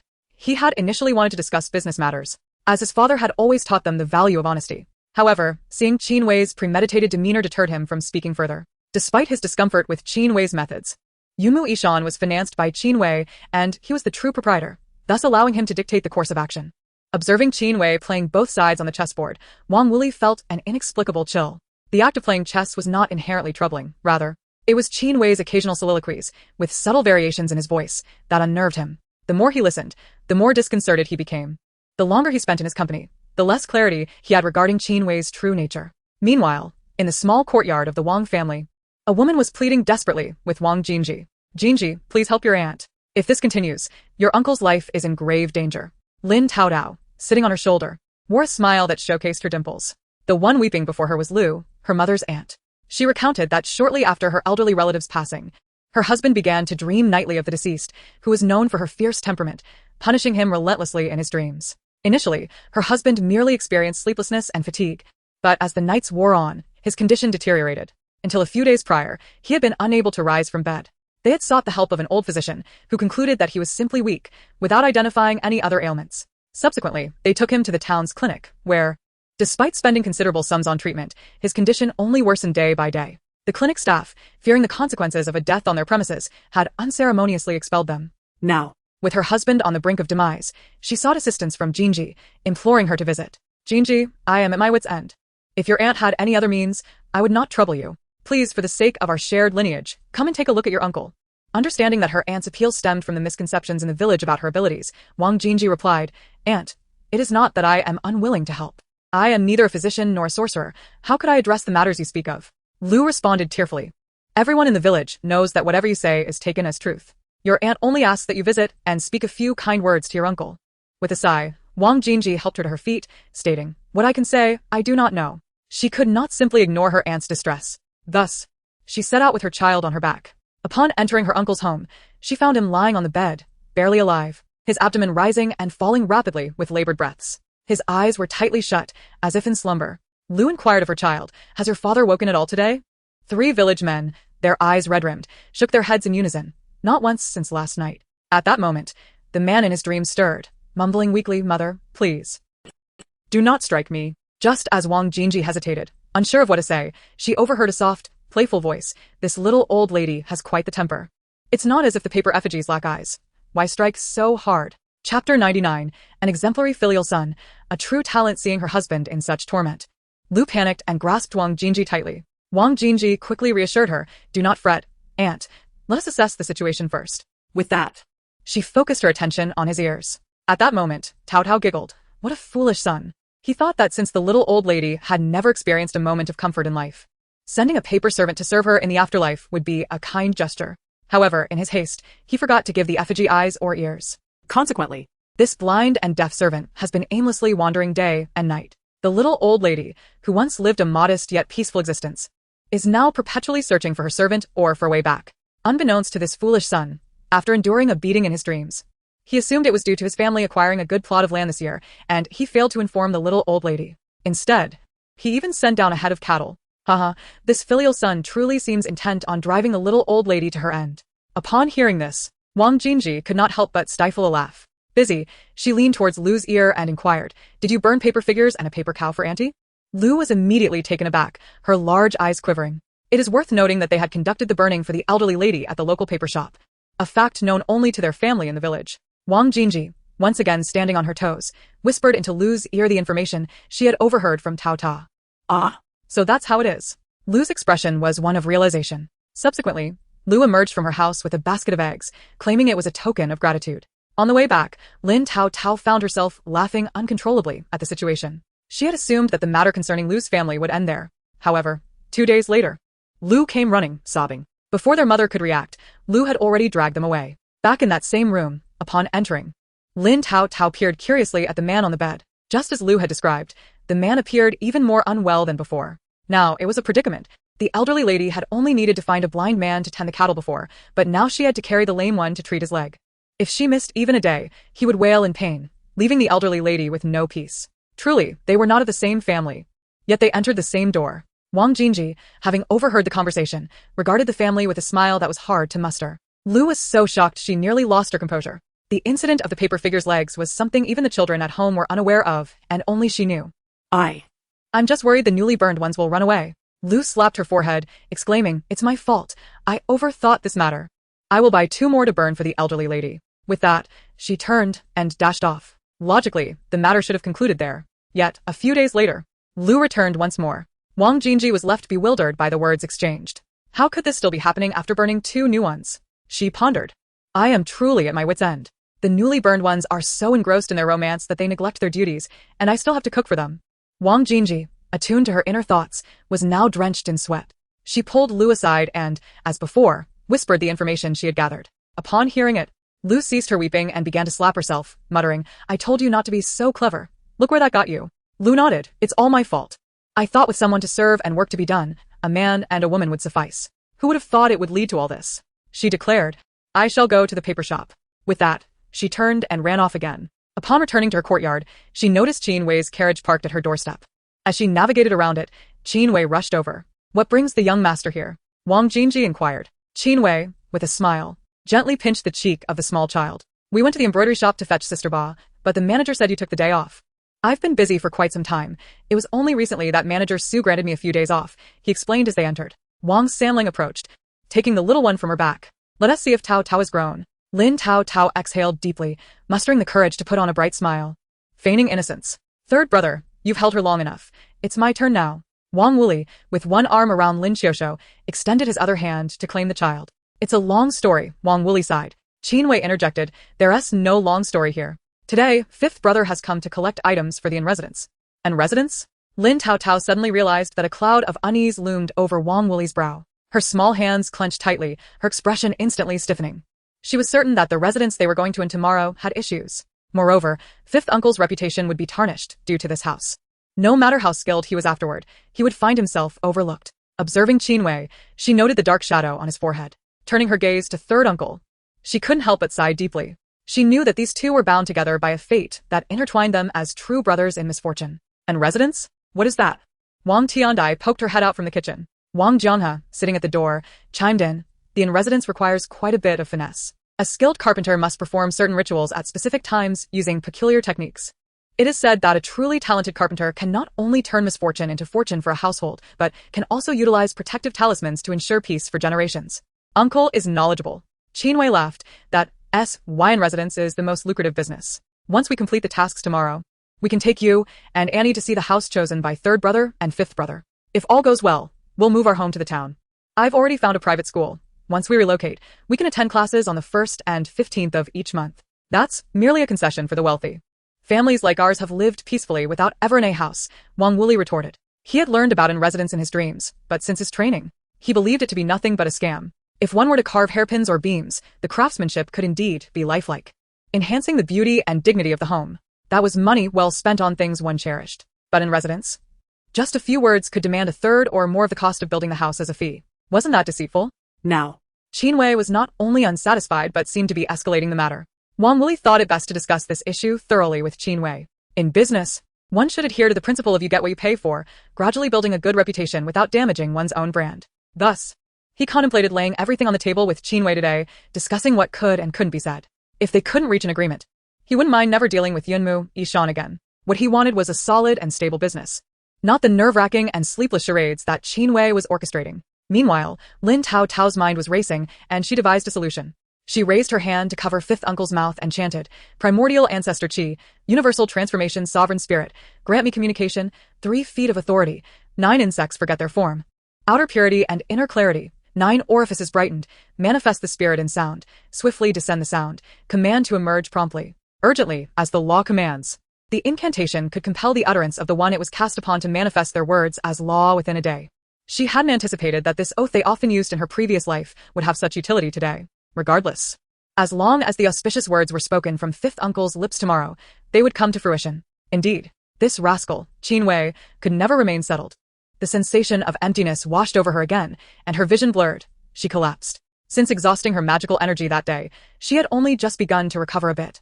And now it was all gone again. Well, who could blame her? After all, Wang Wuli was her uncle, and she would only spoil her own uncle. She lifted her gaze, noticing that the haze obscuring fifth uncle's brow had only slightly dissipated, but it had not vanished entirely. With the last thread of clarity, she calculated. Even so, it merely altered the beginning. The outcome remained unchanged. Fifth uncle, how can I accompany you tomorrow? Before she could finish her words, Lin Taotao fell asleep, leaving her unaware of the astonished expression on Wang Wuli's face as he looked down at her. It seemed as though he had just heard his precious niece speak. The soft, tender voice of a girl echoed in the courtyard, and aside from Taotao, there was no one else present. The moment he heard Taotao's voice, a refreshing sensation flowed from her palm into his mouth. Curiosity piqued, he looked down, yet Taotao did not utter a word. Nevertheless, the voice resonated clearly in his ears, like a heavy hammer, repeatedly reminding him that what he felt and heard was indeed real. Thus, he was certain he had heard the heartfelt words of Taotao. He did not comprehend the string of words spoken by his precious niece, but the final sentiment was clear. Taotao wished to accompany him tomorrow. After a moment's contemplation, Wang Wuli spoke. Jinji, may I take Taotao and her siblings with me tomorrow? Wang Jinji looked at him in confusion, and Wang Wuli hastily added, I have no other plans. I simply wish to take the siblings for a stroll in the town. After a brief moment of reflection, Wang Jinji nodded in agreement. Ever since fifth brother settled in Yumu Ishan, he had seldom interacted with the children. Naturally, he yearned to spend more time with the 3 siblings whenever he had the chance. That evening, the old Wang family gathered around a large table filled with people, the only absence being Lin Taotao. Fueled by the effects of alcohol, Wang Wuli expressed his thoughts on business. Qin Wei, I genuinely aspire to engage in business earnestly. You, with your wealth, cannot possibly fathom how much we desire to earn our keep. Qin Wei, despite having consumed alcohol, displayed no change in countenance. I am aware you have reservations about the matter of securing a home. However, do not forget, as a carpenter, Showcasing your skills in this profession is essential to your success. Rest assured, the house I have selected is of the utmost quality. There has never been any misconduct associated with it, and nothing detrimental to you will occur in the future. As for your concerns, I guarantee they will not materialize. For no other reason than that Wang Wuli is the uncle of the little dumpling, he could never make a decision that would harm Wang Wuli. That night, Wang Wuli shared his heartfelt thoughts extensively. In contrast, the usually carefree Qin Wei listened attentively until the late hours. Eventually, Wang Wuli succumbed to sleep. While Qin Wei found rest elusive, his mind occupied with the image of fifth brother defending his family. When discussing Uncle Wang and Aunt Tian, fifth brother's eyes radiated admiration. However, when speaking of Dahu and his companions, he transformed entirely, his gaze filled solely with trust. It is said that a single drink can reveal one's true nature. In his drunken state, fifth brother openly professed that he would even sacrifice his life for his siblings. When he spoke of the little dumpling and her siblings, his eyes brimmed with affection. He expressed a desire to earn a good living in this lifetime, determined to ensure that the little dumpling and her siblings would grow up well-fed and joyous. To be honest, he felt a twinge of envy towards fifth brother. To be precise, it was the Wang family he envied, their simplicity and their love. His own upbringing lacked the guidance that Uncle Wang provided to fifth brother. His father's often repeated phrase was, "I risk my life for alcohol, yet it is all to provide for you and your mother. Do you think I genuinely enjoy spending my days drinking?" It was as if his absence from home was solely for his sake. His mother, aside from occasionally inquiring if he had eaten well or fallen ill, devoted all her attention to his father. Her primary concern revolved around where his father had been each day and which women he had encountered. She would stay awake at night, awaiting the arrival of those women, ready to administer the concoctions she had prepared in advance, even if it meant causing harm to them. When one such woman lost her child due to her actions, he cried in fear, yet his mother offered him no comfort. Instead, she admonished him not to cry, often stating, "Do you think I wish to do these things? Do you think I am unafraid of retribution? Yet, the blood on my hands is all for you." How absurd it was that they never once inquired about his true desires. No one ever knew that all he wanted was the simple joy of sharing a meal, conversing, and enjoying light-hearted moments, much like the little dumpling's family. Even a bowl of plain porridge would suffice, as that was the essence of what a home should be, something he had never experienced. Eventually, as he grew older, he came to realize that if no one truly loved him, then he would love himself. He would pursue only that which brought him joy, regardless of right or wrong. The moonlight streamed through the window, illuminating Wang Wuli's face. He deeply envied third brother and fifth brother. He longed for a family like theirs. Qin Wei's brow furrowed slightly. His father had once said that the fastest way to amass wealth was never through accumulation but rather through transfer. The essence of wealth transfer was a legitimate form of appropriation. Isn't it merely a matter of status? If others do not provide it, then one must find a way to obtain it. In his mind, he envisioned the adorable, playful little dumpling with her two charming dimples. He cherished this little treasure. Thus, everything fell perfectly into place. Achoo! Lin Taotao, lost in her dreams, sneezed, scratched her itchy nose, and rolled over to continue her deep slumber. Before dawn the following day, Qin Wei departed from the old Wang house. To be precise, he had not slept a wink all night. His instincts had never failed him. He knew his treasure would undoubtedly shine brightly in the future. Before that could happen, he needed to possess sufficient strength to deter those who coveted his treasure. Thus, many tasks remained for him to undertake. The first and foremost was to gain the approval of the Wang family. When Lin Taotao awoke, she stretched lazily, feeling her previously weary body rejuvenated overnight. How peculiar. Closing her eyes to introspect, she sensed a faint aura flowing through her meridians, coursing through her veins. Upon closer examination, she noticed that the previously thin strand of aura had thickened slightly. Glancing at the confinement surrounding her, she counted and was taken aback. How could this be? How could there be an especially prominent crack? Now, she found herself bewildered. What had transpired during the night? Whose fate had changed? As per their agreement, Wang Wuli appeared at the designated house with Lin Taotao in his arms. The moment they disembarked from the carriage, a commotion ensued. Oh, Is that the esteemed master craftsman from Yunmuishan? He looks quite young. Is he truly capable? One could hear whispers about how possessing any item crafted by him could turn one's fortunes around. Could it be that miraculous? One could tell from the tone that they were rather ignorant of the intricacies of carpentry. As the old saying goes, among 10 carpenters, 9 are troublesome. Carpenters are notoriously difficult to deal with. The founder of carpentry was a remarkable figure who specialized in secret arts. Among his disciples, anyone who truly inherited his teachings possesses at least 1 or 2 impressive skills. As this was said, several women gazed on with envy. Indeed, I must find a way to acquire something for my daughter. Perhaps she could marry into a wealthy family. Amidst the chatter, a venomous gaze, akin to a dark hand, fixated on Wang Wuli. Humph, just a hunter who can't even read.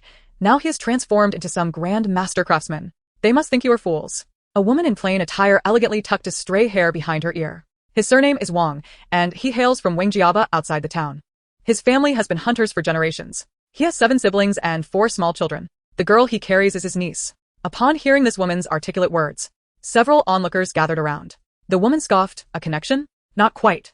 Fateful entanglement is more fitting. His sister recently divorced my husband. The little girl he holds carries my husband's surname, Lin. By relations, I am her stepmother. As the crowd wavered between belief and skepticism, the woman let out a scoff. Oh, you gullible folk. You're so quick to part with your silver without even verifying the facts. I wonder, when you finally uncover the truth, will you be infuriated enough to slap yourselves in the face? Chapter 102. Today, old grievances and new grudges will be settled. No, it can't be. One of the matrons exclaimed. Just yesterday, my mistress spent 30 taels of silver to purchase a bracelet from Yunmu Ishan. If what you say is true, then they are swindling us. The woman shot a disdainful glance at the matron beside her, then called out, Wang Wuli. As the crowd eagerly awaited, Wang Wuli turned at the sound. Good heavens! His name is truly Wang Wuli? Could it be that what she said is genuine? That this is all a ruse concocted by Yunmu Ishan?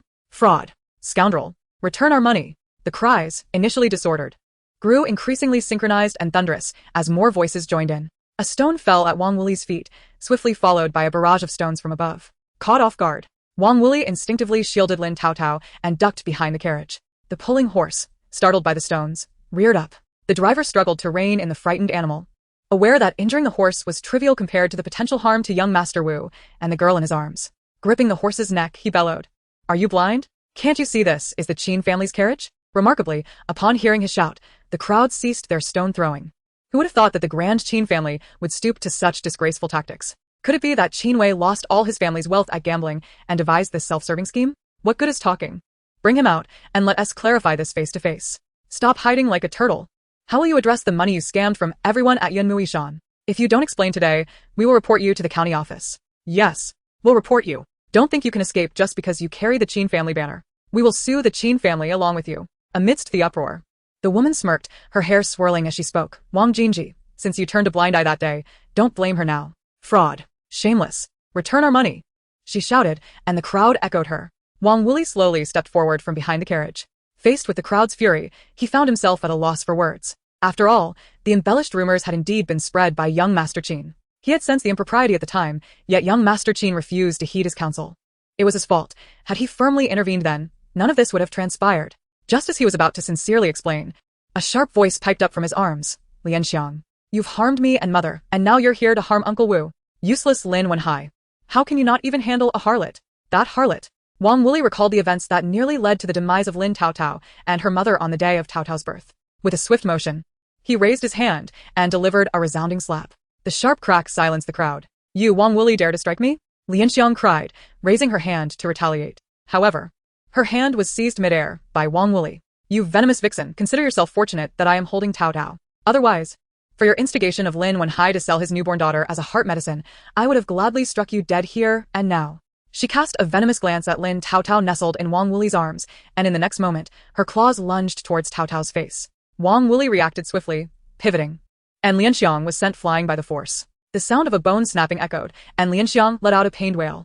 My hand! You broke my hand! Wang Wuli clenched his jaw, flinging away her deformed arm. Lianxiang fell to the ground, the impact leaving a half-meter-long mark on the earth.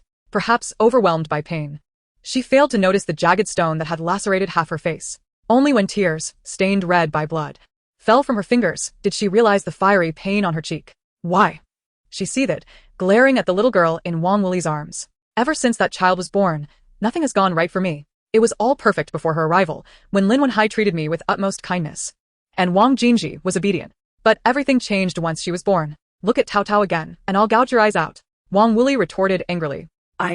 You, Lianxiang hissed, don't think you can divert everyone's attention. Wang Wuli, you fraud. Return our money. Step aside. Step aside.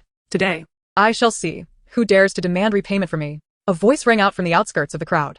As the throng parted, Qin Wei strode in with his hands clasped behind his back, his posture exuding confidence. Those who had previously shouted now held their breaths, some even turning to flee at the sight of him, as if staying any longer would threaten their very lives.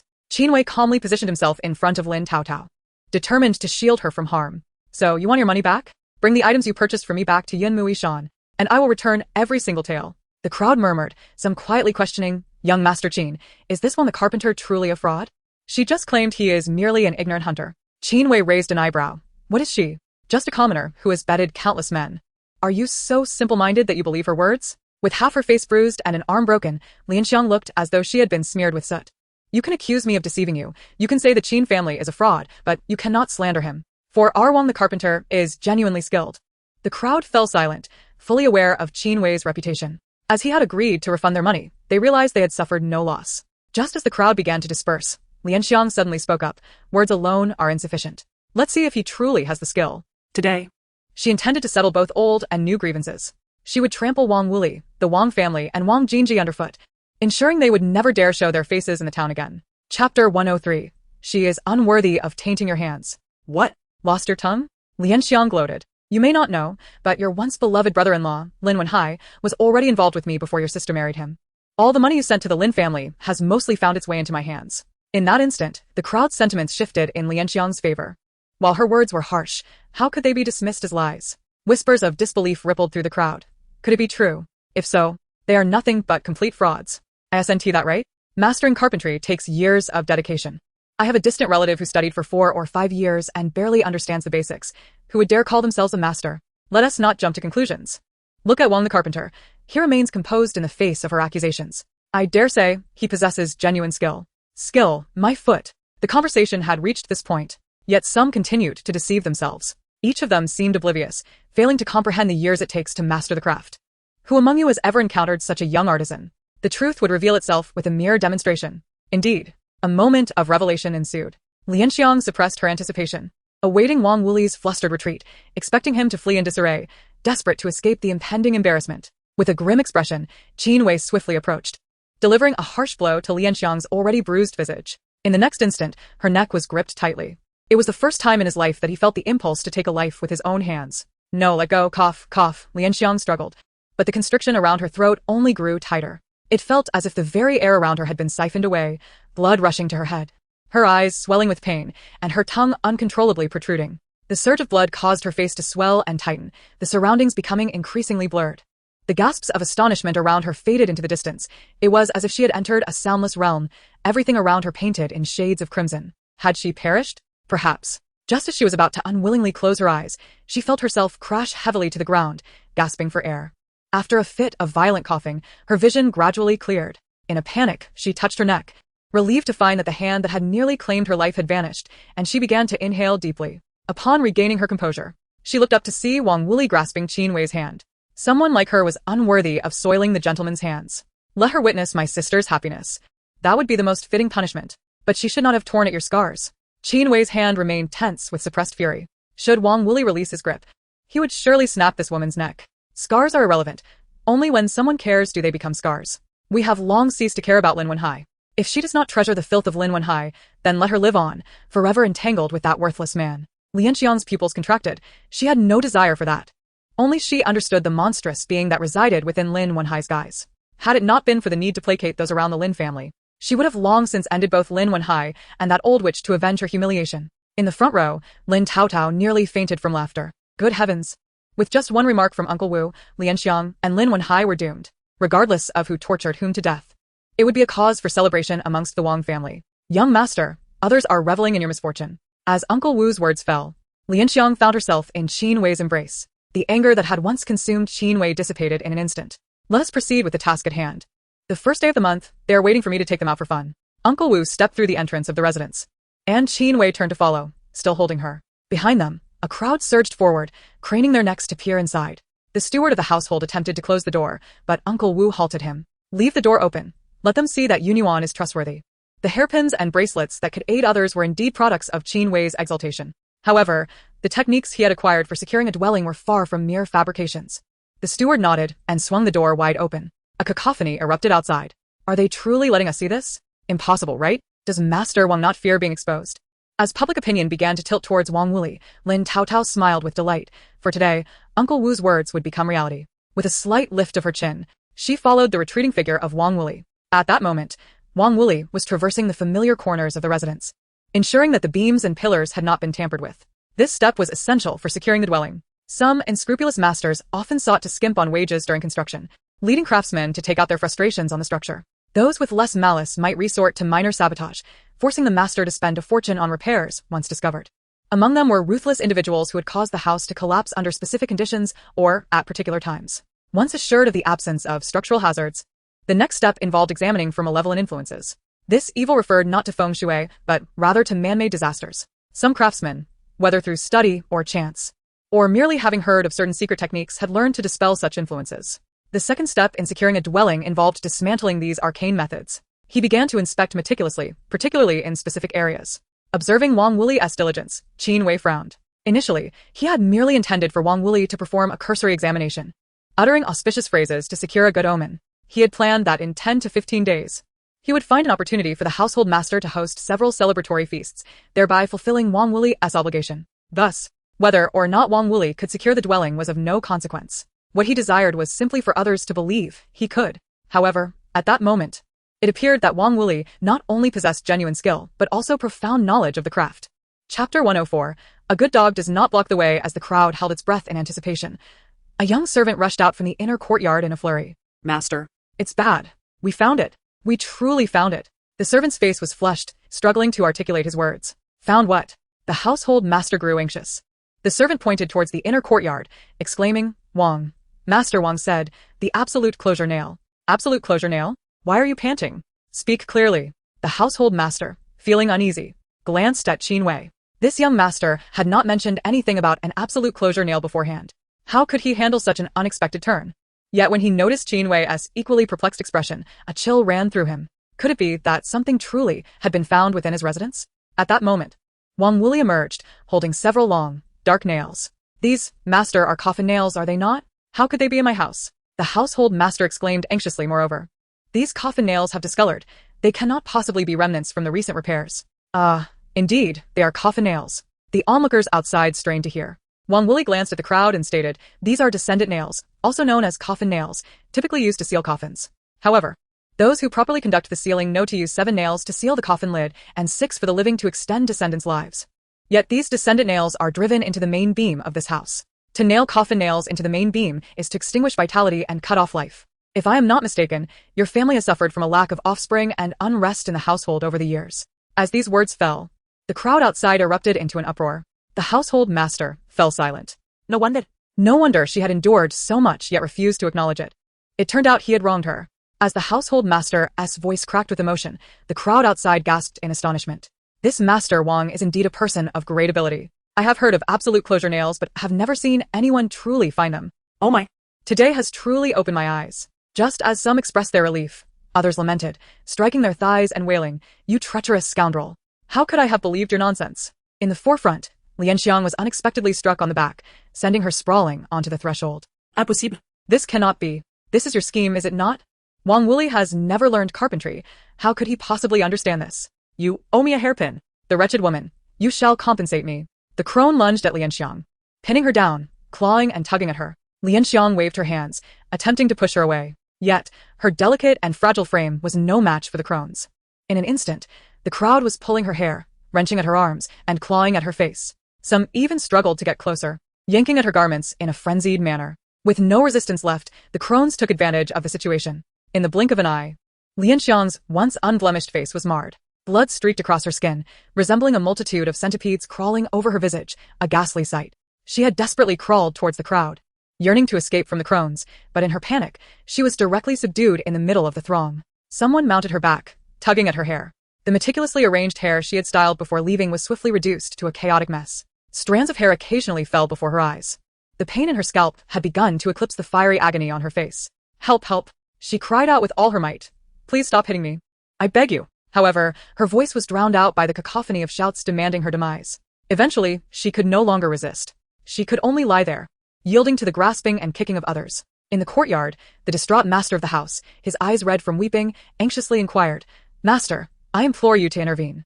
No matter how much silver you desire, I will pay. Qin Wei's expression shifted, the shock in his eyes unmistakable. Are you stunned? My uncles are truly talented individuals. Unlike you, who only knows empty tricks. Lin Taotao, caught up in her own triumph, failed to notice the glimmer that flickered in Qin Wei's gaze. Meanwhile, the master of the house, awaiting Wang Wuli's price, was met instead with a shake of the head.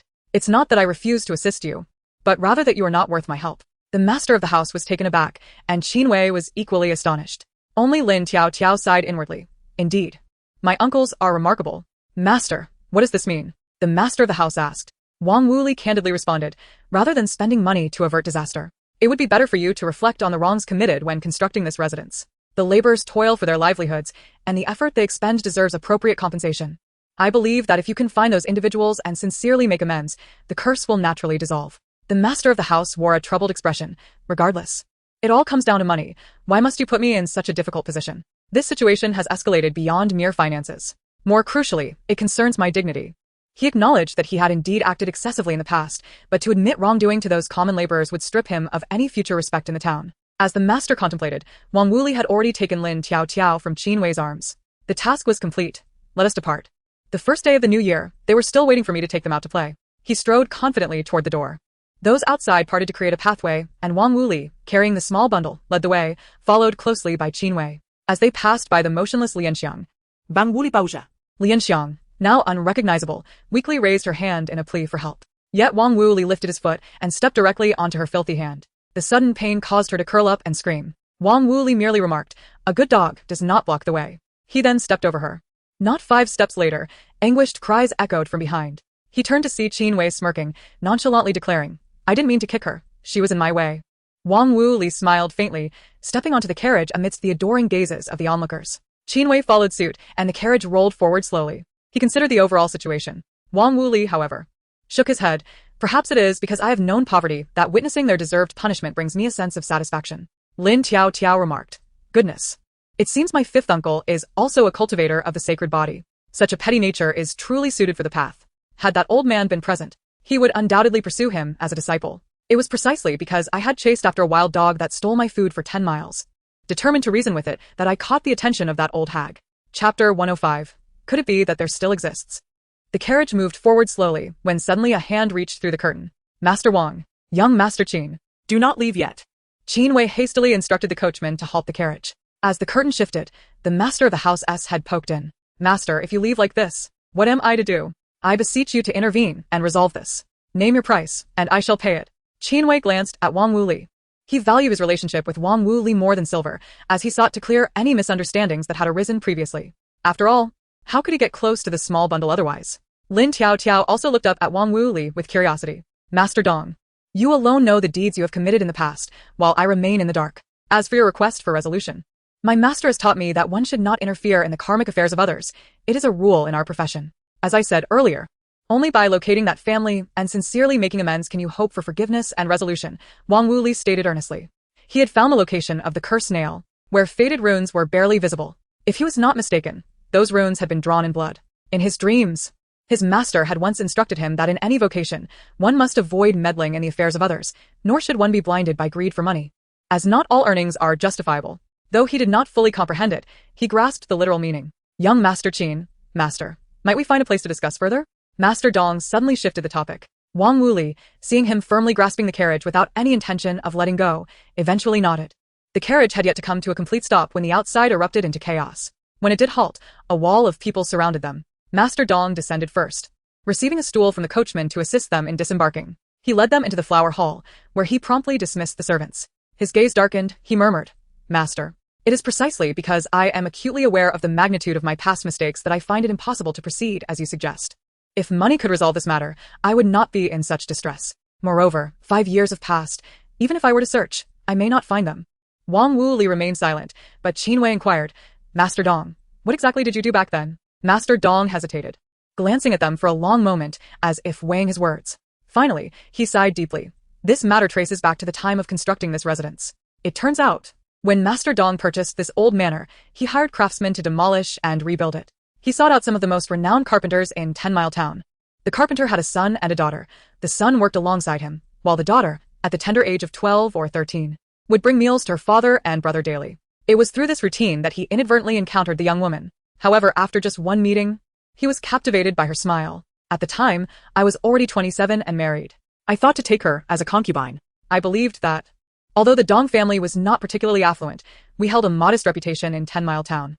A girl from a carpenter's family should consider herself fortunate to be noticed by me. However, Master Dong did not anticipate that the carpenter treasured his daughter dearly. No matter how much he offered, the carpenter refused to allow his daughter to be a concubine. Furthermore, the girl had a childhood sweetheart who had grown up alongside her. rendering her disinterested in him. The young lady made it clear that she would not marry him, not even as a legitimate wife. Had she not uttered those words, I would not have felt such a burning frustration. Just think, coming from a carpenter's family, how could she possibly look down upon me? Thus, I never actually insisted on marrying her. I merely wished to vent my frustrations and demonstrate to her just how distinct I am from that foolish young man. To my surprise, she actually agreed, with the condition that I release that utterly inconsequential fool. I intended to wait until her wedding day to treat her as she had once treated me, shutting her out. Who would have thought that?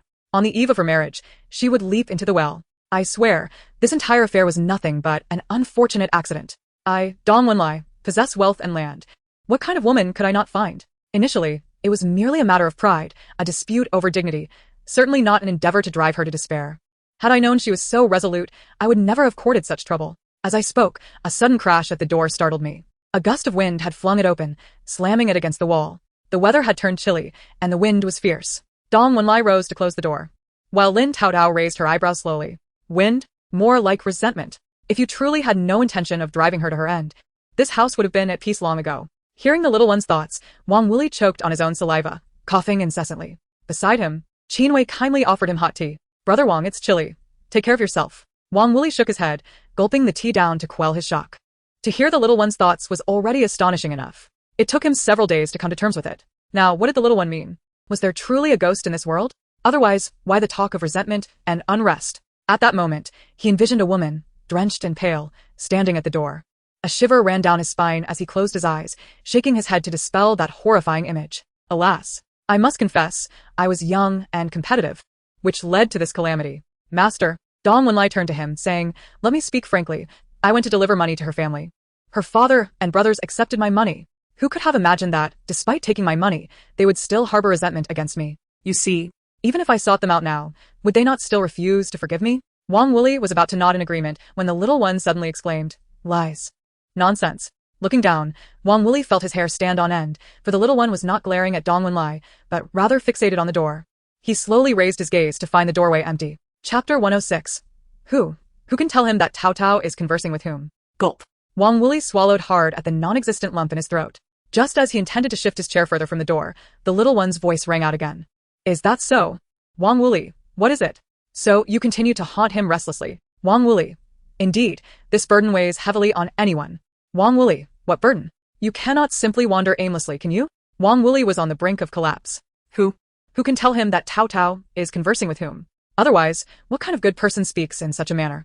Wang Wuli steeled himself, striving to ignore the voice in his arms, redirecting his focus entirely onto Dong Wenlai. He fixated his gaze on Dong Wenlai's lips, determined to block out the little one's sweet, syrupy voice. Though that voice was as delightful as eating malt candy, the implications of her words were truly frightening.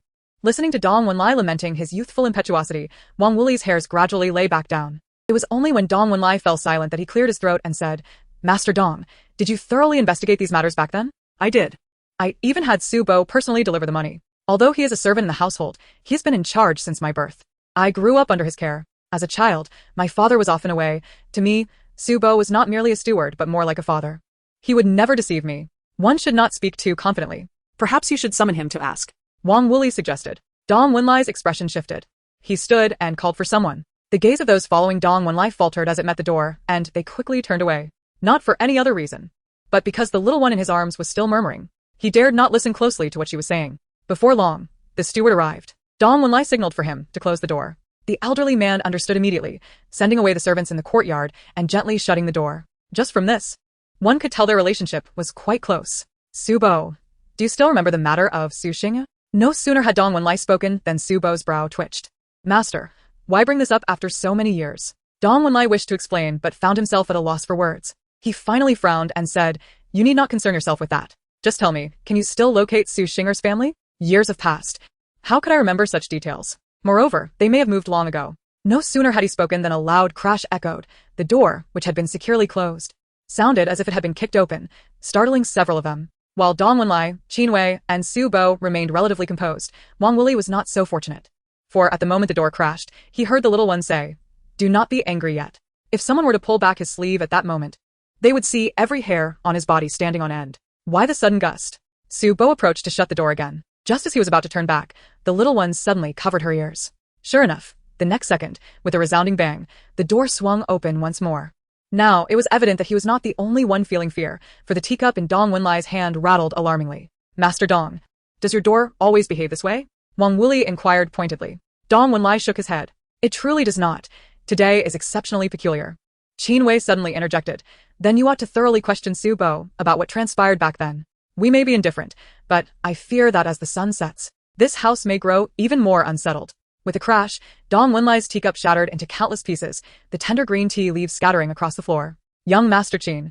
My master is timid. Please refrain from frightening him with such jest. Su Bo spoke sternly. It was evident he was genuinely protective of Dong Wenlai. Frightening him. Qin Wei chuckled. If it were merely a scare, it would be harmless. I fear those who have passed may truly come seeking retribution, and none of you, including you, young Master Qin, can escape unscathed. You, young Master Qin, cannot speak so carelessly. I speak no frivolities. Can you not see that I am utterly serious? Qin Wei pointed at his own face. Su Bo, realizing he could not argue with him, turned to Dong Wenlai, saying, Master, do not heed their nonsense. Before they arrived, did everything not seem fine in the manor? Yet, as soon as they came, they spoke of that cursed nail and the door opening on its own. Do not blame me for speaking harshly. This is likely their doing. With that, he pulled Wang Wuli to his feet. Su Bo. What is it that you have not told me from back then? Just as Su Bo was about to respond, Wang Wuli noticed the little one once again covering her ears and hastily said, I advise you to speak the truth, or that door will open again. Do not believe me? Just try it. Su Bo, his expression grim, turned to the door, still unconvinced. Master, I am speaking the truth. With a bang, the door burst open again. A gust of wind rushed into the hall, causing Su Bo's long robe to flutter. In the next moment, Su Bo fell to his knees. Master, I will tell you. In those years, Su Xinger did not throw herself into the well of her own accord. Rather, it was the lady of the house who orchestrated the act. Though I did not witness the event firsthand, when I delivered the silver, both the carpenter Su and Su Wei spoke of it in such a manner, and they even clamored to report the matter to the authorities. The silver, did they seize it? Dong Wenlai seemed to sense something. This is all the lady's directive. He trembled as he pointed toward the door, shouting, Go, fetch her for me. Chapter 107, Discovery. A new method of liberation. Su Bo hesitated for a long while, but ultimately, under Dong Wenlai's persistent urging, he cautiously departed. While awaiting her arrival, Dong Wenlai pounded his chest and poured himself tea, muttering, In the end, she has caused me great suffering. Before long, Su Bo returned with the woman, the very one who had previously tearfully vowed not to harm Dong Wenlai. She appeared to be around 30, and her every movement was as delicate as a willow, especially her pair of sorrowful eyes, which would evoke a protective instinct in anyone who gazed upon her. She gracefully lifted her skirt and stepped over the threshold, then slowly bowed, addressing him as my lord. Dong Wenlai rushed forward, gripping the woman tightly and demanding, Shangrong. Hodit suksingert holidi? My lord, what is this all about? Everyone knows she threw herself into the well. Why bring this up again? You. Tell me honestly. How did she die? Dong Wenlai shouted frantically, his features contorted with rage. Outside, Su Bo knelt, pleading, My lady, please speak the truth. The Lord knows everything. Shangrong turned to Su Bo. It has been so many years. What nonsense are you spouting? It is not nonsense. The master has seen it all. Moreover, she seems to be right here. Have you lost your mind? He is merely pretending to frighten us. How can you believe him? Shangrong retorted, her gaze locking with Dong Wenlai's, tears streaming down her face. Why did you come to marry me? Why promise me a life together? She laughed bitterly. After this lifetime, I realize that men are merely masks. You do not love me. You love the beauty of my youth. Yes, I commanded that she be cast into the well. Do you know why? Because the way you look at her is the same as how you once looked at me. I knew that if she entered the door, I would become a jealous woman, eventually a mad woman like my mother. Dong Wenlai's grip suddenly slackened. His eyes misted over, his pupils trembling. Shangrong, I did not. What did you not do? Not fall in love with her? Huh? Dong Wenlai, do you truly believe that? Dong Wenlai stood there, speechless, perhaps even doubting his own convictions. Now that it has come to this, do as you wish. I am weary, disillusioned, and have come to see that you are not worth it, Shangrong declared, turning toward the door. No matter how Dong Wenlai called her name, she did not halt her steps. As she left the Dong residence, Su Bo accompanied her. All the while, he implored Wang Wuli for assistance on behalf of his master. Wang Wuli remained silent. He was a carpenter, not a spirit exorcist. Yet, as soon as they boarded the carriage, piercing screams erupted from the Dong household. Su Bo staggered, grasping a servant. Was everything not fine just moments ago? What has happened? Where is the master? The master fainted upon witnessing the scene. I came to seek your counsel. Inside the carriage, Qin Wei murmured to himself. How could something so well arranged lead to such chaos? Lin Taotao rolled her eyes. Isn't it simply your bad luck? Will Dong Wenlai be all right?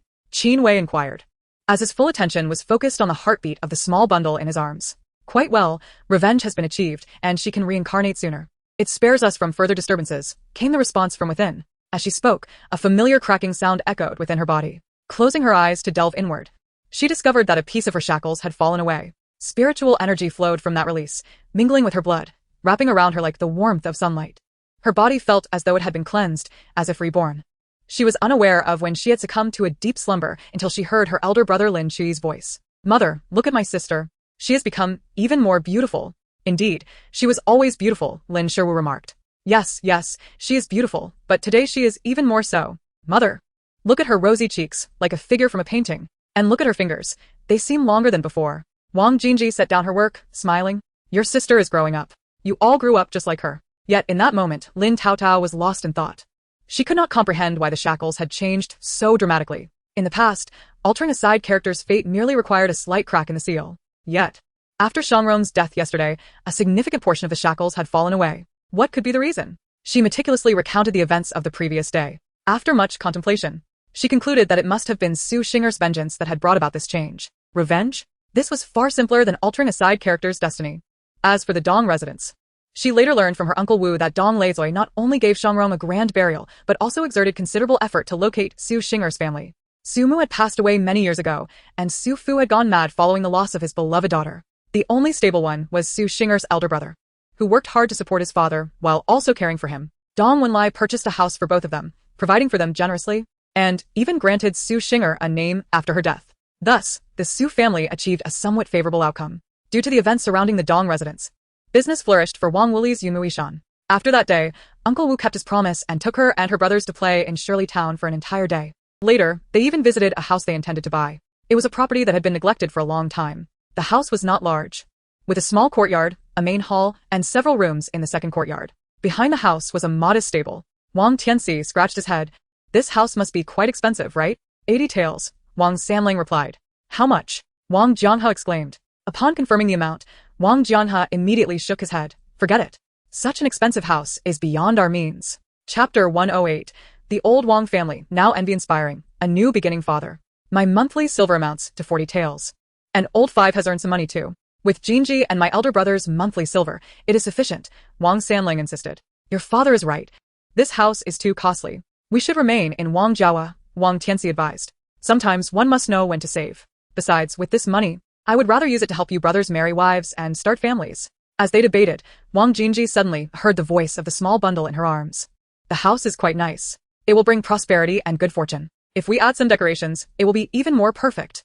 She glanced toward the corner of the flower hall, a smile of excitement blooming on her lips. Ever since Su Xinger, she had finally found a way out. Hearing the thoughts of the small bundle, Wang Jinji immediately joined the persuasion team. "Mother, if we were to purchase this residence, then fifth brother would no longer need to reside in Yunmuishan, and I could also keep Taotao at home for care, right? Furthermore, we wouldn't have to tire our eldest brother, who works all day, to rise before dawn. Moreover, you have mentioned wanting to arrange marriages for the brothers. As for our small courtyard, where do you propose the brides would reside? There isn't even a proper nest for them. Who would be willing to marry their daughters to the brothers? I just counted the rooms in this house, and they are just enough for each brother to have one. Once you give your approval, we can purchase it immediately and start discussing marriages for the brothers." "Jinji, stop your nonsense. The main point is that if we move here, we can begin private tutoring on the 1st and 15th days of each month. At that time, not only can you both take care of Taotao and Qiushou at home, but you can also supervise the lessons on those days." Upon hearing this, Wang Tian and Wang Jianghe, who had been shaking their heads, finally nodded in agreement. If the Wang family were to agree to buy the house, the most delighted would be young Master Qinwei. Without waiting for them to gather enough funds, Qinwei sent money from Yunmuishan immediately, and that very day, the property was transferred to Wang Jianghe's name. Wang Tian insisted it was unnecessary, but Qinwei simply brought Wang Wuli out again, stating that half of Yunmuishan belonged to Wang Wuli, and 80 taels of silver was hardly a significant amount. Thus, Wang Tian and Wang Jianghe ceased their objections, and they summoned Wang Wuli to remind him to work diligently in Yunmuishan and help Qinwei earn money. Since the residence was abandoned, they would need to tidy it up before moving in. The intricately designed roof and the stables that danced in the wind would need thorough repairs before they could be inhabited. Qinwei immediately set out to find workers for the renovations, but Wang Tian disapproved, insisting that with so many men in the family, they could handle these minor tasks themselves. Thus, they took a leave of absence and began to repair the house. After all, having many sons allows for a certain advantage in the village. Not only does it help in fights, but it also proves beneficial for labor. In just a few days, the residence began to take shape. The grass in the courtyard was cleared away by Wang Jinji and Lin Chuyi, while the stables were rebuilt, and the firewood room was converted into a chicken coop. 10 days later, the Wang family was finally ready to leave Wangjiawa. On the day of their departure, the villagers watched with envious eyes, murmuring amongst themselves. Where did the old Wang family get so much money to buy a house in town? Indeed, it was true. What they could never achieve in a lifetime, the Wang family had accomplished in just half a year. If I had known the old Wang family would reach such heights, I should have married my daughter off to them from the start. Nonsense. Had they known this earlier, who would have fallen out with them? It requires mutual willingness. After all, well, enough envy, let us disperse. After all, the old village chief has been quite good to their family over the years. Wang Jiang, he has always emphasized the importance of integrity, and as a gesture of gratitude, he sent some grain to the old village chief's family. Then, they began the moving process. Despite the size of the Wang family's small courtyard, it was fully equipped and they had quite a number of belongings. If they had used their own cart, it would have taken at least 3 to 5 trips. However, young Master Qin had already thought ahead and brought a fleet of carts that very day. 8 carts entered in perfect alignment and left in the same manner. However, once the items from the Wang family's small courtyard were placed in the new residence, they realized just how few their belongings truly were. So few that even after moving in, the new house still felt empty. Qin Wei suggested he would go shopping for more items, but Wang Wuli quickly stopped him. Wang Tian supported the notion, saying, indeed, we won't need so many things, so there's no need to spend more money. Thus, from that day on, the Wang family, now settled into their new home, remained busily engaged. Wang Erxiong rose early to work and did not stop for the entire day. Wang Sanlang had to keep an eye on Qin Wei, so he simply brought him home, whether he was at home or not. The only requirement was that he stay close to young Master Qin. Even Wang Jinji took leave from the embroidery workshop, balancing childcare and cooking for her brothers. Only Wang Wuli, due to the overwhelming tasks at Yunmu Yishan, found it impossible to tend to the household. Truly, it is said that those who tailor clothes often find themselves without pants and carpenters without benches. Even Lin Chu-yi, Lin Shiwu, and Lin Xiuxiu took on the heavy responsibility of assisting Wang Jinji. They either dug the earth to plant vegetables or worked in the kitchen washing and cooking. The only one who seemed to have nothing to do was Lin Taotao. Seizing the opportunity when no one was watching, she wobbled towards the flower hall. Having just learned to walk, she would occasionally tumble to the ground. Fortunately, her thick clothing cushioned her falls. Rubbing her bottom, she stood up and continued her unsteady journey. The originally short path seemed to stretch with the trials of a journey to the west. Finally, after her 49th tumble, she arrived at the entrance of the flower hall. She gazed up at the elder standing at the door for a long while before calling out, hey. It wasn't that she disliked speaking. Rather, at just over a year old, her vocabulary was quite limited. The elder, adorned in a flowing robe with snow-white hair tied atop his head, stood with his back to her, rendering his face unseen. Hey, she called again, just when she thought the elder might have poor hearing or be deaf. He sighed softly and turned his gaze toward her. In that moment of eye contact, the elder suddenly vanished. Lin Taotao pondered.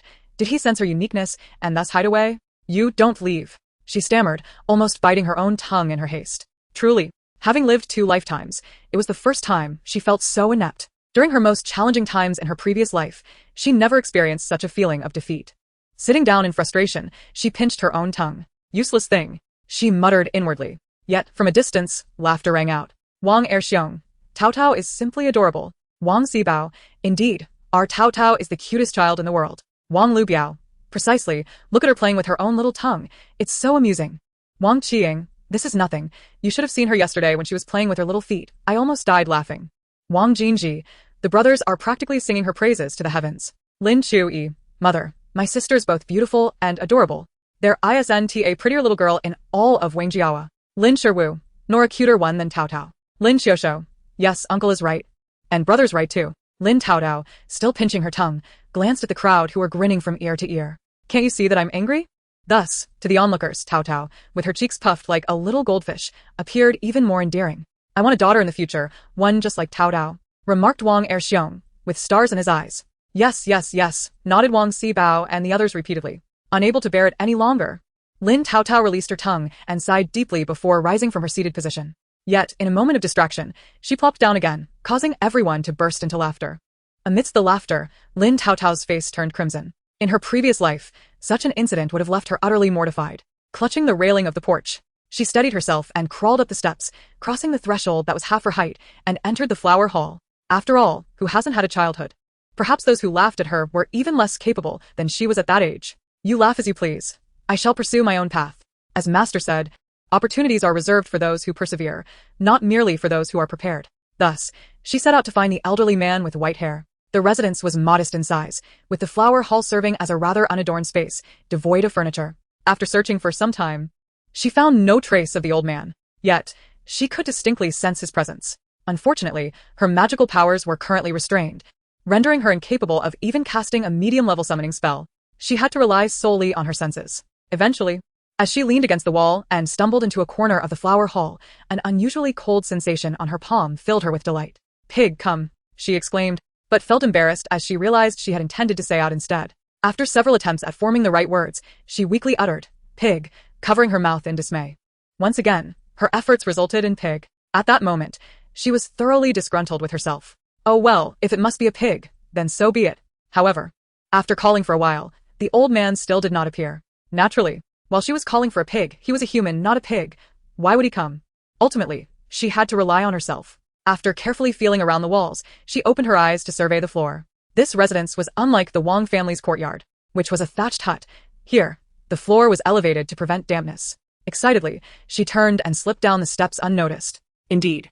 The semi-transparent old man sat not far ahead. "Why are you running away?" "I was born here," she whispered, suppressing her voice. The old man seemed taken aback, his eyes wide with fear, resembling a frightened little kitten if one were to disregard his face. How could this be? Damn the restraints. Otherwise, she wouldn't be unable to distinguish whether he was human or animal. Just as she intended to approach him for clarity, a large hand grabbed her leg and dragged her away. "Ah, my chance," she lamented, lost in an instant. "Look at all the dirt on you. Where have you been?" "There might be bugs down there. Don't let them bite you or your mother will worry," Wang Jinji said, lifting her and gently brushing off the dirt. If it were anyone else, Lin Taotao would have scratched their face, but this was her mother, the one who had fought for her life to save her from the midwife. "Come on, it's time for dinner," Wang Jinji said as she carried her toward the kitchen. Since their home was sparsely furnished, the dining table was still the large one moved from the Wang family's courtyard, accompanied by several benches. For convenience, it was placed in the kitchen. Her mother set her down on a small chair specially made for her by her fifth uncle. "Jinji, you eat, I'll feed Taotao," her grandmother said as she approached with a small wooden bowl. Lin Taotao's heart trembled as she gazed at the mountain of white rice in her grandmother's hands. As her grandmother sat down and offered her a spoonful of soup rice, she sweetly urged, "Come on, open your mouth." Reluctantly, Lin Taotao opened her mouth, chewed, and swallowed. At that moment, she resembled the golden retriever from her previous life, notorious for being fed by her grandmother until it could barely eat anymore. It was the same dog that was forced to endure mouthfuls of food, ultimately turning into a plump creature. One might think escaping would allow her to evade this fate. But all grandmothers will follow you, bowl in hand, from the east to the west of the village, caring little for the distance, fixated solely on ensuring every morsel is consumed. She truly wished to convey that there are not only grandmothers who perceive your chill, but also those who sense your hunger. Her triple chin was a testament to how she had been fed into existence by her grandmother. Chapter 110. Who would have thought that she would also have a day of madness? Eager to find the old man, she swallowed her food in large gulps.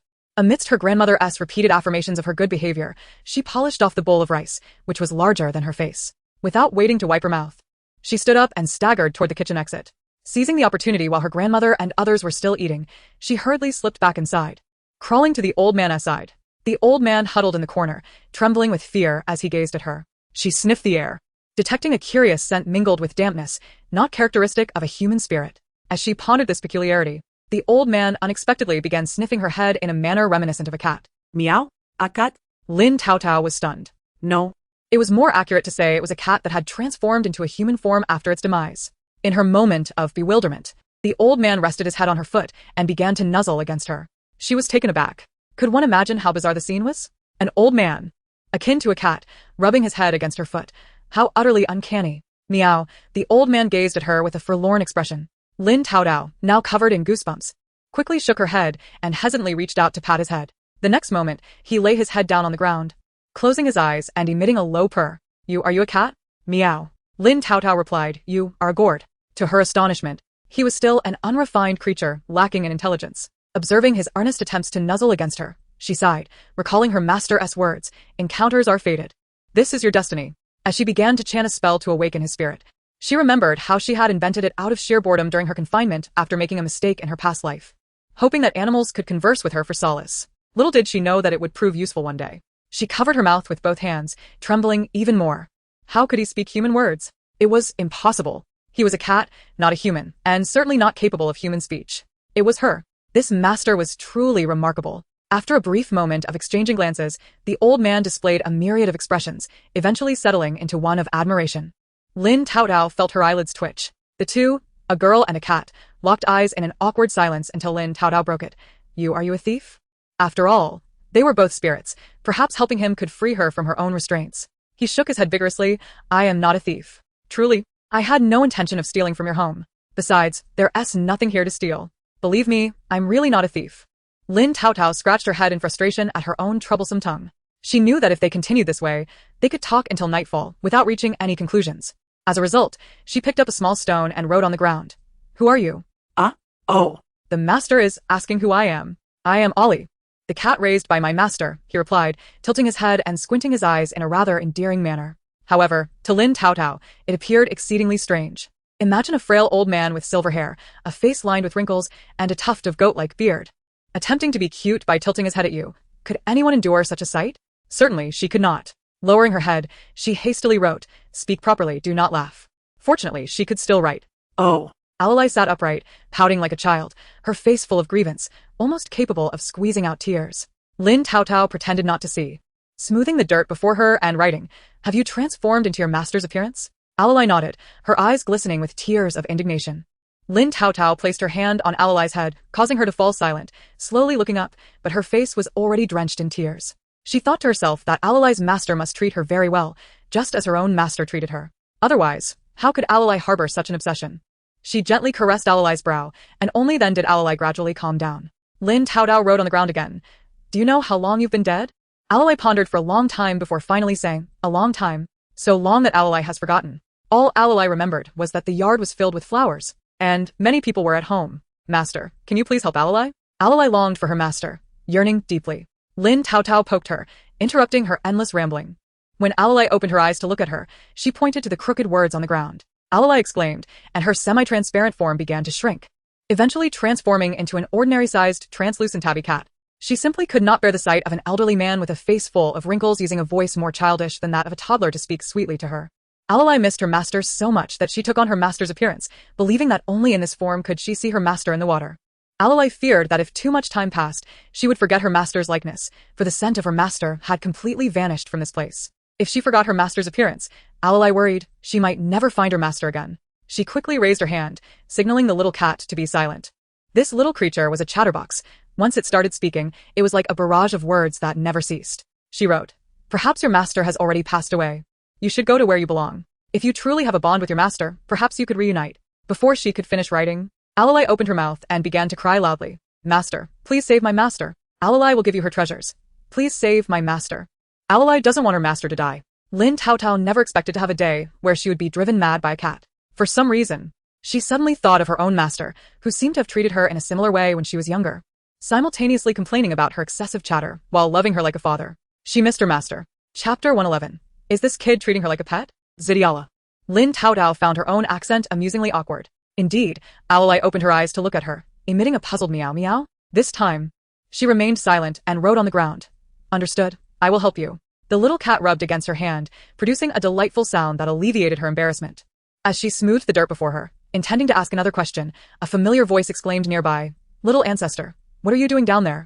Get her out. Tianxiang, a newly assigned servant to Qinwei, was the one speaking. Tianxiang was a name shared among all the servants around Qinwei, as he claimed that Tianxiang was the highest-ranking card in bridge, and thus everyone around him must bear this name. The only exception was the third uncle.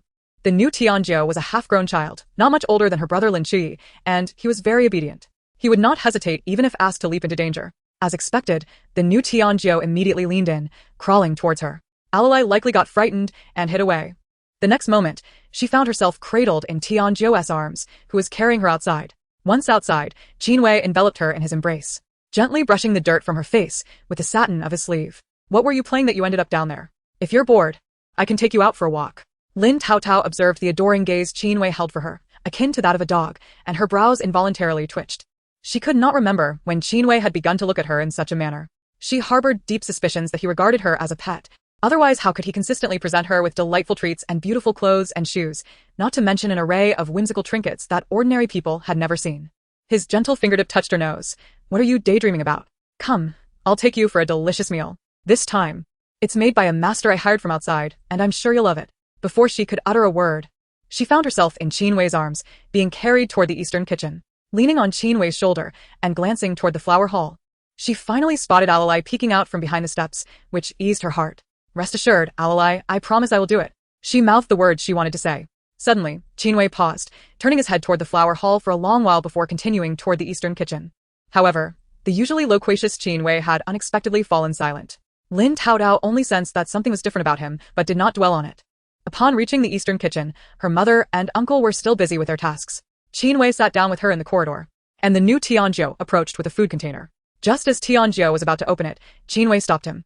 The food for Miss Tao is always prepared by me. I don't need your help. You can assist the third brother instead. Understood, young master. Tianxiang was very obedient, immediately turning to join the team polishing furniture. Oh, how diligent, Lin Taotao remarked, her own words sounding unbearable to her ears as she strained to climb out. In the past, when Qinwei heard her say this, he would chuckle and set her aside. It's chilly, the ground is cold. Isn't it better for me to hold you? Sit on my lap, it's warmer. This was the first time Qinwei had not indulged her. She raised an eyebrow and looked up at Qinwei. Is he angry? What has gotten into him today? I haven't done anything to provoke him. Qinwei abruptly halted his hand, which was opening the food container, and huffed, before retrieving a small cake from within and offering it to her. Staring at the thumb-sized, snow-white cake before her, Lin Taotao rolled her eyes. This kid must be treating her like a pet. How absurd. Today, I'll bite off that delicate finger of yours. Let us see if you dare to do this again. She opened her mouth, lunging towards the small cake with fierce intent. However, all she bit was the cake. Nothing else was caught between her teeth. Lin Taotao felt both confused and angry. Clearly, she had misfortune on her side, so how could she have missed? Lost in thought, she was suddenly enveloped by a wave of fragrance, her taste buds indulged with a silky, delicate sweetness. So good. She was startled by her own exclamation. Nevertheless, this is truly delicious. Indeed, in life, only delicious food is irresistible. This is undoubtedly the best thing she has ever eaten in her life. Take your time. This whole plate is yours. Qinwei placed her beside the food container and began to extract the small cakes from within, placing them in front of her. He picked up one piece and gently reminded her, eat one at a time, don't choke. After speaking, Qinwei called Tianxiang over, instructing him to look after her while he went to fetch her some water. This boy was behaving oddly today. Usually, he would send Tianxiang to do such tasks. But today, he took it upon himself. As Lin Taotao grumbled inwardly, she happily savored the cake in her hand. Yet, upon encountering Tianxiang's overly serious expression, she shifted to a slightly more distant position. Otherwise, with a face so close, she truly could not swallow the delicious food. In this scene, Qinwei, holding a cup, resembles a headless fly as he wanders aimlessly about the kitchen, exploring every nook and cranny. After thoroughly searching the kitchen, he ventures into the flower hall and the backyard. Young master, what are you looking for? Someone inquires. Qinwei's eyes dart as he raises the cup. I'm looking for water. Oh. Isn't there warm water in the large pot on the stove? Yes, I completely forgot about that. Sister 8, you carry on. I can fetch the water myself. Unfortunately, with his elder brother absent, Qinwei reflects that his brother would have been the best person to extract information through conversation. Having filled his cup, he approaches Wang Erxiong. Second brother? Wang Erxiong turns. What is it? Are there guests at home? Qinwei whispers. Yes. Wang Erxiong pauses his task, wiping the sweat from his brow. Qinwei's expression shifts, growing cold as he becomes curious about the person who occupies the heart of the elusive Taotao. With a playful smile, Qinwei remarks. Is that so? Then today, I shall set a banquet to entertain our esteemed guest. Since Qinwei has become familiar with them, they've started to perceive him as a mere child. After some light-hearted banter, laughter fills the courtyard. Yet, Qinwei's mind is solely preoccupied with one thought. Is there truly no one else at home? Wang Erxiong, taken aback, responds, who told you there are others? No. Qinwei smirks. I was merely thinking that since you have moved in for a few days, the neighbors would surely have come to greet you. I thought perhaps we could set a table upstairs and invite them over to familiarize ourselves with one another. After all, they will be our neighbors. And we will see each other often. Who says there's no one to cook? I will do it myself. With a cheerful demeanor, Qinwei rises, clutching the cup of water as he heads off in another direction. His steps feel lighter, as long as Taotao's heart is not occupied by someone else. It matters not. Otherwise, he would have to expend effort to remove that person, which would be quite troublesome. He would be left attending to the little one, offering her delicate pastries and water. As the last piece of pastry remains on the plate, Lin Taotao hesitates, glancing at Qinwei. In the end, she reaches for the small cake, extending it toward him. You take it. Typically, adults do not vie with children for food, so Qinwei ought not to eat it. However, her polite gesture reflects the upbringing of the Wang family, compelling her to maintain appearances. Although she finds the pastry delightful, she cannot let her fondness undermine her family's dignity. To her surprise, Qinwei, with a jovial smile, consumes the piece she offered. It seems that what Taotao feeds me tastes even better. Lin Taotao thinks, why didn't I just keep quiet? Regrettably, such a delectable pastry was devoured by Qinwei. Taotao, the day is still young. How about I take you out for a stroll? He suggests. concerned about the dust from furniture polishing at home, which might be harmful to her health. All right, Lin Taotao nods. These days, her mother and uncles have been preoccupied with work, leaving her nearly bored to tears. Moreover, venturing out might yield some information about the estate. Since she has promised to assist Ali, she feels compelled to take action. Though she lacks a suitable tool at hand, she thinks that if she were to inquire, the truth might reveal itself without the need to wander outside. Come, I will carry you. Qinwei opens his arms. Lin Taotao raises an eyebrow, sensing an implication of invitation. Before she can respond, Qinwei lifts her effortlessly, gaining the trust of her family, from grandfather to brother. None could object to his taking her out. Thus, with a cheerful demeanor, Qinwei carries her outside. In the courtyard, Wang Sanlang sets aside his work. No, I must accompany you. 3. There's nothing to worry about. Tao Tao is with young Master Qin, Wang Tianxiang assures. Wang Sanlang shakes his head. I am not concerned about his ability to care for Tao Tao. I fear where he might take her. This matter is complicated, and I must follow. He truly struggles to explain to his family just how outlandish Qinwei can be. Shaking off the dust from his clothes, Wang Sanlang rushes after them. Meanwhile, as Qinwei steps outside the courtyard with the little girl in his arms, he encounters a woman carrying a vegetable basket who seems startled by their presence. Qinwei flashes a warm smile, but Lin Taotao is taken aback, thinking, why does she look as if she has seen something disgusting? Yet, there appears to be nothing amiss with the residents. Sensing the unease of the little girl, Qinwei's heart races. He refrains from questioning the previous state of the house, quickly glancing back, realizing he may have been careless. It seems prudent to find someone to inquire about the previous occupants and any potential incidents that may have transpired here. Come, I will carry you to explore outside. Let us see if there is anything you fancy. Qinwei smiles radiantly, revealing his most cherished expression. For him, as long as there are issues, he must resolve them. The only thing that matters is that his little companion grows up joyfully. Tenli town is small, with the Wang family estate located at the southern end. The residents primarily consist of craftsmen who earn their living through their skills, and they do not lead affluent lives. The narrow alley leading to the estate is only wide enough for a cart, as few families here own one. The narrow entrance appears damp and dim. Qinwei, mindful of his boots getting wet, embraces his treasure as they make their way outside. As they walk, they notice that people tend to steer clear of them. Once they pass, whispers of gossip follow in their wake. Nearing the alley's exit, 2 women murmur, is that their family? Indeed. They have quite the audacity to purchase such a house. As Qinwei turns, the 2 women abruptly hush and flee. Lin Taotao looks up at him, and he reassures her with a smile, patting her back. Do not worry. I am here. Before she can respond, he carries her out of the alley. By chance, Lin Taotao spots 2 familiar figures not far away. She glances up and notices they are at the medical clinic. I beg you, spare us. Take whatever you want, even him. As long as you let me go, I will comply, a woman pleads, her eyes swollen from crying. Hush, old hag, watch your tongue. Otherwise. Another woman, with a playful smirk, interjects, none of us will have it easy. The pleading woman kneels, grasping the other's garment, and begs, Lianxiang, I truly regret my actions. Please forgive us. Let us live peacefully, for a harmonious home brings prosperity. Isn't it better than this chaos? She promises that her husband will earn well, entrusting their finances to her. However, the other scoffs, you can't even read.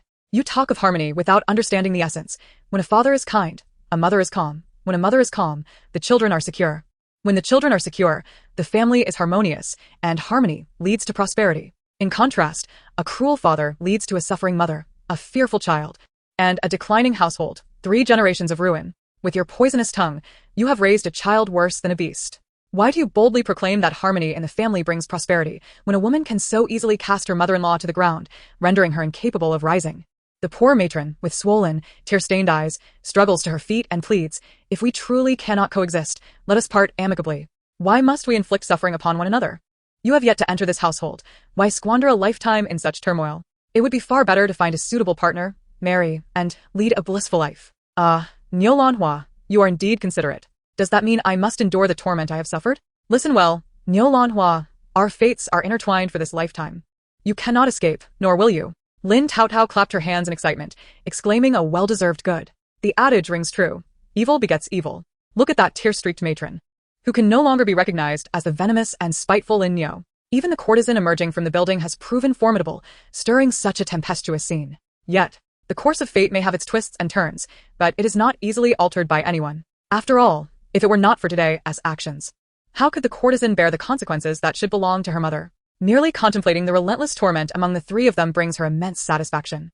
Such a young girl, yet she revels in the chaos. As Qinwei spoke, he held her close and walked toward the opposite side, stopping just 2 steps away from Lin Niu. He raised an eyebrow and winked at her, clearly indicating that this vantage point offered a more comfortable view.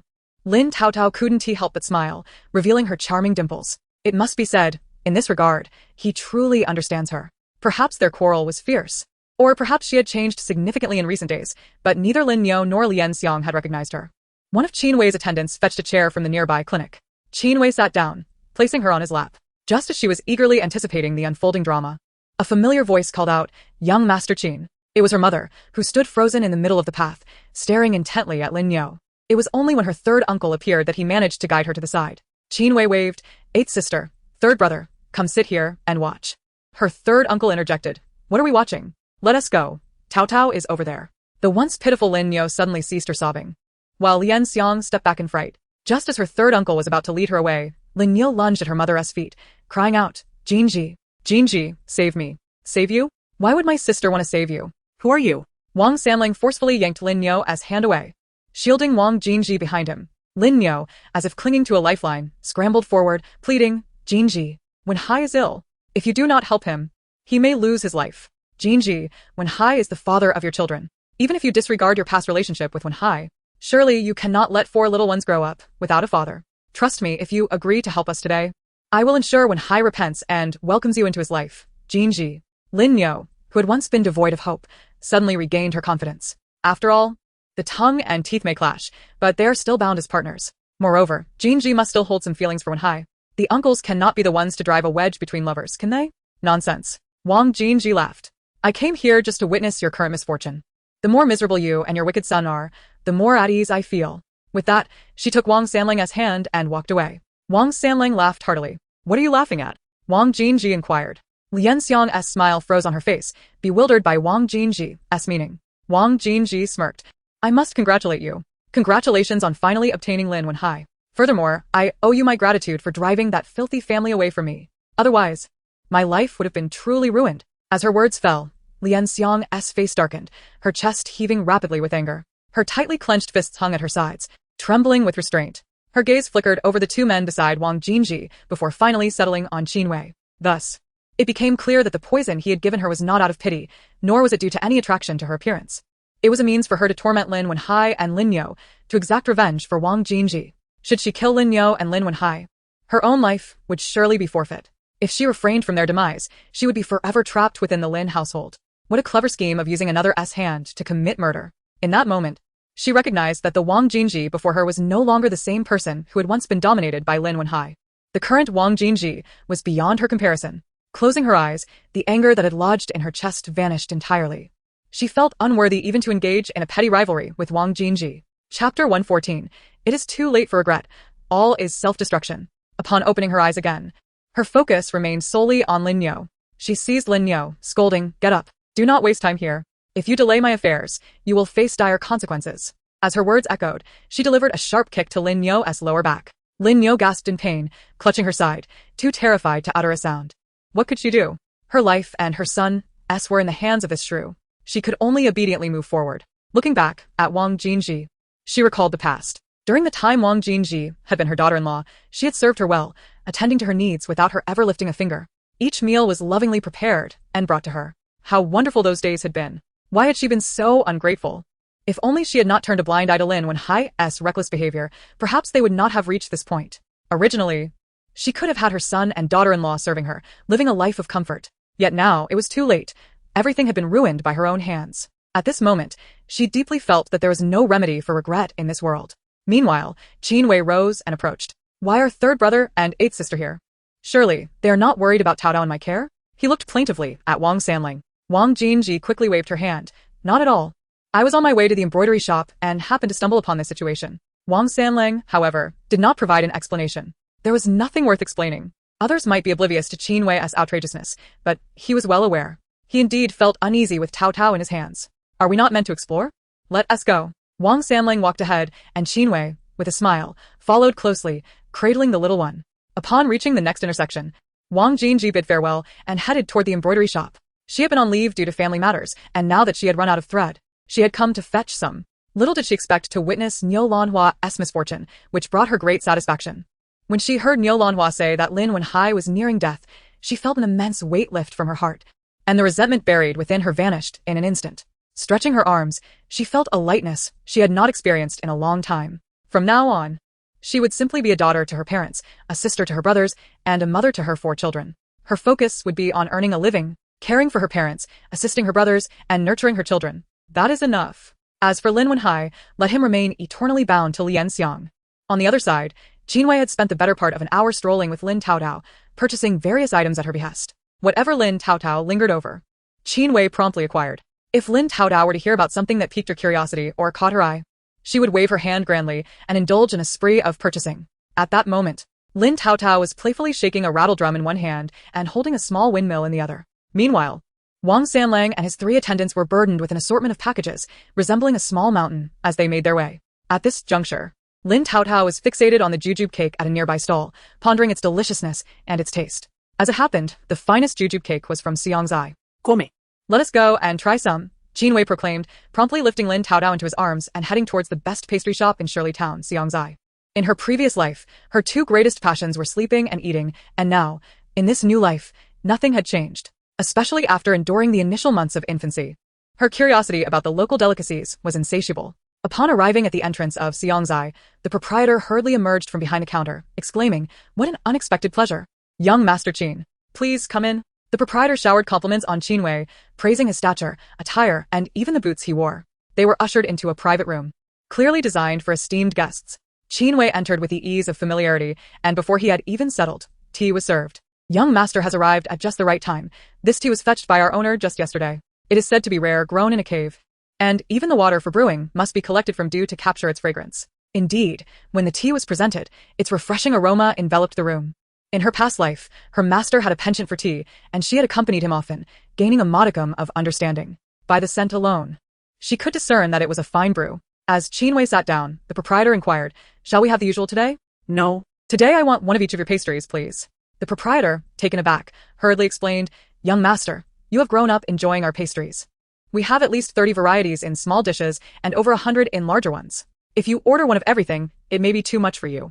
"Enough of this nonsense. Just do as I say," Qinwei responded, slightly impatient, prompting the proprietor to hastily comply. In no time, an array of dishes filled with assorted pastries streamed in. Indeed, these pastries were crafted with far more finesse than those found at roadside stalls. Qinwei diligently introduced each one to her, while she leaned over the table, sampling those that caught her fancy. Whenever she turned her nose up at one, Qinwei would remove it and replace it with another from afar. As they reached the end of the meal, Lin Taotao found herself unable to eat any more.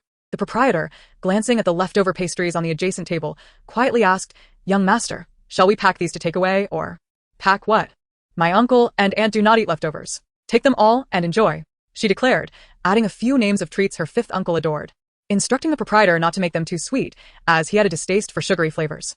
Upon concluding the order, not only was the proprietor overjoyed, but even the staff members who came to clear the table wore beaming smiles. However, when it came time to settle the bill, Lin Taotao was utterly astonished. 30 taels. For all this? She recalled that the jujube cakes were merely a penny each at a nearby stall. Had she known it would be so exorbitant, she would have abstained from indulging. Qinwei scooped her up and casually remarked, "No worries, just go to the Qin residence and have my father settle it." Lin Taotao raised an eyebrow, impressed by his audacity. Young master," the proprietor called out, smiling apologetically, "I don't require the payment. I simply wish for you to summon Master Wang from Yimu Yishan to assess my shop." Lin Taotao arched an eyebrow, surveying her surroundings. This place does not seem haunted. Yet it is true that fortune appears to be obstructed. Chapter 115. A windfall. Hearing Lin Taotao's inner thoughts, Qinwei couldn't help but raise his eyebrows.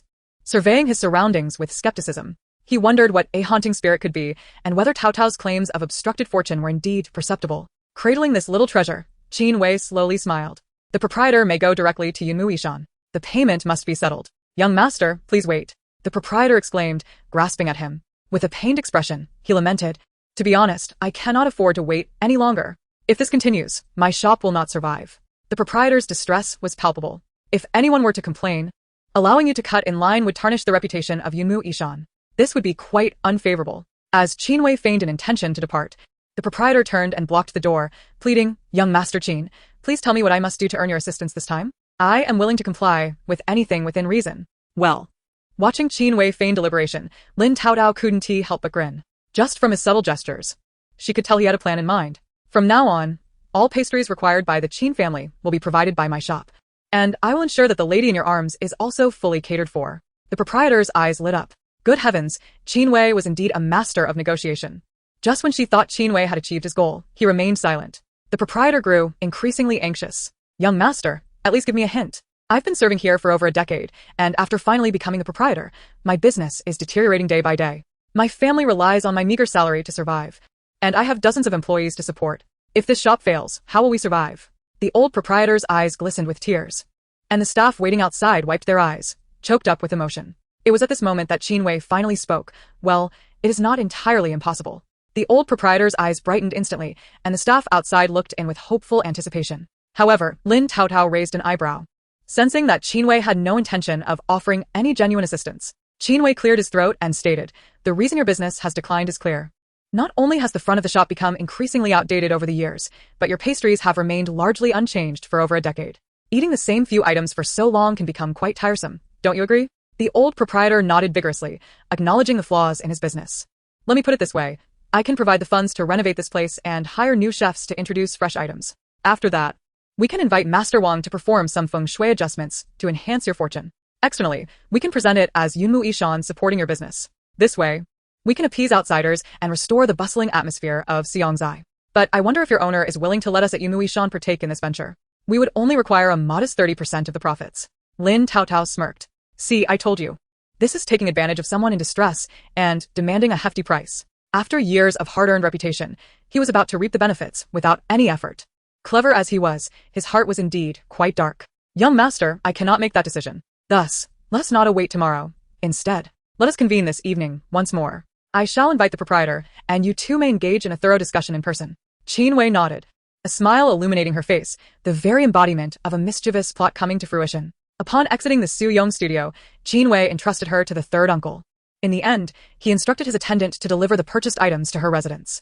Without lingering, Qin Wei, accompanied by a servant, proceeded in the opposite direction. It was not merely the attendant's loose tongue. His expression and tone unequivocally indicated genuine concern for the third uncle. The third uncle shook his head, remarking that the master was, after all, a businessman, and the young master had been steeped in this environment since childhood. The ability to discern whether a venture would yield profit, and to what extent, was indeed their forte. Although the young master's actions might seem erratic, he remained at heart a merchant. Such matters were beyond our purview. In the future, simply follow the young master, speak little, and mind your own business. Later, the third uncle revealed that Qin Wei had indeed persuaded old Master Qin to renovate the Su Yong studio. Furthermore, the Yunmu Yishan had long ceased to be an ordinary establishment. Ever since the fifth uncle gained notoriety due to the Dong residence incident, Yunmu Yishan had acquired several skilled teams dedicated to construction and repairs. During this period, it seemed Qin Wei had been overwhelmingly busy, only occasionally sending his attendants to bring delectable tidbits for the elders under the pretext of having them sample new treats. Curiously, these were among the few delicacies she had indulged in most frequently at the Su Yong studio. This matter only grew more perplexing. The people beyond this street remained blissfully unaware of the circumstances surrounding the residence. "I heard the young lady is an embroiderer from the brocade workshop?" The mother nodded, and the lady immediately brightened with a smile. "Just the other day, I saw the steward from the brocade workshop leaving your home, and I realized how capable the young lady truly is." The matron continued to speak. "Nowadays, the mother is no longer the naive villager she once was." "Oh, dear. Young lady, you are too modest. My surname is Ko, and I reside next door. We have crossed paths before, do you remember?" Chapter 116. "This is terrible," the mother nodded politely, recalling, "Yes, I remember. At that time, you were avoiding me." Observe how her mother had learned to take the initiative in conversation. Aunt Ko laughed awkwardly. "Please do not take offense, young lady. At that time, who among our neighbors would not shy away from you? One could say that we, the neighbors, were indeed intimidated by your family's residence." Lin Taotao looked on with curiosity. Wang Jinji pressed further. "What do you mean by that, Aunt Ke?" "Oh, dear. It seems you are not aware of the matters concerning that residence? Just the other day, we were discussing what sort of audacious person would dare to purchase such a dubious property." "Dubious?" Wang Jinji was perplexed. Lin Taotao was equally bewildered. Their home not only posed no issues but was, in fact, a prime location for wealth. Otherwise, it would not be inhabited by a Li, but rather by a wandering spirit. She curiously glanced at Aunt Ko, who nodded mysteriously, then covered her mouth with her hand, leaning toward the mother's ear. She strained to listen, and then Aunt Ko whispered, "Young lady, you may not know, but there have been deaths in your residence." Wang Jinji chuckled. "Whose home hasn't he seen death? Life is full of births, aging, illness, and death. What is so strange about that?" "Oh, dear." Aunt Ko frowned. "The deaths I speak of are not the same as those you refer to. Under normal circumstances, who would speak of such things? Yet, the issue lies in the fact that there have been consecutive, unnatural deaths within that residence. The rules regarding the sale of properties are numerous. A house is first offered to friends and family. Only if they decline will it be listed with agents. If you do not believe me, inquire about the family that lived there before you. Do they have any relatives left? Had it not been for their line being severed, we neighbors would not have been so frightened as to keep our distance. Furthermore, ever since that family perished, the residence has been anything but peaceful at night. Cats howling and dogs barking, it has been quite terrifying. It was only after you moved in that the place became somewhat quieter. The old woman, kind-hearted all her life, felt that should she stand idly by and watch her family meet the same fate as the previous owners, her heart would be unsettled. It was for this reason that she spoke to you today. Otherwise, look at the neighbors, who would dare utter such offensive words to you. With your remarkable talents, if there were any other place to go, it would be wise to relocate sooner rather than later. In matters such as this, it is better to err on the side of caution. Upon hearing this, Lin Taotao understood all too well. She could not help but scoff at the notion of being easily frightened by mere superstition. Upon hearing her daughter's thoughts, Wang Jinji chuckled softly. Thank you for your kind intentions, Aunt Ke. Our family is quite comfortable here. Oh? Young lady, why do you refuse to heed my advice? What if? There is no what if. Upon finishing her sentence, Wang Jinji quickened her pace, wishing to distance herself from Aunt Ke. However, Aunt Ke promptly caught up. At this point, if one could not discern the implications of her words, it would be foolish indeed. Wang Jinji was both amused and exasperated. Aunt Ke, please speak plainly. There is no need for such roundabout expressions. If my sister wishes to learn, I would be happy to teach her. It is of no concern. After all, we are neighbors and should not let our relationship grow too strained. Besides, it is merely a matter of embroidery. There is no need to keep it a secret. Ever since she saw the Qin family carriage enter next door, she had kept a watchful eye. Through inquiries, she discovered that the family next door was quite impressive. The eldest son worked at the blacksmith shop, possessing remarkable skills. The third son was particularly favored by both old Master Qin and Madam Qin. Even the gambling-addicted young master of the Qin family had not only given up gambling, but was now thriving in business. As for the fifth son, he was even more exceptional. It is likely that no one around here knows that he is the renowned carpenter from Shirley Town. It is said that the items he produces fetch anywhere from several taels to dozens of taels. As for the young woman before her, she was quite formidable as well. If only she could establish a connection with such a high-profile family, it would be akin to acquiring a job that others could only envy, as well as gaining a powerful ally. Thus, she had been coming and going alone these past few days, seizing this opportune moment while avoiding the meddling of the older women. Thinking of her impending rise to prominence, she smiled and boldly reached out to touch the small child on her back. Oh dear, this child is truly handsome. Look at those arched eyebrows and large eyes. It is evident he will grow into a striking beauty. Those features are indeed a mirror image of the young lady herself, typically averse to others touching her. Lin Taotao immediately frowned. As she waved away Aunt Ke's hand, she inadvertently cast a truth spell. She understood the principles of reciprocity. Aunt Ke, with a beaming smile, remarked, being handsome is a blessing. When he grows up, he can certainly attract attention, and even if he does not marry into a wealthy family, he can still fetch a decent price. As her words fell, Aunt Ke's face suddenly changed. Her hands flew to cover her mouth, and beads of sweat visibly formed on her forehead. Sensing the change in the other's demeanor, she hastily clarified, No, it was a misunderstanding. I did not mean it that way. What did you mean by that? Wang Jinji's face turned pale. It was acceptable to speak of her, but not to speak of her precious daughter. What I meant was, when she grows up, she will certainly be able to marry into a wealthy family. Oh, dear. She abruptly covered her mouth again. What was wrong with her today? How had she let her true thoughts slip out? No, young lady. Please listen to me. I have nothing further to discuss with you. Please keep your mouth in check. If you speak indiscreetly, do not blame me for being rude. Wang Jinji angrily shook off Aunt Ke's hand. Coincidentally, an elderly woman behind them called out for Aunt Ke. Aunt Ke turned her head and exclaimed, What are you shouting for? Do you have no eyes? Can't you see I am speaking with someone? Before she could finish her sentence, Aunt Ke quickly covered her mouth again. Upon confronting the elderly woman, Ke wore a cold expression, as she attempted to explain herself. What escaped her lips was a scathing remark. Have you even glanced at your own pitiful state? Your home is so impoverished that you can barely make ends meet. How dare you stand here and speak to me? Her eyes widened in disbelief. What had come over her today? How could she have said such things? This was disastrous. The amiable facade she had painstakingly maintained over the years crumbled in an instant. This is truly a home, a place that can embrace you, she thought. Kusher. What nonsense are you spouting? The old woman glowered with indignation. My family can barely make ends meet? She retorted. Get your facts straight. My son works at the county office. Kusher managed to calm herself, suppressing her emotions. Yet, the flicker of uncontrollable disdain shone in her eyes as she regarded the old woman. She could not comprehend why her tongue had betrayed her so, uttering these unvarnished truths. After a moment of self-reassurance, she concluded that her disdain for the pretentious Wu Posey had prompted her to speak without a filter. Having regained her composure, she quickly devised a retort. With a forced smile, she began, Oh, your son works at the county office, does he? merely a lackey running errands for the officials. And you dare to consider yourself esteemed? Don't think we are oblivious.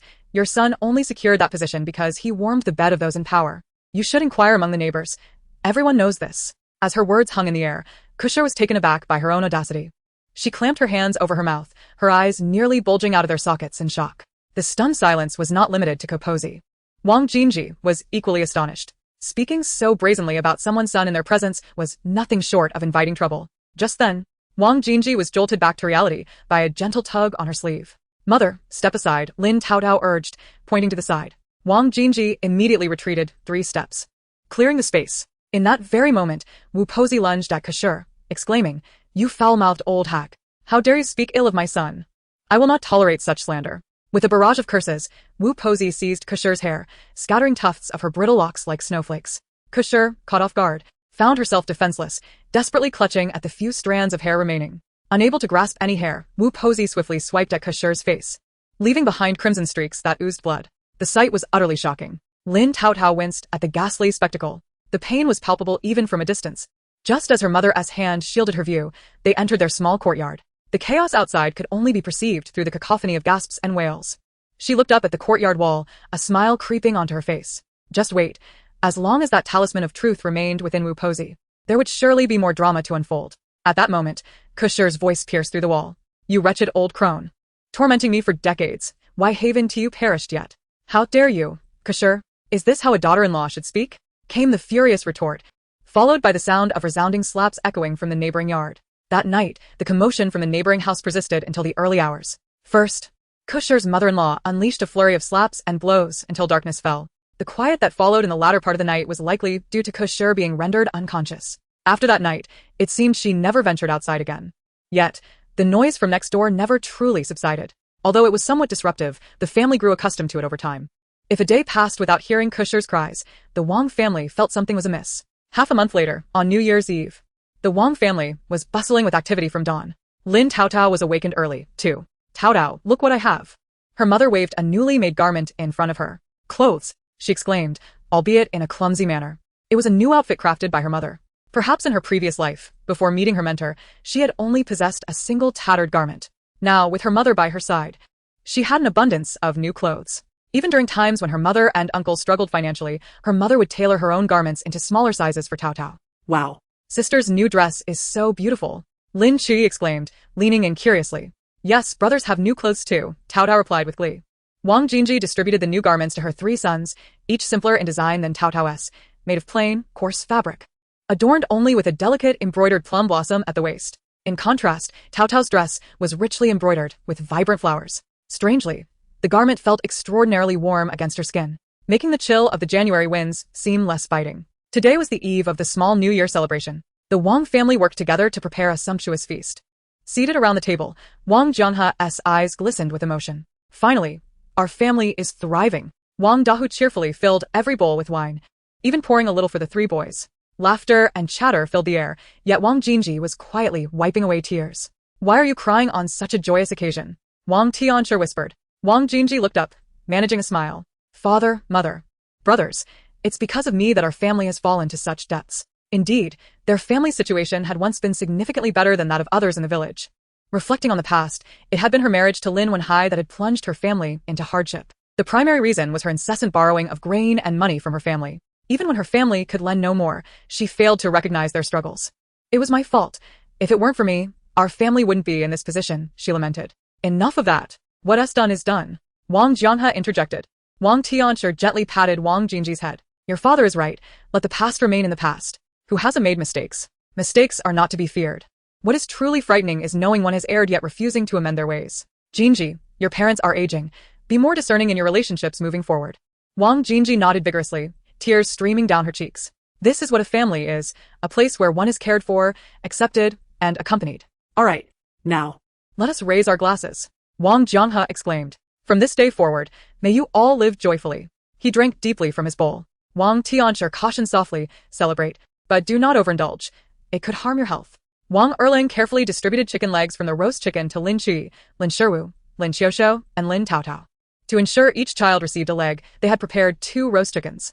Taotao held her peace and took a bite. For reasons unknown, Today's roast chicken tasted exceptionally delicious, just as her new clothes felt particularly warm. The Wang family's revelry continued throughout the night, leading into the Lantern Festival, one of the most significant celebrations of the year. Regardless of how small a town might be, the day was marked by vibrant festivities. The streets were alive with vendors selling an array of goods, the merriment stretching late into the night.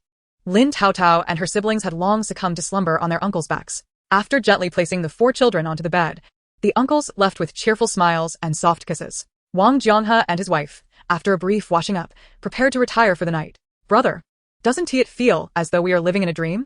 Tian Guilin remarked. Wang Jianghe gently embraced his beloved wife, resting his chin atop Tian Guilin's head, and softly murmured, "This is not a dream.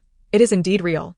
Our family is truly living a good life." Tian Guilin smiled, replying, "Even if it were a dream, I would be content as long as I do not awaken." "Silly girl," Wang Jianghe said affectionately. The couple nestled together, enjoying the warmth of their closeness. After a while, Tian Guilin spoke up, "Sange, during these past few days, our family has saved some money. I believe it is time for Da Hu and his brothers to marry. After all, they are now capable of earning a living, and the daughters they marry will not have to endure hardship alongside us." "Oh, you are still so kind-hearted," Wang Jianghe said, kissing her hair. "You decide. I trust that the wives you choose for them will be the finest." Tian Guilin then recounted the young women she had observed over the past year. "What do you think?" For the women her wife mentioned, Wang Jianghe had never even seen them, so he could not comment. "As long as you find them suitable, that is enough for me. As long as they are like you, I believe that will suffice. Then I will speak to the boys tomorrow, and, when we have the chance, find a matchmaker to propose." Wang Jianghe nodded in agreement. After a moment of silence, Tian Guilin continued, "Sange, let our daughter stay with us, shall we? She has suffered so much after marrying Lin Wenhai, raising 4 children. Which good family would take her in? I think we should not allow her to remarry. If the new wives are unhappy, we could divide the household. The children are grown. They can manage themselves now. Let us not make it difficult for our sons. We will evenly distribute the house and money, so there will be no disputes. We will support Jinji and help her raise her siblings as long as we can, allowing her to earn a good living. You are in charge of our family. It is up to you," Wang Jianghe replied with a smile. At that moment, the weight on Wang Tian's heart finally eased. That night, she was so excited, she could not sleep. The next morning, she rose early and gathered the family, including Wang Jinji, under the pretense of having breakfast, but in truth, to share her discussion with Wang Jianghe from the previous night. She did not mention the division of the household, as that was never a favorable topic. As long as the new wives did not quarrel, a larger family was preferable. Just when she thought they were silent in agreement, Wang Dahu stood up, saying, "Mother, I do not wish to marry." Wang Tian frowned slightly. "Dahu, you're the eldest. According to custom, you should marry first before your younger brothers can wed. What should they do if you do not wish to marry?" Wang Dahu, who was usually not very talkative, suddenly blushed deeply. "Which law states that the elder must marry before the younger can?" "Mother, I simply do not wish to marry. You only need to arrange marriages for my brothers. I do not require your concern." "Eldest brother." Wang Erxiong urged him to sit down. The brothers looked at their eldest in confusion. They knew that Dahu had always been the most obedient child, often enforcing discipline among them with his fists. Wang Tian did not feel anger. She understood her children's natures well. She believed that if Dahu were not hiding something, he would not say such things. After some thought, she quietly asked, "Dahu, do you have someone you fancy?" At once, Dahu's face flushed as if on fire. "You can read me like a book, can't you? What a good thing. Tell me, which girl is it? I will find a matchmaker and send pastries to propose." Wang Tian's mouth nearly stretched from ear to ear. It was indeed a wonderful prospect for her son to have someone he liked. She knew that in a poor family's life, if 2 people lacked affection, their lives would be unsustainable. Only with mutual affection could they endure hardship together, just as she and Sango had, never feeling that life was unbearable despite their struggles. However, as soon as she spoke, Wang Dahu's previously rosy face turned pale. Wang Tian frowned. "Even if she comes from a humble background, that is no issue. We are not of high status. We do not adhere to those notions of matching social standings." "Mother," Wang Dahu called softly, "please do not ask. There is no one. I simply do not wish to marry." After that, he stood up and left. Suddenly, the atmosphere grew cold. "Something is off with him," Wang Tian remarked. Lin Taotao, holding a bowl, gazed longingly out the door, recalling the blacksmith's daughter, the unfortunate second female lead, Jiang Li, who was so kind that she had lost her own kindness. It was hardly surprising. After all, she was a character from the story, one of considerable standing. Naturally, she possessed a beautiful visage, and her kindness made her endearing. It was no wonder that the eldest uncle was smitten. "Auntie?" Wang Tian's eyes lit up as she cradled her beloved granddaughter, coaxing, "Taotao, tell me, which Annie do you mean?" In the shop, Taotao replied. Hearing her own disjointed words, Lin Taotao decided to spill the beans. If not for helping her eldest uncle achieve his desires, altering the tragic fate of the second female lead, and liberating herself from the constraints within, she would have been reluctant to speak at all. Chapter 119. The reality is far more distressing than people imagine. Struggling to suppress her self-loathing, she blinked innocently. Indeed. As soon as she mentioned it, the grandmother looked towards the mother. Ah, yes. I remember now. Wang Jinji exclaimed, her face brightening. Taotao is right. There is indeed such a person. She emphasized, don't forget. Now that I think about it, the way my elder brother looked at that girl was indeed different from usual. However, she is quite beautiful, and my elder brother is genuinely good. Upon hearing this, Wang Tian became increasingly delighted. Jinji, do you know which girl it is? I believe it is the blacksmith's daughter. I heard her call the master father. Wang Tian's smile faded abruptly. If that is the case, it will be troublesome. They are in business. How could they look favorably upon our family? Wang Jianghe, who had remained silent, patted his wife gently and said softly, let's approach them with sincerity and inquire. Without any pressure, merely for the sake of our dahu, is it not? Father, mother, our family is not lacking. Why would they look down upon us? Wang Jinji interjected. Girl, you do not understand. Your elder brother is merely an assistant in their shop. Their daughter marrying him would be a downward match. Families like theirs typically seek out suitors of equal standing. How can your elder brother compete? Wang Tian frowned. This is the reality. It is far more distressing than people imagine. From today onward, I will take on more work, save money, and open a blacksmith shop for your elder brother. With that, Wang Jinji set down her bowl and stood up. Wang Erxiong and Wang Sibao followed suit, declaring, sister is right. We will find a way to gather funds to open a shop for our elder brother. Stop. Wang Tian called out. The group froze in place. She hurried after them, asking, are you all planning to go into the mountains again? The brothers fell silent, tacitly agreeing. Mother, Wang Erxiong said, his eyes glistening with unshed tears. Wang Tian sure sniffed. Heir to who is my son, and you are my sons too, all flesh of my flesh. The pain I feel for Da, who is equally felt for you all. Promise me, dear children, that you will never venture into the mountains again. Wang Erxiong wiped away the tears from the old woman's eyes and nodded. Rest assured, mother, we will not go into the mountains. Today we will seek work instead. Our family may lack many things, but we are abundant in numbers. If we brothers can all find work, we can save enough monthly wages to open an iron shop for our elder brother. Good, good. Wang Tianchi nodded, her heart lightened. She thought, even if they find work and earn wages, she would surely save it for them. However, she would not favor any one of them. She intended to keep their earnings separate, to eventually aid them in marrying wives. If that did not come to pass, it would merely be who's fate. Wang Erxiong and his brothers immediately set out in search of employment. In the blink of an eye, the once crowded room was now left with only Lin Taotao and her 3 siblings, along with the elderly Wang Jianghe. Wang Tianchi secretly wiped her tears while tidying the tableware. Wang Jianghe watched with a pained heart. He promptly rose and went into the yard to drag some bamboo from the corner. Lin Qi entrusted Lin Taotao to Lin Xiuxiu and quietly instructed, third brother, take good care of our sister while we help grandfather. With that, he called Lin Xiuxi to assist Wang Jianghe with the bamboo. Wang Jianghe, moving with difficulty on one leg, not only accepted the help of the 2 little ones but also praised them warmly. Lin Qi beamed foolishly, while Lin Xiuxi silently exerted all his strength. Thus, the elderly man and the 2 children busied themselves in the yard. Lin Xiuxiu led Lin Taotao to sit down, earnestly following her brothers in learning how to weave baskets. Grandfather, how many baskets do we need to weave? Lin Xiuxiu inquired. We need to weave many, replied Wang Jianghe. Grandfather wants to sell them at the well market. Lin Xiuxiu tilted her head in seriousness. Is grandfather earning money to help uncle marry a wife? Wang Jianghe burst into hearty laughter. Yes, to help uncle marry a wife. When you grow up, grandfather will earn money to help you marry as well. Hehehe. I will help too, exclaimed Lin Xiuxiu. Then he turned to Lin Taotao. You must behave and play here. Third brother is going to help uncle marry a wife. He gently patted Lin Taotao as head and joined in, taking up the bamboo strips to learn. However, Lin Taotao pouted as she watched the bustling trio of an elder and 2 younger ones. To think that a few coins could secure a bride. It felt like a dream. It would be better to set up a prosperous display for the family. She wobbled to her feet and headed towards the main house.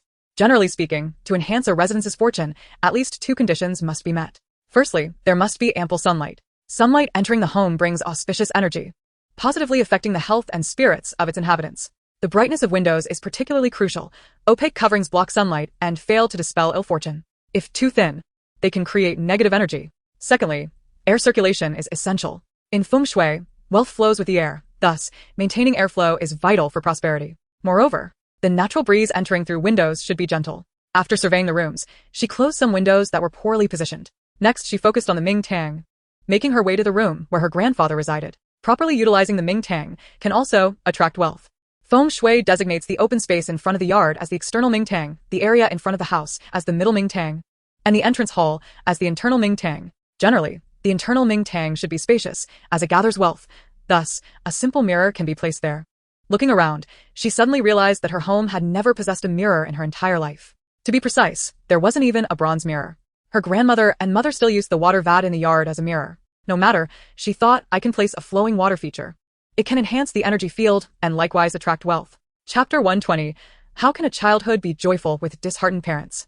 In her previous life, simply placing a yellow crystal would have served the same purpose. However, here, in this impoverished home, even after moving from Wangjiawa to this residence, they remained destitute. There was no fish tank, no water basin either. Frustrated, she turned and dashed towards her third uncle's house. She recalled that Qin Wei had once gifted her third uncle numerous paintings. Indeed, after a thorough search, she managed to find one. Selecting a landscape painting with water flowing inward, she knew that wealth is most hindered by water flowing outward. Even a galloping horse must face inward. Yet, she couldn't hang it. Just then, her grandmother entered. Taotao, you're here? I've been searching for you. Wang Tianshi scooped the little girl up from the ground. Lin Taotao pushed the painting toward Wang Tianshi, sweetly saying, Grandmother, hang it, it looks nice. After that, she pointed to where the painting should be hung. Fortunately, her grandmother adored her. Whatever she desired, if it existed in the house, it would surely be given to her, and if it did not, her grandmother would find a way. Immediately, her grandmother smiled, sat her down, and took the painting to begin hanging it as she had instructed. After some time, the painting was finally hung. Thanks to our Taotao, this painting makes the room look much nicer. Lin Taotao beamed with delight. Initially, she planned to assist her grandfather before arranging a peach blossom display in her uncle's room. However, her grandmother kept her company, and she had no choice but to play along with the games of a grandmother teasing her granddaughter. Eventually, it was time for her grandfather to head to the well market to sell baskets. Your leg is not well. Stay at home to watch the children. I will go alone. Tian Guilin snatched the burden from Wang Jianghe's shoulder. Alunk, I may have a bad leg, but I am not so incapacitated that I cannot move. Why should I let you go out? Enough. Stay at home and look after the children. I can manage. Lin Taotao watched the two argue back and forth for quite a while. Seeing the sky darken, she realized that if they continued, no one would be going out today. Alas, as a grandchild, her heart was truly troubled. Grandmother, I want to go. Taotao wants to go too. She tugged at the old woman's garment, shaking her little hands. Then let us all go together. Wang Tianshi promptly decided. She no longer contested the burden but called for the three little ones, and the whole family ventured out. Just as they were about to close the courtyard gate, the door from the neighboring house swung open. Old Lady Ko emerged. Getting a biscuit. Lin Taotao laughed and looked over. Their eyes met, and Old Lady Ko, appearing as if she had seen a ghost, hastily removed the cloth from her head and fled. Lin Taotao had seen clearly that Old Lady Ko's face was swollen, resembling a dog stung by bees, with large bruises around her eyes and mouth. It seemed that the incantation had caused her much distress over the past few days. Amusingly, the incantation was one of the easiest to break. As long as one sincerely expressed their thoughts, the spell would dissolve. Yet, she had not anticipated that Old Lady Ko would stubbornly endure, refusing to utter a single truthful word despite her suffering. The well market resembled a free market, but to set up a stall within, one needed to have market credentials. At the entrance, her grandmother pulled out 5 coins and handed them over. The market supervisor presented her with a sign. Her grandmother thanked him, tucked the sign into her clothes, and carried Lin Taotao inside. This area was enclosed by workshop walls, with simple shops lining the streets on both sides. Most would hang a piece of cloth from the eaves, either to shield from the sun or the wind, while tea shops displayed a few tables and stools for customers to sit. Her grandmother referred to these shops as Li Si. As they walked along, Lin Taotao noticed that the people buying and selling here were all clad in simple garments, with most wearing straw sandals. Grandfather, look over there, so many people. Lin Qi exclaimed, pointing ahead. Wang Tianshi glanced over and quickly shook her head. No, we cannot block anyone's entrance. The old woman added. Setting up shop here could earn us a beating of 70 strokes. Selling fakes would warrant 80 strokes. Shortchanging customers leads to 60 strokes. And the deceitful craftsman would be punished alongside. Anyone attempting to monopolize prices would also face 80 strokes. However, the advantage of setting up stall here is that no one dares to engage in unscrupulous practices, for the punishment is 2 months in shackles and 100 strokes. The old woman remarked that there had been many arrests for such offenses in the past, and many rascals disappeared before enduring the full punishment. In essence, the unscrupulous merchants were kept in check here. Illiterate citizens could shop with peace of mind. Finding a corner, grandfather set up a small stall with their goods, propping the top of the carrying pole against the wall, and hung a basket. The old woman settled down against the wall with the children. Thus, 5 pairs of eager eyes gazed longingly at the bustling crowd nearby. Arriving late, the prime spots had already been occupied. Their location was a dead angle, as anyone passing this way would soon encounter the alley wall, making foot traffic scarce. After waiting a long while, only a few passers-by glanced their way before moving on, some not even sparing them a second look. Suddenly, Lin Qi jumped up and dashed toward the intersection. Auntie, would you like to buy a basket? Ma'am, come look at my family's baskets. They're very useful. Uncle, how about purchasing a basket? He almost asked everyone he saw. Chui, Wang Jianghe's voice carried a hint of reproach. Wang Tianxiang gently patted her husband's back and whispered, "There's nothing wrong with this. After all, it is life." Wang Jianghe nodded in agreement. Lin Taotao tilted her head, resting it on Wang Tianxiang's shoulder, and soon fell asleep. Hardly had she closed her eyes when a customer approached. As expected, the customer chose a basket, paid 10 coins without bargaining, and took it away. Lin Taotao's lips curled into a smile. My setup is not merely for display. Today, grandfather's goods will surely sell out. Indeed, customers soon flocked in, and before long, they were surrounded. Her 3 brothers acted like little adults, enthusiastically assisting customers, while grandfather simply collected the payments. After a flurry of sales, Wang Jianghe excitedly counted the copper coins in his hand, declaring, "Don't let my age fool you. My skills remain sharp." Indeed. You're still the Wang basket maker from 40 years ago. Wang Tianxiang laughed heartily. Listening to the sweet exchange between the 2 elders, Lin Taotao's smile broadened. No wonder her mother and uncles spoke fondly of their happy childhood. With such cheerful grandparents, how could her childhood be anything but joyful?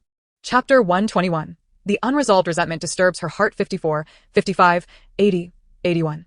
Wang Jianghe's counting nearly stretched his mouth to his ears.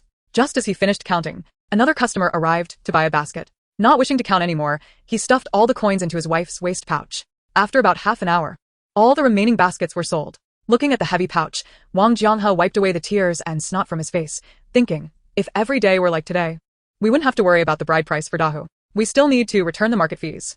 Arriving at the market entrance, the market overseers were chatting and laughing as they sat around. Wang Tianxiang handed over the token and politely said, "Brother, thank you for your trouble." Of the 4 overseers, the one who took the token was the plumpest, while the one fetching the money was the leanest. As the plump overseer accepted the market token, his gaze inadvertently swept over Wang Tianxiang, landing on her waist. "It seems you've made quite a bit today." Wang Tianxiang nervously shifted the child in her arms to her left side to cover the bulge at her waist. "Selling a few baskets hasn't he earned much," she replied. "Making money is a good thing," the lean overseer said as he handed her 2 coins. Just as Wang Tianxiang reached out to take them, the plump overseer snatched them first. "With all that you've earned, can't you spare a bit for tea money? You country folks really lack manners." The clinking of coins echoed in his hands. Lin Taotao raised an eyebrow, studying the plump overseer more closely. His pronounced cheekbones, hollow cheeks, dark under eyes, and shifting gaze sent a shiver down her spine. Alas, everyone knew that the common people must not confront the authorities. The arms could not twist the thigh. Just as Wang Tianxiang was about to turn and leave, the plump overseer called out again, "Annie, do you know that 2 coins can only buy a bowl of tea? Don't you see how many of us there are? Is 1 bowl of tea all you can spare? Are you looking down on us?" Wang Tianxiang pretended not to hear, pulling her 3 children close and calling for her husband as they headed outside. She cared more about her husband's hard-earned money than enduring insults from that overseer. Unexpectedly, the plump overseer exclaimed, "If you walk away today, don't think you'll get back into the market again." Wang Tianxiang abruptly stopped in her tracks. "Fine. I'll give him a few more coins," Wang Jianghe whispered. Reluctantly, Wang Tianxiang pulled out 6 coins, letting out a long sigh. This is the plight of the common folk. No matter where we go, we are always at the mercy of others, with no place to voice our grievances. As she turned to hand the coins to the overseer, Lin Taotao snatched them away. Wang Tianxiang assumed her granddaughter was merely playing and said nothing. Only when they reached the plump overseer did she take the coins from Lin Taotao and offer them to him. The overseer accepted without a hint of hesitation, his triumphant gaze fixed on the coins, his mouth curling into a smug grin. "If you had given it sooner, you wouldn't have needed to be so polite. What a disgrace." He then distributed the coins among the other 3 overseers. Lin Taotao lifted an eyebrow in disdain, thinking, "Take it. I want to see if you even live to spend it." Hearing her granddaughter's thoughts, Wang Tianxiang stood frozen, her outstretched hand lingering. Suddenly, 2 coins fell into her palm, given by the lean overseer, who had refunded them earlier. To her surprise, the plump overseer grabbed Wang Tianxiang's wrist and mockingly said, "Xiaoyozi, do you think you can just disregard us? Brother son, what do you mean by that? You're my own brother. How could I not regard you?" She replied innocently. "Stop with your sweet talk," the overseer retorted, his tone turning malicious. "If he doesn't want it, I do. Hand over the money." Wang Tianxiang reluctantly gave the 2 coins to the plump overseer, who then released her, allowing her to leave. Before departing, she still thanked the lean overseer, who merely smiled and shook his head, indicating he hadn't truly helped her. In the span of a few exchanged glances, the plump overseer grew irritable. Grabbing the lean overseer's shoulder, he raised his hand to strike. However, his hand froze midair as the other 2 seated overseers quickly approached, surrounding him along with the lean overseer. In the next moment, the plump overseer began frantically patting his back, shouting, "What's on my back? Quickly, get it off. There's nothing on your back." Indeed, there's clearly nothing there. "Brother son, are you alright?" The 3 overseers began patting the plump overseer's back. Yet, he rolled on the ground as if possessed, exclaiming, "Can't you see? A hand is grabbing my neck. I can't breathe. Help. Fat Sun incessantly scratched at his neck with both hands. The neck, glistening with fat, soon broke the skin and oozed blood. Yet, Fat Sun continued his relentless scratching. This spectacle left onlookers utterly dumbfounded. However, in Lin Taotao's eyes, it was a woman drenched in blood, straddling Fat Sun's chest. Her dark, manicured nails were tightly gripping his neck. Her face, with skin hanging loosely, contorted in agony, revealed only a mouth that curved upward, a clear expression of vengeance fulfilled. Indeed. When she scrutinized Fat Sun earlier, she had seen this tragic figure. Hence, she had cast the extinguish light spell with a few coins. This spell is a form of Yin magic, its essence lying in extinguishing the 3 flames of Yang within oneself. A person walking the path of Yin can temporarily become neither human nor ghost, capable of perceiving both the visible and the ethereal. This allows them to navigate the underworld for their purposes. In simpler terms, if Fat Sun were devoid of this power, the spell would have no effect. Thus, his demise is solely his own making, and she bears no blame. Otherwise, her pent-up resentment would remain unresolved, unsettling her heart.